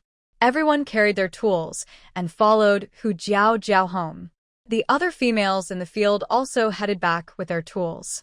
After finishing his work, Leopard Wind noticed that Huang Yu was not under the tree and hurriedly looked around, asking the females about her whereabouts. No one had seen her. At this moment, Long Yao, walking behind Hu Jiao, raised his little hand and softly said, Uncle Leopard Wind, I saw her. Did you really see her? Where did she go? Leopard Wind quickly approached Long Yao, looking worried. Long Yao tilted his head and thought for a moment. She left. I saw her talking to a bird in the woods. When the bird flew away, she left too. Left? Leopard Wind was stunned for a moment. Yeah. Long Yao nodded seriously, looking obedient. Hu Jiao, however, keenly caught the key point in Long Yao's words, talking to a bird. Why would Huang Yu talk to a bird? Could it be that she doesn't need to leave the tribe and can use birds to send messages? Since Huang Yu is from the bird tribe and a beast person, perhaps she has a special way to communicate with birds. Hu Jiao's pupils shrank. No wonder she could send messages without leaving her wooden house, and even faster than Long Mo, she was using this method. Doesn't that make the tribe dangerous? Just then, Long Yao suddenly saw the bird in Song's hand. His eyes widened in surprise, and he exclaimed, It's this bird. Mom, this bird can talk. Long Yao excitedly ran to Song, poking the bird's head with his finger, trying to talk to it. Birdie, what's your name? Where is your home? He had just secretly eaten some soil fruit in the forest and happened to see Huang Yu talking to the bird. He thought the bird could speak human language. This bird was very hardy. It wasn't dead after falling and was being held by Song with its wings folded. When Long Yao poked its head, It weakly shook its head, clearly not understanding what Long Yao was saying. Everyone was stunned. Yaoer, are you sure Huang Yu was talking to this bird? Or was it a different bird that looks similar? Hu Jiao asked in surprise. Long Yao nodded confidently. Yes, I won't forget. This bird has a white feather on its head, just like this one. Wow. It's incredible that such a coincidence could happen. It's hard to say if Huang Yu is unlucky or if her cub was lucky. Hu Jiao's worry in her eyes was suddenly replaced by joy. She gently rubbed Long Yao's head with a mix of tears and smiles, then turned to look at Yin Song. Yin Song, did you catch this bird? Several of the young ones looked a bit confused. Yin Song heard the question and thought he had done something wrong. He frowned, looking willing to accept any punishment. Mother, it was me who made Yin Song hit you. Don't be angry, and if you want to blame someone, blame me. It has nothing to do with Yin Song. Long Linger stepped forward and admitted her mistake, taking all the responsibility herself. Hu Jiao smiled and said, Mother, why would I be angry? Well done, Yin Song. You helped the tribe a lot. She gave Yin Song a thumbs up. Yin Song looked confused, and Hu Jiao continued, Yin Song, tell me what you want. If I can do it, I will agree. He had done such a big good deed, so he deserved a good reward. Yin Song shook his head. Being accepted by her was already the luckiest thing for him. He had no other needs. Mother Long Yao tilted his head and weakly called out, rubbing his small hands. His red eyes blinked like little stars, and he asked eagerly, Can Xiao Wu also have one? He saw that bird too. No. Hu Jiao looked at the chubby Long Yao and immediately refused without hesitation. She didn't know why, but recently, even though she had been controlling his eating and not letting Long Yao eat too much, his weight not only didn't go down but kept increasing. She even suspected that Long Yao gained weight just from drinking water. If this continued, Long Yao would grow from a chubby little boy into a big chubby boy. Hu Jiao was worried. The light in Long Yao's eyes instantly went out, and he drooped his head. Bao Feng learned that Huang Yu had left and went to find her in beast form. Hu Jiao was in a good mood and continued home with the young ones. After walking a few steps, she found her path blocked by a group of beast men. Hu Jiao, I have something to tell you. A tall, sturdy male with a simple look stepped forward, blushing shyly and speaking hesitantly. Seeing his hesitation, Hu Jiao thought it was something important, so she let the young ones go ahead and looked at the male. What's the matter? Just tell me. I like you. Can I be your partner? I will treat your young ones as my own and take care of them. Please accept me. The male's face turned red, and he shouted loudly as if encouraging himself, then suddenly bowed deeply to Hu Jiao. Hu Jiao didn't expect him to say such a thing. She kept her distance and spoke politely but coldly, Sorry, I don't like you. The male immediately looked disappointed, but was still unwilling to give up the chance. He kept his waist bent and did not straighten up, shouting quietly, Hu Jiao, give me one more chance. He clenched his teeth and said, If you don't agree, I won't get up. Hu Jiao frowned and planned to turn around and leave directly. But before she could take a step, a shadow suddenly covered her head, and a dragon tail slapped loudly on the male's back. The male cried out in surprise, and before he could react, he was pressed to the ground, half of his head buried in the dirt. Hu Jiao was stunned for a moment. The next second, a tall, handsome man appeared beside her, radiating a cold, deadly aura, reminding Hu Jiao that he also had a temper. However, his temper was only directed at outsiders. Long Mo's cold eyes looked at the male in front of him, and his voice was as cold as frost. Then don't get up. The male. Long Mo, why are you here? Are you finished with your work? Seeing Long Mo, Hu Jiao's beautiful eyes lit up. She stepped forward and gently hugged his arm, asking softly. Recently, Long Mo had been very busy, almost working until nightfall before returning. She thought he might come back very late today too. Long Mo turned his head. When he looked at Hu Jiao, the coldness in his eyes faded, replaced by a layer of tenderness. Yes, I came to pick you up. Finally, he glanced at the mail still buried in the dirt, worried she wouldn't want to go back, and added coaxingly, I made something for you. What is it? Hu Jiao asked curiously. You'll find out when you go back. Longmo's cold eyes now shimmered with warmth. Hu Jiao nodded, her beautiful eyes narrowing slightly with anticipation, and she smiled. Okay, then let's go back quickly. Recently, Long Mo had been leaving early and returning late. Hu Jiao sensed something was wrong. He spent a lot of time outside, yet the prey he brought back was still abundant, clearly involved in other activities. During their time together, Hu Jiao knew Long Mo was not the type of beast to hide things, and she had asked twice out of curiosity. Each time, he was vague and changed the subject. She vaguely guessed what was going on but didn't ask further, waiting for Long Mo to tell her himself. Long Mo transformed into his beast form and took Hu Jiao home. Before leaving, his sharp, knife-like gaze swept over the orcs blocking the road and watching. As a male, he immediately saw their intentions. If he hadn't arrived in time, his cub might have had another father. No, maybe several. Feeling Dragon Mo's gaze, the beast's back grew cold, as if a knife was pressed against its throat.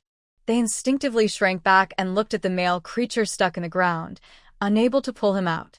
Suddenly, they gave up on the idea of asking Hu Jiao to be their partner. The risk of asking Hu Jiao to be their mate was too high.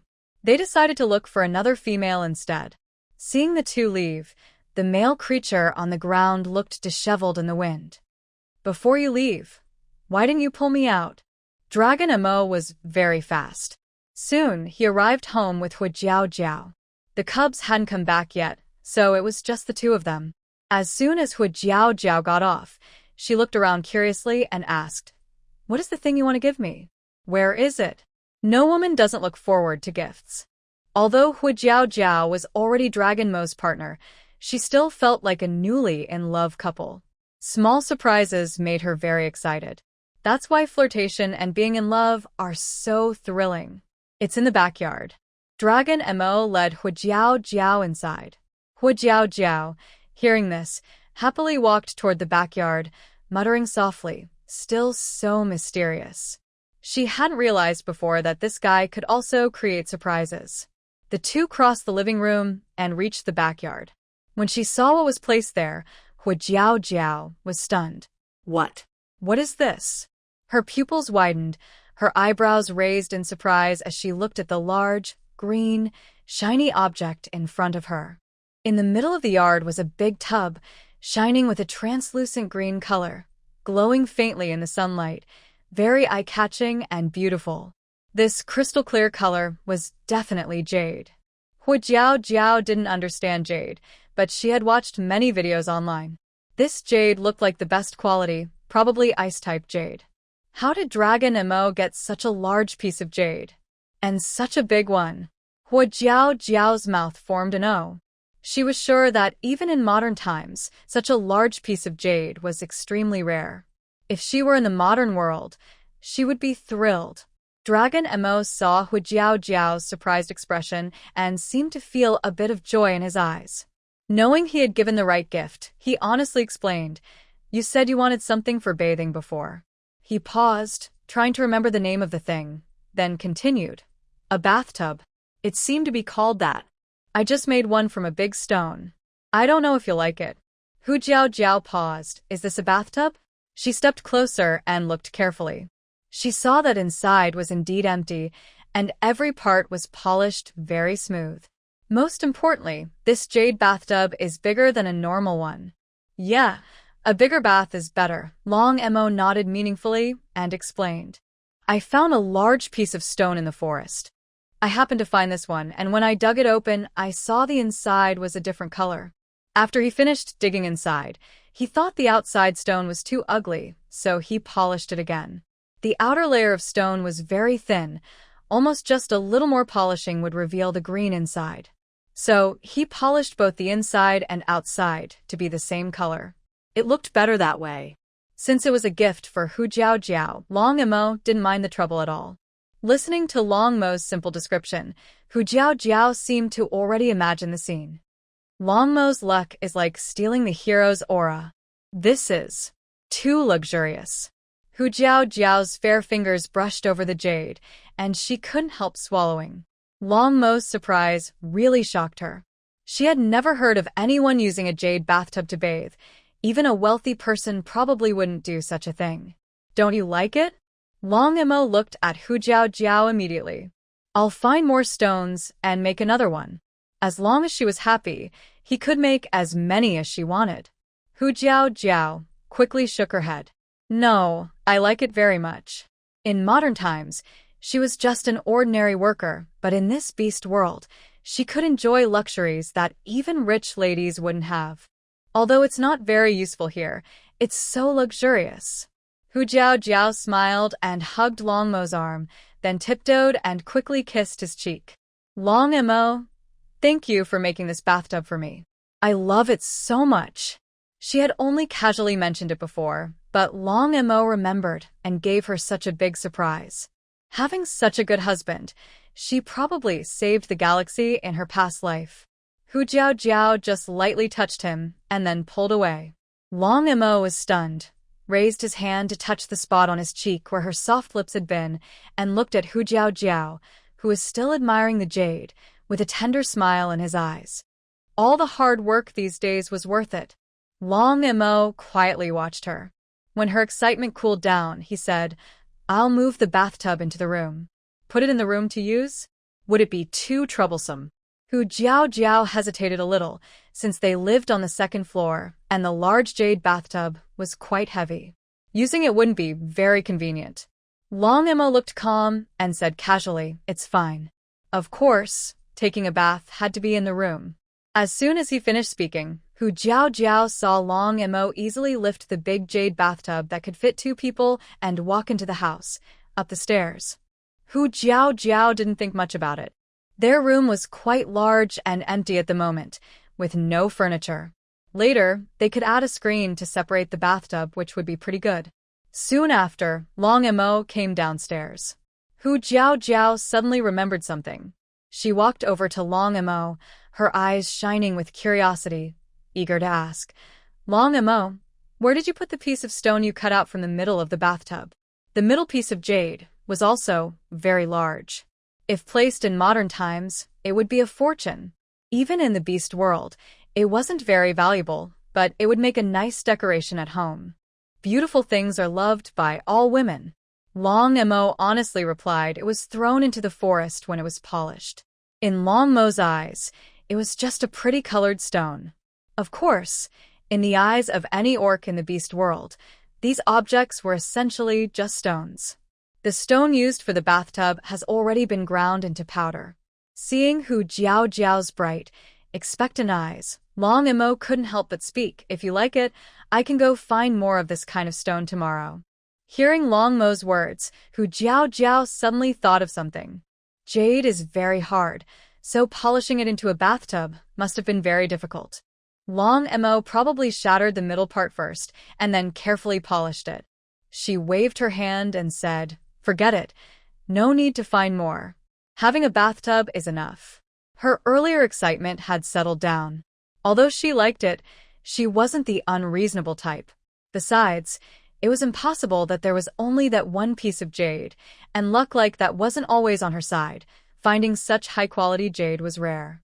As long as she knew where it was found, she could look for raw stones in the future. Winter was coming soon, so she decided to wait until winter passed. Long Mo's eyes darkened slightly, but he said nothing. Instead, he silently remembered Hu Jiao's words.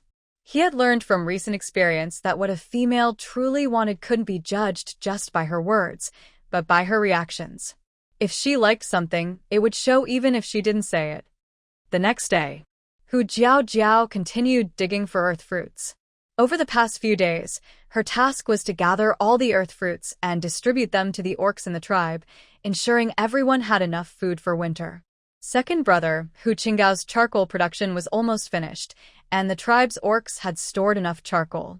The leader had a rule: anyone working for the tribe and unable to hunt could receive supplies. This is why everyone was so eager to work. The leader was very good at assigning tasks and motivating everyone. This way, those able to hunt could catch prey, and those who couldn't still get food. Every orc could be sure they had enough to survive the winter. For orcs, not having to go hungry during winter was as important as humans wanting to become rich. Meanwhile, Long Mo went into the forest to find the place where he was shaping the jade bathtub. It was a stone cave in the forest. The largest stone inside had already been taken and turned into the bathtub. In the middle of the cave, there were broken pieces of jade and stones scattered everywhere. Big ones the size of a fist, small ones like fingernails, and even tiny grains like sand. All were leftover scraps from Long Mo's carving.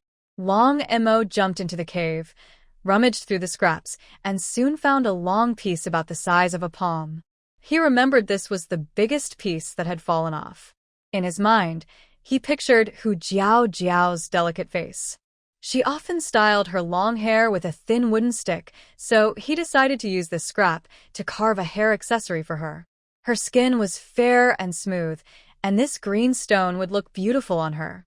Long Mo already imagined her wearing a jade hairpin. He sat down on the ground, holding the scrap in one hand and transforming his hand into a dragon claw with the other, beginning to carefully carve. His dragon claw was extremely sharp, one of the strongest weapons among orc claws. Even though jade was very hard, it was no match for his claw, and the stone was cut easily. The sharp claw sliced through the scrap, removing unnecessary pieces, and the image in Long Mo's mind gradually took shape under his claw. Songfeng Ridge. Leader, that female hasn't sent any messages for a long time. I think she's probably been discovered by the orcs from that tribe, a gray wolf orc reported cautiously outside the bamboo forest. Inside the bamboo grove, a beautiful and charming orc was lazily lying on a large rock. Next to him stood a hunched old beast man, wrapped in black animal skins, with his head bowed like a sculpture, revealing a sparse, nearly bald forehead. Good for nothing. You can't even handle such a small task. Luo Shua narrowed his eyes and spoke coldly, showing a dangerous, fierce expression. The blue wolf beast man trembled, his legs weak. Knowing he wasn't being insulted, he still couldn't help but kneel suddenly. Calm down, leader, he said, trembling. Everyone in Songfeng Ridge knew that the leader was unpredictable. When he was in a good mood, he would save wounded subordinates even if they were barely breathing. When he was angry, any beast man in front of him could become a corpse. Luo Shua glanced lazily at the beast man on the ground, his face showing a hint of agitation. Every time he mentioned her, he couldn't help but feel angry and irritable, just like that day many years ago. Although he had already avenged himself with his strength, the memory of that day seemed like a seed planted in him. Over countless days and nights, blood carried the seeds of fury into every corner of his body, making his hatred and desire for revenge grow endlessly. Luo Shua closed his eyes and slowly exhaled. He finally suppressed his wild anger inside. He heard the old voice of Wu Lu. Leader, this tribe is different from the ones we've encountered before. They are very smart and capable. It's normal for her to fail. Though the words were calm and soothing, Luo Shua frowned. Wu Lu's voice was hoarse, as if torn, continuing softly. This tribe is very strong and has many strange things we've never seen. Once we conquer this tribe, the strength of Songfeng Ridge will greatly increase. Then attacking other tribes won't be so difficult. Hearing about increased strength, Luo Shua's brow relaxed. Yes. Only when he was strong enough could he feel at ease.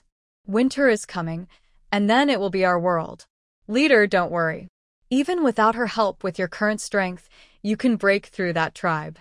Wu Lu's voice was like magic, gentle and persuasive, easing Luo Shua's irritation. Old Wu, you're right. Luo Shua squinted and looked at the blue wolf beast man on the ground. Give the order. Let them prepare. When winter arrives, we'll set out. Leader, this mission is dangerous. It's best to bring the shaman along, just in case. Wu Lu's voice was low and cautious. The gray wolf nodded and waved to the Songlong beast man. Go, inform the shaman to prepare for our departure.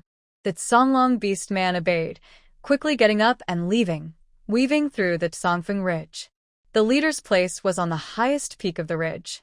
From there, you could see beast slaves chained with their hands and feet, their upper bodies bare, wearing tattered animal skins. To be precise, they were beast slaves. The slaves used their locked hands to carry stones, either hugging them to their chests or balancing them on their shoulders. Each was covered in scars and watched closely by a group of gray wolf beast men. Some slaves looked full of resentment and anger, but most had become numb, as if their souls had been drained. They moved like lifeless puppets, completing their tasks without emotion. As the gray wolf beast men passed, an old, thin beast suddenly fell, exhausted. A large stone on his shoulder rolled to the ground. This immediately drew the anger of a bearded gray wolf beast man nearby. "Lazy! Get up quickly. Don't slack off. If you want to slack, just die. Then you won't have to work anymore." The bearded beast man scolded and kicked harshly. The other slaves stopped, some angry, some scared, and looked at the bearded man and the fallen. "Why are you just standing there? If you don't want to die, work harder." The bearded man cursed loudly and kicked the again, trying to force him to get up with violence. The struggled to stand, but after several tries, he collapsed again, too weak to move and remained still. So unlucky. The bearded man spat on him without mercy, then waved to some followers to carry the body away. "Why are you just watching? Keep working for me. If you don't want to work, I'll send you to death right now. Don't forget, your partners are still in our tribe. If you don't want them to suffer, work faster. Hurry up." The bearded man turned back to curse. The slaves withdrew their gazes, suppressing their anger and enduring humiliation as they continued to carry stones. Seeing this, the gray wolf beast man paused briefly, then frowned and quickened his pace to leave. He knew that if he weren't a wolf tribe beast man and happened to be of the same clan as the leader, he might also have become one of these slaves. In this world where the strong prey on the weak, few beast men show mercy to others. If they don't suffer from others, it's likely they will suffer themselves. Behind, the beast was gradually walking away. Soon, the blue wolf beast man stopped in front of a strange house. The house was silver-black and looked like a big, square black box. On top, there was a small hole the size of a head, which was the only way for air to escape. "Great shaman, the leader asks you to travel with him in a few days," the blue wolf beast man respectfully announced outside the door. After a short while, a calm voice came from inside the house. "No, I won't go." The refusal was firm and decisive, with no hesitation. The beast man looked troubled and scratched his head. "But this is the leader's order." He waited a moment, but no sound came from inside. The beast man felt helpless. Everyone in Tsongfeng Ridge knew the shaman had a strange temper, just like the leader, and sometimes even dared to offend the leader. The shaman was no longer afraid of the leader, but he was afraid. How could he tell the leader that the shaman refused to go? If he told the leader directly, the leader might punish him. The beast man sadly returned to report. In the tribe, golden fallen leaves covered the ground. As winter approached, everyone worked more actively. The harvest of underground fruits was completed in just 3 days. The tribe leader distributed most of the underground fruits, leaving a small amount in the warehouse for emergencies. Hug Jiao Jiao received the most, over 500 jin. Her family's warehouse was already full of food, and these potatoes almost filled it again. If it weren't for the space running out, she would think the leader would move all the remaining underground fruits into her warehouse. Beastmen are really crazy about stockpiling supplies. Looks like we need to build 2 more warehouses in the future. Hug Jiao Jiao counted the supplies in the warehouse and sighed. With this pace, 2 warehouses wouldn't be enough. Most of the warehouse was filled with smoked meat. Besides smoked meat and potatoes, she also stored her beef sauce made earlier. Other fruits she had gathered earlier, mainly yuzu and persimmons, as well as some special fruits from the beast world that Hug Jiao Jiao couldn't name. After distributing the persimmons, she made them into persimmon cakes. The beasts in the tribe were very experienced in making persimmon cakes, and every beast knew how to do it, so she didn't need to teach them. In addition, she had also harvested about 200 gean of radishes from outside the yard. Hug Jiao Jiao took half to pickle and stored it in stone jars. It could be eaten directly during winter. The remaining half was kept fresh for the cubs. Food options in the beast world are very limited. Even simple foods are considered quite abundant in the tribe. Hu Jiao Jiao finished checking the supplies in the warehouse and saw that Long Mo had already returned. It was only noon now. Long Mo was shirtless, just placing 3 wild boars on the ground. He was sweaty and looked very wild and strong under the sun. His well-built muscles made him look very attractive and full of energy. "Why are you back so early today?" Hu Jiao Jiao asked as she approached, handing Long Mo a piece of animal hide to wipe his sweat. "Today was lucky. I found a family of 3, Long Mo replied, glancing at the 3 wild boars on the ground, looking like someone who had just received his paycheck and was returning home. In the eyes of male orcs, supplies are the most important thing. After finding a partner, they are supposed to give the supplies to the female. So, Hu Jiao Jiao always manages the supplies at home. Long Mo only does the hard work. He never interferes with how the supplies are used, when, or how much. Hu Jiao Jiao makes all the decisions. Serves them right, Hu Jiao Jiao said with a smile. Since you caught these, you can kill them. I'll make some snacks later for the cubs to eat during winter. Wild boar meat is perfect for making pork. Not only the cubs, but Hu Jiao Jiao also loves snacks.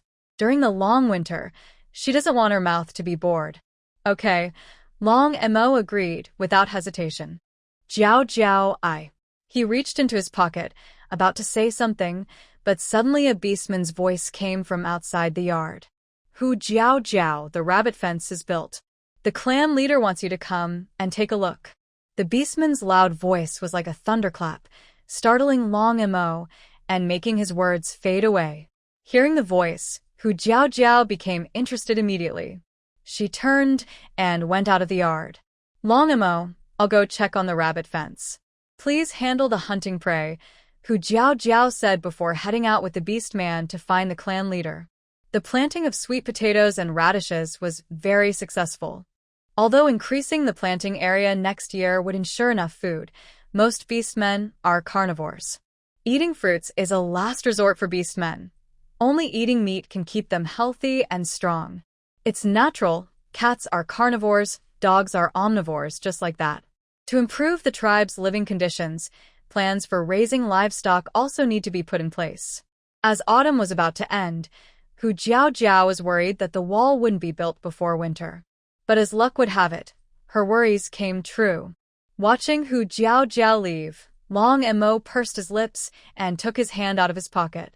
He quickly carried the wild boar and turned to the riverbank to clean the prey. Meanwhile, Hu Jiao Jiao arrived at the wild grass field. Jiao Jiao, you're here. Come and see if the wall is built okay. If there are any problems, just tell me, and I'll have them fix it. As soon as the tribe leader saw Hu Jiao Jiao, he grinned, showing a mouth full of missing and broken teeth, and greeted her with a smile. Recently, the tribe had a big harvest, and he was very happy. He kept dreaming about eating until full in winter, and he would wake up laughing several times from those dreams. Behind the tribe leader stood more than 10 beastmen, all key builders of the wall. They were tall and strong, with broad shoulders, standing behind him like students waiting for their teacher to check their homework, eager eyes looking at Hu Jiao Jiao, hoping she would give a thumbs up. Okay. Hearing this, Hu Jiao Jiao nodded and inspected the wall with the tribe leader. After more than 20 days of repairs, the entire wild grass field was surrounded by a tall wall. This wall was even higher and sturdier than the tribe's main wall. Outside the wall, she had also planted a ring of red thorns as she requested. The red thorns were very vigorous. The beastmen simply cut them into many small pieces and inserted them along the wall's edge. Half of the wall was already covered with red thorns. The other half was built later, and the thorns were planted later too. Some had already climbed halfway up the wall. These plants weren't afraid of the cold and could grow even in winter. Soon, the entire wall would be covered with red thorns. From outside, it even looked like a tall plant rather than a wall. Hu Jiao looked around and found no flaws. Tribe leader, the wall is very well built. Thank you all for your hard work. She smiled and nodded at the tribe leader and the beast men behind him. Hearing her words, the beast men finally relaxed their breath and could breathe freely again. Can we now put the rabbits inside to raise? The tribe leader asked happily, eager to try. Yes, you can start putting the rabbits in, Hu Jiao nodded. Although winter was cold, these rabbits were wild and had good cold resistance. They could dig burrows to keep warm, unlike domesticated rabbits that might get sick or freeze to death. The tribe leader nodded repeatedly and counted on his fingers. I've already asked everyone to catch rabbits. There are now 231 in total in the tribe. Jiao, do you think that's enough? There were about 100 beastmen in the tribe. Each orc caught 1 or 2 rabbits, and there were over 200 rabbits now. That's enough, Hu Jiao nodded. I still have 19 at home. I'll go get them later. It was just an experiment. If they really caught all the rabbits in the forest, they might wipe out the population. Then, there are a total of 250 rabbits, the clan leader said with a smile, calculating the number. Hu Jiao's mouth twitched. That number was quite a coincidence. Clan leader, it's best to have orcs patrol during winter too, she advised. If any rabbits die, tell me as soon as possible. Winter is cold, but if conditions are not too harsh, males can go outside. If any problems happen, she can find a solution early. Okay, no problem, the clan leader replied confidently, without hesitation. Clan leader, I'll go back to get the rabbits now, Hu Jiao said happily. As soon as she finished speaking, a male orc stepped out from behind the clan leader, his dark face showing a faint blush. Hu Jiao, are you back? I can help bring the rabbits over. Although Hu Jiao clearly refused, the male orc who was showing friendliness to her didn't stop. She glanced at the big dark orc and suddenly remembered how Long Mo had buried the male orc in the ground a few days ago. She also thought about how much stronger Long Mo had become at night, making her feel sore during the day. These words were not appropriate to say. No need. I can handle it myself. She shook her head and politely declined. But the male orc wanted to argue further, but before he could finish, the clan leader interrupted. Jiao, go back first. I'll handle this. He smiled kindly and waved her away, signaling her to leave peacefully. Then he turned around, his face suddenly darkening, and with a stern expression, he grabbed the male orc's ear and dragged him into the tall grass. Clan leader, why are you grabbing my ear? The male orc grimaced, not daring to resist. Come with me. I need to talk to you, the clan leader said coldly, not stopping his steps. The other orcs, seeing this, quietly slipped away. Not long after, they heard some distress screams coming from the tall grass. The orcs shivered and ran even faster. When the young cubs of the tribe passed by, they heard the sounds from the tall grass and shivered in fear. Since then, a terrifying legend spread among the young cubs. There was a fierce spirit in the tall grass that ate orcs, and no cub dared to sneak in and play. It fundamentally avoids the risk of rabbits being stolen and eaten. When Hu Jiao returned home, Long Mo had already cleaned the prey and placed it in the kitchen. The little ones went out to play and all came back. Seeing Hu Jiao return, Long Yao immediately ran over, pulling her pant leg to report, Mother, Father has something hidden in his pocket.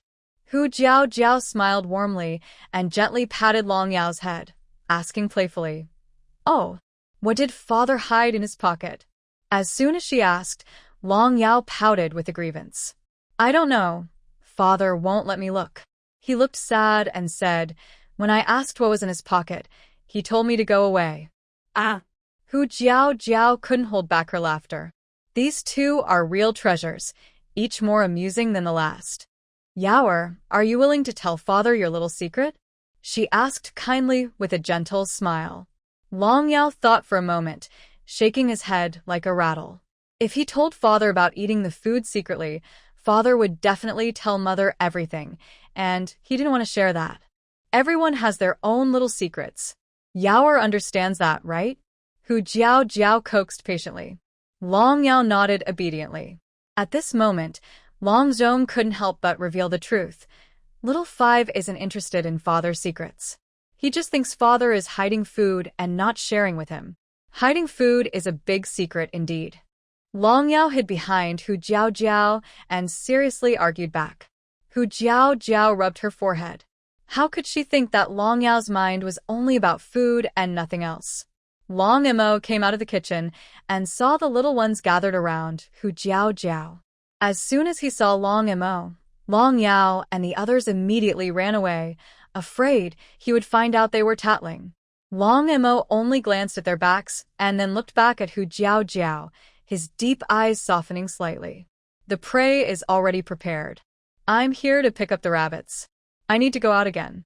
The rabbit enclosure built by the clan is ready, and we can start raising rabbits inside. Hu Jiao Jiao nodded with a smile on her porcelain-white face. Long Mo noticed that Hu Jiao Jiao was a very cheerful female, always smiling softly, which made people feel very warm, like the sunshine in winter, able to soothe all his loneliness inside. He cherished that kind of smile deeply. He was momentarily stunned by it. When he came back to his senses, the smiling face suddenly enlarged and leaned close to him. With a mischievous look, she asked, by the way, Long Mo, what good thing did you hide? She knew that Long Mo definitely wouldn't hide food. As Hu Jiao Jiao moved closer, a faint milky scent floated to Long Mo's nose, making him want to bite into her soft, flawless skin. Stone.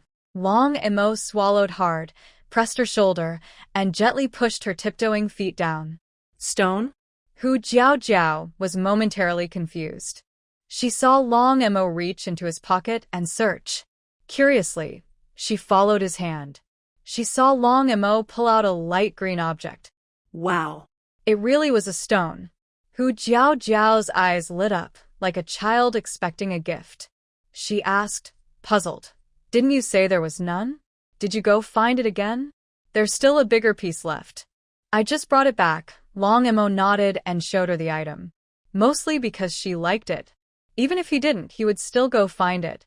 Hu Jiao Jiao happily took the jade piece and discovered it was shaped like a hairpin, about the same length as her usual wooden hairpin. One end of the jade hairpin was carved with a lively, delicate little fox, making the hairpin seem full of life. Seeing the little fox, Hu Jiao Jiao's face lit up with surprise. Did you carve this? It's so beautiful. The little fox was carved so exquisitely. She didn't expect Long Mo to have such skill. Turning jade into such detailed carvings couldn't be easy. Yes, Long Mo nodded affectionately. Seeing the smile on Hu Jiao Jiao's face, he couldn't help but smile too. Hu Jiao Jiao held the jade hairpin, lifted it above her eyes. The little fox seemed to emit a faint glow in the sunlight, delicate and beautiful. His craftsmanship was no worse than modern techniques. It was just a bit wasteful. Such a large raw stone was used to make only a bathtub and a hairpin. If modern people knew, they'd probably be shocked. Long Mo slightly lowered his head, looking at Hu Jiao Jiao with some expectation, thinking about the last time he gave her a bathtub and received a small reward. Surely there would be one this time too. Suddenly, Hu Jiao Jiao turned around, squinting suspiciously at Long Mo. So, the wooden hairpin I couldn't find was taken by you? Hu Jiao Jiao had waist-length black hair. Because working was inconvenient, she made a wooden hairpin to tie her hair up, so she wouldn't look out of place in the beast world. She had been wondering why her wooden hairpin was missing all along. It turns out this guy used it to make a hairpin. Long Mo's eyes showed no more hope, and he awkwardly changed the subject. I'll help you put it on.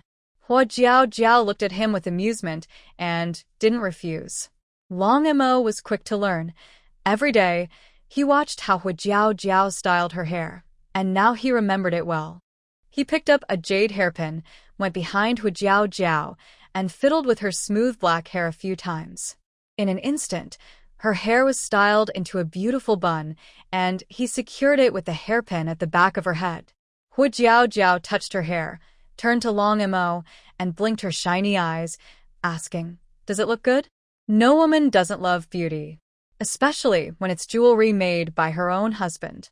Just wearing it made Hua Jiao Jiao feel very happy. It looks very nice, Long Mo answered seriously. His Jiao Jiao is the most beautiful woman in the world. Hua Jiao Jiao smiled happily and touched the hairpin on her head again. She remembered she hadn't taken the rabbit yet and resisted the urge to look in the mirror immediately. Then I'm going out. After taking a few steps, she remembered the prey in the kitchen. Leaving Long Mo at home was too risky, so she pulled him along. Come with me. So he wouldn't suddenly decide to cook and waste food at home. Okay. The two of them caught all the rabbits in the wooden house yard, put them in a wooden cage, and took them to the wild grassland. Before leaving, Long Yao looked at the rabbits with some reluctance. Long Mo was flying in the sky, and he followed on the ground, looking sad. It felt like the meat was just about to be eaten but flew away. Soon, they arrived at the grassland. A dozen rabbits, fed by the cubs, were chubby and not afraid of people. Once released into the grass, they started eating happily. The tribe's beastmen also gradually brought their rabbits, but theirs were not as fat as Huajiao Jiao's. Once released, they ran off quickly. The preparations for raising rabbits were complete. On the way back, Huajiao Jiao met Lu Mianer and Hu Jing, who were also delivering rabbits. Jiao Jiao. Hu Jing greeted warmly when she saw Huajiao Jiao. Why is there a blade of grass on your head? Hu Jing approached and saw the green behind Huajiao Jiao's head, looking puzzled. She reached out to try to pick it off. Fortunately, Lu Mianer quickly stopped her. That's not grass. Look, there's something white on it. Huajiao Jiao's mouth twitched. She really didn't know whether Hu Jing was lacking in brains or just being silly. Only then did Hu Jing see clearly, her face full of surprise. Really not. What is that? Why does it look like a fox? This is a stone Long Mo found in the forest, Jiao Jiao explained helplessly. Are there stones with this color? I thought it was just grass, but it's really just grass. Jiao Jiao, it looks good on you too. She chuckled softly, her eyes still full of curiosity. Lu Mianer looked at Jiao Jiao with envy. Jiao Jiao, this stone is so pretty. It looks like it's glowing when you wear it, and it makes your face look even whiter than snow. Jiao Jiao has fair skin, while Hu Jing has a wheat-colored complexion. Both envy Jiao Jiao's snow-white skin. Jiao Jiao smiled and instinctively touched the jade hairpin on her head. Hu Jing glanced at Long Mo, then leaned in closer and whispered, Jiao Jiao, can you ask Long Mo where he found the stone? I want to make a little tiger to wear on my head too. It looks so nice. Females love to look pretty. Seeing Jiao Jiao wearing the jade hairpin so beautifully, Hu Jing also felt very tempted. Especially after having a partner, she wanted to make herself look even more beautiful so that the gossiping females in the tribe wouldn't call her a fierce tiger. She wanted to be a pretty fierce tiger. Lu Mianer tugged at Hu Jing. That was found by Long Mo. It's not good to ask like that. Each beastman usually keeps their resources secret and doesn't like to share with others. Hu Jing scratched her head and changed her approach. Then I'll trade something with Jiao Jiao. Jiao Jiao, what do you want? I can trade with you. Long Mo's things belonged to Jiao Jiao, so she could just discuss directly with her. Long Mo was left aside, ignored. No need to trade. Jiao Jiao waved her hand. But this stone was also found by Long Mo by chance. I don't know if he can find more. In the beast world, this thing is mostly just pretty. It's not very useful. If there are more jade raw stones, it's better to let other beastmen dig them up and make good use of them rather than letting the jade stay buried underground as stones. Thinking this, Jiao Jiao looked at Long Mo and asked for his opinion. Long Mo, can you tell them where you found the stones? Long Mo looked at Hu Jing, recalling how Hu Qingyuan had once helped him test poison. No, test food, and nodded quickly. His voice was indifferent. Tomorrow, I will tell Hu Qingyuan the location. That was his way of agreeing. Hu Jing grinned and raised her hand to pat Jiao Jiao's shoulder, but Long Mo shot her a look and stopped her. Hu Jing smiled shyly, looking a bit envious. It's still your dragon Mo who is useful. Unlike Hu Qingyuan, who only knows how to catch these little rabbits, with hardly any meat. I really don't understand what's in his mind. She held up the rabbit in her hand and complained. As soon as she finished speaking, the rabbit suddenly kicked its legs as if protesting. Hu Qingyuan, who was hunting in the forest, sneezed, achoo. Strange, why did I suddenly sneeze? He muttered and continued to watch over the rabbit's nest. The next day, Long Mo told Hu Qingyuan his location but went ahead to the stone pit cave to pick out a bunch of large stones, which he carried back home and stacked outside the backyard. Jiao Jiao liked these stones, so he kept some for making things for her in the future. Although there were many stones in the cave, most were smaller than a wash basin. Long Mo took the big ones, and Hu Qingyuan could only choose the larger ones among the smaller stones. When the news spread, many of the tribe's beastmen found out. The females saw Jiao Jiao wearing a beautiful jade hairpin and were tempted. They urged their mates to go find stones too. Suddenly, many beastmen in the tribe went to the stone pit cave to pick stones. However, most of the stones they brought back were real stones. A few stones contained real jade after being broken open, but polishing them was very difficult. It was hard to make delicate jewelry from jade, and even breaking them was tough. Some beastmen even broke their claws trying to polish stones, but couldn't make hairpins like Jiao Jiao's. In just a few days, the females' moods fluctuated like riding a roller coaster. They had jade but didn't know how to process it, so they could only stare helplessly. Even Yingyuan couldn't do anything with the jade. Hu Qingyuan was lucky and found a teardrop-shaped piece of glass like jade. Although it couldn't be carved into a tiger, he asked Long Mo to help drill a hole through it. He threaded a string through and wore it as a necklace for the tiger crystal. It wasn't shaped like a little tiger, but Hu Jing liked it very much. Normally, Long Mo wouldn't help, but since he had a good friendship with Hu Qingyuan, he agreed after some persuasion. After Hu Qingyuan kept asking and promised him a taste of his food, Long Mo reluctantly helped out. The tribe was lively, and Jiao Jiao was busy too. Recently, Long Mo found some pomegranates in the forest. She planned to make fruit wine using pomegranates and grapefruits stored in the warehouse. Persimmons could also be used to make wine, but now they were all dried into persimmon cakes. Jiao Jiao asked Long Mo to make some sealed stone jars. She peeled the pomegranates and grapefruits and was busy working in the backyard. Peeling pomegranates is a bit troublesome. Several children are sitting in the yard on small stools helping out. Hu Jiao Jiao is preparing other ingredients, cleaning the clay jar thoroughly, and letting it dry for later use. She also takes out rock sugar and white wine from her space. The children are carefully peeling the fruit, except for Long Yao, who is drooling and, while Hu Jiao Jiao isn't looking, uses one hand to peel the pomegranate and secretly puts them into his mouth. When Hu Jiao Jiao finishes preparing the tools and ingredients and turns around, she sees that there is still a bunch of cleaned pomegranate seeds on the ground, along with the peels. It's clear that this little chubby kid's contribution is responsible. Yeah. Long Yao, caught eating secretly, gulps and forgets to spit out the pomegranate seeds, swallowing them directly. He covers his mouth, looks timid, and blinks. Mother, Xiao Wu is sorry. Xiao Wu can't control his hands. He didn't want to steal the fruit, but his hands just couldn't help bringing the pomegranate to his mouth. Hu Jiao Jiao rubs her forehead and picks up the little guy. Yaoer, no need to peel anymore. Just go ahead and eat it. She gathers the pile of pomegranate seeds mixed with peels into an animal hide pouch and places it in his arms. If she used the pomegranates peeled by Long Yao to make wine, who knows if it would be full of his saliva. Originally, Hu Jiao Jiao planned to eat the peeled pomegranates herself. Long Yao holds the pomegranate with a surprised look. Mother, are these for Xiao Wu? Hu Jiao Jiao nods. Thank you, Mother. You're the best. Long Yao jumps excitedly, happily holding the pomegranate and going to eat nearby. The other children watch Long Yao with his greedy face and shake their heads in disgust. If they hadn't seen Long Yao's dragon body, they'd really doubt he was born from the same mother. How can the children born from the same mother be so different?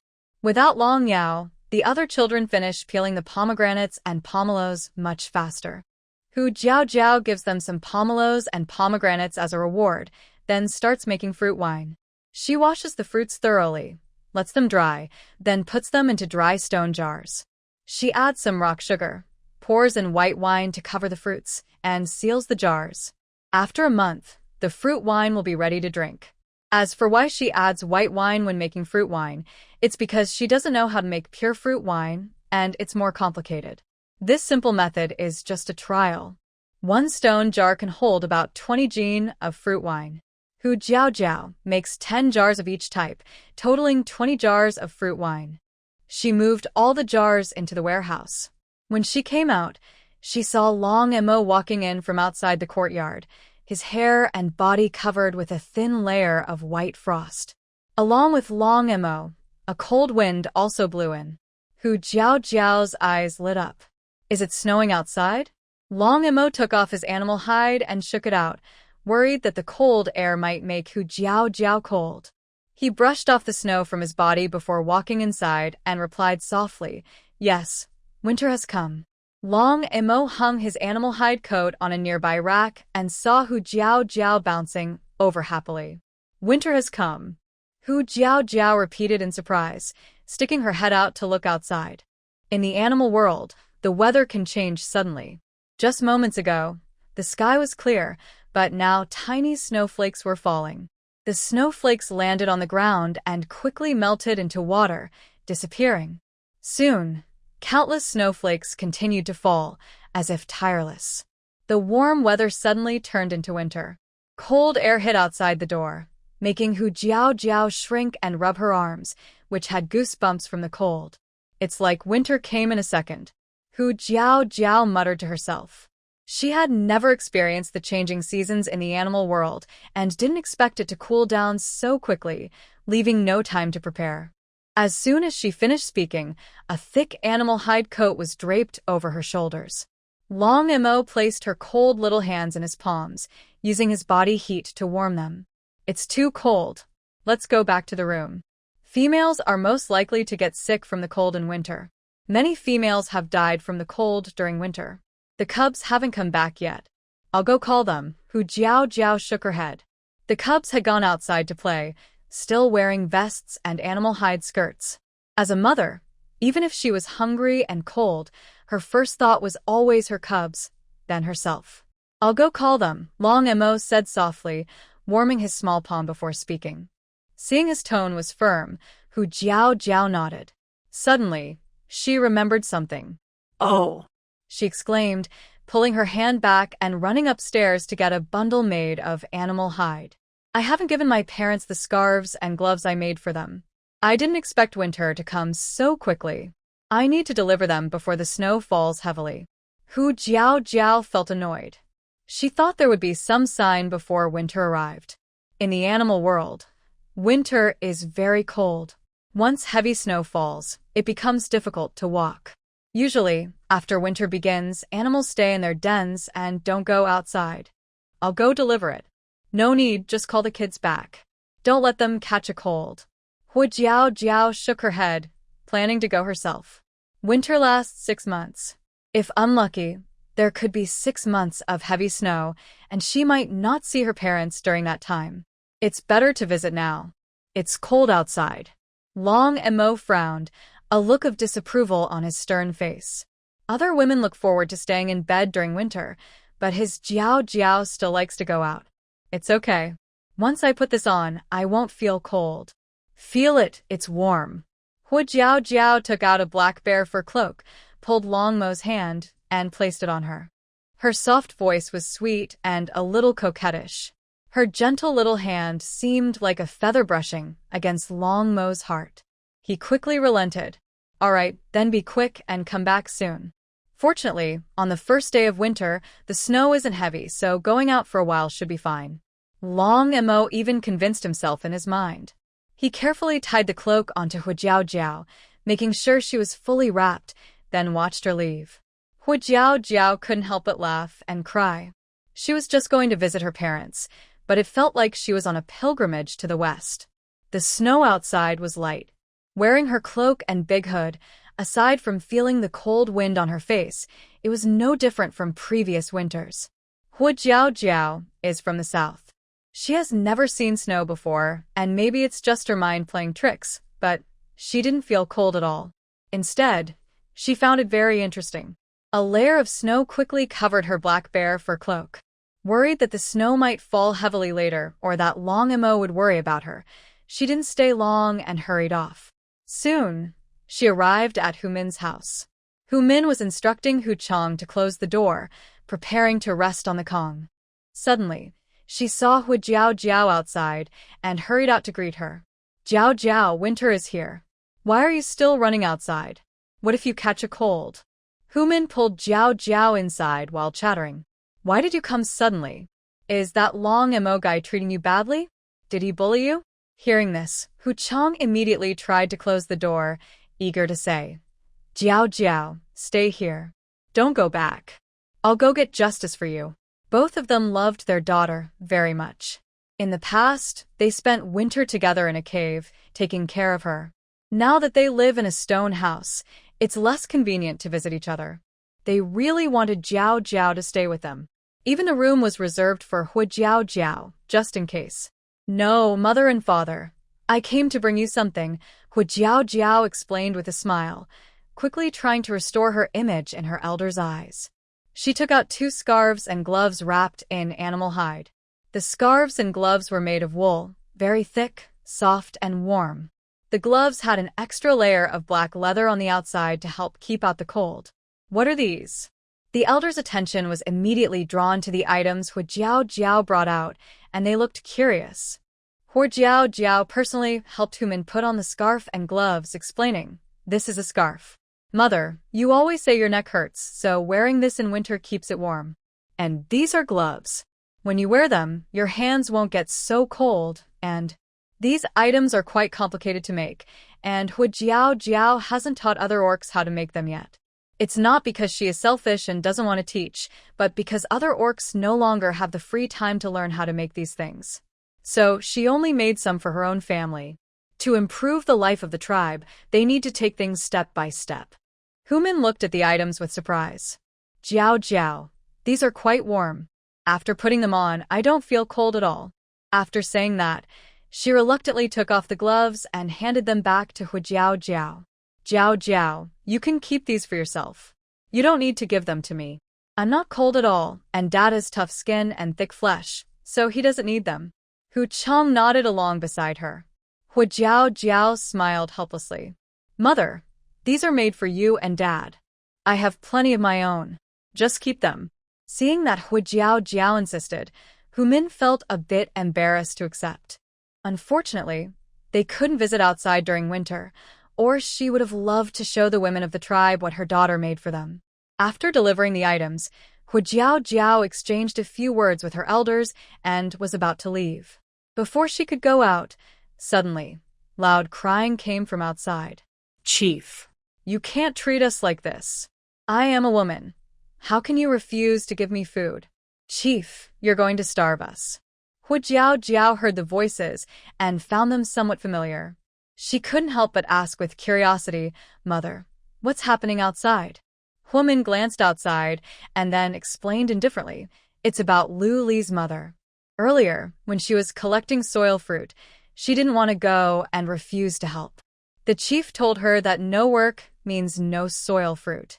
Now that winter has come, she's pestering the chief for soil fruit, throwing a tantrum. I have never seen such shameless females. How old are they still acting like little kids? Hu Min explained while complaining. After hearing Hu Min's words, Hu Jiao Jiao got a rough idea. It turns out that the mother deer didn't want to work and wanted to eat for free. In the past, the mother deer from the harvesting team would sometimes join, but she didn't participate in collecting the wild fruits grown in the fields. The father deer was useless, and the stored food wasn't enough to get through winter. So, she could only be shameless and bully the clan leader. Really, only a mother deer could do something like that. Hu Jiao Jiao clicked her tongue and didn't ask further. After saying goodbye to Hu Min and Hu Qiang, she headed home. Not far from there, she saw the mother deer and the clan leader. Dear mother, I've told you many times, everything today is your own choice. If you're blocking me here, I don't have any wild fruits to give you. The clan leader was speaking with a stern face. He had just finished arranging the tribe's affairs and was heading home when the mother deer suddenly appeared and stopped him. She was a female, persistent and clingy, so he couldn't get away and had to stay outside and argue with her. Clan leader, are you just going to watch our family starve? The tribe has collected so many wild fruits. What's wrong with giving me some? The mother deer grabbed the clan leader's arm and refused to let go. His face darkened a bit. Those wild fruits were grown by other beasts' hard work. Your family didn't do any work. Why should I give you any? Even a little is fine, and more is even better. Just help me plant some. Isn't that okay? The mother deer said confidently, showing no shame. Seeing the clan leader's displeased face, she probably knew she wouldn't get the wild fruits, so she lowered her expectations. Even if there's no wild fruit, giving us 500 pounds of charcoal would be fine. Because of laziness, her family had no supplies at all. The clan leader's face grew even darker. He had been very tolerant of the mother deer. Other supplies were given unconditionally, but these came from the hard work of other beasts. If he gave her supplies today, others would follow suit tomorrow, refusing to work and just taking what they wanted. Who would want to work then? No.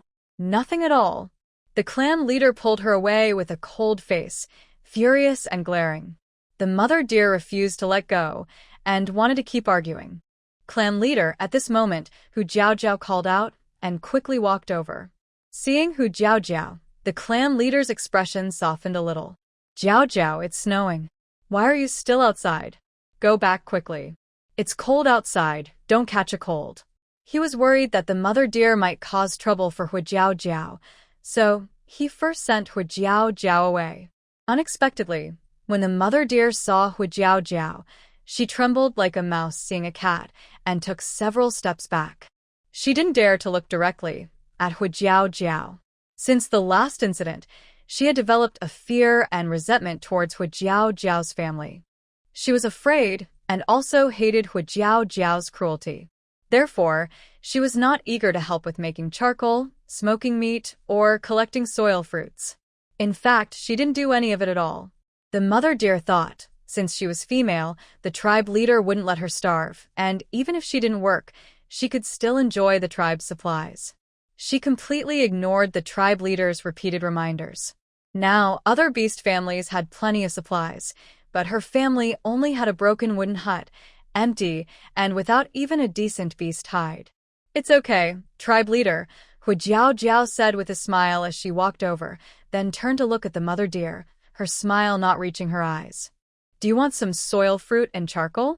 The mother deer didn't dare to speak, still holding on to her hopes. Maybe Hu Jiao Jiao would suddenly be kind and give her some soil fruit. Hu Jiao Jiao, you can't give her anything, the tribe leader said anxiously, worried that Hu Jiao Jiao might be deceived by the mother deer's pitiful look. Hu Jiao Jiao sneered coldly, clenched her fists and made a creaking sound. If you want it, that's fine, but you have to pay a price.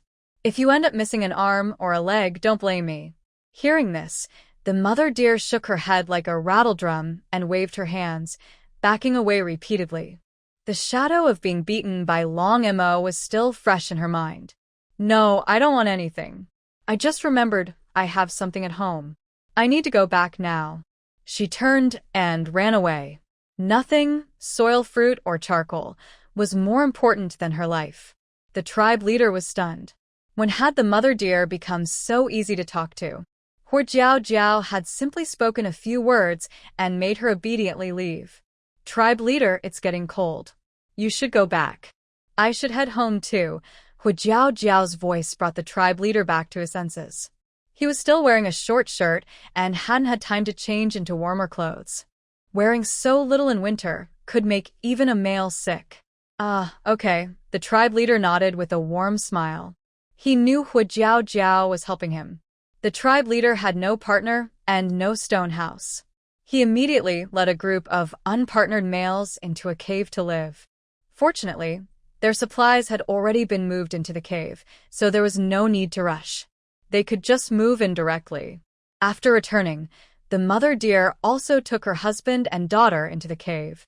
She scolded and complained all the way, taking out her frustration on father deer for the bad things that happened at Hu Jiao Jiao's place. Why did I find such a useless male like you?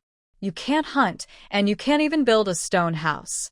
Other females have stone houses to live in, but I have to stay in a cave with you males. Why am I so unlucky? Father Deer has been feeling very frustrated lately. He is weak and used to rely on Eagle Yuan and Deer Meoner for help.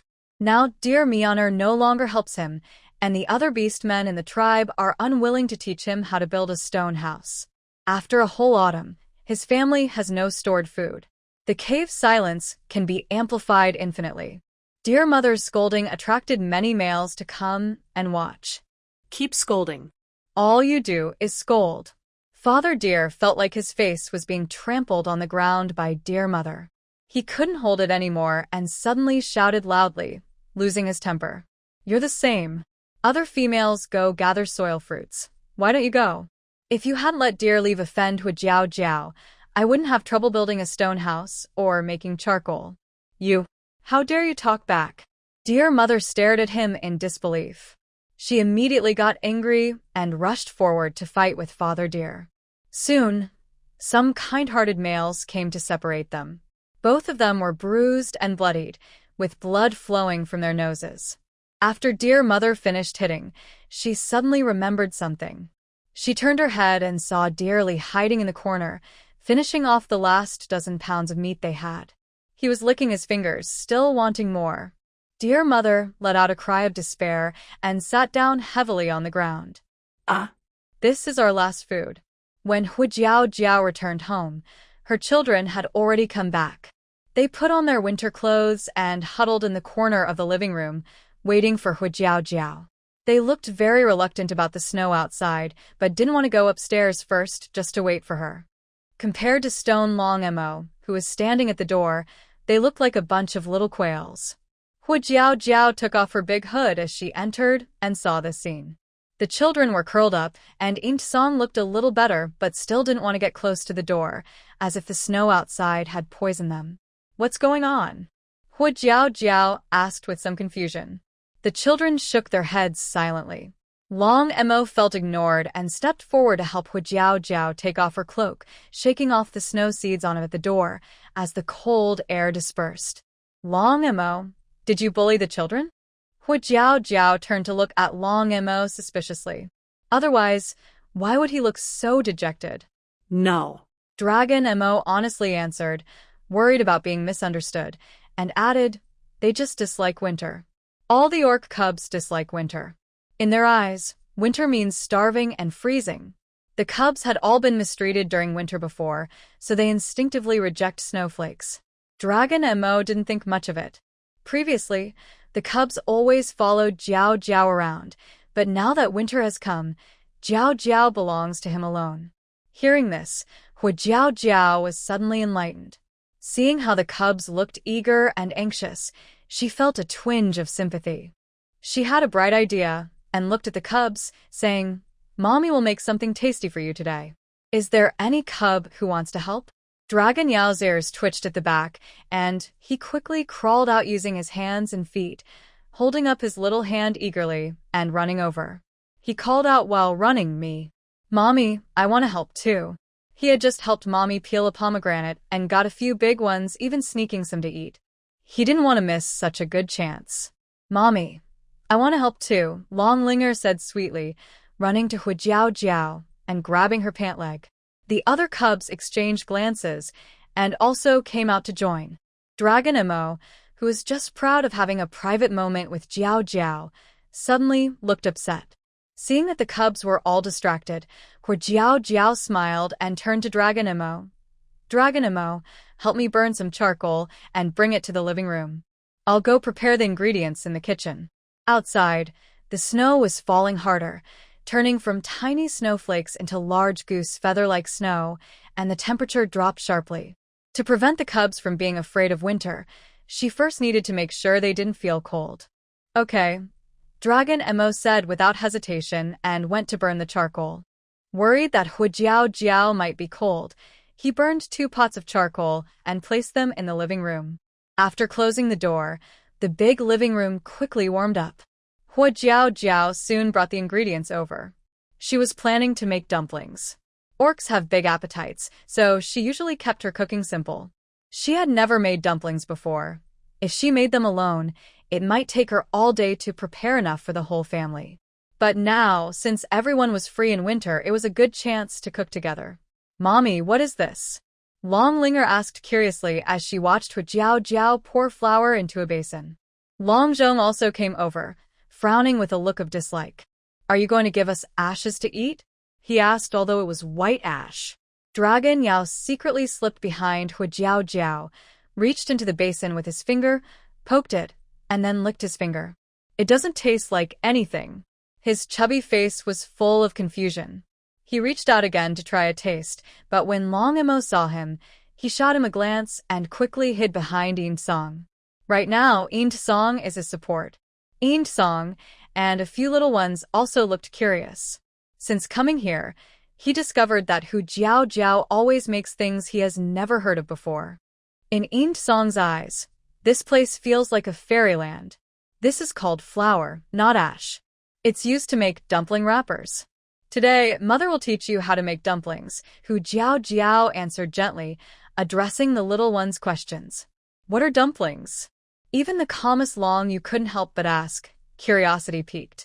"Dumplings are food that the beast god eats in winter," Hu Jiao replied readily. All questions could be answered with the beast god as an excuse. "Mother, does the beast god also eat dumplings?" Long Yao asked with big eyes, curious. Then, if Xiao Wu eats dumplings, will he become as powerful as the beast god? The little guy said this, unable to hold back, clenched his fists excitedly. Even the chubby one wants to become stronger. Before Hu Jiao could answer, Long Xiao suddenly chimed in, not necessarily stronger, but definitely get fatter. Roar. Long Yao let out a small beastly roar, pouting sadly. The little ones burst into laughter. Even Yin Song, who had always kept a cold expression, showed a hint of a smile. This was the warmest, most loving winter he had ever experienced since he was born. Hu Jiao added water to knead the flour into dough, rolled it into thin sheets, then cut them into pieces and set them aside. Long Emo was satisfied to receive his task, chopping meat. The cleaver in his hand seemed to turn into an artwork, moving smoothly and even making a few decorative cuts. Soon, he chopped the large piece of meat into fine mince, more evenly than a meat grinder could. Even holding a cleaver to chop meat couldn't hide his cold, noble aura. Soon, the ingredients for making dumplings were ready. The little ones carried small stools to the table, eager to try. Yin Song hesitantly stood by the table, feeling a bit out of place as an outsider. He was about to quietly leave when a delicate, white hand suddenly reached out and grabbed his. Yin Song, come quickly. Long Linger tugged at his sleeve, deliberately leaving a spot for him. Looking at Long Linger's expectant eyes, Yin Song pursed his lips, but still went over and sat down. Hu Jiao sat to the right of Long Linger, with an empty spot on her left. Long Yao held his small stool, ready to move closer, but unexpectedly, a long leg suddenly stretched in the middle. Long Yao looked up and saw Long Mo's slightly squinted eyes. His gaze carried a hint of warning, as if saying, "Step aside, this is my spot." Long Yao grinned awkwardly and shyly, then moved aside to give up his place.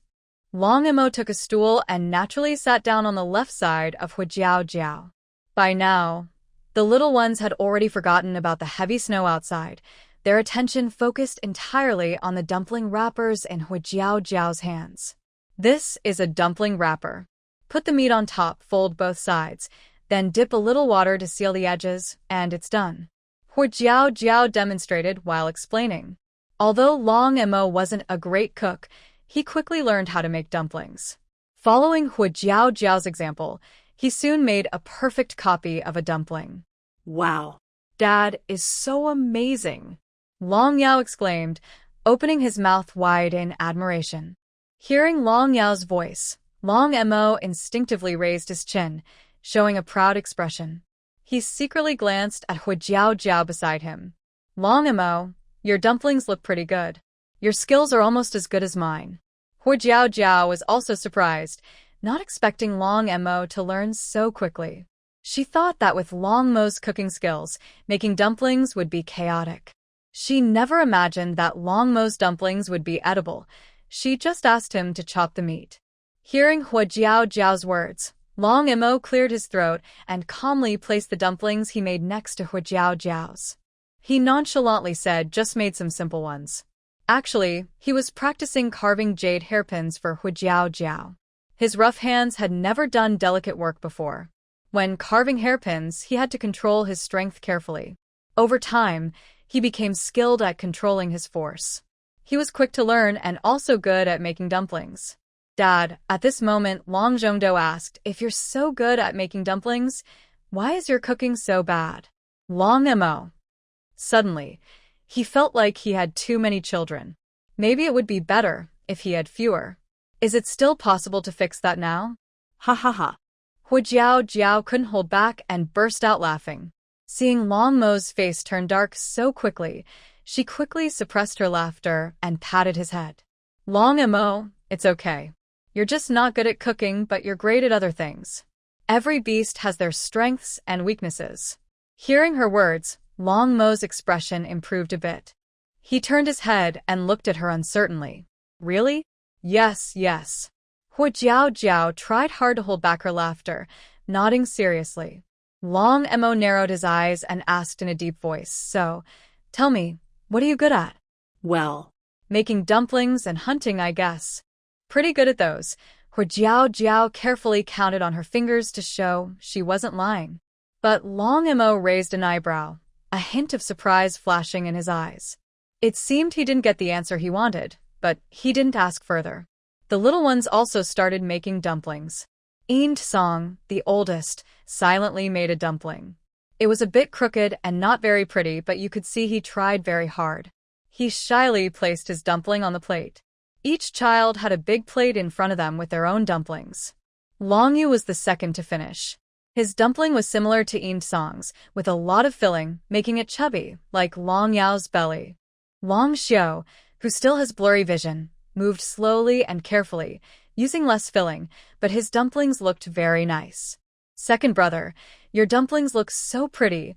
Long Ling Er finished and looked around, unable to help praising.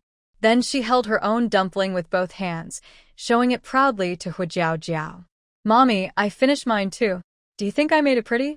Hua Jiao Jiao turned to look and focused on Long Ling Er's dumpling. Every fold was carved with a knife, with no extra parts. Even the leftover flour on top was shaped into a delicate little white flower by Long Ling Er. They were neat and clean, looking like art pieces in a showcase. Ling Er, your dumpling looks very nice, Hua Jiao Jiao said honestly, though she hesitated a bit. She suddenly realized Ling Er might have a perfectionist streak. Hee hee. Long Ling Er smiled happily and showed her dumpling to Eend Song again, her eyes squinting with joy. Eend Song looked at her and felt a bit ashamed, working even more carefully. Meanwhile, over at Long Zhong's side, his hands seemed to have a mind of their own. The dumpling wrappers just wouldn't listen. After several tries, they either looked ugly or couldn't be sealed. Long Zhong got more and more frustrated. Finally, he impatiently placed the filling on the wrapper, held it in his palm, and squeezed hard. He finished a dumpling in a burst of anger. With a loud bang, he roughly placed it on the plate. Long Zhong's face was almost furious, with a big word written across it. So annoying. Eat the dumplings you made yourself. Long Mo glanced at Long Zhong and coldly reminded him. Fox Jiao Jiao gently nudged Long Mo's waist with her elbow and softly said, Zhong, don't worry, take your time. Next to them, Long Yao heard Long Mo's words, and his chubby face suddenly looked serious. Because his hands were small, he simply placed the dumpling wrappers on the plate, occasionally pinching the wrappers or touching his face. He didn't notice that his face had turned into a little cat face. After carefully messing around for a while, he excitedly held up a dumpling and loudly announced, Mother. Little Five has finished making his dumplings too. Fox Jiao Jiao and the others looked over when they heard him. They saw Long Yao holding something that looked like a small pile of. If it weren't white, everyone would think it was something Long Yao had just made. Long Zhong saw this, and his annoyed mood was instantly eased. He opened his mouth wide and laughed. Ha! Little Five, what did you make? A little pile of? Long Yao. Long Zhong didn't pay attention to his angry face and continued to tease him. Daddy said, if you make it yourself, you eat it. Later, don't eat ours. Seeing his own ugly but still edible dumpling, Long Zhong suddenly felt confident. Ow. Long Yao was so angry, he gritted his teeth and sat back on the small stool, retorting, third brother's dumplings are so ugly. I don't want to eat yours. The family happily and harmoniously made dumplings together. Other beastmen in the tribe weren't as lively, but they all snuggled into their beds, burning charcoal, and for the first time in winter, they felt warm. Meanwhile, in the forest, a group of gray wolves beastmen struggled through the cold wind and heavy snow. Finally, near their destination, they found a cave. Hundreds of beastmen crowded into a small cave, almost no space left even for ants to pass. A gray wolf beastman stepped out of the snow into the cave, walking to the innermost part, kneeling on the ground, and respectfully said to the lazy beastman sitting on a stone, Leader, we are near that tribe. When they received the message last time, they already knew roughly where this tribe was. But because that dragon beastman's strange device was so powerful, they waited until winter to come again for safety. Oh. How many beastmen did they send patrols? Are there many defenders? Wolf Shua narrowed his long eyes and asked confidently. The gray wolf beastman swallowed and hesitated before answering, Yes, leader, not a single one. What? Not a single one? Wolf Shua's narrowed eyes suddenly widened, and he quickly stood up from the stone. His lazy expression instantly froze, then turned into one of disbelief. Are you sure you saw the tribe we're looking for? The orc wolf beast was startled by the loud voice and trembled as he answered cautiously, Yes, leader. I'm sure it's that tribe. They are completely unprepared. Although he was only observing from afar, he clearly saw the situation around the tribe. No orcs appeared nearby, not even a single footprint on the ground. He was certain that the orcs from that tribe had not come out since the snow began. Huh. Wolf Shua chuckled softly, the surprise on his face fading. He nonchalantly looked outside the cave. Yulu, it seems this tribe isn't as strong as you said. Wounding Wolf Mia was just a coincidence. His tone carried a hint of contempt. Winter is the easiest time for outsiders to steal supplies. This tribe has no defenses, either they lack strength or they are just not smart. Yulu stood quietly in the corner, like a ghost, wrapped in a black cloak, shrouded in shadows. Only his dark eyes, glowing with green light, were visible. Hearing Wolf Shua's words, his old lips moved slightly. Leader, we shouldn't underestimate them. Before he finished, Wolf Shua impatiently interrupted. It's just a small tribe. Yulu, you're being too cautious. Leader, Yulu's voice was hoarse. He lowered his gaze and solemnly called out. Wolf Shua paused, a moment of emptiness flashing in his eyes, but it quickly returned to normal. He waved impatiently. All right, wait until the heavy snow comes before attacking. Is that okay? After saying this, he lazily lay back on the stone, appearing indifferent and unconcerned about what was to come. It was as if he was just visiting a friend's house for a meal. Yes, he was simply going to that tribe to borrow some supplies. Yulu didn't speak again, only sighed faintly, almost inaudibly. In the cave behind the tribe's mountain, the orcs had blocked the cave entrance with stones, leaving only a small vent for air. But outside, heavy snow was falling, and all they could see was a white world of snowflakes, which soon covered the vent completely.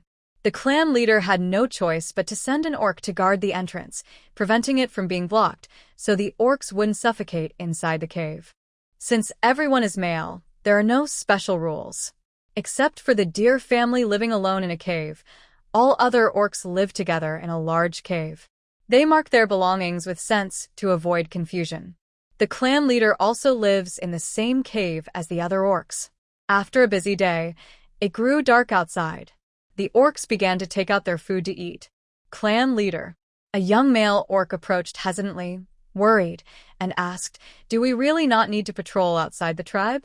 What if that group of wolf orcs suddenly attacks? Then we wouldn't know anything.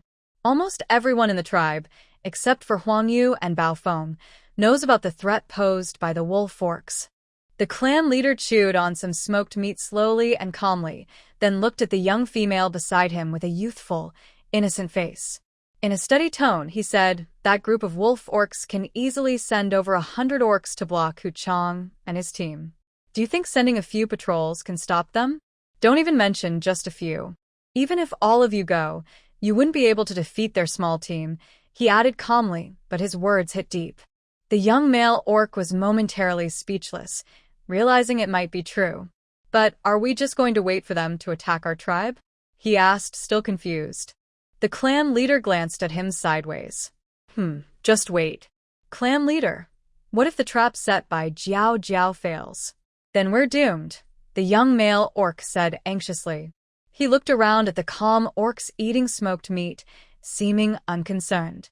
Has everyone already given up fighting? It's freezing outside. Before the wolf orcs arrive, the patrol orcs will freeze solid. Why don't I send you? Hearing this, the young male orc thought the clan leader was giving him a task to test him and immediately agreed. Before he could speak, the leader patted his shoulder forcefully, making him sit down. He also handed him a piece of smoked meat.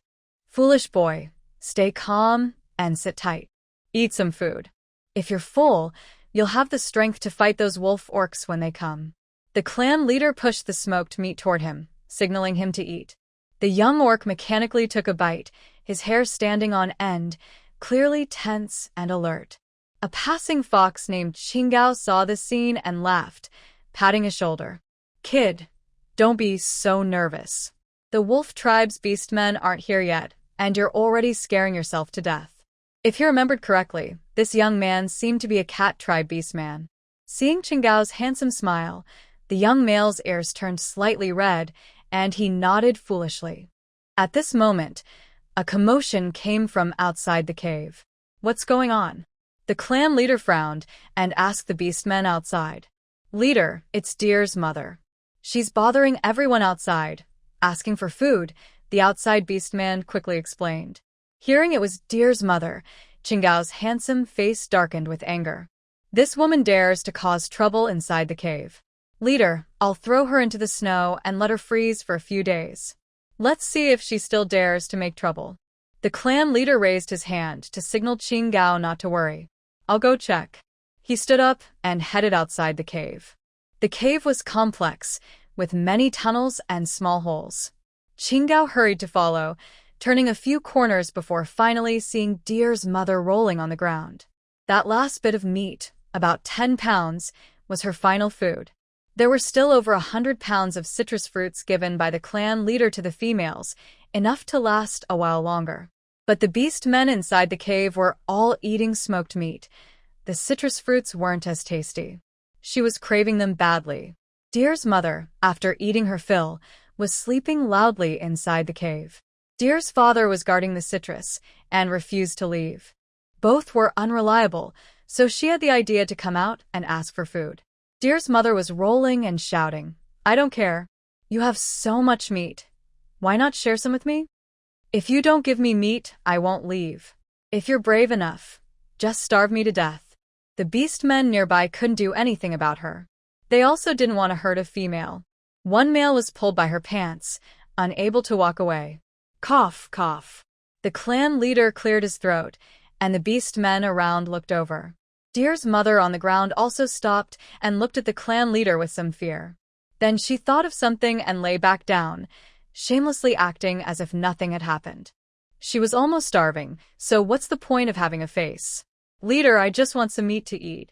I'm a female. You can't let me starve to death," she said bravely. "Don't worry, we won't let you starve," the clan leader shook his head. Hearing this, Deer's mother's face lit up with joy. Did the leader agree to give her meat? She knew that the leader was soft-hearted and wouldn't ignore her. "Chief, I only need 100 pounds of meat." The mother deer scrambled up from the ground using her hands and feet, ignoring the male she had just caught. She boldly reached out and asked the chief for the meat. As soon as she let go, the male immediately moved away. "Chief, you can't give her the meat." Hukingo quickly stopped loudly and firmly. "She's not our mate, so why should we give her meat?" The mother deer's reputation in the tribe was bad because she had lost several mates, and no males wanted to be her partner again. Hukingo's words made other beastmen nod in agreement. But the chief shook his head again, his old face showing a kind smile as he slowly said, "Don't worry. I asked the old veterinarian, and as long as the beast man has water, he won't die of hunger even if he doesn't eat for half a month. When you're about to starve, I'll send someone to bring you food." The mother deer was stunned. Is this what a beast says? She was dumbfounded and froze in place, not knowing what to do. She never expected the chief to say that. Hukingo couldn't help but laugh when he heard this. Ha ha ha. "Chief, this plan is perfect. I'll personally deliver the food then. If she starves to death, she will be punished by the beast god. We won't let her starve, but she can suffer a little." The chief's move was really clever. The surrounding beastmen saw the mother deer's embarrassed expression and chuckled softly. In the past, they only took advantage of her, but this was the first time they saw her in trouble. Chief. The mother deer looked unhappy and wanted to say more, but she was interrupted by the chief. "Since you're a female, I won't let you starve. Here's what we'll do." The chief stroked his chin, turned seriously, and called a male beast over. The mother deer's eyes lit up, looking at the chief with anticipation. She thought he was going to change his mind. But in the next second, the chief ordered the male beast, "Go dig a bowl of snow. Make it thick. When you're hungry, eat a few bites of snow. When you're thirsty, you can drink. If it's not enough, come find me. I can only help you this much." The chief smiled gently, his face warm and kind, making it hard to argue. The mother deer was silent. Later that evening, outside the house, the wind howled fiercely, but inside it was warm and cozy. A few cubs gathered around the stove, staring eagerly at the dumplings in the pot. It was their first time eating fresh food they had made themselves, and they were very excited. Hukiajao carefully separated the dumplings and put them into the pot, with a big fire burning underneath. Soon, the soup in the pot started boiling. She lifted the lid, and a wave of hot air mixed with a delicious smell rushed out. "Mother, are the dumplings for little five ready?" Long Yao tiptoed, peeking into the pot. "Not yet. Wait a little longer," Hujiao Jiao replied, stirring the soup with a ladle, adding salt and seasonings, then tasting it. Gurgle. Long Yao also swallowed and licked his lips, as if he was the one tasting. A few of the little ones behind couldn't help but look away. "It's so embarrassing. Luckily, we're at home. If we were outside, they wouldn't want to stand next to this chubby one." "Mother, are little five's dumplings almost ready?" Long Yao asked again. "Almost. Just a moment," Hujiao Jiao answered with a smile, sprinkling chopped scallions into the pot. The dumplings were cooked. She served the dumplings onto a plate. Seeing this, Long Mo skillfully brought the plate to the table. The little ones followed like little shadows, moving from the kitchen to the dining table. When Hujiao Jiao finished serving the last bowl of dumplings, the noise from the little ones had stopped. She turned around but saw Long Xiu still at the kitchen door, holding a piece of animal hide that seemed to be steaming. Long Xiu handed her the hide, his young voice a bit cold. "Wipe your sweat. If you sweat too much, you'll catch a cold." Hujiao Jiao paused, then smiled and took the hide. "Thanks, Xiu." The hide was warm, obviously just washed with hot water. Her little ones are becoming more thoughtful. Long Xiu could now see people's outlines clearly. Seeing the gentle smile on Hujiao Jiao's face, his cheeks slightly reddened, and he turned to leave the kitchen. Long Mo brought the last bowl of dumplings to the table. Actually, it was more like a basin, each bigger than the little ones' heads. The little ones sat up straight, their backs stiff, staring at the tempting dumplings in front of them, but since Hujiao Jiao hadn't spoken yet, they didn't move a single bite. Clatter. Long Yao opened his mouth, looking at the dumplings in the other little one's bowls. Some liquid from his mouth even dripped onto the table, making a clear sound. "Eat now, or they'll get cold later." Hujiao Jiao spoke, and the little ones immediately started eating. Maybe it was just a feeling, but the dumplings she made seemed especially tasty. Long Yao glanced at the strange-looking thing in his bowl, then at the round, plump dumplings in Hu Jiao Jiao's bowl. It seemed her dumplings were tastier. Little Five took a small bite, thinking it should be fine, right? He reached out eagerly. But before he could, Long Emo shot him a cold glare. He shivered and quickly retracted his hand. Long Yao. Boo. Daddy is so strict. Daddy is the worst. After eating the dumplings, the children looked very satisfied. They had never eaten such strange but tasty food before. Only Long Yao felt uncomfortable because he didn't get to eat anyone else's dumplings.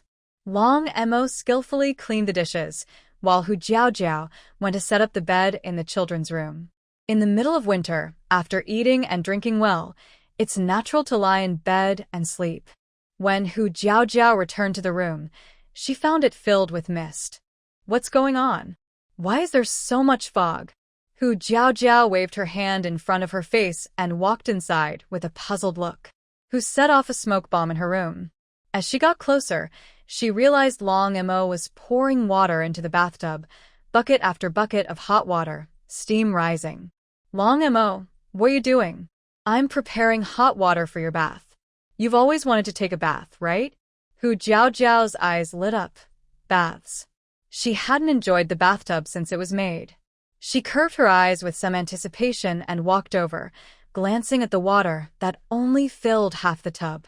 She was a bit suspicious, asking, "Is there not enough water?" Long Emo answered in a deep, mellow voice, "It's enough." He had already calculated that this amount of water was just right. Hu Jiao Jiao hesitated, but then saw Long Emo had already taken off his clothes, revealing strong, attractive muscles. She hadn't reacted yet when Long Emo suddenly picked her up horizontally, and they both stepped into the bathtub. It snowed heavily for 10 days. Hu Jiao Jiao had been taking a bath every day during this time. Now, she even associated the bathtub with shadows and ordered Long Emo to move it into the storage. She never wanted to see that bathtub again this winter. Seeing Hu Jiao Jiao's swollen lips, Long Emo felt a bit guilty and did as she asked. The room was warm, and she only needed to wear light clothes, but going downstairs still required thick clothing. Luckily, it was winter, so she could cover herself with warm clothes. Hu Jiao Jiao got up, dressed, and hid the intimate marks on her body. Long Emo brought a basin of hot water to help her wash up. "Jiao Jiao, if you're tired, rest inside. I'll go make food for the children," Long Emo offered himself. While speaking, he carefully dampened a piece of animal hide, wrung it out, and handed it to Hu Jiao Jiao to wipe her face. No, Hu Jiao Jiao took the hide and gave him a playful glare. She didn't trust him to cook for the children. She quickly dismissed Long Mo's idea of cooking. "It's all your fault. From now on, no more baths together," Hu Jiao Jiao said with a slightly red face and a bit annoyed. Although she knew winter was the peak season for the beasts to become active, she didn't expect Long Mo's energy to be so strong. For 10 nights in a row, he kept going. It made her so tired that she had to hold onto the staircase handrail when going downstairs, and she felt angry every time she saw him.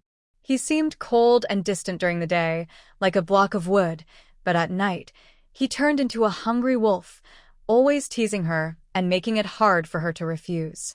If she had to go through this all winter, she thought she would be completely drained. "I'm sorry, Jiao Jiao," Long Emo said, acting like a well-behaved big dog in front of Hu Jiao Jiao, immediately lowering his head to admit his mistake sincerely. Hu Jiao Jiao glanced at Long Emo, seeing how earnest his apology was. She was about to forgive him when he continued, "Can I take a bath every 2 days from now on?" Long Emo looked at Hu Jiao Jiao's face, testing her with his tone as he changed his words. 3 days? Hu Jiao Jiao. She couldn't bear to hear the word bath anymore. Quickly wiping her face and finishing her wash, Hu Jiao Jiao went downstairs. If she didn't find something to distract herself, she was afraid she might lose control and want to sew Long Mo's mouth shut. After breakfast, Hu Jiao Jiao noticed the snow outside had stopped. It had snowed for 10 days straight, and the snow on the ground was almost half a person tall. Excited, she went to open the door but found it was frozen shut with the snow outside.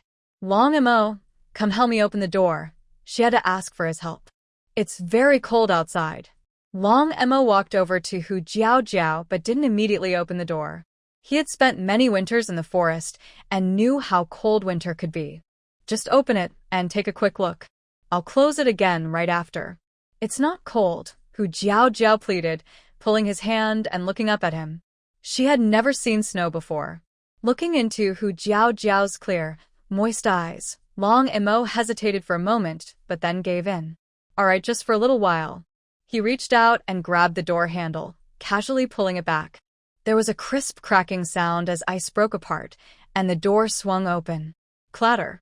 Broken ice and snow fell onto the floor inside the house. A cold rush hit her face. But luckily, the snow had stopped, and there was no wind outside. Besides the cold air touching her skin, the weather wasn't too bad. For Hu Jiao, seeing so much snow for the first time, the cold was nothing compared to her excitement. Wow, there's so much snow. Seeing the snow blocking half the door, Hu Jiao couldn't help but gasp in amazement. Outside the door, there was a blanket of pure white snow, covering everything. The world looked like it was made of white, endless snow, like a vast sea of snow stretching as far as the eye could see. The entire world was wrapped in thick ice and snow, as if it was the Ice Age. All right, it's time to close the door, Long Emma said, urging. Long Emma, can I? Hu Jiao rubbed her hands, showing her neat, white teeth, and gave Long Emma a mischievous smile. She had never played in the snow before. She had only seen others build snowmen online. She wished she could build one herself to play with. In Hu Jiao's heart, Long Emma was like family. She couldn't help but show her true feelings in front of him. No, it's too cold outside, Long Emma frowned slightly and quickly rejected before she could finish. Just from her eyes, he knew what she wanted to do. Who would go outside in winter? Hu Jiao clasped her fists and rested them on her chin, looking at Long Emma with eager eyes and blinking hopefully.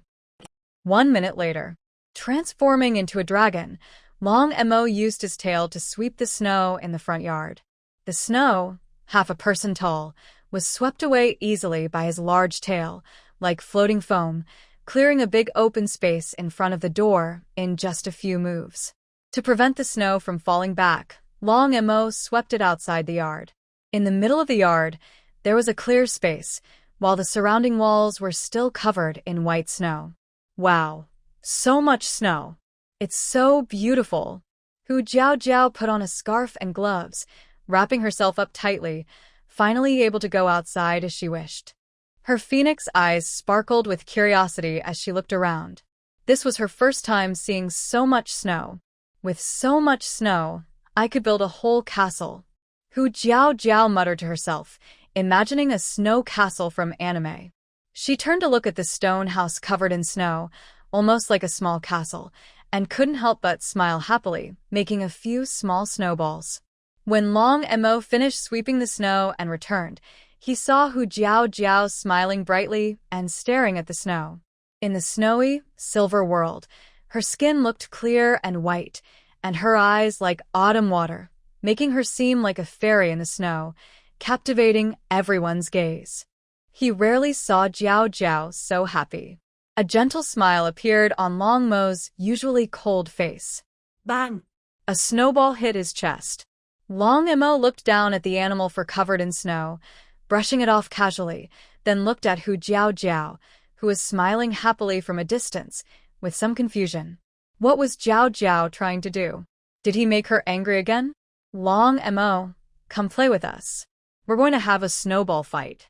Hu Jiao ran over, pulling Long Emma to the edge of the snow. Snowball fight? Long Emma looked confused. It's when you make snow into balls and throw them to see who can hit best, Hu Jiao explained, forming a snowball about the size of a fist. Oh, Long Emma said, still not quite understanding why they did this, but he followed along. A few minutes later, Hu Jiao clapped her hands, looking proud as she looked at a pile of small snowballs. Long Emma, my snowballs are ready. How about yours? Okay, I'm ready too, Long Emma replied. Hu Jiao turned around with a big smile, seeing Long Emma holding a huge snowball, about the size of a large yoga ball, bouncing it in his hand. Is this okay? Hu Jiao Jiao. This isn't a snowball fight. It's like you're trying to hurt me. The noise in the yard attracted a few little ones. They all came downstairs, curious, peeking out the door. They saw Long Mo holding a big snowball, seemingly about to hit Hu Jiao Jiao, and immediately frowned. Not even afraid of the cold, they ran into the yard, grabbing snowballs and throwing them at Long Mo. Bad daddy. Don't hit mommy. Yao Yao shouted angrily, his nose pink from the cold as he came out. Of the 5 little ones, only Long Linger didn't seem to mind Long Mo. The others threw snowballs without holding back, as if they had finally found a chance they couldn't miss. Yin Song stood behind a few of the little ones, not throwing snowballs but watching Long Mo's big snowball closely. Suddenly attacked, Long Mo was hit on the head and back with 4 or 5 snowballs, snow flying everywhere and falling from his head. Hu Jiao Jiao, who had been looking upset, couldn't help but laugh at the scene. Clueless Long Mo still needed the little ones to teach him a lesson. His face darkened a bit, and he looked back at the angry little ones behind him, especially Yao Yao. Long Mo's mouth twitched, and he flicked his wrist, sending a big snowball flying. It hit Yao Yao in the face with a plop, knocking him into the snow behind him, where he sank into the thick snow. Ow! Yao Yao let out a pitiful cry. When the little ones looked back, they saw Yao Yao was gone. Little Five, where did you go? A few children were stunned and quickly went to look for him. Hu Jiao Jiao saw this and angrily glared at Long Mo, then hurried over to rescue Long Yao from the snow. Is this how a real father behaves? Using his own son as a toy to throw around. Hu Jiao Jiao was so angry she couldn't hold back. Long Mo looked innocent and said, "Didn't Jiao Jiao say we were playing snowball fight? I was just throwing snowballs and I didn't say not to throw at the kids." "Oh, Mom, Dad threw such a big snowball at me." Finally, Long Yao, covered in snow, was dug out. As soon as he saw Hu Jiao Jiao, he burst into tears and started complaining loudly. The big snowball had almost flattened his face, and he sobbed, "So big." Little Five's face got squished, boo-hoo. While sniffling, Long Yao angrily and sadly drew a big circle with his arm, trying to show Hu Jiao Jiao how terrible Long Mo was. The other children looked helpless, but felt relieved when Long Yao was okay. Long Yu silently shook his head, thinking, if you threw the snowball, why are you still scolding Dad? If Dad doesn't throw, who will? Hu Jiao Jiao quickly helped brush the snow off him, then took off her gloves and gently wiped away his tears. She softly coaxed him, "Yaoer, be good, don't cry. We won't play with Dad anymore. Mom will build a snowman with you, okay?" Long Mo, feeling ignored, touched his nose and quietly stood aside, showing no regret at all. Hearing Hu Jiao Jiao's comforting words, Long Yao's crying finally lessened. He hiccuped and asked in a small voice, Build a snowman? What's a snowman? Building a snowman is making a creature out of snow, Hu Jiao Jiao explained. Long Yao immediately became interested, secretly glanced at Long Mo, then hugged Hu Jiao Jiao's leg and pouted, saying, "Little Five wants to build a snowman, not with Dad here." "Okay," Hu Jiao Jiao agreed, squinting at Long Mo. Her look seemed to say, "You made your kid cry, so hurry up and comfort him." Long Mo glanced at Long Yao, who was leaning on him for support, and clenched his teeth in frustration. He could only go back inside for now, planning to teach this little troublemaker a lesson when Hu Jiao Jiao wasn't around. Once Hu Jiao Jiao was gone, he would properly discipline this little rascal. In the yard, only Hu Jiao Jiao and the children remained. Long Yao was happy again, clapping his hands and boldly shouting, "Little Five wants to build a funny dad. Then use a giant snowball to knock Dad down." He wanted revenge. "All right, Yaoer can build whatever he wants," Hu Jiao Jiao replied. "You're in song, come over and play too." Hu Jiao Jiao cheered up Long Yao and waved to the children behind her. The little ones had long since lost their patience. Out of politeness, they didn't rush forward, but upon hearing Hu Jiao Jiao's words, they happily ran over. Long Mo watched the snowman building children inside the door with a sad, jealous look, feeling very upset. This mischievous boy clearly had done nothing wrong, so why was Jiao Jiao so nervous about him? Suddenly, Long Mo remembered how Jiao Jiao nervously helped him treat his wounds when he first returned to the tribe. His deep golden beast eyes slightly squinted, as if he understood something. Inside another stone house. Feng Yu, what do you want to eat? I'll go make it. Feng Yu, I just peeled this fruit for you, try it. Feng Yu, I just roasted some meat. Lying on the bed, Feng Yu listened to Bao Feng chattering non-stop, massaging her temples with a headache. She felt like her ears were almost becoming calloused. She didn't understand. How could this male be so talkative? And he didn't even repeat himself. Others look for a partner to take care of themselves, but why did her partner seem to be torturing her? No, don't want to. I'm not hungry. After refusing countless times, Feng Yu finally couldn't take it anymore and sat up abruptly. She lost control for a moment, raising her voice a bit loudly. Bao Feng, holding roasted meat, froze in place, looking at her with some disbelief, as if he hadn't expected gentle Feng Yu to be so fierce sometimes. The air froze. Feng Yu also realized she hadn't controlled her emotions well, so she looked away slightly, quickly thinking of an excuse. As soon as she opened her mouth, Bao Feng's eyes widened, and he suddenly clapped his hands loudly with a snap sound. I understand now. He raised his index finger, looking enlightened. Feng Yu immediately looked at him nervously. Could he have discovered her true identity? In the next second, Bao Feng chuckled foolishly and said, Feng Yu, you don't want to eat because you're probably thirsty and want some water, right? Haha, I'll go get some water for you now. It's cold outside, so you need hot water, right? Just wait, I'll boil some now. Bao Feng turned around and ran to boil water. Feng Yu. This silly guy. How did she think this fool could notice something was wrong with her? Feng Yu secretly let out a breath of relief, wiping the sweat that had appeared on her forehead. Feng Yu, the snow outside has stopped. At this moment, Bao Feng excitedly shouted again. For beast men, no snow in winter was a very good sign. He liked sharing everything with Feng Yu. She also looked out the window, feeling her relaxed mood rise again. The snow has stopped. They should be here soon, right? Hot water is ready. Not long after, Bao Feng eagerly carried a steaming bowl of water over. He walks clumsily, a typical rough man, but he is very careful to hold the bowl steady, afraid of spilling or scalding Huang Yu. Huang Yu, drink some water to quench your thirst. Huang Yu looked away, glancing at Bao Feng, who looked honest and simple-minded. She felt a bit annoyed and turned her head away, speaking coldly. I don't want to drink. Take it away. Bao Feng froze in place, scratching his ear awkwardly, unsure of what he did to upset his partner. When they first became partners, Huang Yu was gentle and kind, speaking like a songbird. Now she's so cold. Huang Yu, do you not like me anymore? Bao Feng asked, feeling a bit wronged and looking sad. Huang Yu massaged her temples with a headache and quickly replied no. She had to keep pretending to be nice to this fool for now. Hearing her answer, Bao Feng's sad expression eased a little, but he still looked worried. Then why aren't you eating or drinking? That's bad for your health. You're too thin.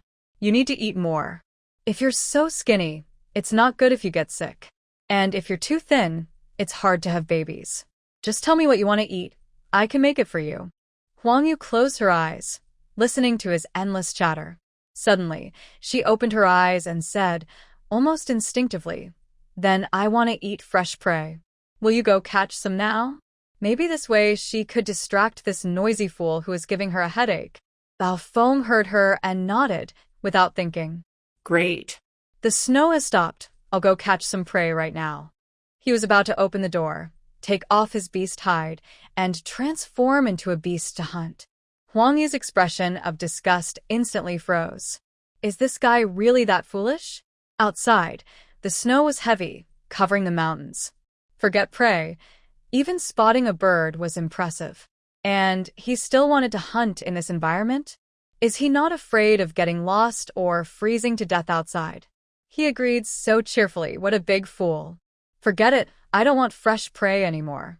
Just give me some fruit. Huang Yu suddenly spoke to stop him, reaching out and looking at a peeled pomelo on the table nearby. All right. Eat more, eat more. Hearing this, Baofeng immediately turned back, handed her the fruit, and grinned foolishly. Huang Yu put the peeled pomelo flesh into her mouth, took a bite, and found it sweet and sour. Very refreshing. This was probably the best fruit she had eaten in recent years. She glanced at Baofeng, who was grinning foolishly, and felt a strange feeling in her heart. This fool really thought of her as a delicate, weak female to protect. But unfortunately, she was not the right kind of female for that. Leader, the snow outside has stopped. As soon as the snow ceased, a Tsongleng beast man ran into the cave to report. Finally stopped. Wolf Shua, lying lazily on a beast hide, opened his eyes and stretched his muscles seductively. Perfect, I don't want to stay in this broken place anymore. Wolf Mia, gather everyone quickly. Let's finish this fast. Hearing his name, Wolf Mia sprang up like a spring, responded loudly. Yes. Leader. He looked energetic, with no injuries on him, completely different from the scorched appearance he had before. Next to him, Wu Lu frowned and said to stop. Leader, now is not the best time to attack. It had only been 10 days of winter, and the tribe's supplies hadn't run out much. They were still full of energy, making an attack more difficult. But Wolf Shua had already stood up, twisted his neck twice, and with a firm tone said, It's just a small mixed tribe. We can just fight them easily. No need to make it complicated. He had long forgotten his previous promise. Wu Lu looked helpless, already expecting Wolf Shua to be so irresponsible, and tried to persuade him.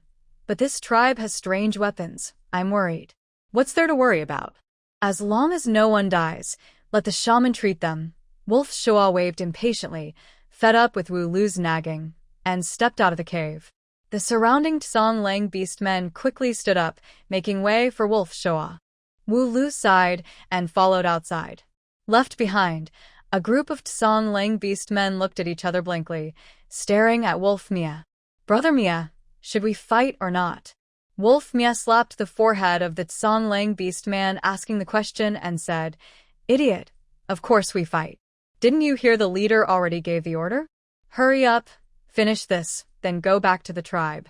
I don't want to stay here either. I'll freeze to death. After saying that, he kicked the beast man beside him and urged him repeatedly.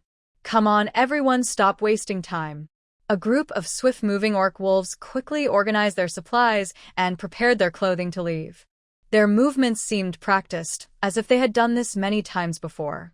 In the tribe, Hu Jiao Jiao and a few young ones played happily building snowmen. There were 8 in total, each resembling one of them. Long Yao had originally planned to build a snowman of Long Mo for revenge, but after finishing it, he couldn't bring himself to destroy it.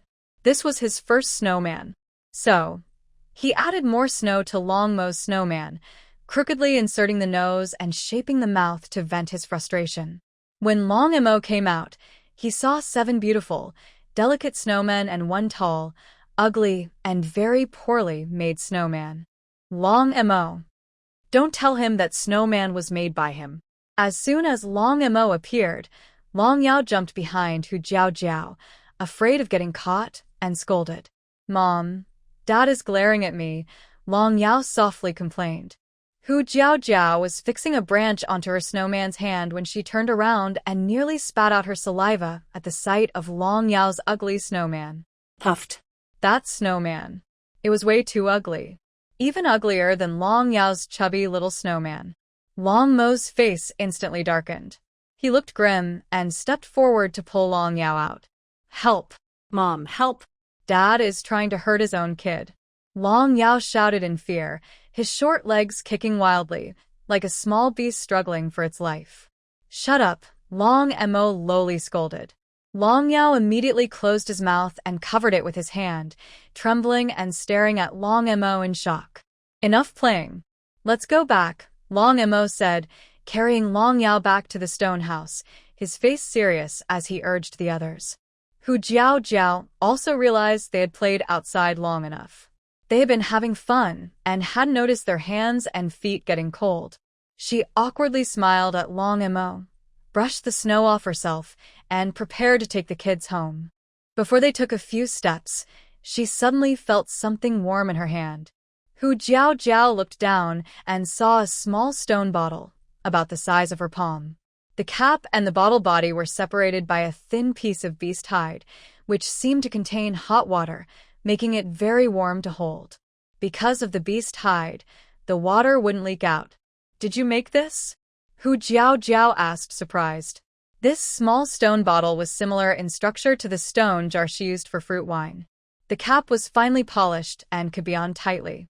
Because it was handmade, the fit wasn't perfect and a little water still leaked.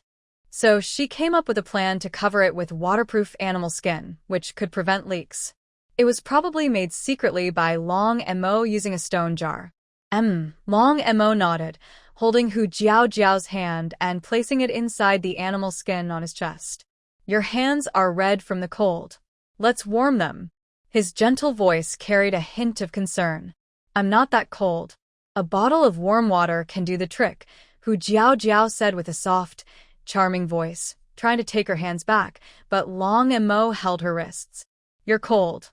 Whether she was cold or not, she couldn't decide. Hu Jiao sighed and gave in. Her cold hands quickly warmed up. Next to them, Long Zhong rubbed his hands and, with a mischievous look, said, "Father, my hands are cold too. There's a fire basin inside. Go warm yourself," Long Mo replied without turning around. The children nearby giggled secretly, blowing warm air onto their palms before running into the house.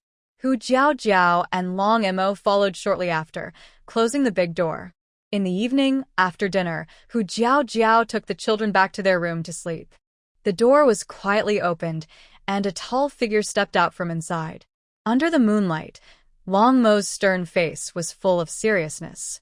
He went to the yard, looked at the several beautiful, well-shaped snowmen, and then looked at the crooked, ugly snowman that belonged to him.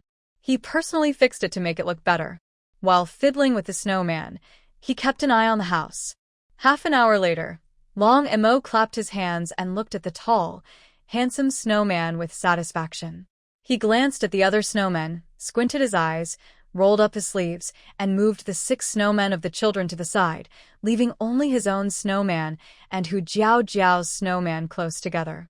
After finishing, he quietly sneaked back into the house and closed the door. "Long Mo, what were you doing just now?" Hu Jiao found him missing when she returned to the room. After washing up, she saw him come back slowly. "Nothing much," Long Mo answered calmly. "Just checking if the door was closed tightly to prevent drafts at night." "Oh," Hu Jiao nodded without much thought. Despite her strong protests, they didn't take a bath that night. The next morning, just before dawn, a loud noise outside the tribe woke Hu Jiao. She opened her eyes to see Long Mo already sitting up in bed, his serious face full of caution and focus, looking out the window toward the entrance of the tribe. "Are those wolf tribe monsters coming?" Hu Jiao also frowned and quickly got up to put on her clothes, then looked out the window. At this moment, the sky was still dark blue, like a vast, deep sea. In the distance, there seemed to be a small gray-red cloud on the horizon. It was the fire caused by the explosion sound. Hu Jiao was even more sure now. Someone from the beast tribe had stepped on her explosive pack. It should be them, she thought. Long Mo looked serious, then turned to gently look at Hu Jiao and warned her, "Stay at home with the cubs and don't go anywhere. I'll go find the tribe leader." Since the tribe was attacked, this was an important matter that needed to be reported to the leader first. There were traps outside the tribe, so the enemies couldn't get in easily. For now, the stone house was safe. "Okay, you go quickly and come back soon. Don't worry about us." Hu Jiao nodded, helped Long Mo put on his coat, and watched him leave. Downstairs, the cubs also heard the noise and gathered in the living room. All 5 cubs didn't know what was happening, looking confused. Only Eun-song looked serious, clutching his hands tightly and sweating nervously. It was those wolf tribe monsters. They were back again. Would this tribe be attacked and broken like before? It wasn't until Long Mo left looking worried that the 5 cubs realized something was wrong. "Mom, is something happening outside?" Long Linger tugged at Hu Jiao's dress, her sweet voice tinged with worry. Long Yu and the others also looked at Hug Jiao Jiao nervously. They had experienced attacks on the tribe before. Several times, the tribe's supplies were almost stolen, but the leader and Ing Yuan had driven away the beast tribe monsters trying to steal from them. Except for Long Yao, the other cubs remembered these events clearly. The only one who was still sleepy was Long Yao, who rubbed his eyes and sleepily grabbed Hug Jiao Jiao's other dress, asking unclearly, "Mom, what was that loud noise just now?" It was so noisy. Outside, there's a group of beast tribe monsters trying to visit our tribe. They were just informing us. Hug Jiao Jiao gently patted Long Yao's head, trying to sound soft and calm so as not to scare the cubs. The cubs frowned at the same time. Mom was tricking her 3-year-old cubs. Are visitors coming to the tribe? Long Yao blinked curiously. Should I go greet the visitors? No need. Mom and the uncles in the tribe have already prepared gifts for them. Hug Jiao Jiao replied with a gentle smile. Gifts? The cubs looked at each other, sensing that their mother's words might have hidden meaning. Meanwhile, outside the tribe, a group of Wolf Clan beastmen stopped at the edge of the forest. Leader, the tribe is just ahead, said a pale wolf beastman respectfully, pointing in the direction of the tribe. Luo Shua, dressed in thick animal pelts, was carried by 4 beastmen on a black, unknown material board. He lounged lazily, propping his head with one hand, as if on a leisurely outing. Hearing this, he looked in the direction indicated and lightly ordered, "What's there to wait for? Quickly attack and take down that tribe." Wolf Mo, standing nearby, smiled flatteringly. "Leader, that tribe has no defenses. We can conquer it in no time. I'll lead them there now." For small tribes like this, he could conquer several in a day. He didn't know why Old Wu valued this so much. Luo Shua lifted his chin to signal him to go quickly. Wolf Mo chuckled, then turned serious again, calling over a few beastmen. "Take 2 men with you, and come with me." There was no need to send everyone for such a small tribe. Wolf Mo gave the order, and immediately a group of silver wolf beasts appeared, fierce and aggressive, rushing toward the tribe. But in the next second, the pale wolf entering the snow field let out a series of screams, collapsing into the snow. The white snow was instantly stained with countless patches of blood, like bright roses blooming across the snow. "Mom, what kind of gift is it?" Little Five also wants a gift. Long Yao's bright beast eyes sparkled with curiosity. His small hands waved excitedly, full of anticipation. Seeing Long Yao's innocent and pure expression, Hu Jiao Jiao thought of the trap she had set outside the tribe. She wouldn't just bury a few bombs. With beastman speed, if they spread out, they could easily avoid the blast range. To deal with beastmen, traps were necessary. Upgraded animal traps, covered with iron teeth, so strong that even a tough beastman would lose half a leg if caught. Forget attacking the tribe. Surviving in the icy snow would already be a challenge. These things in her space were inexhaustible and abundant. She only placed a few hundred traps. Hu Jiao Jiao shook off her thoughts, bent down, pinched Long Yao's chubby face, and carried him to sit on a chair. Softly and gently, she explained, "This gift is for guests. It's not Yao's, so Yao can't have it." Dragon Yao wobbled on his short legs, tilted his head in thought for a moment, then let out an "oh." "Things that aren't my stuff can't be taken," the little creature concluded, softly muttering to himself. His mother's words weighed as heavily in his eyes as an imperial decree. "Woof woof. What is this strange thing?" "Woof. My leg." The brave gray wolf suddenly fell over more than half of its group, howling in pain and fear. Their yelps mixed with animal sounds as they called out loudly. The gray wolves at the back of the group were lucky not to be hit. They stopped and looked forward, alert and scared, not knowing what was happening. There were no ambushes of beastmen, so why did they suddenly fall? The group of gray wolves nervously looked around, afraid to move forward. "What's going on?" Wolf Shoa frowned. Wolf Mo was also stunned. After a few seconds, he hurried forward to check. "Leader, I'll go see." He took big steps, kicked aside a gray wolf blocking the way, and muttered a curse quietly. "Get out of the way, useless thing." When he got closer, he saw that the fallen gray wolf's leg was tightly bitten by a strange object. The strange thing had sharp teeth, like a black mouth, sinking into the wolf's leg. Blood kept flowing out, and no matter how the wolf struggled, it couldn't free itself. The more it struggled, the faster the blood flowed. In the snow, it was as if there was an invisible dividing line. Any gray wolf crossing the line was bitten by the black mouth and lay in the snow, groaning in pain. Wolf Mo's face turned pale. If this thing was everywhere, wouldn't they all be in trouble? You go over there. He pointed at a nearby gray wolf beastman and ordered. The beastman hesitated, took 2 steps back, then Wolf Mo grabbed the back of his neck and forcefully threw him to the other side of the line. Woof woof. The beastman screamed as he was flung dozens of meters into the snow and rolled several times. He thought he was doomed.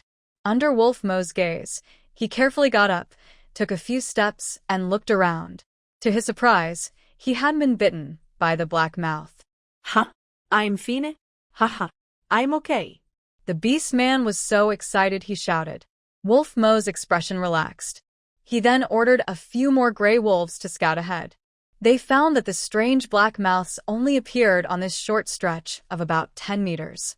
As long as they avoided the untraveled paths, they would be safe. He quickly ordered his subordinates to drag away the injured Songlong and ran back to Wolf Shoa. Leader, the area ahead is safe. This should be an ambush set by the orcs of that tribe, but they didn't expect that with our large numbers, this ambush can't stop us. Lang Mia nodded politely and reported proudly, his rough face showing confidence. Their Songlong tribe was strong and powerful, not like a small tribe. Those orcs from small tribes probably never saw so many orcs in their lives. Wolf Shoa responded coldly, his eyes slightly squinting as he looked at the injured Songlong, his attention drawn to the black mouth on his leg. Leader, save me. The Songlong orc felt Wolf Shoa's gaze and looked pale as he begged for help. He could feel his entire leg going numb. In this cold weather, his wound kept bleeding, and he would die soon. Wolf Shoa signaled to his men with a look.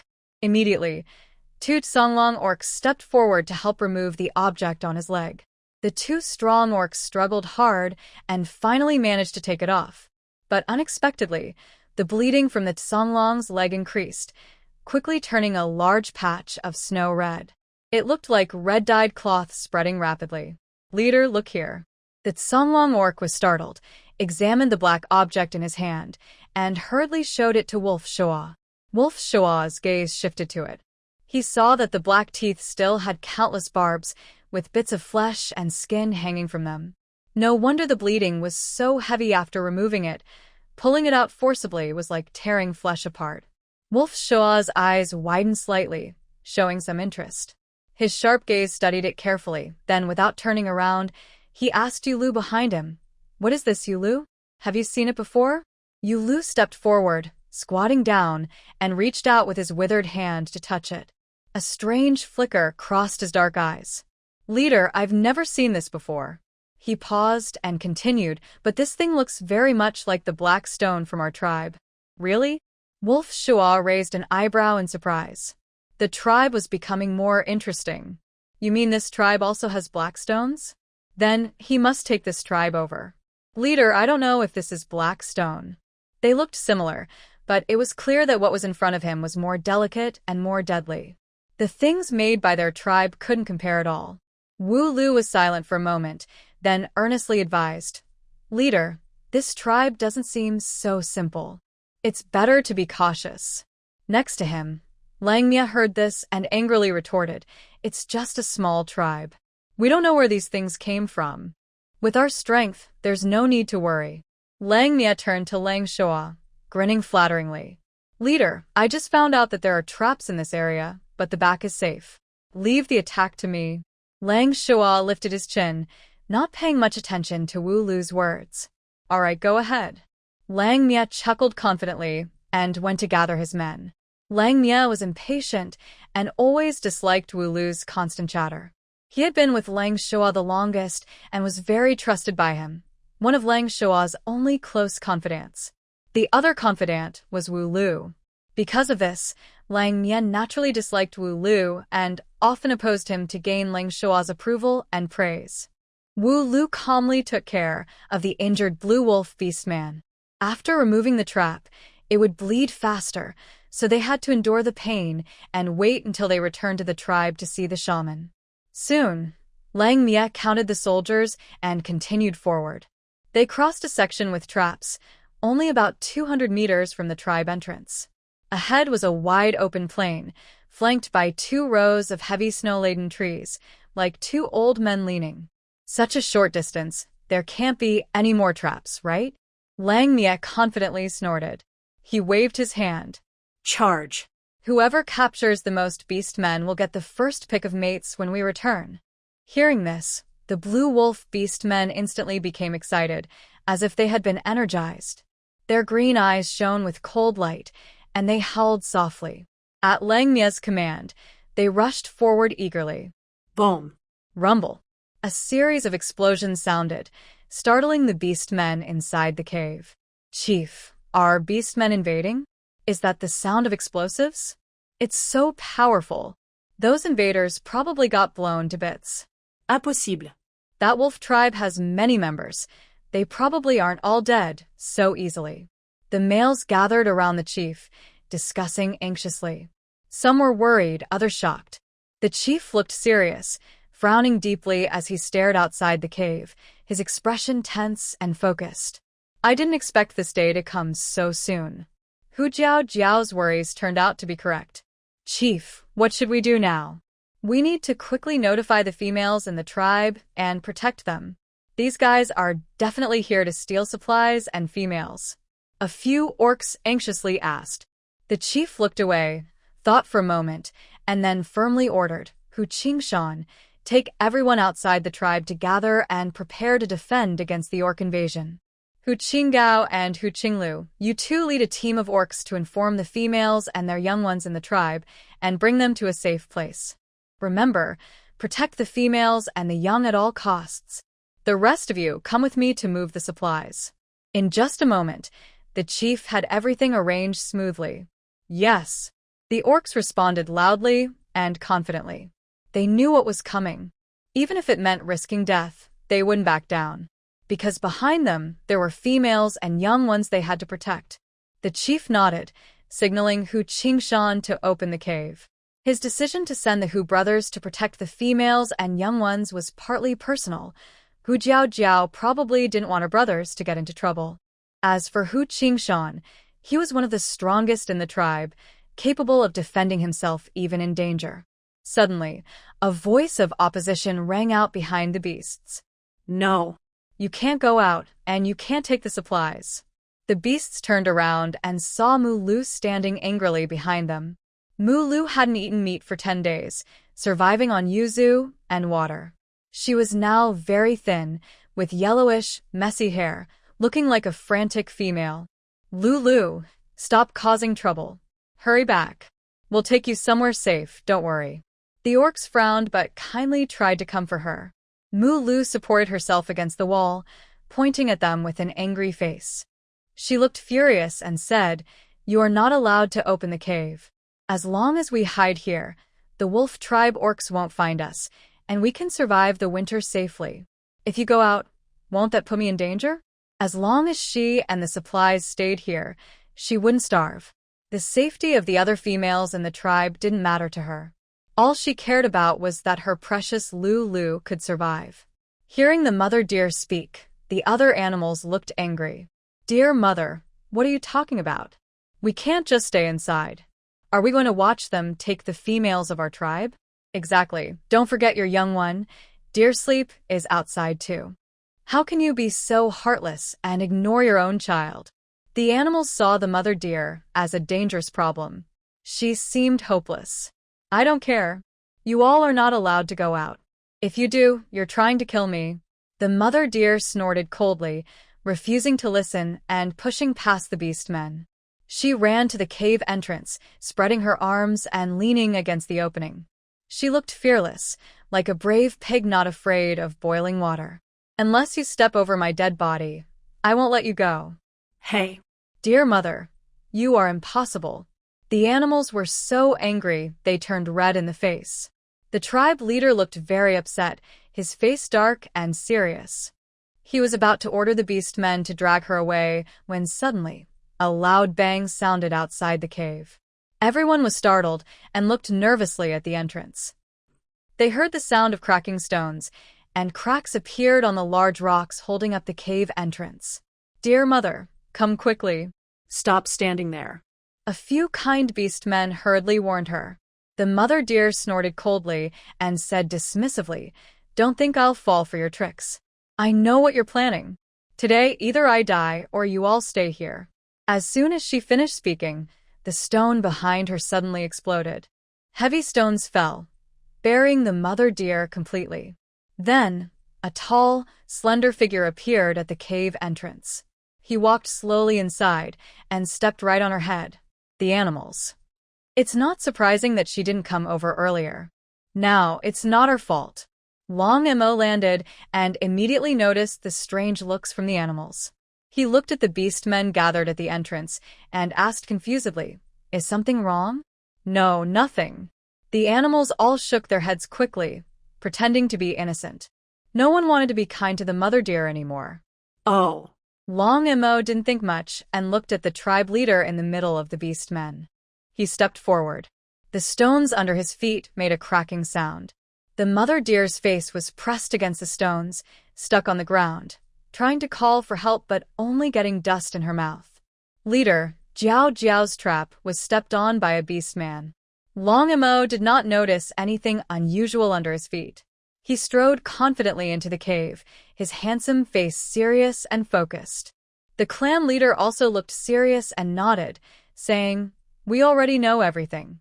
Your arrival is just in time." He glanced at the orcs gathering behind him, then looked back at Long Mo and quietly asked, "I've arranged for Hu Qingshan to stop the orcs. Are you going to the female away or fight alongside Hu Qingshan?" Actually, the clan leader wanted Long Mo to also protect Hu Jiao Jiao. There are many dangers outside.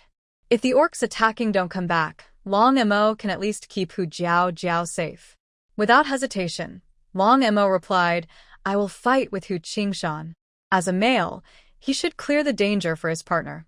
If he cannot stop the orcs, escaping alone with Jiao Jiao is not a good long-term plan." He didn't want Jiao Jiao to live the wandering life he had before. Hu Qingshan looked at Long Mo with admiration. His quick decision in such a moment showed he was responsible and thoughtful. Even if something happened to him this time, he could trust Long Mo to take care of his younger sister in the future. The clan leader did not immediately agree and asked again, "Are you sure? What if those orcs?" "I've thought it through," clan leader Long Mo interrupted firmly. "All right, since you've made your decision, go with Hu Qingshan." The clan leader sighed and didn't try to persuade him further. Time was urgent, so the clan leader quickly assigned people and a group of orcs prepared to go into battle. Before leaving, the clan leader called Hu Qingshan aside. "Qingshan, I'm trusting you with this. Make sure to stop those orcs and prevent them from entering the tribe. At least give the females enough time to escape," he said, patting Hu Qingshan on the shoulder with a serious tone. "Yes, clan leader. Don't worry. I will risk my life to make sure they don't enter the tribe," Hu Qingshan replied with determination and strength. He knew the clan leader trusted him with this important task, and he couldn't let him down. Seeing Hu Qingshan's serious expression, the clan leader felt more at ease. He chose Hu Qingshan for this mission to help train him. Although Ying Yuan was strong, he was not steady enough. Hu Qingshan's calm nature would help the tribe make better choices. Other tribes choose their leaders based on strength, but he believes it shouldn't be that way. Their tribe is weak, and relying on just one strong orc isn't enough. This is the experience he gained after managing the tribe for over 20 years. Also, keep an eye on Long Mo, don't let anything happen to him, the tribe leader said, adding a final instruction. Fox Jiao Jiao is now the tribe's protected key member, so her partner must also stay safe. "Leader, I understand," Fox Qingshan nodded seriously in response. After giving instructions, the tribe leader and the remaining orcs watched them leave. The leader didn't delay and immediately started moving supplies. The females need to evacuate quickly, and there isn't enough time to move all the supplies. To survive the winter, they must have enough resources. He needs to prepare a safe path for the females. This way, even if something happens to them, the females won't starve during winter. This is the worst-case plan. Fox Qingshan took most of the orcs with him. Fox Qinggao and Fox Qinglu, the two brothers, also prepared to leave under the tribe leader's orders, selecting a few orcs to accompany them. Mother Deer covered her face and crawled out from behind a stone, complaining and crying on the side, but no one paid her attention. "Dear Mother, hurry up and call Dear Li and his father. Pack your things and leave with us quickly," Fox Qinggao urged coldly. Although he really wanted to leave this female behind, the tribe leader's orders meant he had to follow through. "I won't leave with you. If you want to go, go by yourself." "I won't go," Dear Mother said, quickly jumping behind the tribe leader, looking at Fox Qinggao with a wary expression. She was afraid he would forcibly take her away. "I want to stay with the tribe leader," she shouted stubbornly. Staying with the tribe leader is the safest choice. Plus, the tribe leader has plenty of supplies. She's not stupid. She would definitely stay with him and the supplies. If she left with Fox Qinggao and got caught by those orcs, what would happen? Fox Qinggao's brows furrowed, and his handsome face showed signs of impatience. He lost patience with Dear Mother. "Whether you leave or not, if you want to die, don't hold everyone back. If you delay, I won't forgive you," he said, in a hurry to find his younger sister. There was no time to waste with Dear Mother. "Forget it, Qinggao. You and Qinglu should go quickly. Let Dear Li's family stay with us. We'll meet up after we finish moving supplies," the tribe leader said, extending his hand to signal Fox Qinggao to leave first. Dear Mother's personality is such that even if she leaves with Fox Qinggao, she might cause trouble on the way. It's better to stay with him, under his watch, to avoid causing problems for others. "Yes, tribe leader." The fox girl was eager to bring the Dear Mother along, and soon the two brothers also left. After succeeding, the Dear Mother looked proud, hands on her hips, rolling her eyes at their departing figures. The clan leader frowned, glanced at the Dear Mother, but said nothing. Instead, he turned to the remaining orcs and ordered, "Everyone move quickly. Transfer all your supplies now. Hurry up." "Yes." The orcs responded in unison. They immediately started carrying supplies out of the cave. The clan leader had expected danger, so everyone's belongings were not hidden but openly placed in the cave. Soon, the orcs, under his supervision, carried the supplies out one load after another. Seeing this, the Dear Mother quietly slipped back into the cave. His father, the clan leader, is moving all the supplies now. "The cave is empty, so you should sneak in and steal some meat. Dear Li and I are starving." The Dear Mother kicked the Dear Father harshly, giving a rude order. "I'm not going." "Why should I go? You said I'm useless, right? If I'm useful, go steal it yourself." The Dear Father was no longer the submissive one he used to be. He frowned and refused to follow her orders, seeming to see through her tricks. "Why did I end up with such a useless loser? You're even worse than Long Mo," the Dear Mother yelled angrily, kicking him a few more times. Her strength was nothing to a male, like scratching an itch. Fine, I'm useless." "So what if I am?" The Dear Father mumbled like a lump of mud, not arguing, just giving her a blank stare and continuing to lie there lazily. He was too tired to run away anyway. Following this female never brought good days.